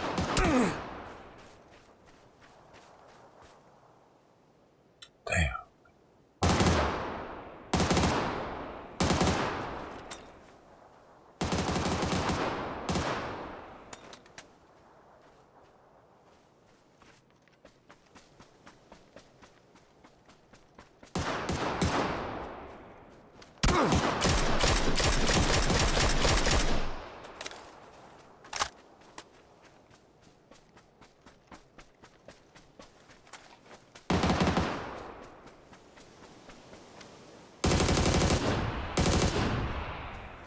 And they definitely weaken the hog.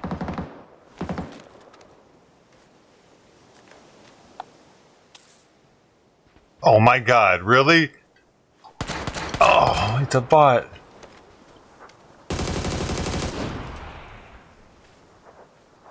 How lucky that was a bot.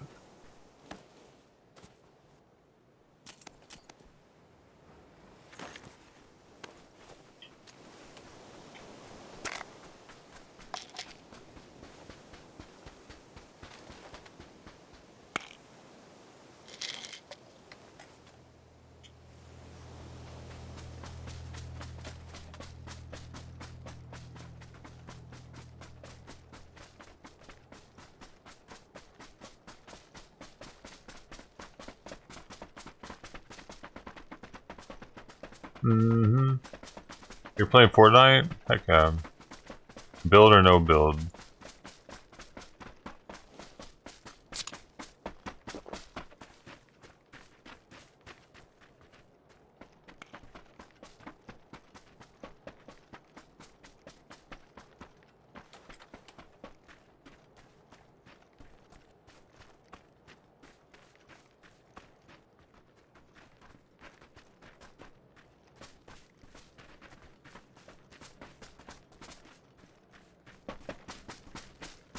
We're going.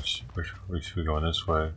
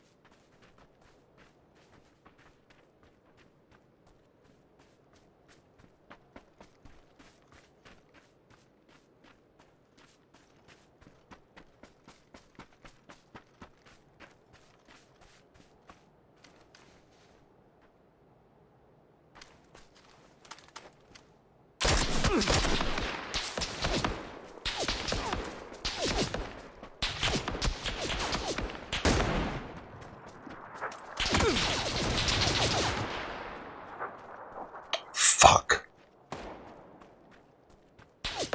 He knocked my dude.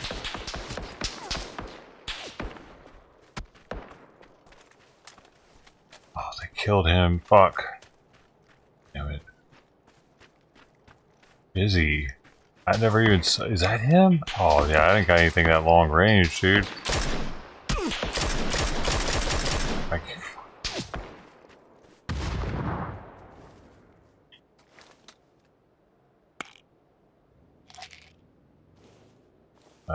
Oh, he's right there, too.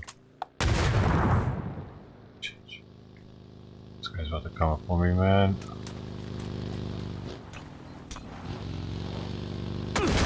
Oh, shit! I took care of that dude. Oh, what? Damn, that must have hurt me some, that explosion. Sorry, man, GG. Yeah, that must, I mean, like, because he melted me. Oh. Oh. Oh, there's still somebody left out there. These guys are gonna win it right now, though. I already sees him.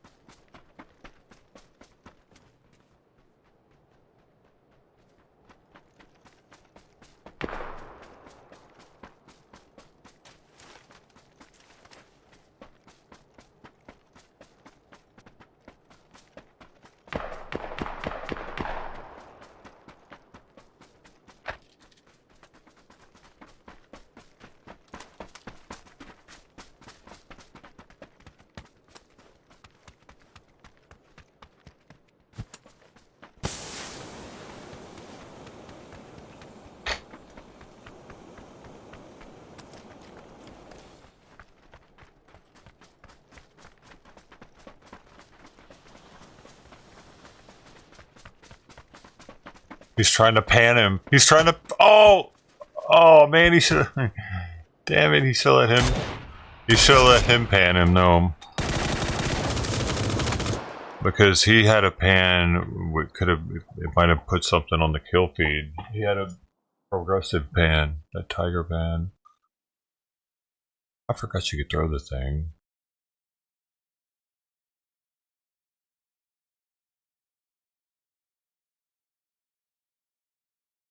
JP never answered whether it was build or no build. Feels bad, man.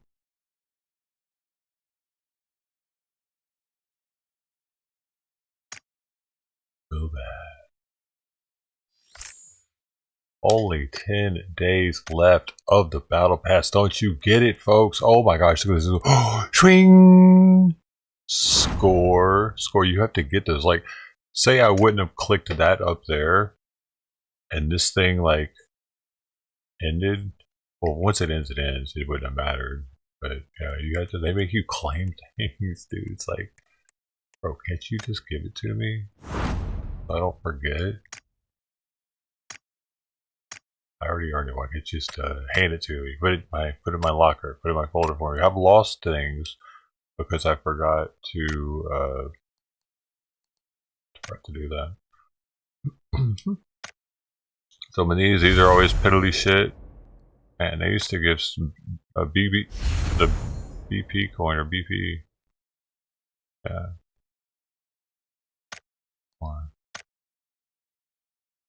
Oh, we can't open all 10, can we?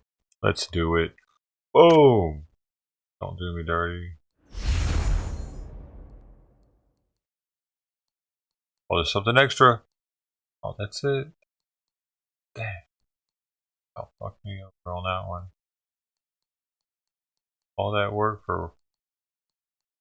So 10, 12, 16, 20 of those coins. Yeah, those are worth a lot.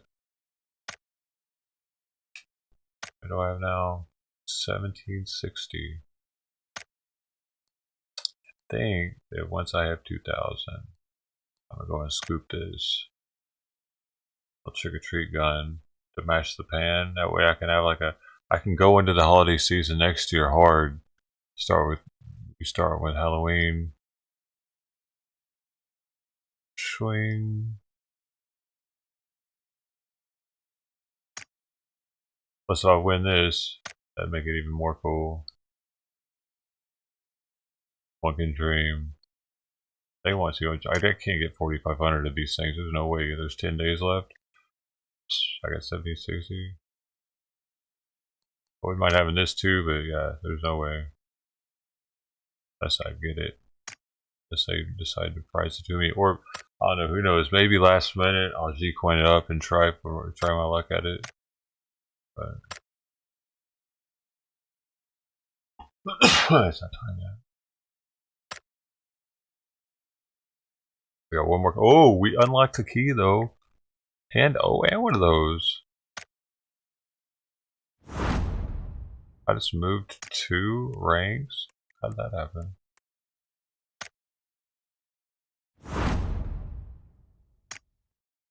Alright, and there's a mission. Dude, what do we got? Sweet! Hey dude, this is actually kind of cool.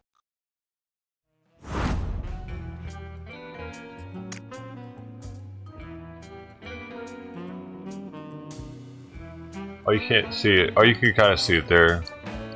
I got the badge.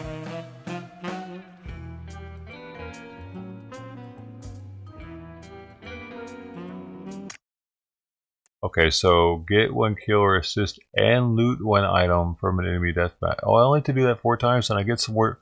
I get some more chances at the black market. 10 black market. I don't know. Oh, and you get the bonus rewards for oh, that's for something.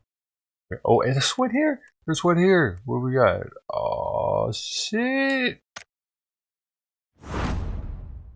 30. That kind of hurts. That goes up so slow. What are we at now? 1790. Hey, I think I get 2,000 though. At least I'll get something out of here. My effort won't be for nothing. I'll get that pumpkin gun because I already have this gun in the badass color that they're trying to get 4,500 credits for. That's crazy, dude. I feel like I got something with that, kind of, even though it's such a plain like gun.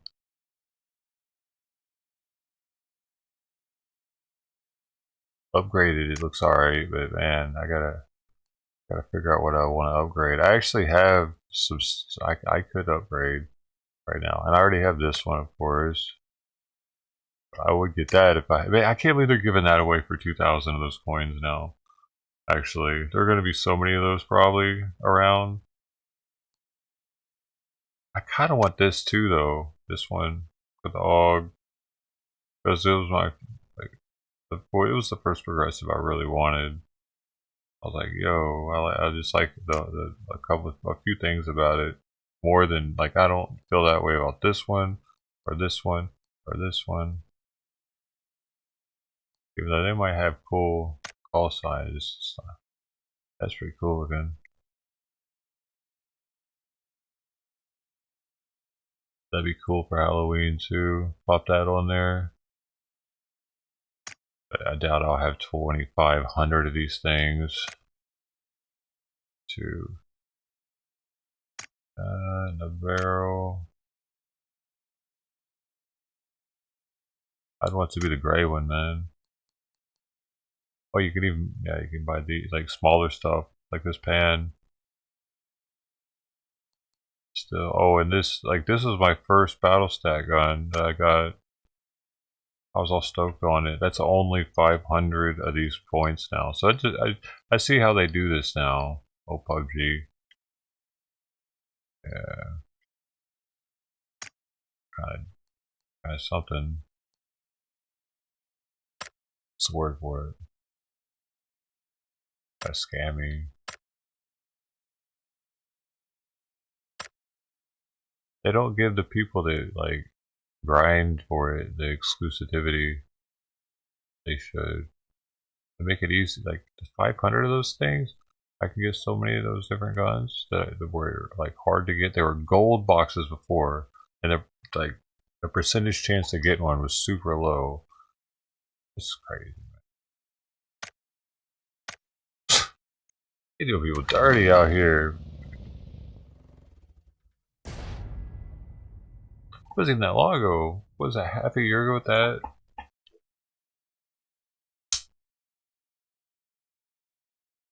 Dude, is my tree making a mess?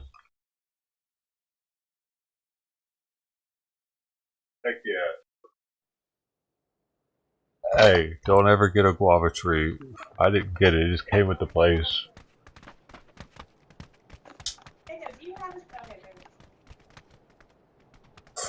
Shit, I just realized I gotta fix that. Event list is like covering half the screen right now.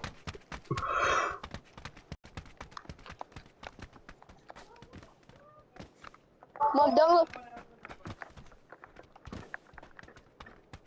Mom, look, this is just like GTA.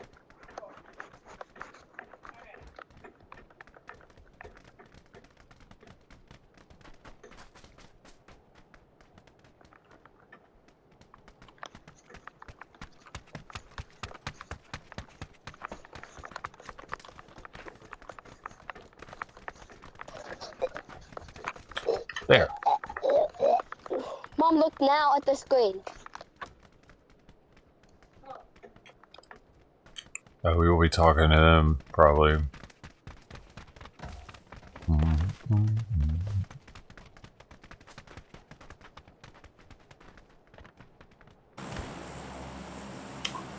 Level 3.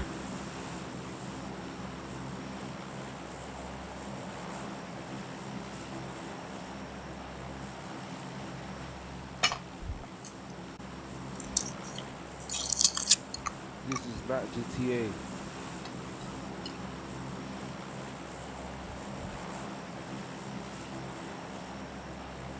Did they both up out?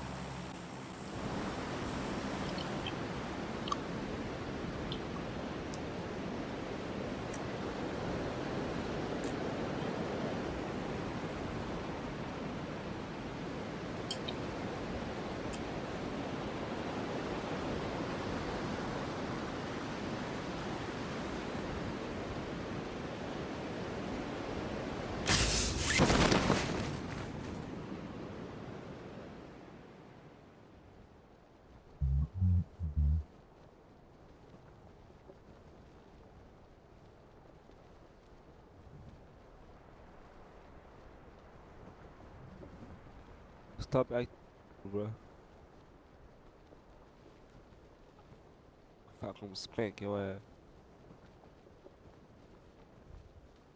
Stop acting ugly. If I spank your ass.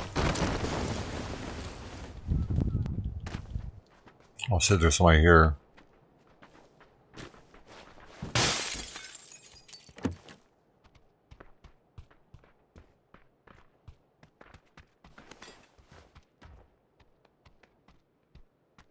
I am.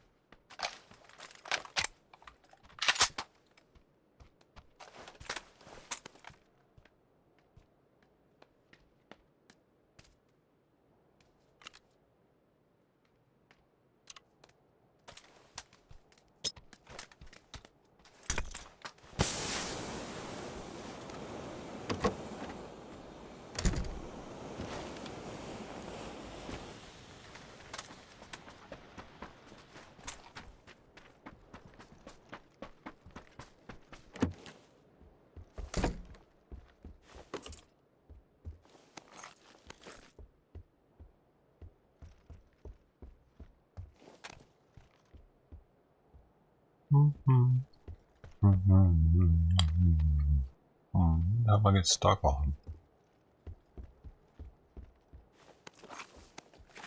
Oh, we'll switch it up to this one. I like the way it looks more.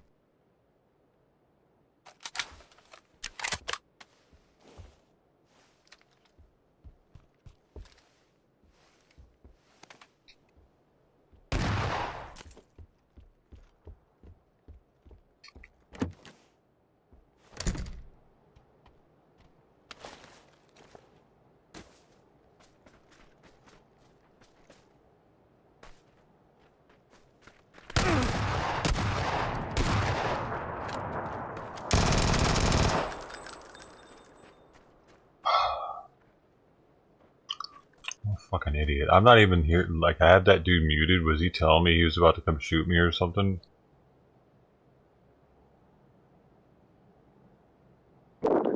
Yeah. You're an idiot, kid. Bye. Yeah. I fucking... Are you actually... Dude, I landed with you because I felt sorry for your ass. I was like, oh, he doesn't know what he's doing. I'm gonna land with him. And you wouldn't shoot my... Do something else. Bye, kid.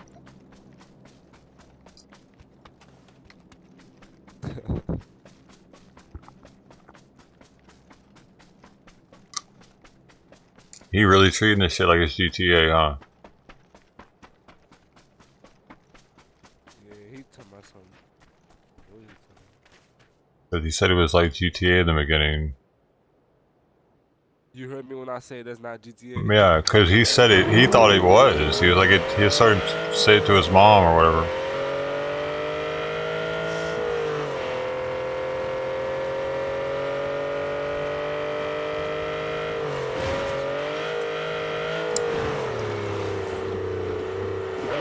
Should I pick him up?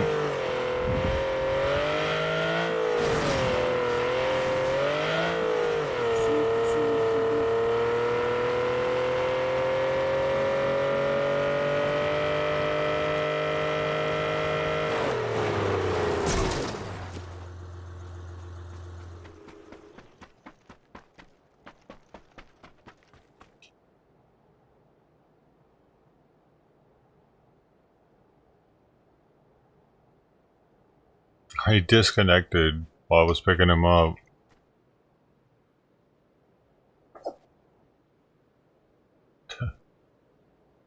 Bugger.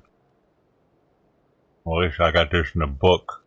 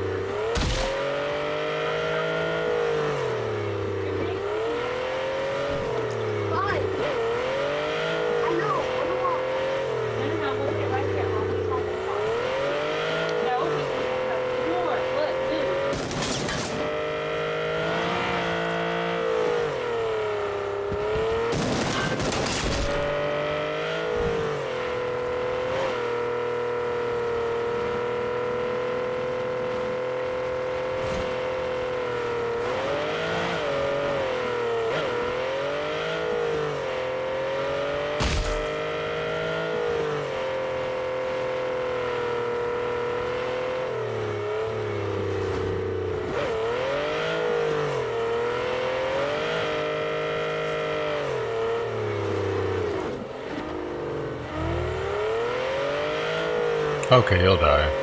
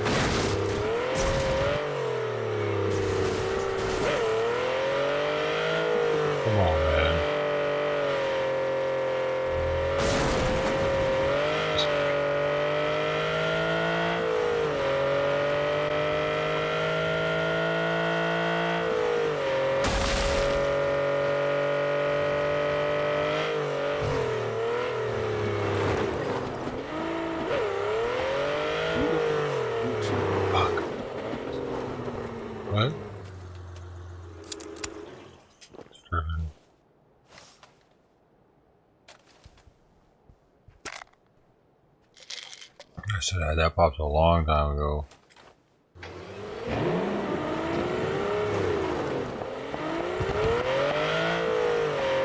I gotta make it.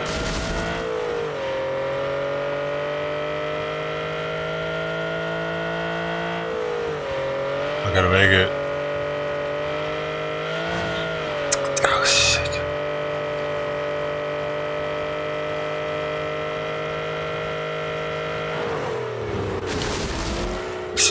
There's somebody there. There's a car there.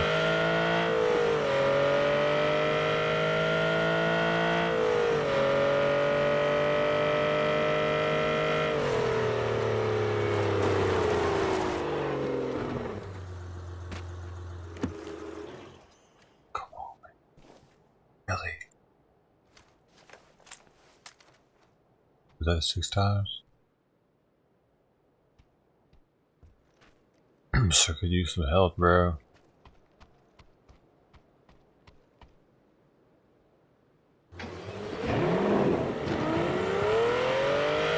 Get a little safer, put the top up.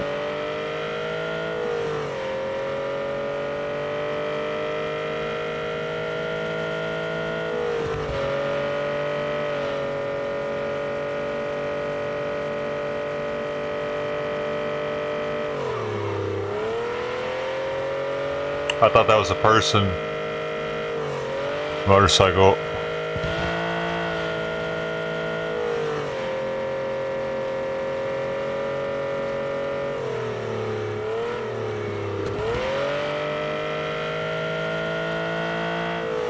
We're just driving around, man.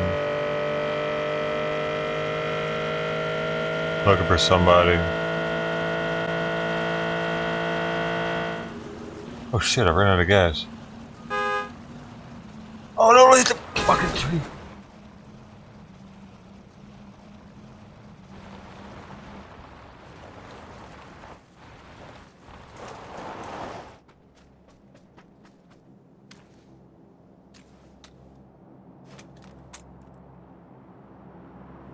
Oh, dude, I fucking looked down to scratch my ankle to look at some shit. I get sniped. There's that 1 second. I stopped for a second. Damn, man. Shit.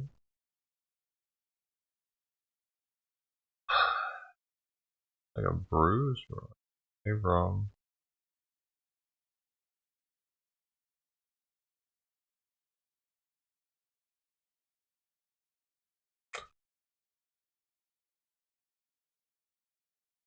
A shitty game anyway. Get shot by my teammate.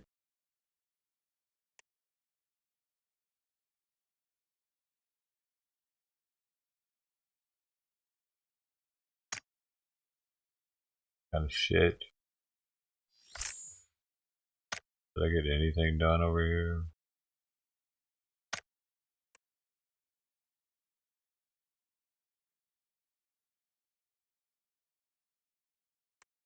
Did that?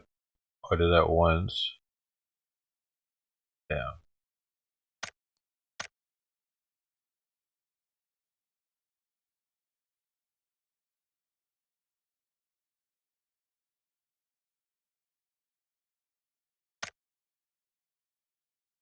Oh, I did that again, I guess. Yeah. Oh, 2 more of those.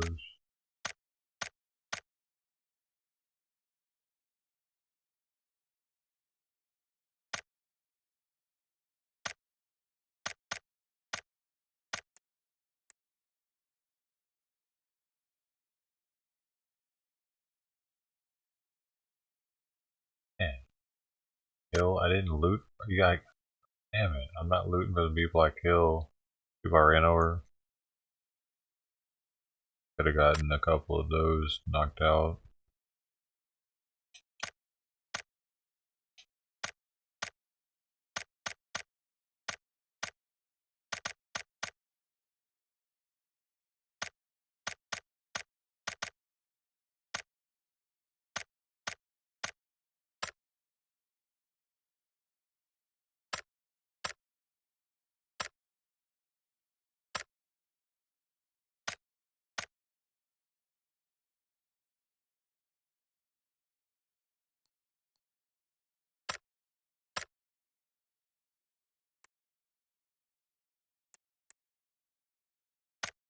Now people will probably talk because it's not a casual. We'll see, maybe not.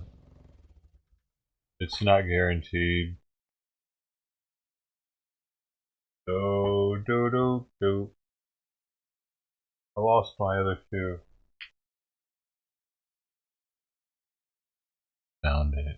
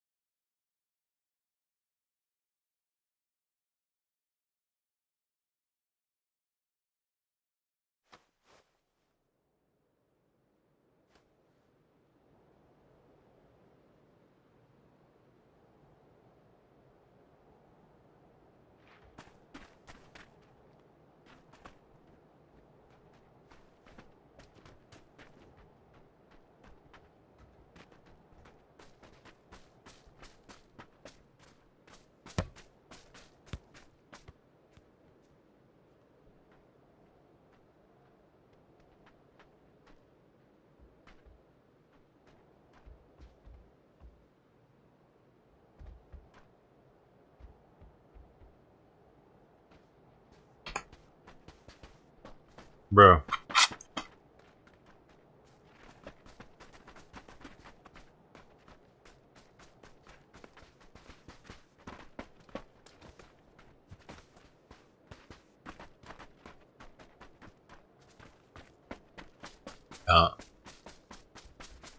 Is the sun coming up now?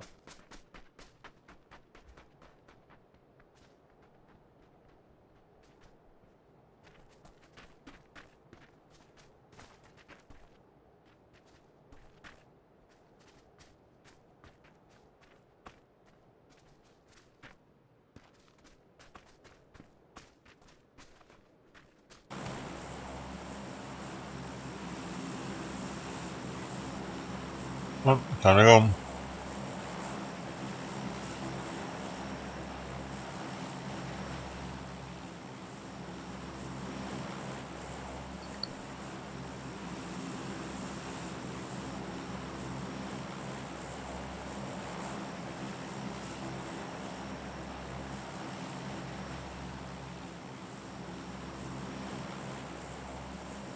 What?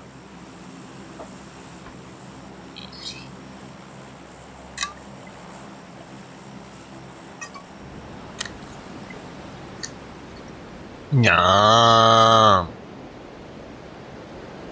That's the call of my people.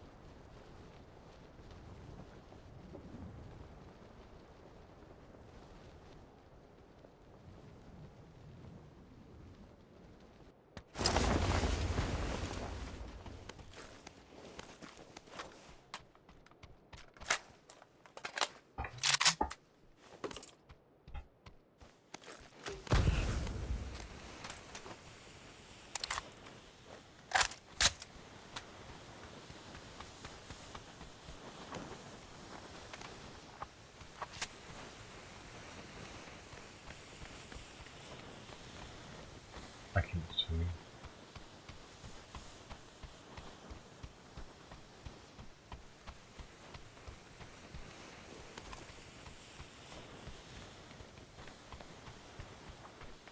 I don't really get why waste the smoke.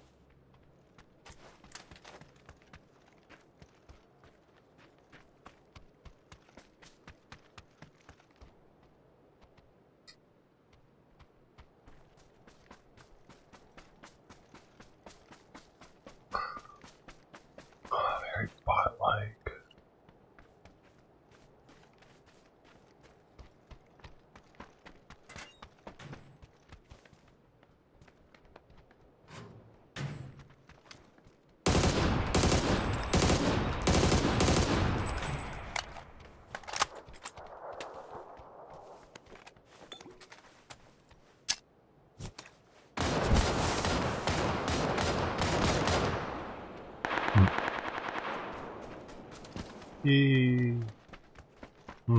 just having fun. Yeah, I think they're all bots though, dude, honestly. So, it's whatever. Where the real people at, they can actually hurt me.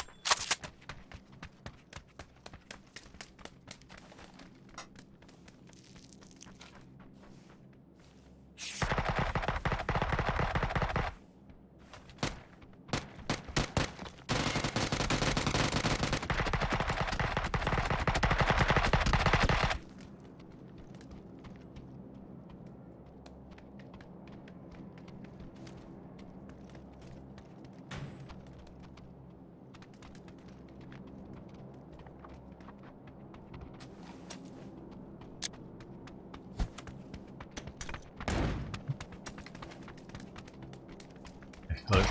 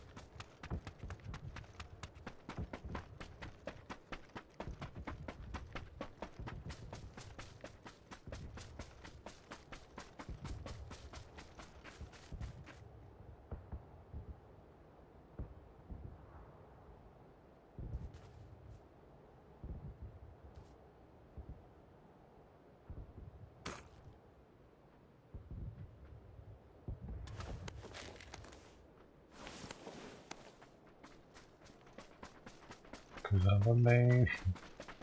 I'm a maniac on the run.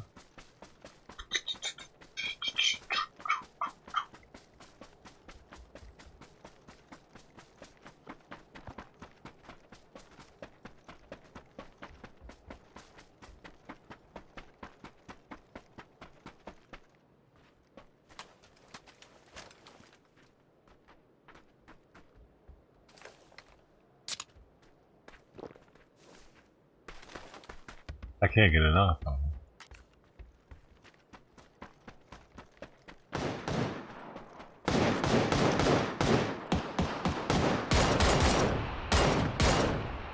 Oh, fuck. Fuck that all up.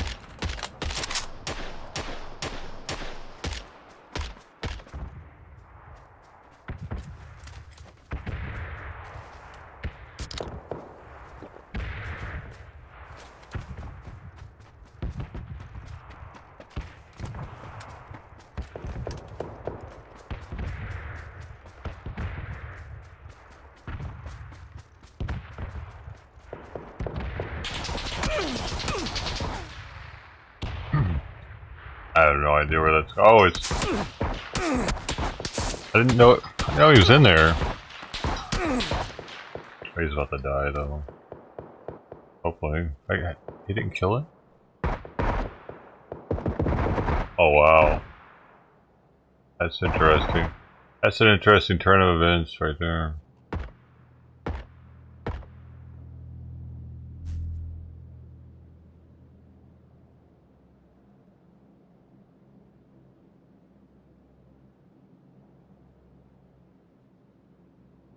Alright, good game.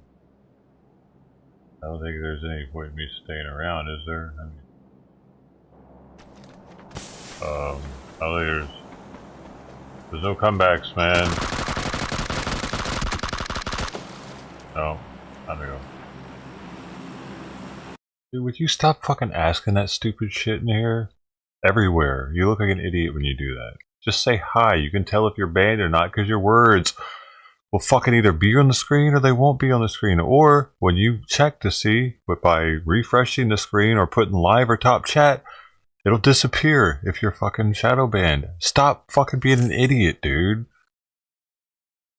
Haven't I told you, like, explained this to you before? It's a bad look, man.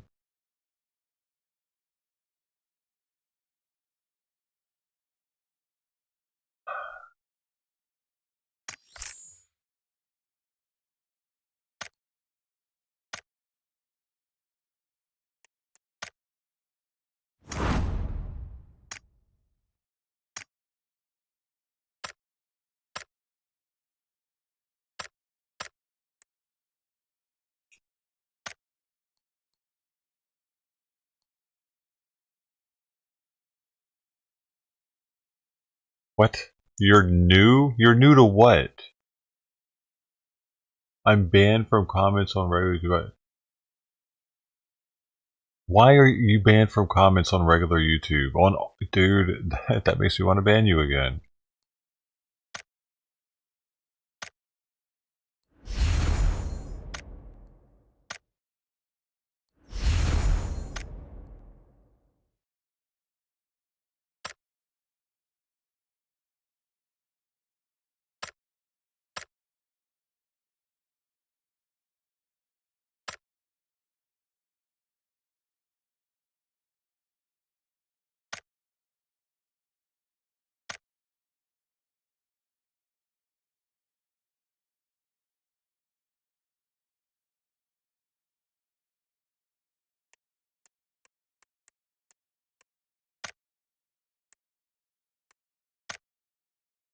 Almost there. Almost to the big money. 2 more kills with DMR. I haven't killed somebody at the 6 times yet? Once? Oh, you gotta get 6. What? No, I haven't killed once. Once. Not doing these, Oh yeah, I only gotta do that one more time too. 10 items from enemy death box. Alright.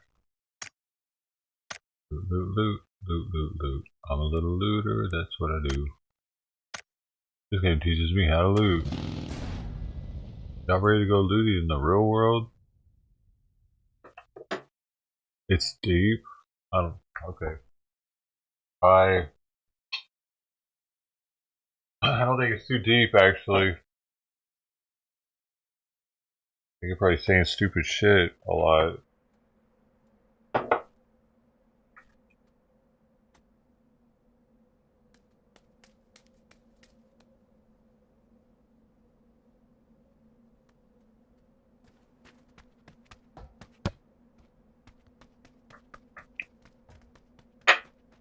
I'm doing an early 420, y'all. Yeah, motherfucker left. Dude, we just got here. God damn it. Well, I guess we gotta go back. Gotta go back to the drawing board. Not doing a duo fucking squads and non-casual. I'm right there. I'm trying to loot. I'm trying to loot some boxes right now. Gotta kill some people. I get this shit. Kill kit, kill kit, kill kit. That's what we gotta do. That's what both Muslims and Jews are thinking also right now in the Middle East. Kill and get, kill and get. Kill and get, kill and get.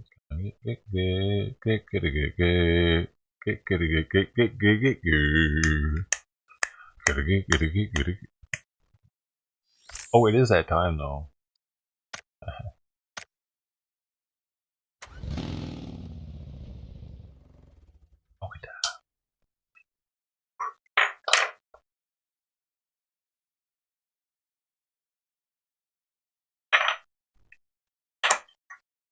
You gotta get a... I can't really smell unless it's freshly grated. Freshly grinded. I get fresh grind on it. Fresh grind on it. Fresh grind on it. Boom, boom, boom. Boom, boom, boom, boom. Boom.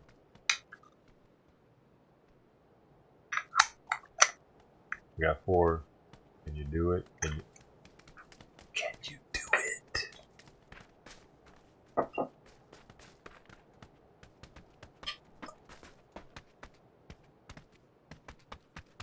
Which team are you rooting for?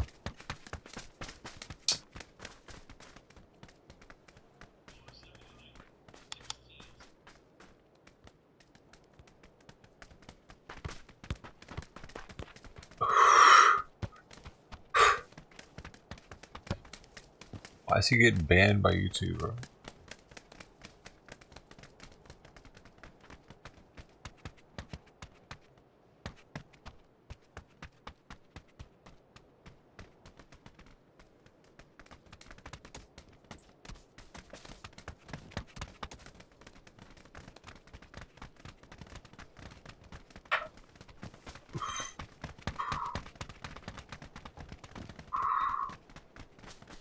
I found out today that some people can type the word retard and some can't.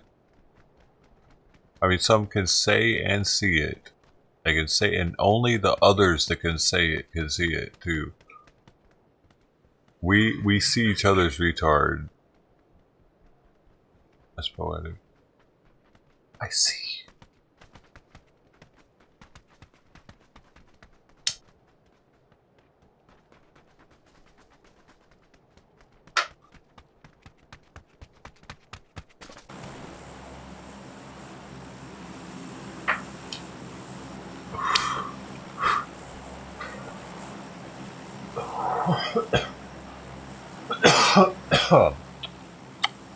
Get down on it. Get down on it, get down on, get down, get down, get down, get down, get down, get down, get down on it, baby. Bump, dump, dump, load. What a pussy, man. Really? Damn.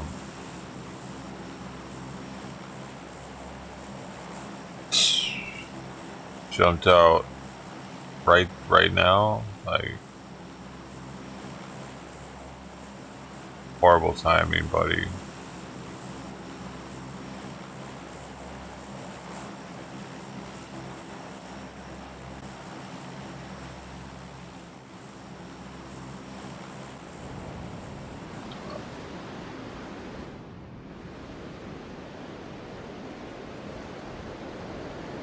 This guy going.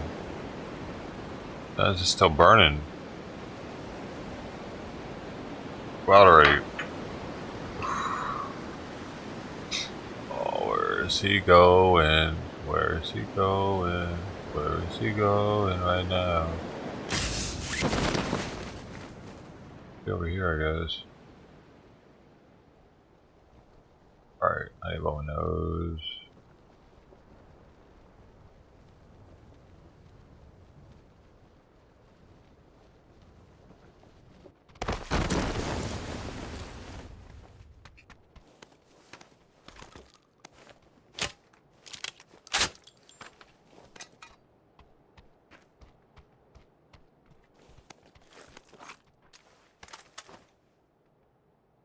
I didn't get any ammo.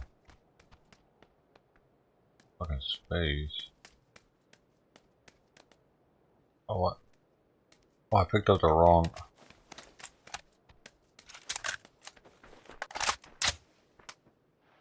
Ah, that's why. What am I working with?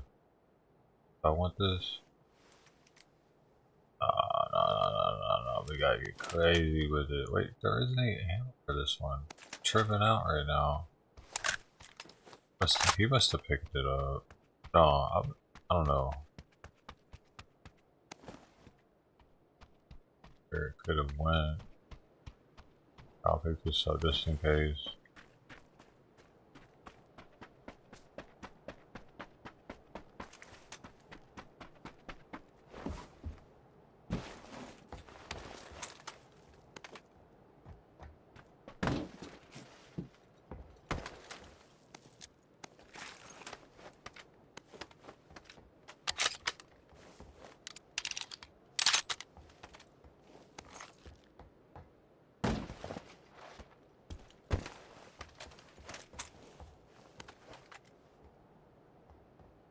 Bag, bro.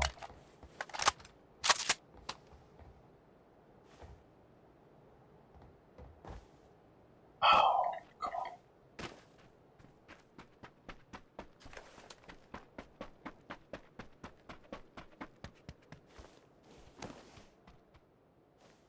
Get a bag so bad.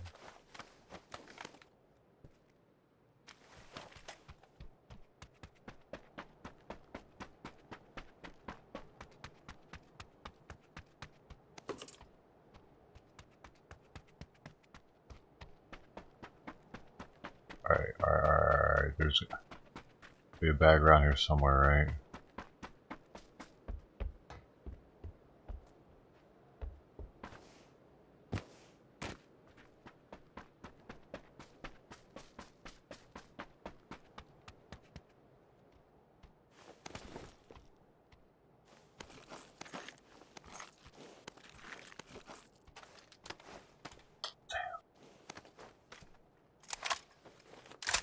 It kills the DMR, so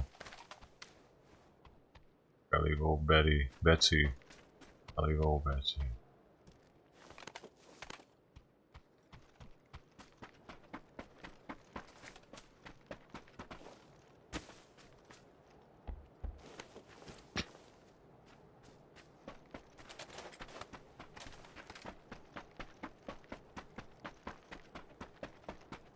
Two progressives, rocking the two progressives right now.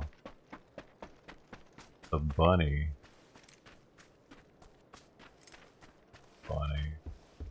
Put that in the mix.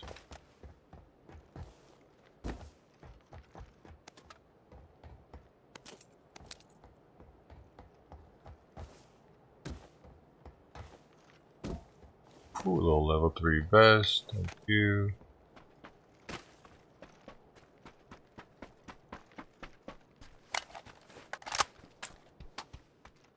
Just in case. I'll take it. Oh, I have 3 though. Oh well. Another one right now. Gotta get used to the max, man. Oh.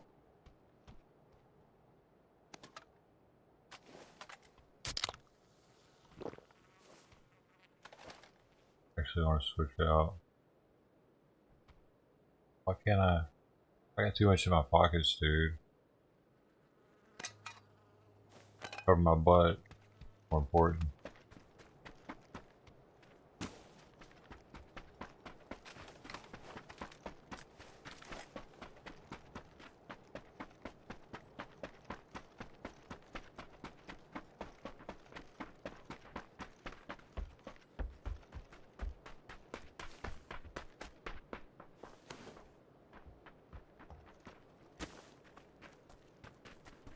Oh wait, there's only 3 of us.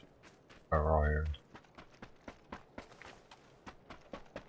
Does the what's retarded? Oh, the guy just jumped out right then. It's a bummer. I feel like I don't have my something right here. I got this more forward.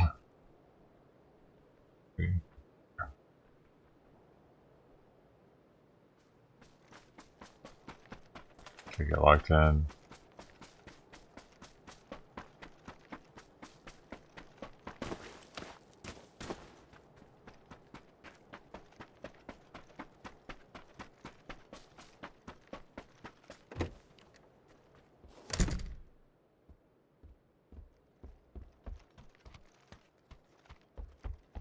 Might as well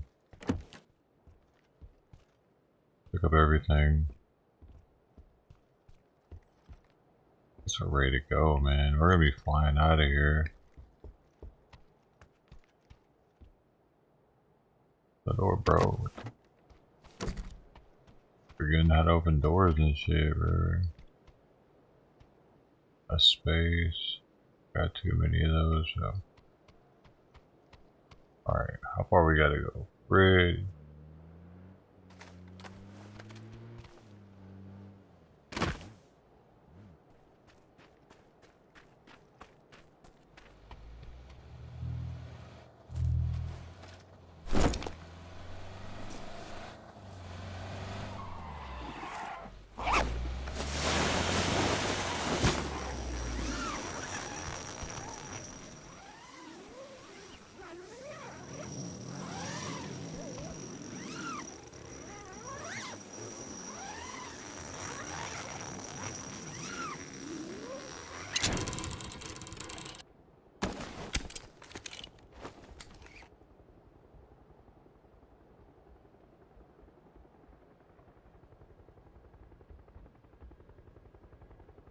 Going. Push it to the limit.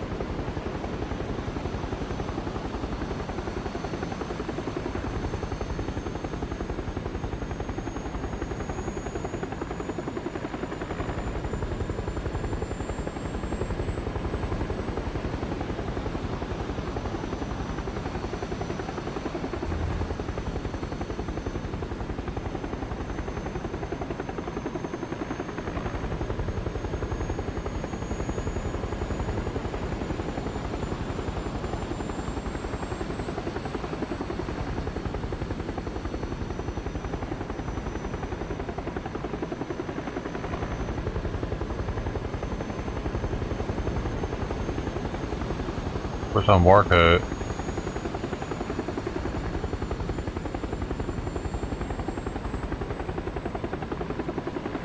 Right there.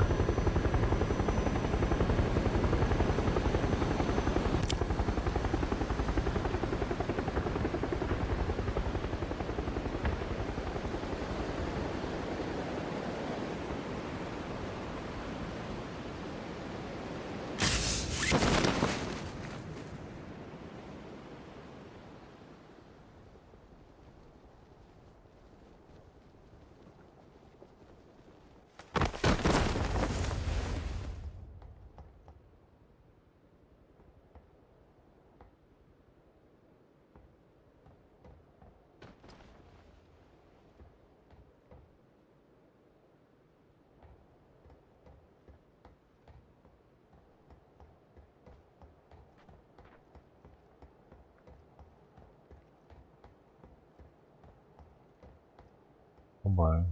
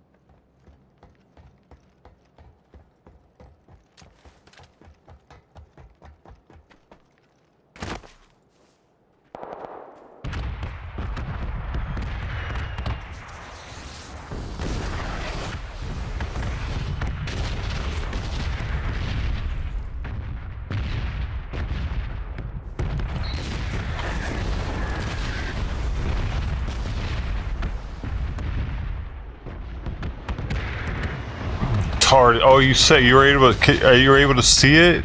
The retarded.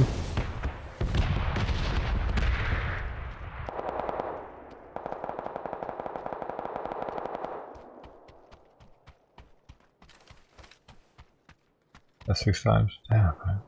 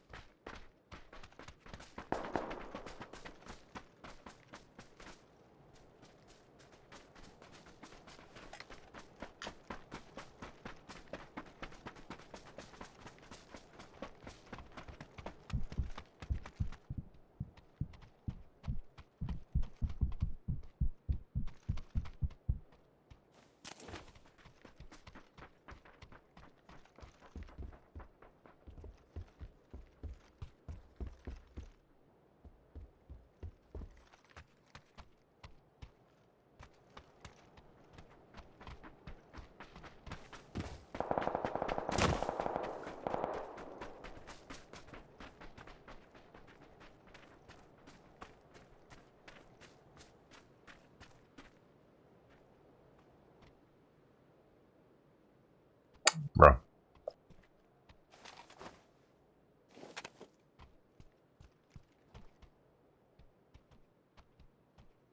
More bullets. Oh, it's very nice, man.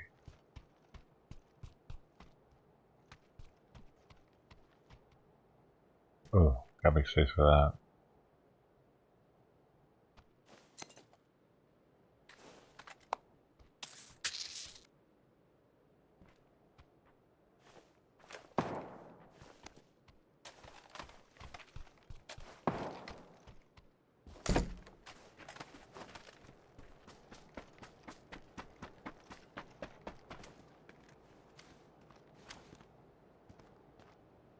I saw some orange over there.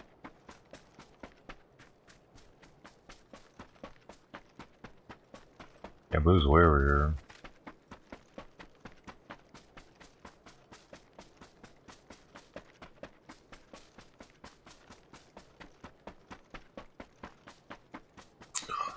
Come on, oh man! I gotta. I'm running as fast as I can, dude. Why is he just running away from us? What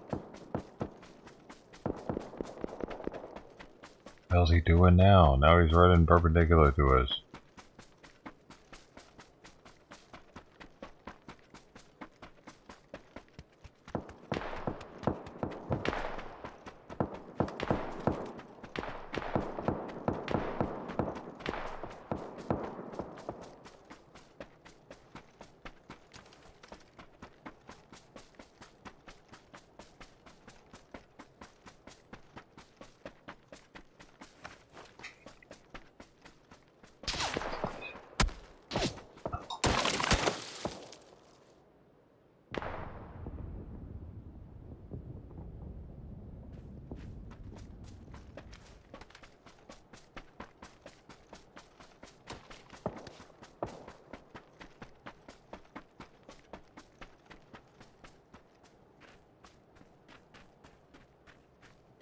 Dude.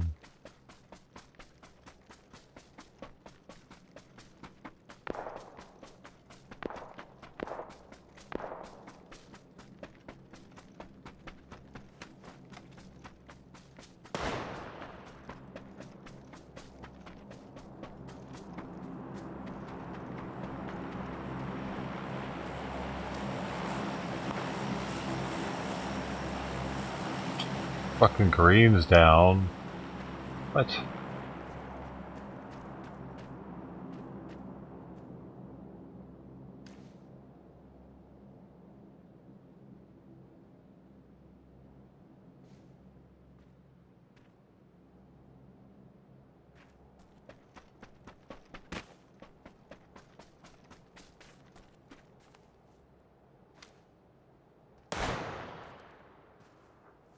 I'll see you.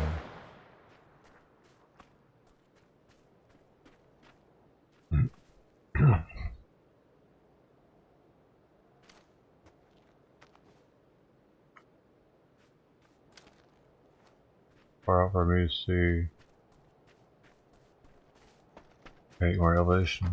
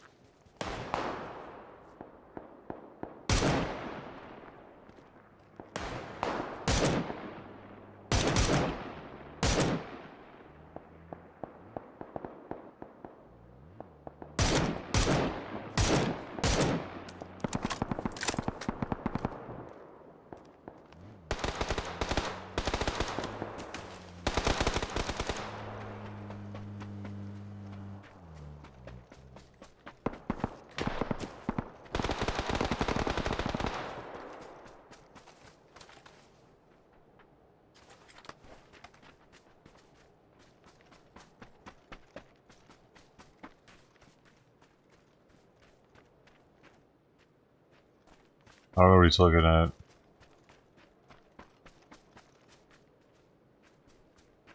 You see something, man? That storm's about to be smacking. Guess we can just go right over here. They gotta come to us, huh?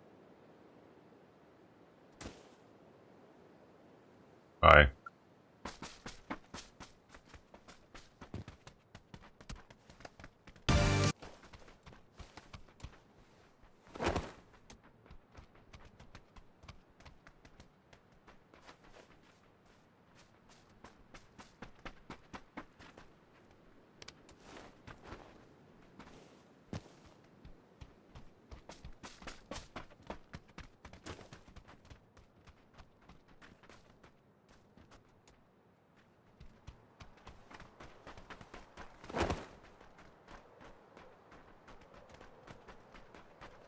Like all to behold.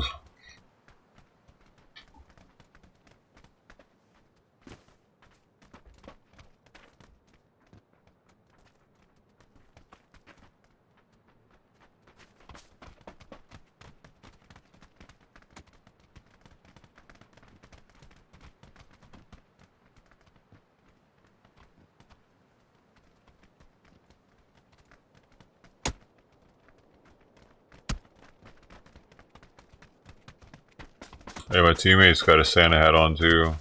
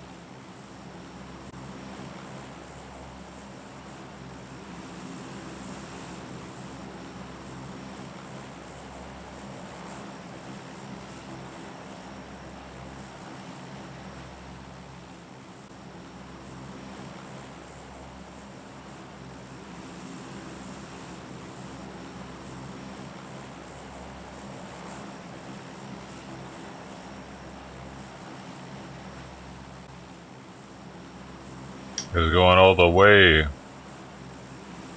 Even though we're here. To the restroom. Oh no, we're good.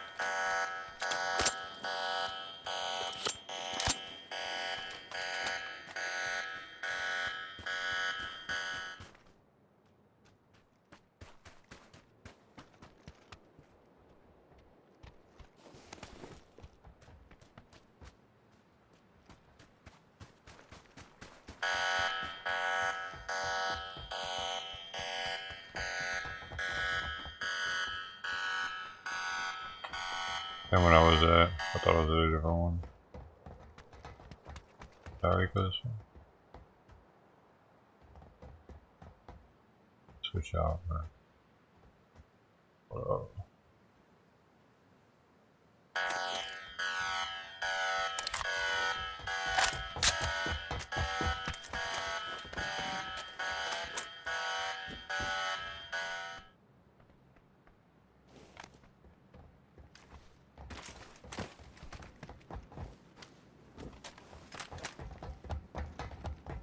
Did you already leave us?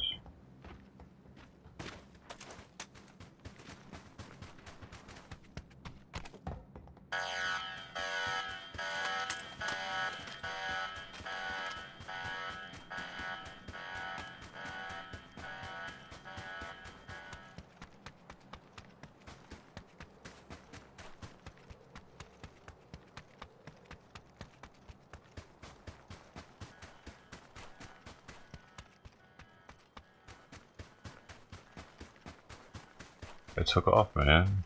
What the fuck?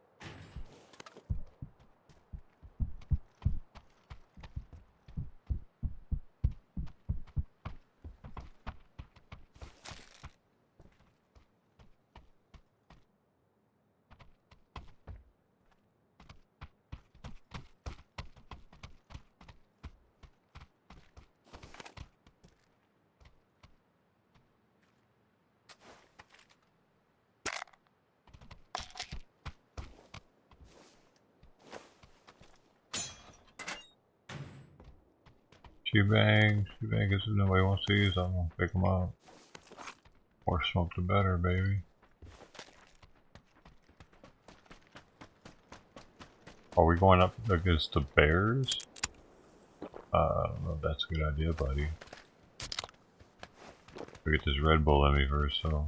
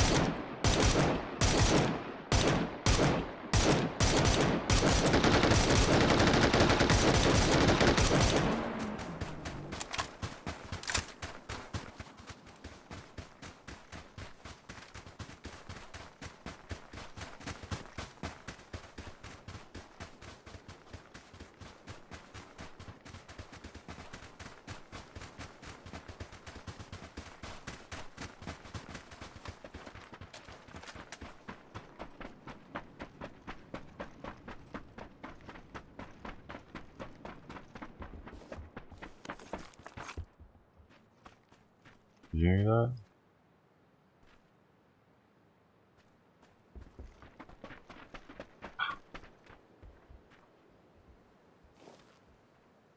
I don't need it 2 times, I need it 6 times.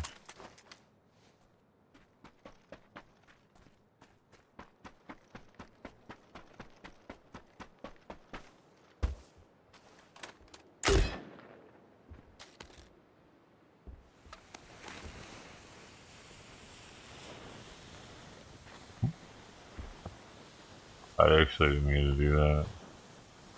I just took his boots off next to me. A boot, scoot, and boogie. Oh, it's a thermal though. 8 times. Can I put that on it? Oh, sweet. Now that. Oh, that's a winner.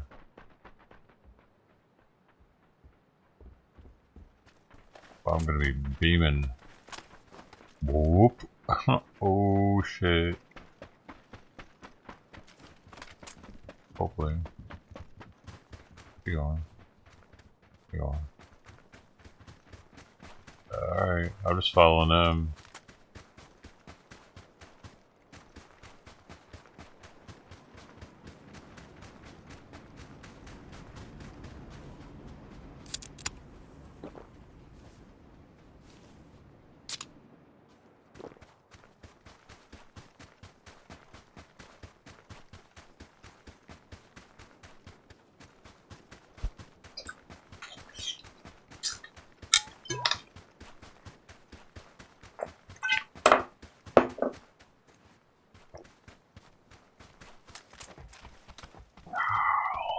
Thirsty.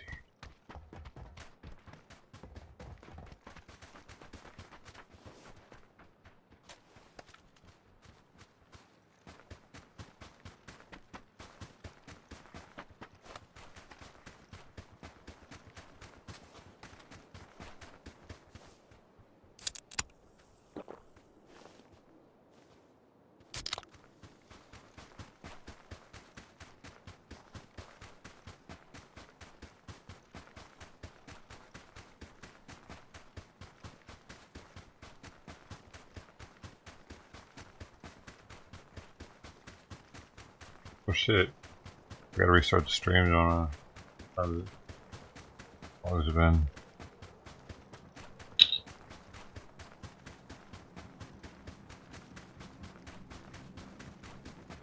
Oh, it's been 9.5 hours. Wow.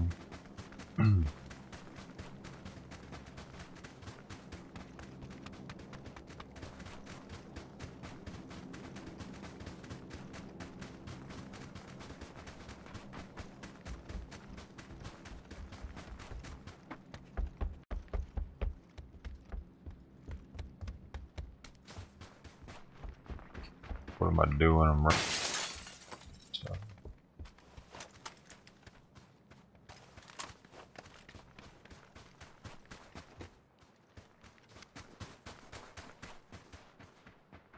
Where's everybody, man?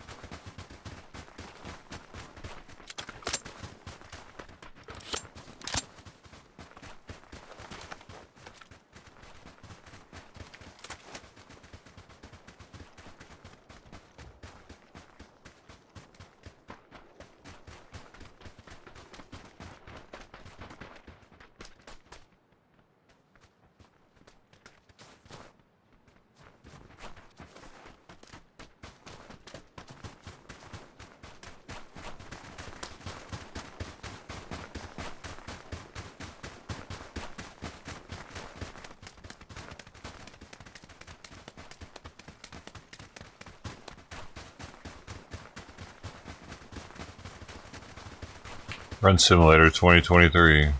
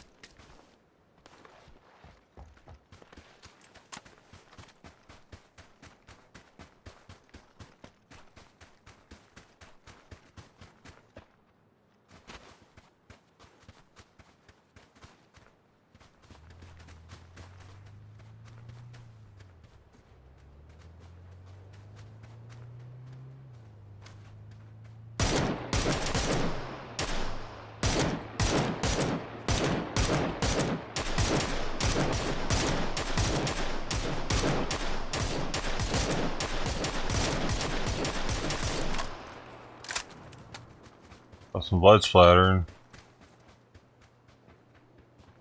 He wasn't wanting any more of that. Oh, he's gonna try to come up here?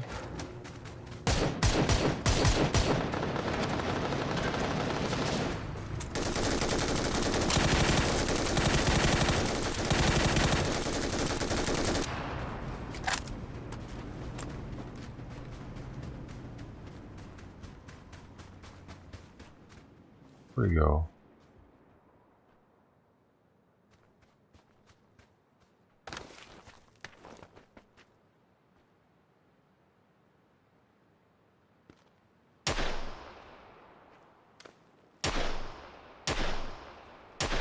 Oh shit!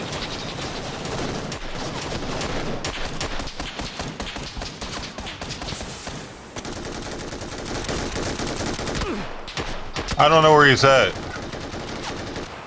I don't know where he's at.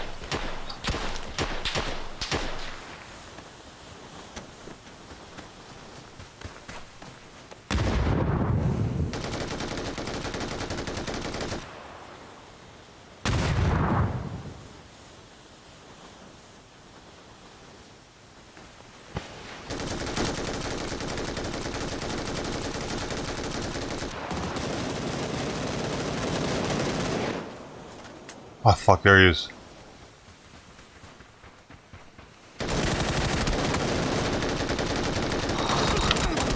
There's fucking multiple. Damn. And they're way back there are still. The hell? This guy's. Wait. Really? What is this guy? What is he? Yo, what are you doing in the trolley? You're fucking gold and you're fucking chilling in the trolley. Really? Damn, man.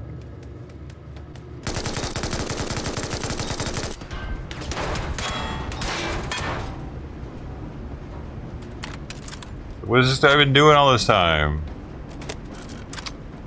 What the fuck, man?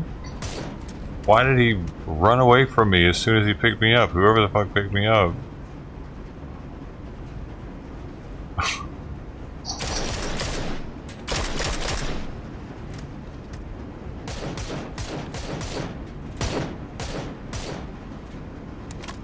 I can't come back either. Man, shit.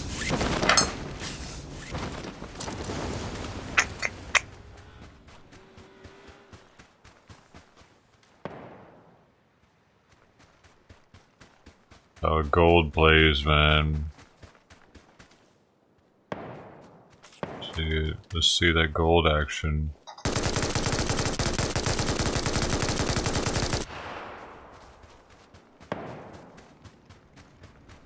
Does have a grenade? I can hear the guy. There's.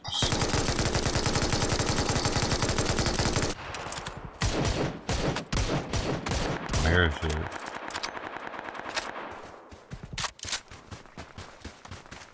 There's red smoke in the distance, so. Oh.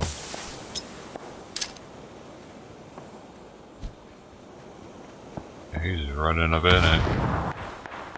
Oh, I see somebody way in the distance. Don't have to worry about him.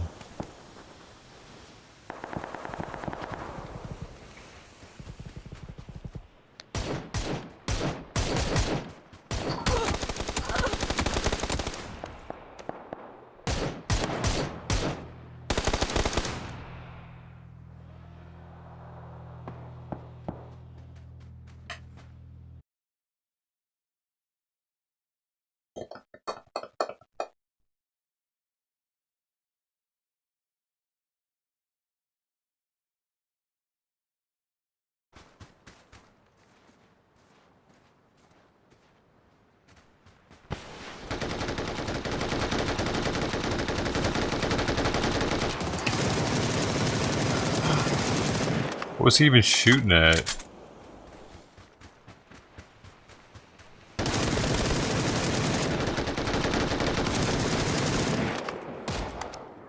Oh, he's thirsty.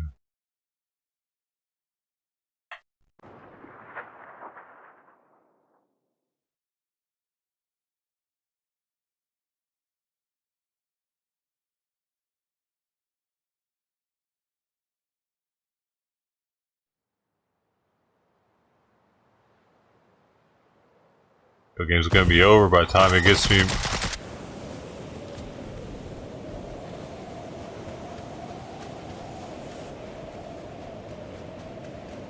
I gotta heat up some food. Oh, he's got that gun too? Got the barrel. The gray barrel though, I think. Wish I could turn him around and look.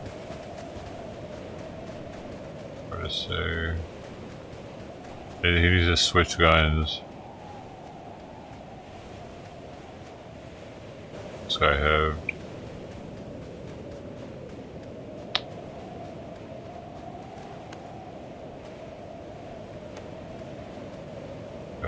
Dude, these guys are all new or something. This guy's got some stuff.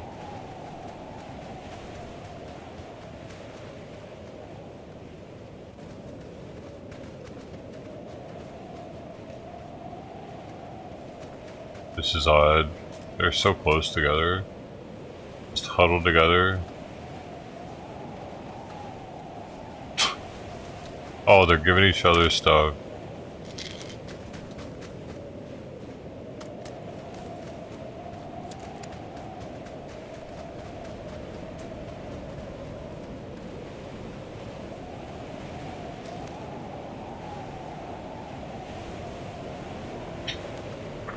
Right back.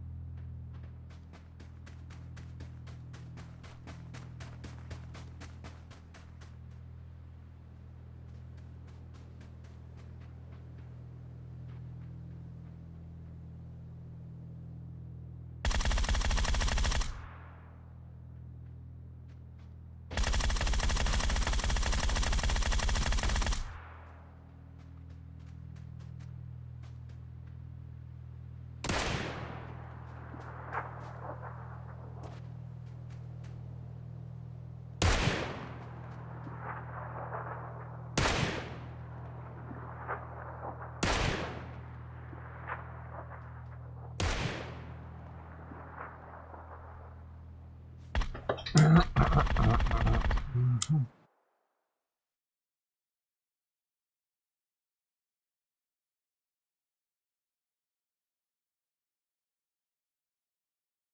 and 3.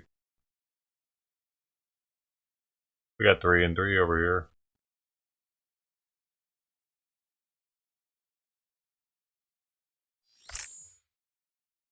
Oh, 3 and 3.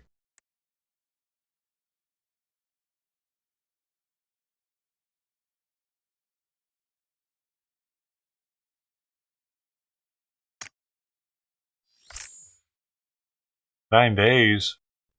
It's counting down in front of my eyes. Why'd that guy send me a friend request?" I yelled at him. The heck? Give me something special, man. That's not special.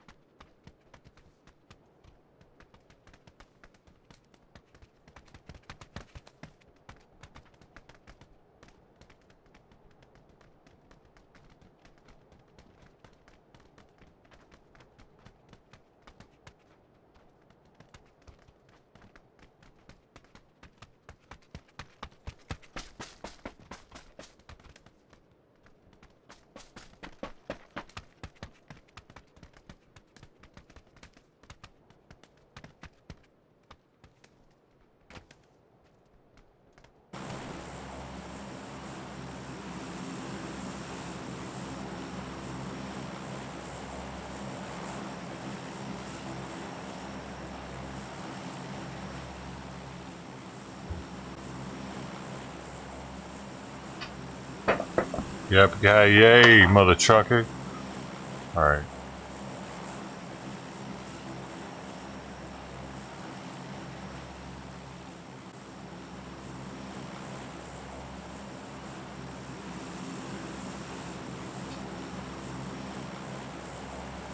Being drunk on the water tonight.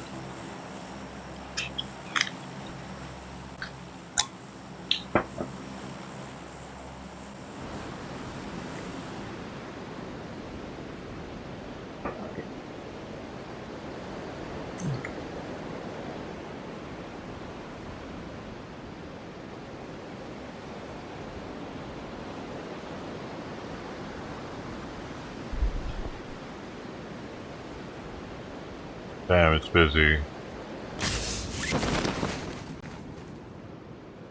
It's not good.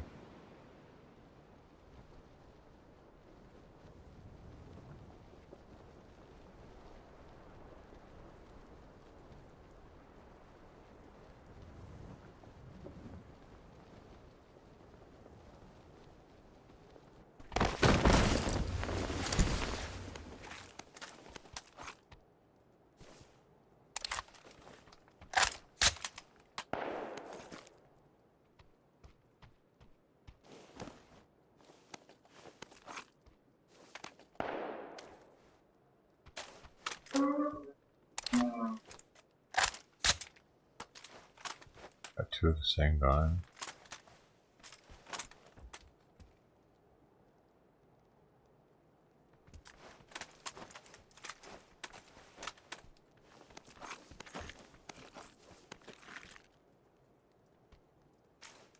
What the fuck I thought? Let's do it.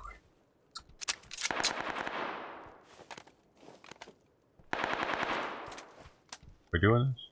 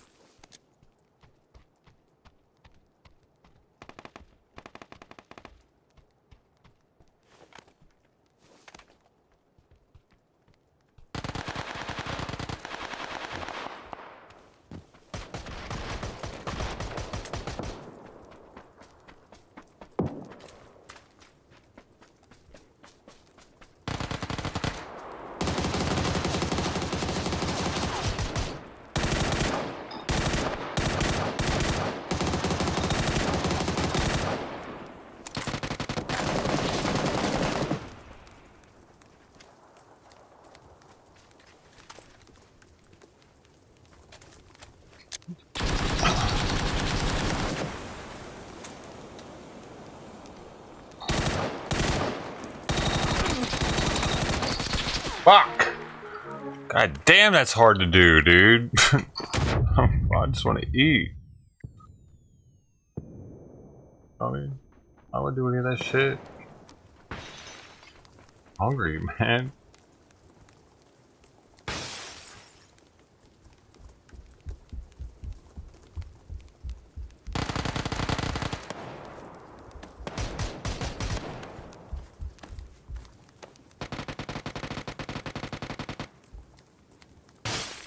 Teammate really came in the clutch right there.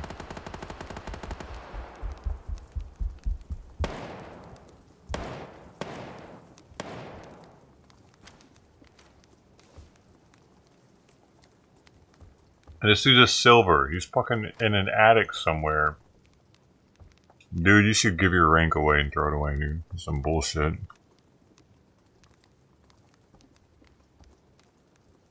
Fuck is that? I'm gonna be up here. He's still in the same house he landed on. What's that dude?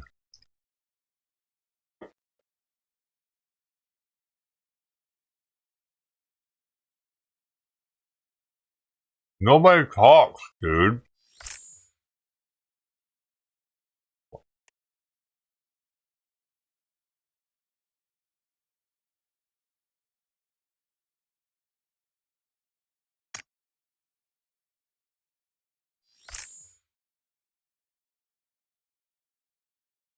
Oh, now there's an hour in 9 days.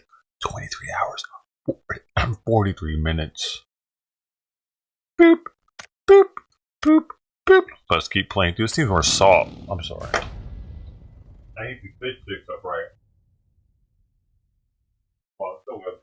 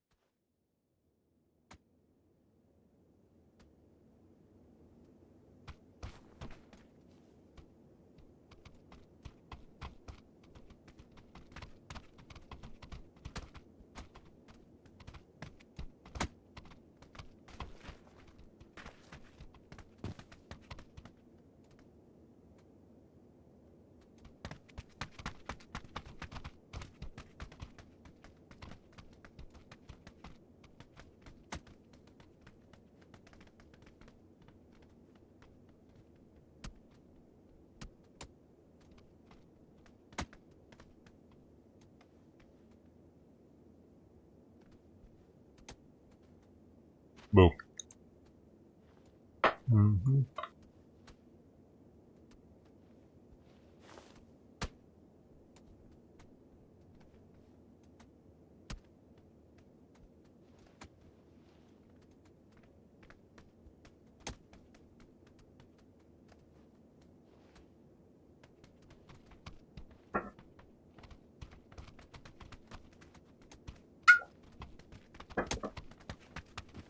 Dude.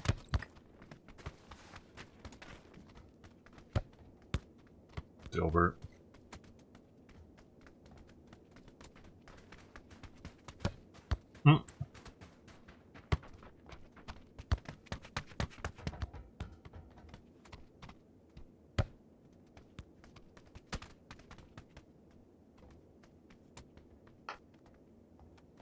That was a good kick.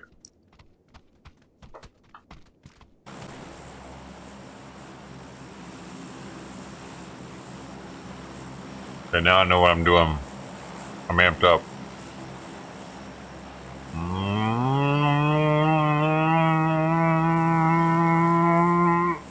Why are we all following this guy?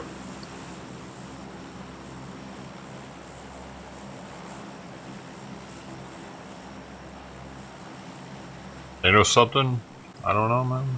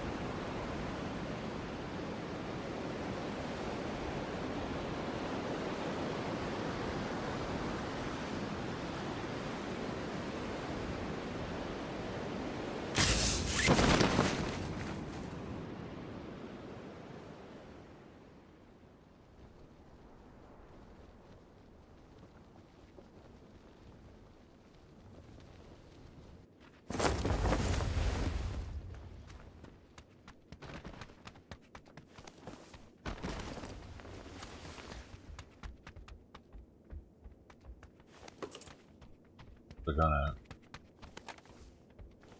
Anything but a gun. Everything but a gun. I don't need a gun.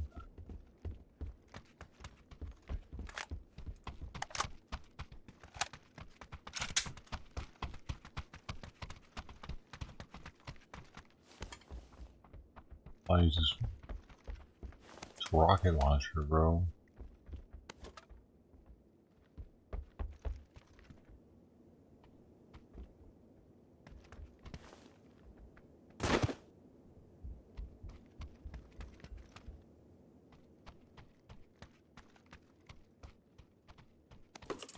I thought that.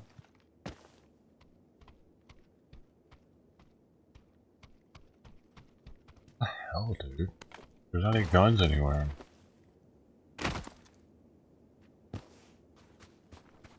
I picked the worst drop on the game.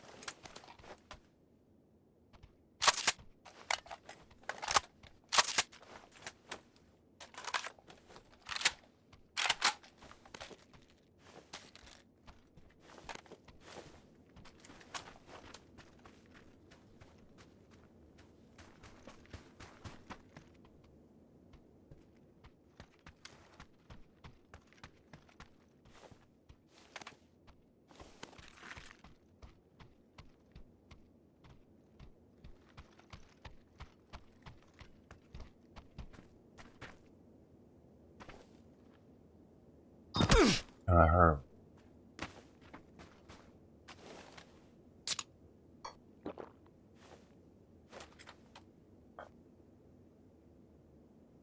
I use for nutrients where you fall off stuff. Or after.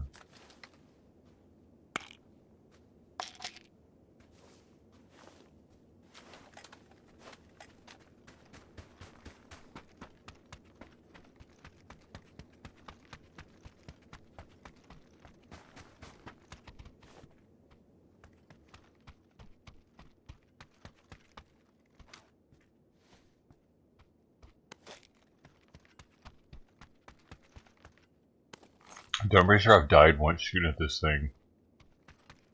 If somebody shot at me while I was shooting at that.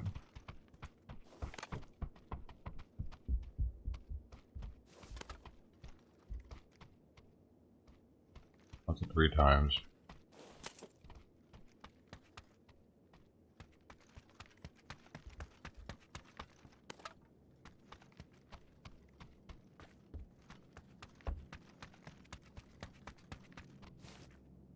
SLR.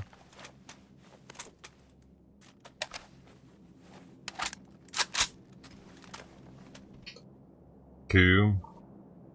Haven't seen one of those in a while.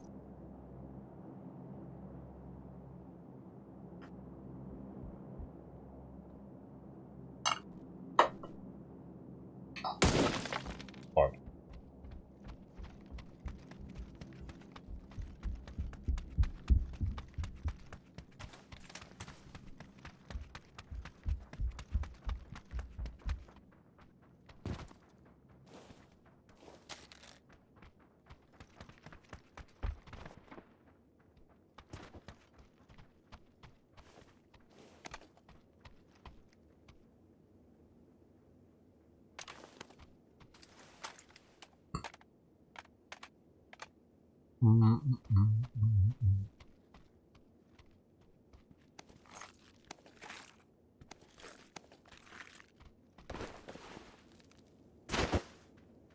Guys are playing peekaboo with each other.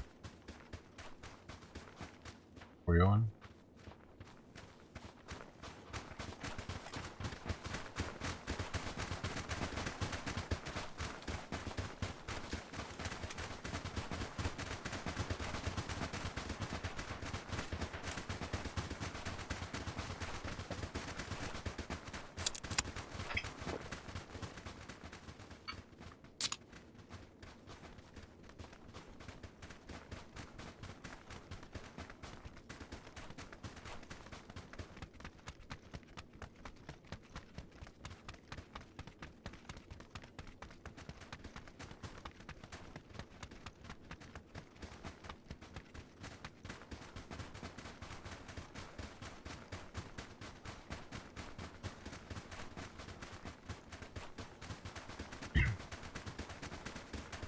For the A-team.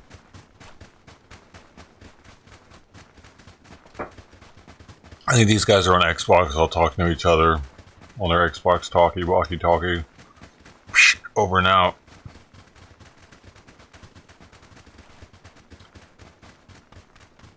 Squad chat. They're squad chatting it.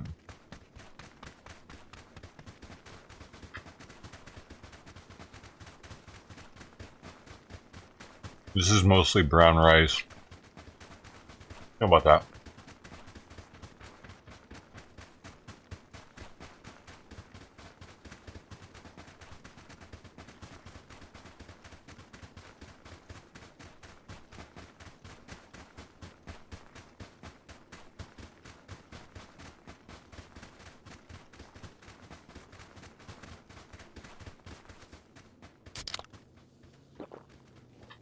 They got a car.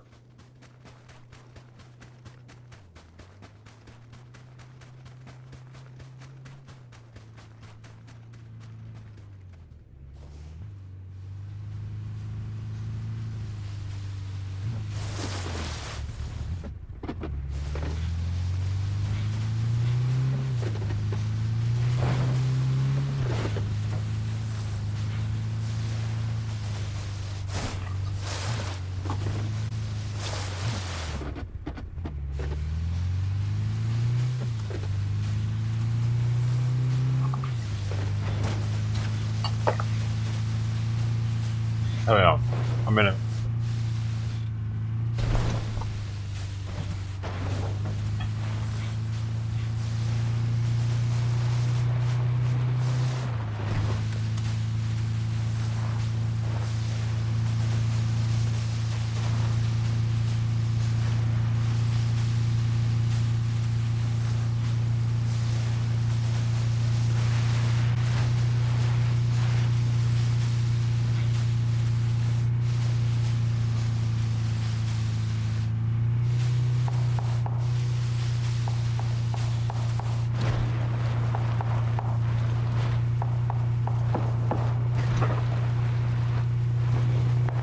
that right?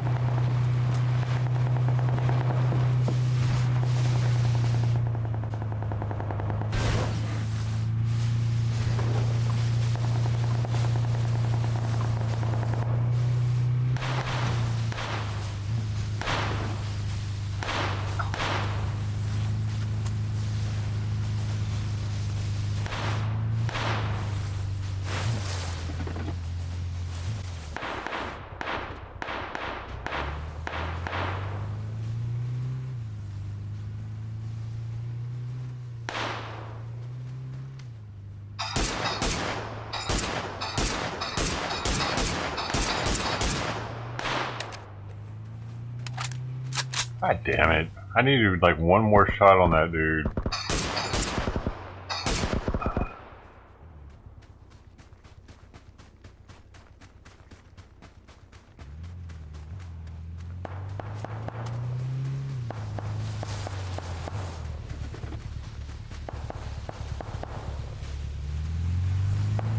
Bruh. I'm never gonna unlock anything. I keep almost getting...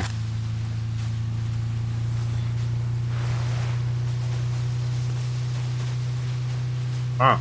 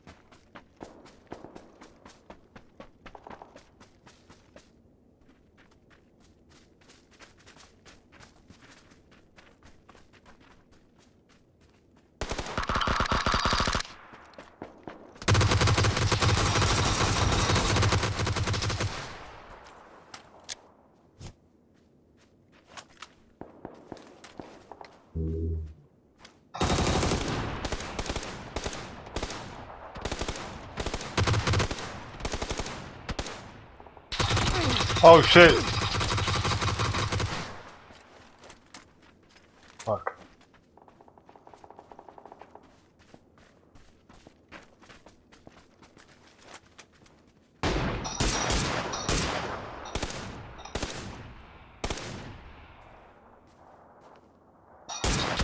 What? God damn it!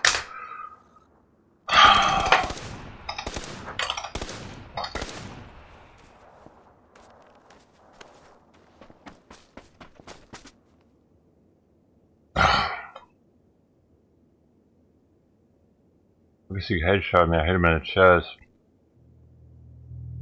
Oh fuck! That's gonna be the end of me.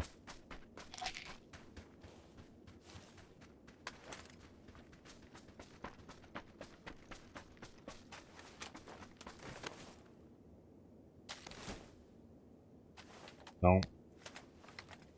No, I don't even have health. So I just had to get one out of his bag. But he, yeah, I gotta heal. I don't know if we're gonna have time. I've got one though, but.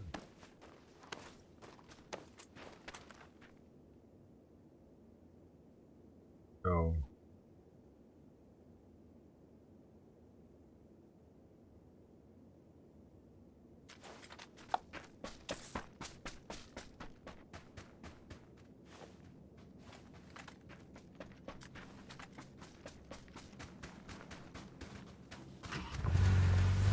They dropped shit.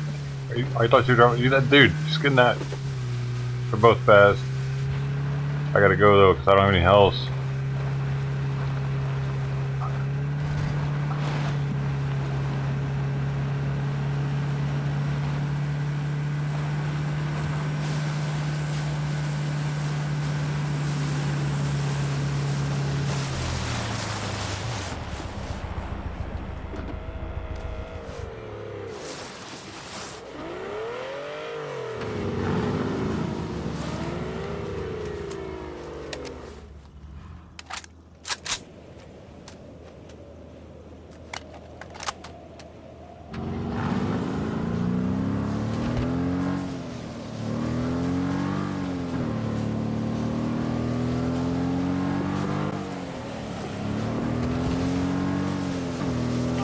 Oh.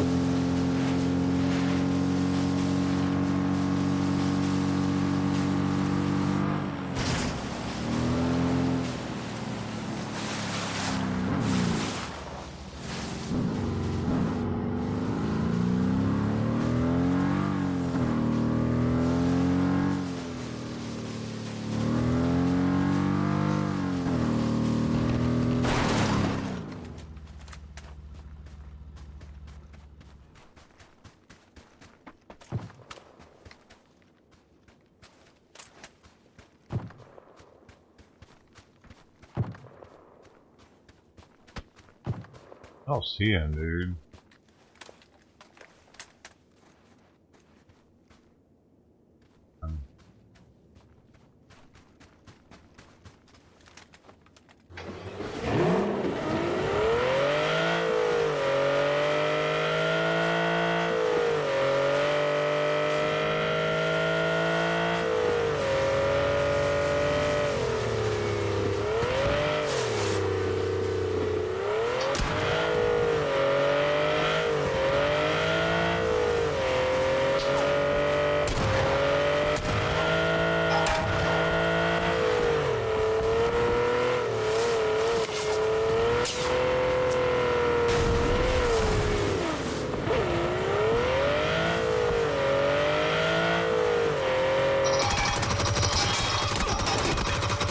Oh, fuck.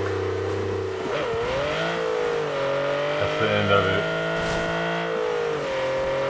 I gotta get in fucking down. Oh, fucking my god. I'm an embarrassment to the game.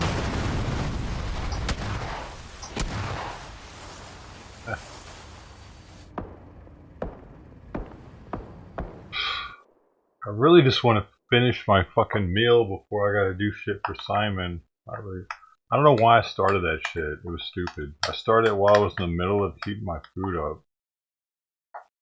Note to self, don't ever do that shit again.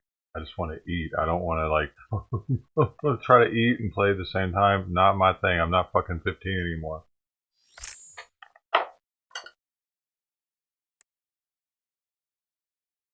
Bro.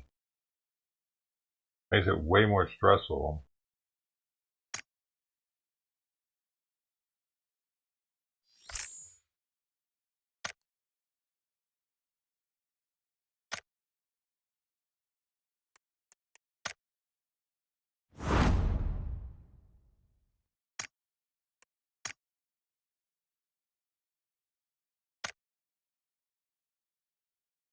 Tense? What does that mean? What about tense? Are we there almost? Almost at the 2000. Dude, 71. Dude. What about the tents? There were people in tents? Is that where they were?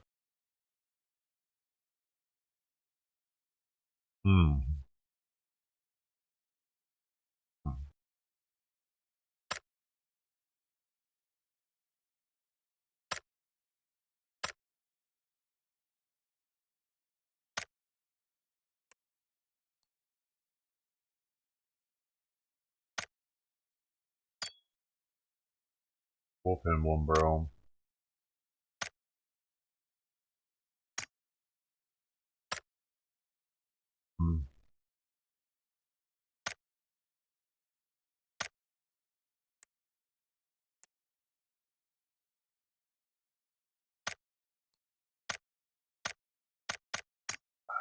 The loot, man.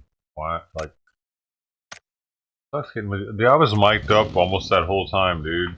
They were just not.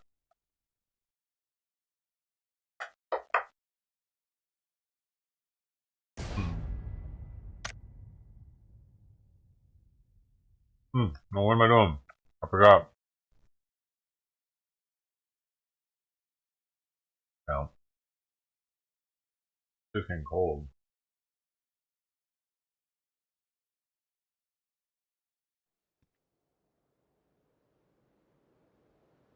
Tired playing anyway.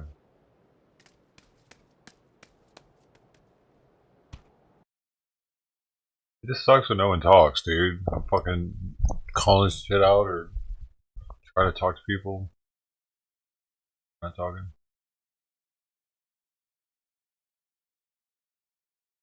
People act. I thought the holiday season people would be on here and like they'd be talking, playing, and using their microphone.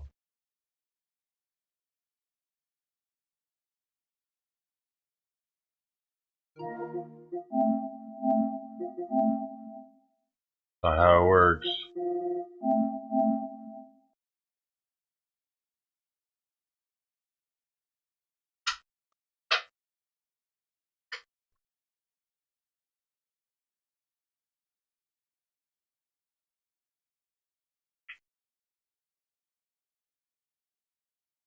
Game after game after game of people not talking.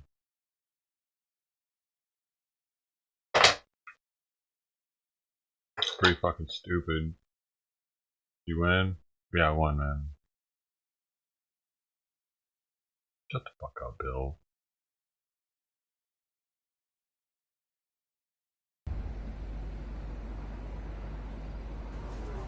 All right, well, bottom of the hour. Bottom of the hour, we're stepping it up.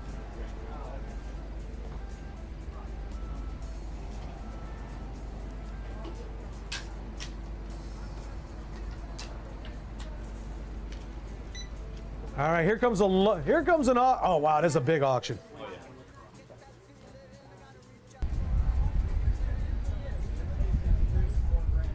A carat and a half.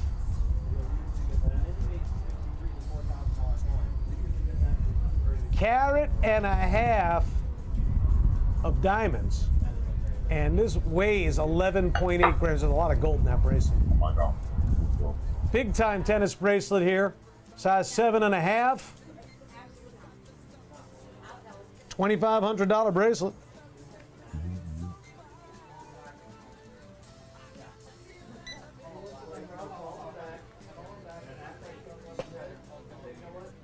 Diamond ring for the men, carat of natural diamonds, brushed finish. I love brushed finish for the men, because why? We tend to bang things up, right?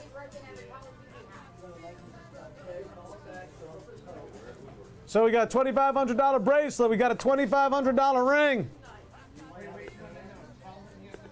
$2,500 everything. That's what I'm talking about. Now this is big. Carat 24, VS clarity. Do you need a ring tonight? Diamond solitaire, lab-grown diamond, 6-prong setting, 14 karat gold, currently a size 3 3/4, but completely sizable. We will get that to your size, don't you worry. Like how he says that. Oh yeah, we put a Carson City in the mix too. One of the key date Carson Cities, your 1880. Now that is one of the lowest mintages in a Carson City. Presidential in any Morgan silver dollar for that matter. What is it, like 400? I have to look it up. It's like 456,000. Nixon Hoard.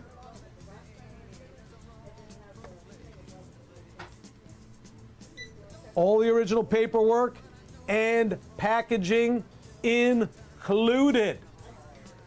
Who wants to start the bidding at $1,000? Paperwork due for it. Oh, somebody started at 300, huh? That's a little low, but okay. Fucking reminds me of Outlaw. 495,000 on that. Super low mintage on the 1880 Carson City. If you're looking to build a complete set of Morgan dollars, you can't do it without an 1880 Carson City. They're hard to come by, and this one just happens to be uncirculated as well. All right. 300's the bid. Let's get that first 60-second clock rolling.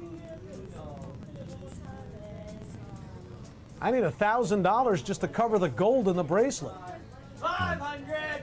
I need $1,000 to cover the gold in the men's diamond ring. Dude, anybody can do math on the gold to cover and the see that you're full solitaire of diamond shit. in the solitaire diamond ring. Hell, what? He gets over on some fucking really stupid people. But most importantly, 6. Most importantly, we're $25 bidding increments. I need $625. Most importantly, it's an 1880 Carson City.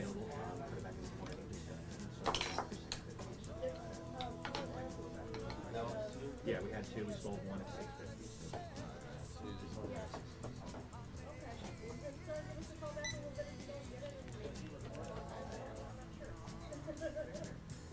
$650. Beautiful horse cameo. 5.3 grams, 14 karat gold, big diamond on that. It's a half carat diamond. It's a deal for $7.99 or make me an offer. What? $7.99? That still seems expensive. I'm at $600 now. First clock is gone. That's entirely too low. There's in no universe you're getting a 1 carat men's ring. I like that ring. That fits me well. I have completely unattractive fingers, but that's an attractive ring. And why do people Even makes care my about hand look fucking good. rings? Not easy to do. Too many years of punching the heavy bag and too many years of playing golf. Fucking weird, dude. 600 the bid. Look at my fingers.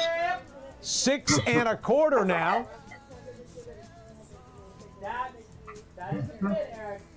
All right, let's roll another 60. I didn't say final. Let's roll another 60 seconds.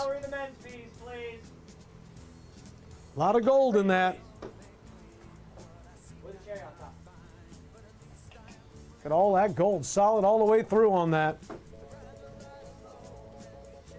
I like the brush finish on this. I always recommend. I gotta stick it in me. Brush finishes on men's pieces. All the If gold you're like is still me, you inside bang of me. stuff up, you get it scratched.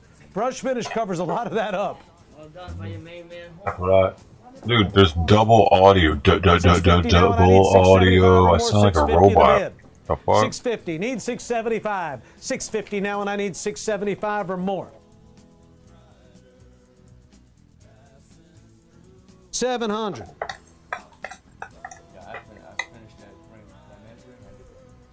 I heard it that time.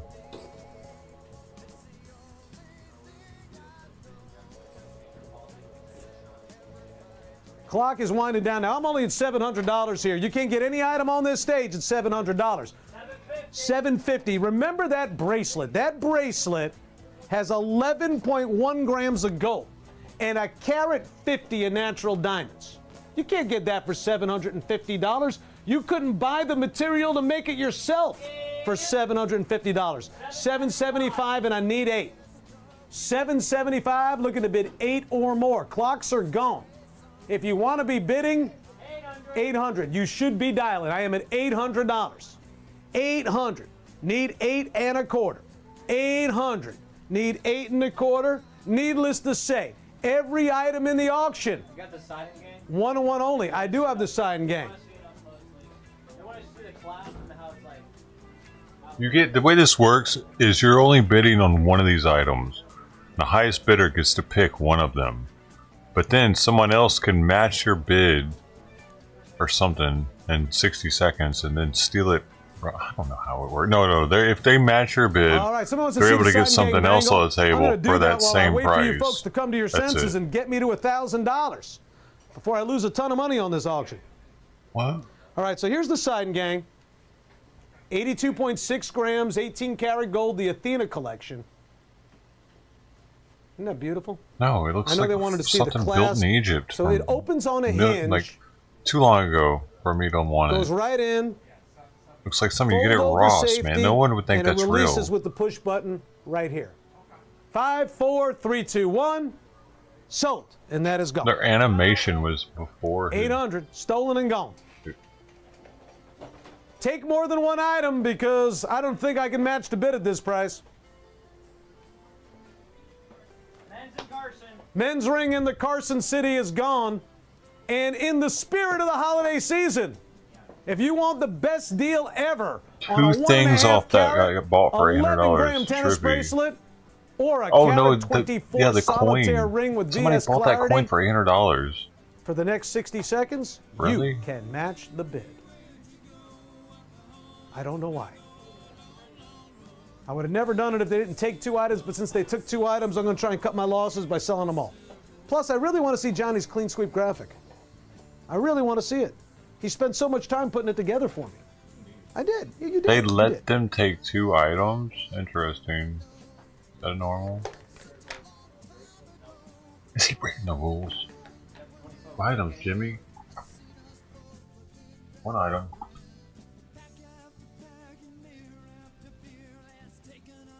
They're listening to the same song that they were listening to earlier. Hey, how come nothing's on screen?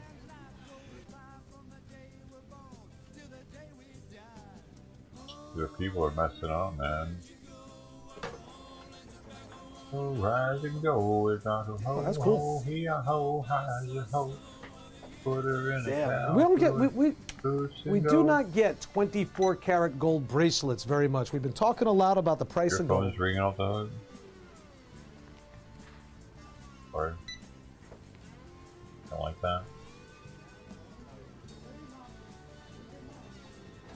That's a bracelet. 36.8 grams of pure gold. 24 karat with a satin finish.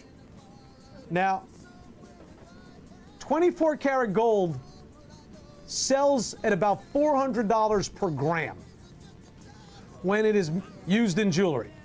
Oh, when it is used in there are very jewelry. few He's saying that 24 karat gold pieces when out there. Look at it the way is used it comes up. in It's love jewelry, knots. but it's not worth It's that. gorgeous.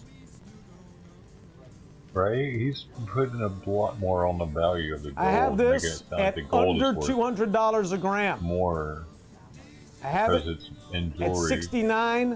$69.99. Stupid. But you can make us an offer on that. If you want to buy 24 karat gold for the holidays, take advantage of it because, you know, the gold spike right now. I bet that thing could break will be so easily reflected in the because jewelry 24 market. karat. Look how little those little things And are. this and is a it very unique, gorgeous, caught on definitely good on a something. 7-inch wrist. Probably up to a 7.5. It's a 24 karat gold piece. You can make an offer on that. Okay, next auction. Here we go. You can do what you want, buddy. We are not kidding around today. This one. Look at those. Those are All right, pretty. enough. These are my favorite earrings in the building. It's time for them to sell. I've had them in auctions like 3 or 4 times. and they've never been claimed amethyst, peridot, garnet, and citrine surrounding amethyst. And they are in look, there's the retail, $1,900. They are in 14 karat gold. They're gorgeous. I love the way the colors in this fade to shade. Starting with the light, working all the way up through the dark citrine, and then working back down. For Christmas. I love the way that colors up. They're just gorgeous. Folks, we got a flare. Diamond ring, anniversary band, 55 points here. 55 pointer, right? Yes. 55-point band. Nice heavy gold on that. It's in 14 karat. Now we also have a 70-point band. Oh. It's time for Simon's food and medicine. I'll be right back. High polished gold. That's in the auction as well. So 2 options on diamond bands, beautiful amethyst earrings, and coin collectors, a 4-piece Morgan silver dollar collection in a gorgeous collectible holder. You have an 84, 85, 86, and 87. So we're covering all the years for you of 1884, 1885, 1886, 1887. AUBU details on all these coins. They look good. Limited edition historical slabs, all certified genuine.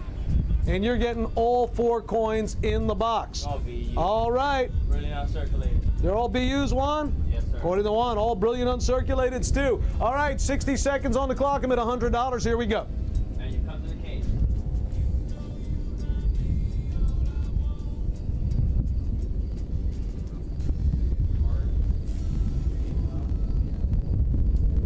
And our clock is a ticket.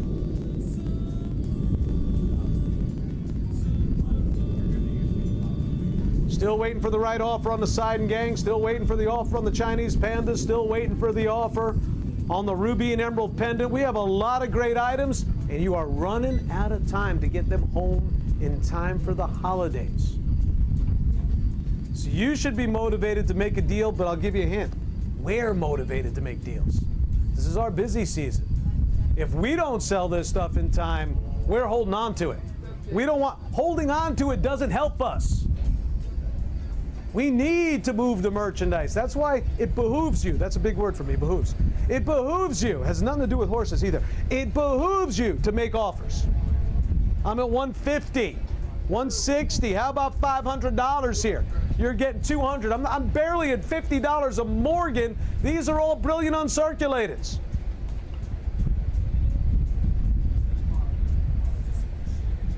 You can't get a diamond ring like this for $200 anywhere. It's going to be closer to 1,000. Big natural diamonds, a lot of gold.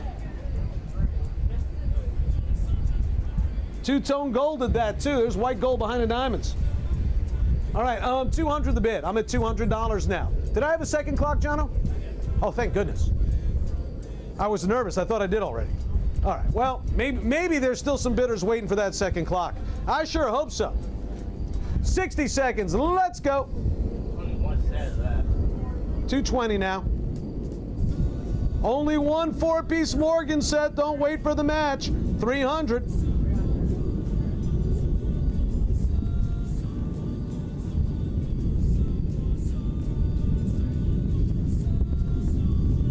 $300 now, and I need 3 1/4. I got 300. Now I need 3 1/4. 300 now. 300 now, and I need 325 or more. 300 the bid.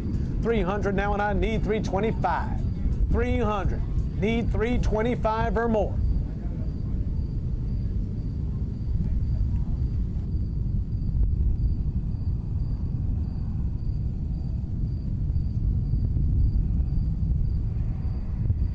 $300 now, and I need 3 1/4. Clock is winding down. 300 now, and I need 325. 300 the bid. Wow, that is low. Those are brilliant uncirculated Morgans. How much do those earrings weigh? They're pretty heavy. 4.5 grams on the earrings and 5 3/4 carats of gems in 14 karat gold. You can't do that for $300 anywhere. I'm at $300. Going once. Looking for $310 or more. 55 points of natural diamonds there, marquise. And you've got the 70 points of rounds.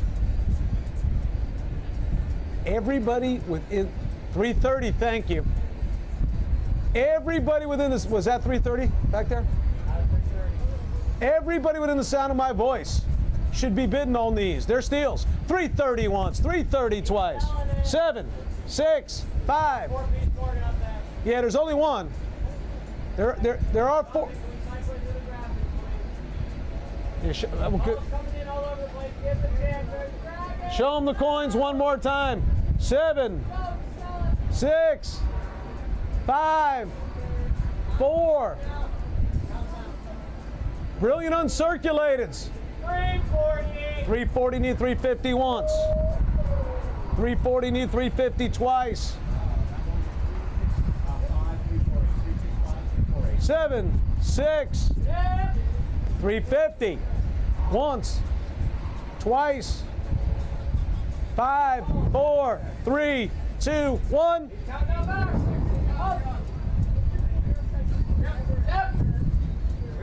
360 once, twice. 3, 370 once. 370 twice. 380. Everything's a 101 only.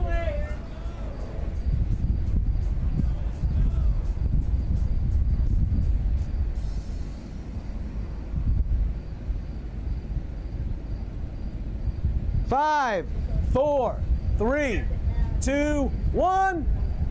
So. Got it.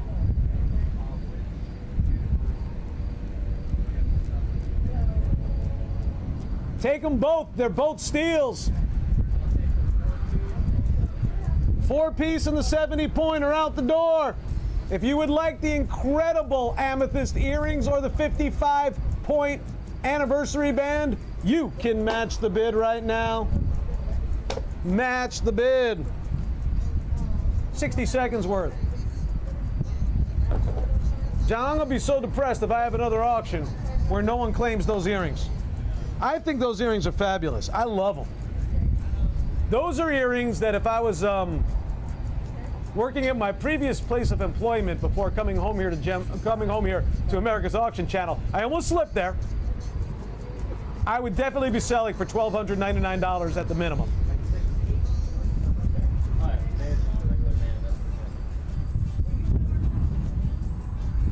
What did they need? What was it? I got it. Oh yeah, top or bottom?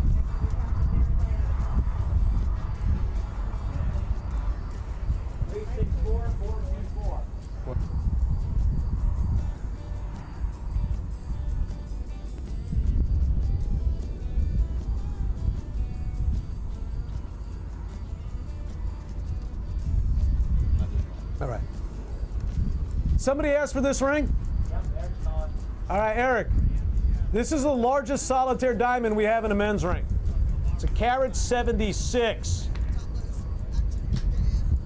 It is also a VS diamond, and it is colorless. It's got E color. Currently a size 10. It is sizable, two-tone Rolex style, over 15 grams. Yeah, I got it for you, Heather. Now, Eric, I had this ring priced at $29.99. I'm dropping it right now to $24.99.97. Free sizing, free shipping.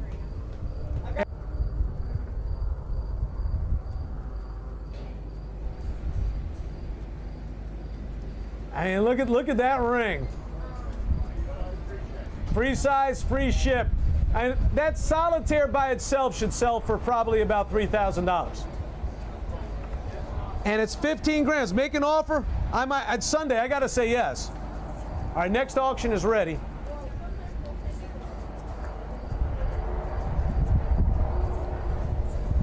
$18.98.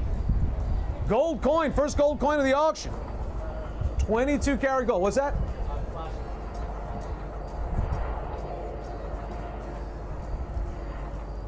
I don't want to make Heather mad, then we won't have a halftime show. Because she's the captain of our dance team. 6.7 grams on that. Here's Heather's ring real quick.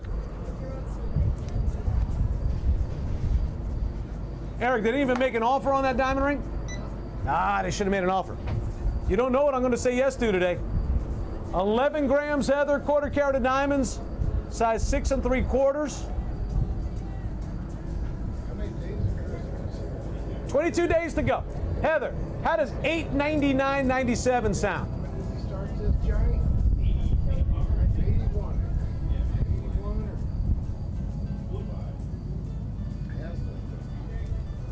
It's a great looking piece. I love the way the gold is fastened here. That's all done by hand. You can't machine gold like that. And those are natural diamonds.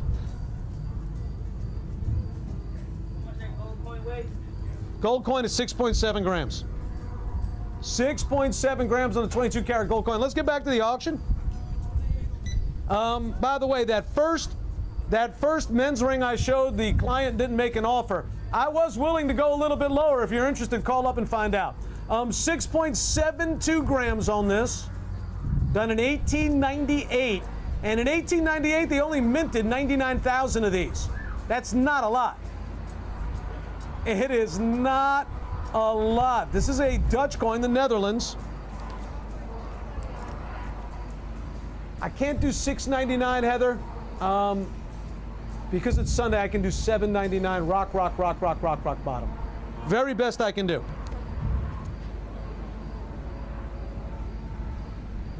I don't blame him for trying, but it's gold. It's gold. I can't go any lower. At $6.99, I could melt the gold for more. It's as simple as that. All right, so here's the gold coin. It's in the auction. Low mintage, heavy weight on that. I was conducting business on Heather's ring while we were doing this. Client made a nice offer, but I just couldn't take it. I gave him a fair counter offer. 2 carats of sapphire. Look at the royal blue color on that. Big diamond. 2 carat sapphire. My diamond here has got to be, what do you think? It's got to be about a quarter carat, Mike. What do you think? About a quarter carat on that? Yeah, so I'm looking at a $2,500 pendant. Speaking of sapphire, got some sapphire rings here too. Carat 27. Love the gems in this, natural diamonds as well. 6.3 grams. Almost about, just under a size 6, a shade under a size 6 on this ring. It's sizable. $2,650 on that.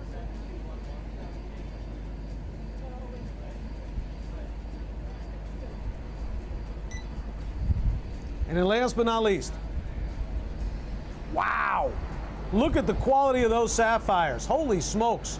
That's the definition of royal blue. Put a picture of that in the dictionary. Right where it says royal blue, right? Carat 10 of sapphire, 80 points of natural diamonds. 4 grams. That's easily a $2,500 ring, if not more. So we've got 2 beautiful sapphire rings, a gorgeous sapphire pendant, and a rare gold coin. All right, 60 seconds. Let's see what happens.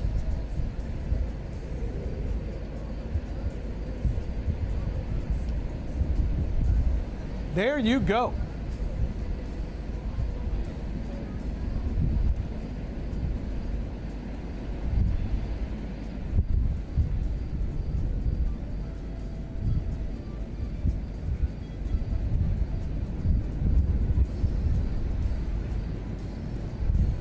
I got 200 bucks. That's a huge gold coin with super low mintage. 99,000 of those made in 1898. How many of those do you think are sitting around here today? And because it's a Dutch coin, how many are in the United States? Probably a handful.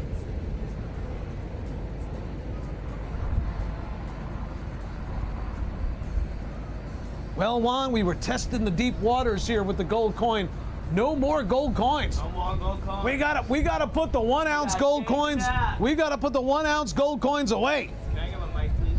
Yeah. Uh-oh, Juan wants his microphone. Now we're all in trouble. 220.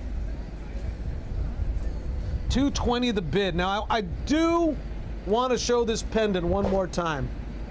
230, she said. While I am waiting for more bids, because boy, I need them. We need them. Please. A Roman bronze coin from approximately 300 AD. Constantine the Great. Look at the back of the coin. This is one of the finest detailed Roman coins I've ever shown. 18 karat gold, bale and chain. Jono, what are they selling? What are they selling something similar for with an ugly coin? I mean, look, that's the same coin, an ugly version of the same coin for $1,800. All right, I'm going to do mine for first caller right now. $999.97. That's the original coin, right? Original coin. For what decade is that? Coin's worth a lot more. Decade is from 300 AD. Wow. Somebody needed to see an amethyst pendant. I don't have an item number on it, so here it is. 410. I think we were asking 5,000. I don't. But look at the red flash coming out of that. That red flash is indicative of Siberian material or Brazilian material. All right, 60 seconds, we close. I'm at 420. 440. Go.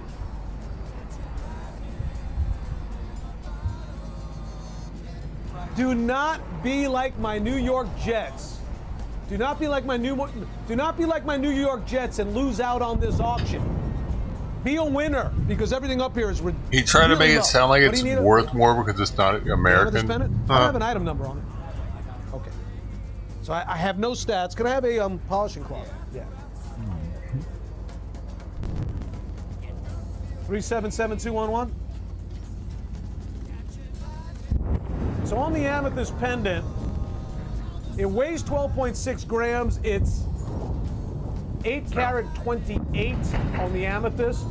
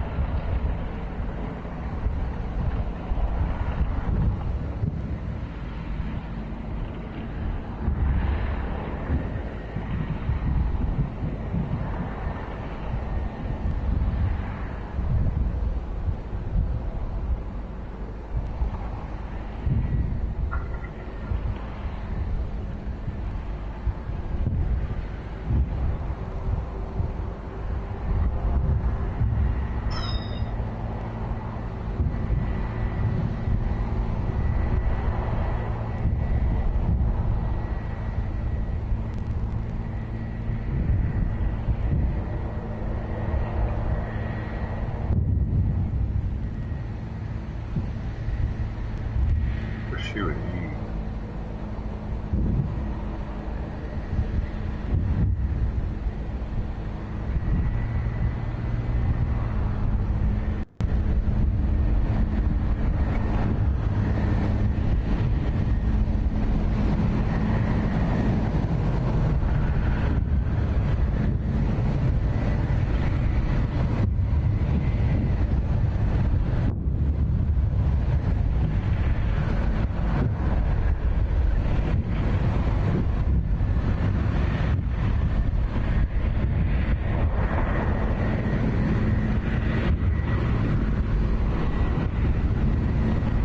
Another one.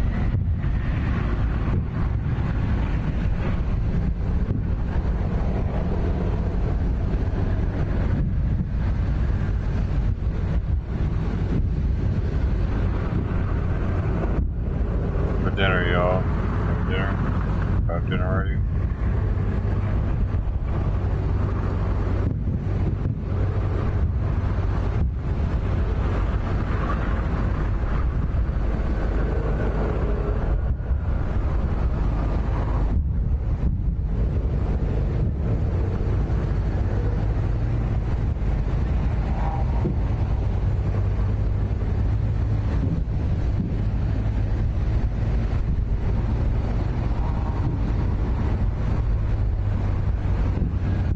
There's all kinds of fight. You can hear it. What do you mean? It doesn't look like it.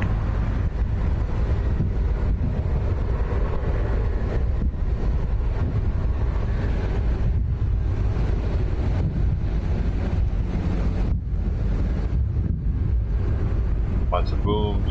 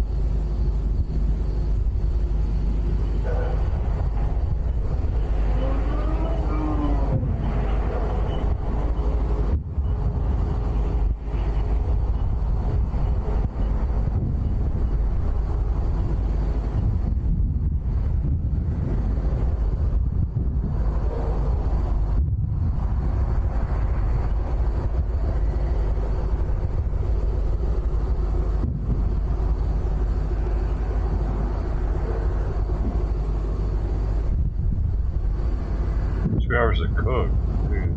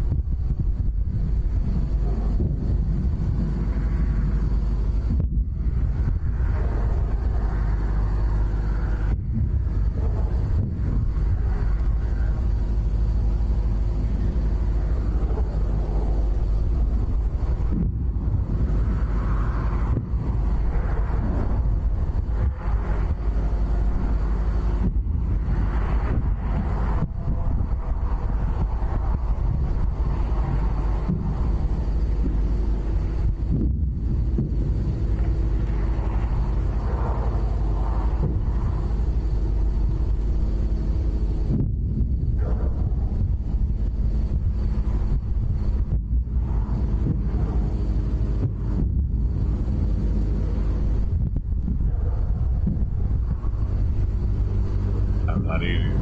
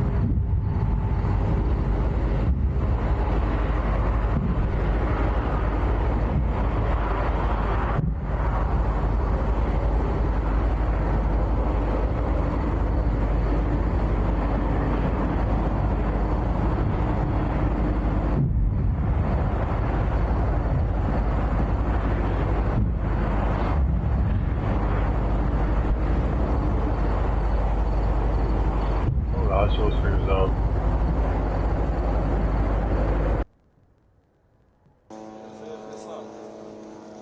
Oh, I can't hear any move, so.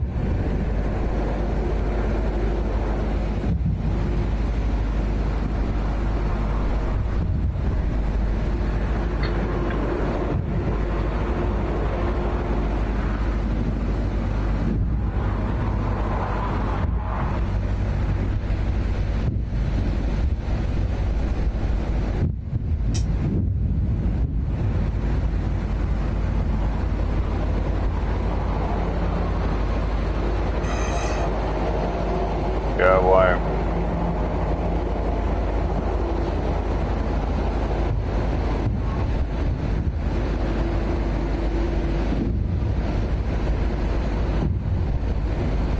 Oh, yes, man.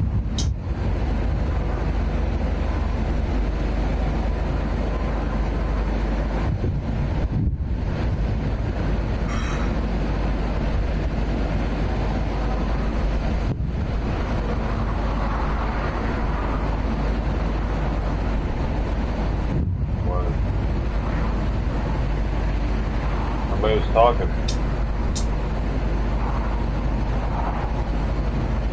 About the game.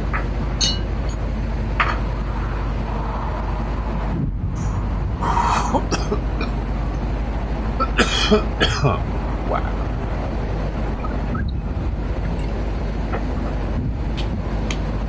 Yakety yak, weedy whack.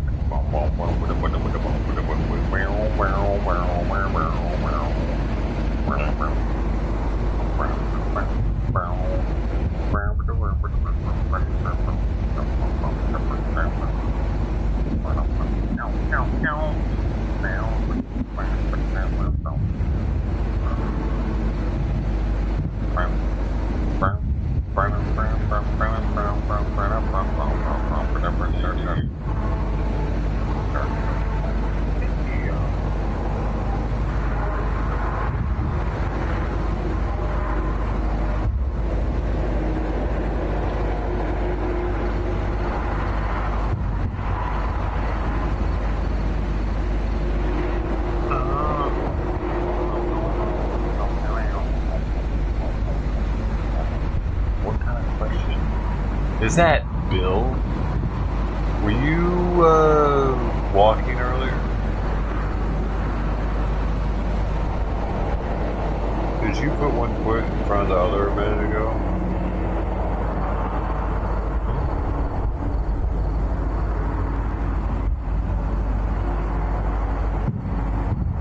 I think the people need to know.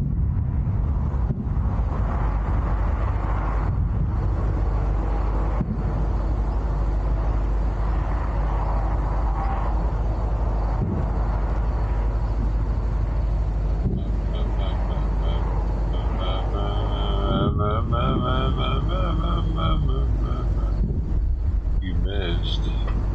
Because you're playing PUBG, man. You missed out. Big time. I'm pretty sure you'd had a boner the whole time. Man. Over there. On your ping pong pogo stick. Ball on the bottom of it. Your pogo ball. Yeah, remember those? That's what you got. You know what you got. Do you remember them? Because you got one. You pogo ball everywhere, don't you? You pogo ball to get yourself some cigarettes.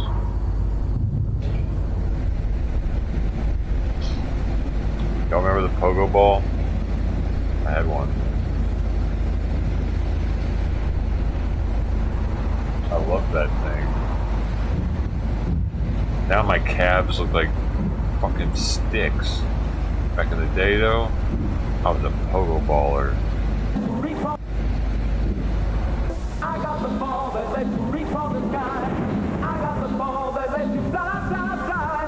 Higher and higher. I'm a pogo ball master. I got the ball. I'm a pogo ball master. If the pogo power is your desire, go get the ball and take you higher. Higher. Pogo ball Yeah. master. Pogo ball master. I got the ball. I'm a pogo ball master. How many kids busted their face open with it though? I mean, I didn't remember busting my face with it. I had a gray and black one, a gray, silver like ball with a black thing to stand on. Pogo ball master, baby, you wanna be my pogo ball day tonight?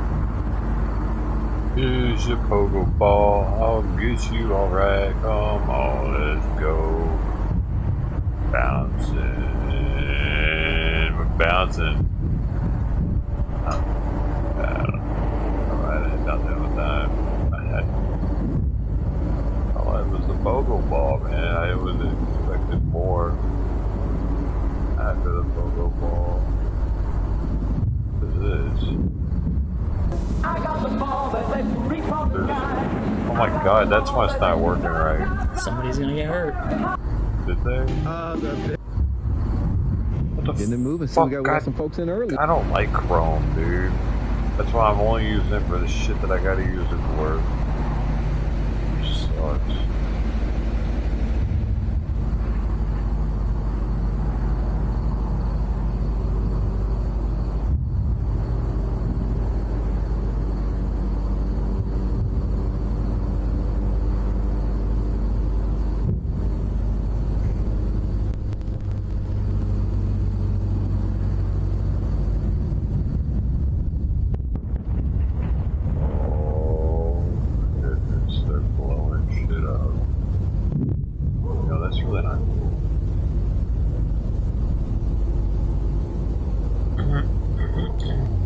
for that. Somebody's got to pay for that to be rebuilt, you know. Hope you're ready to work overtime. You have a Pokeball? You do that at work.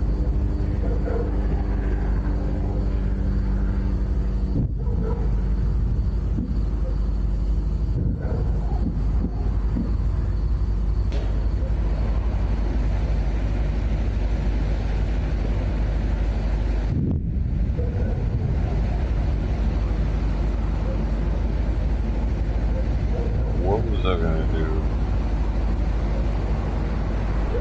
How can I get a Pokeball tonight?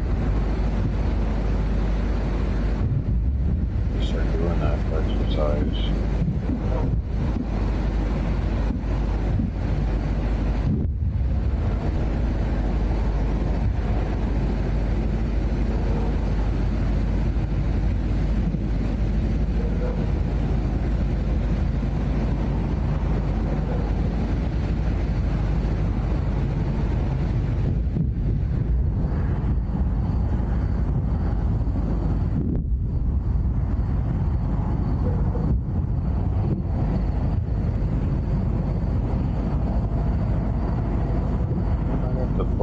You got the Pokeball, baby.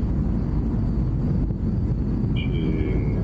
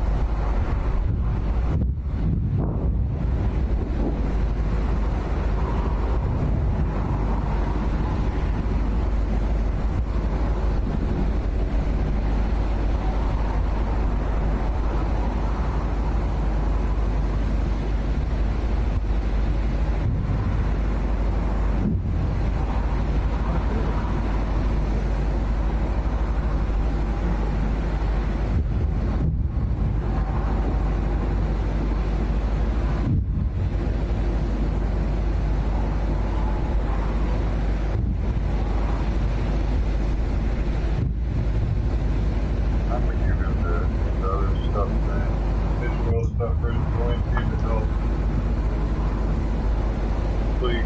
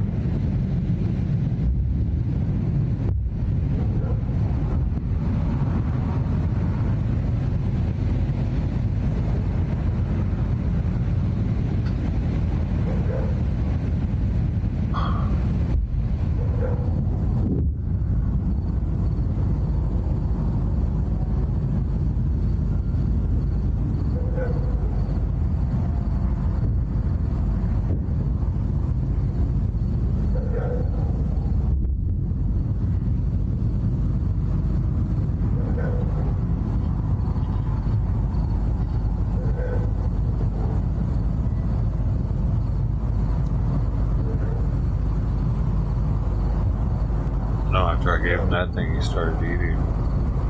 Now he's eating. Good thing too, he's got 10 more minutes. I had to go open the bathroom door for him so we could go look in there. And then we came back. I gave him that in the hallway. Oh, it's alright, man.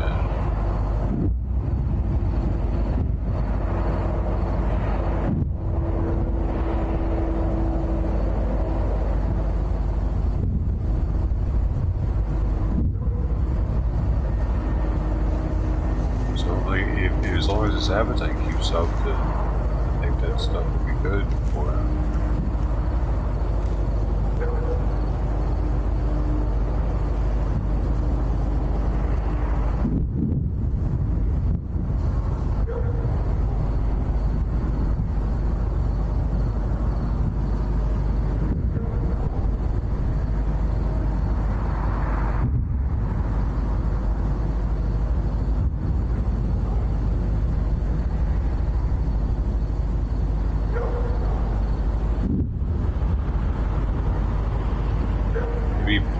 Tasted the fish and it made him hungry. Oh man. Glad he's eating. I gotta pull it up in 10 minutes.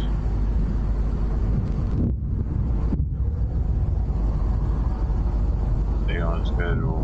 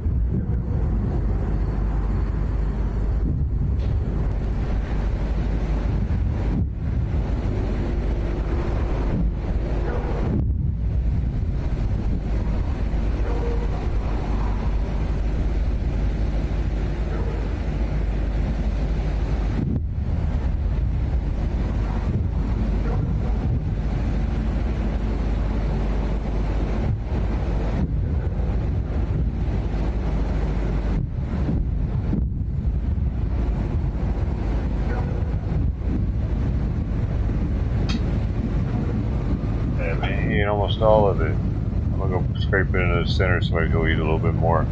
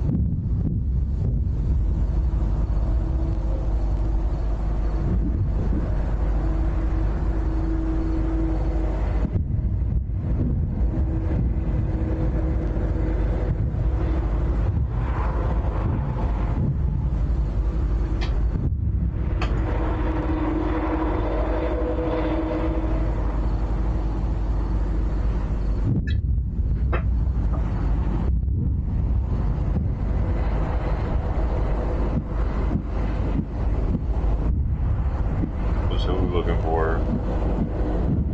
Browser, I use Firefox.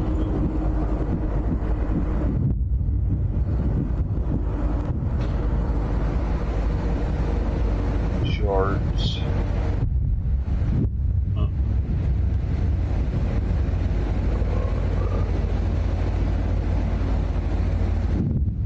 Why are they illegal?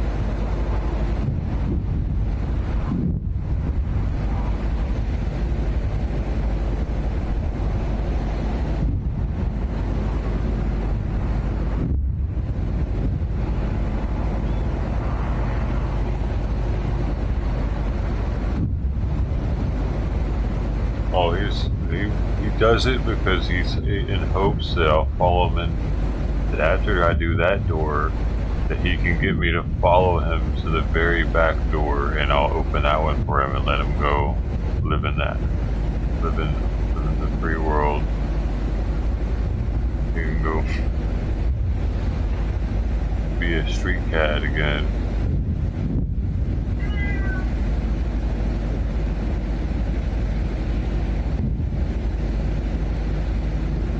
See?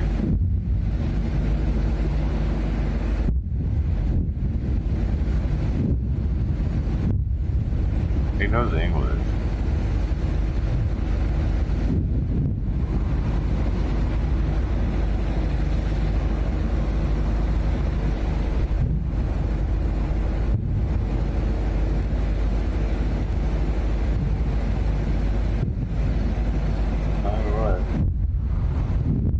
What?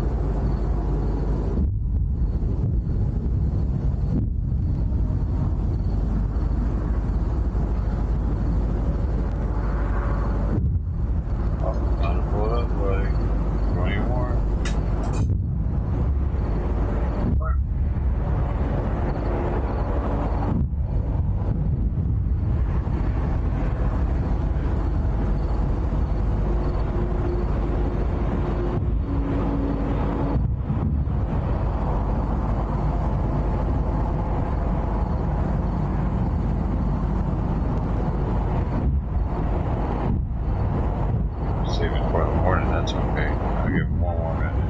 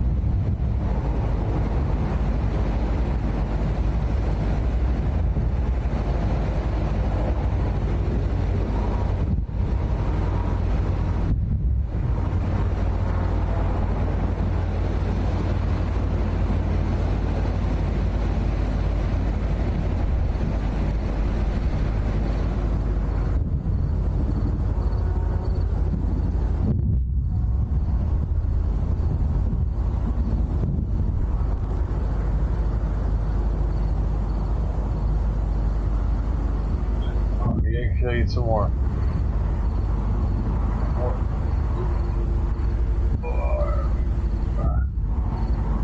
This is all that's left now.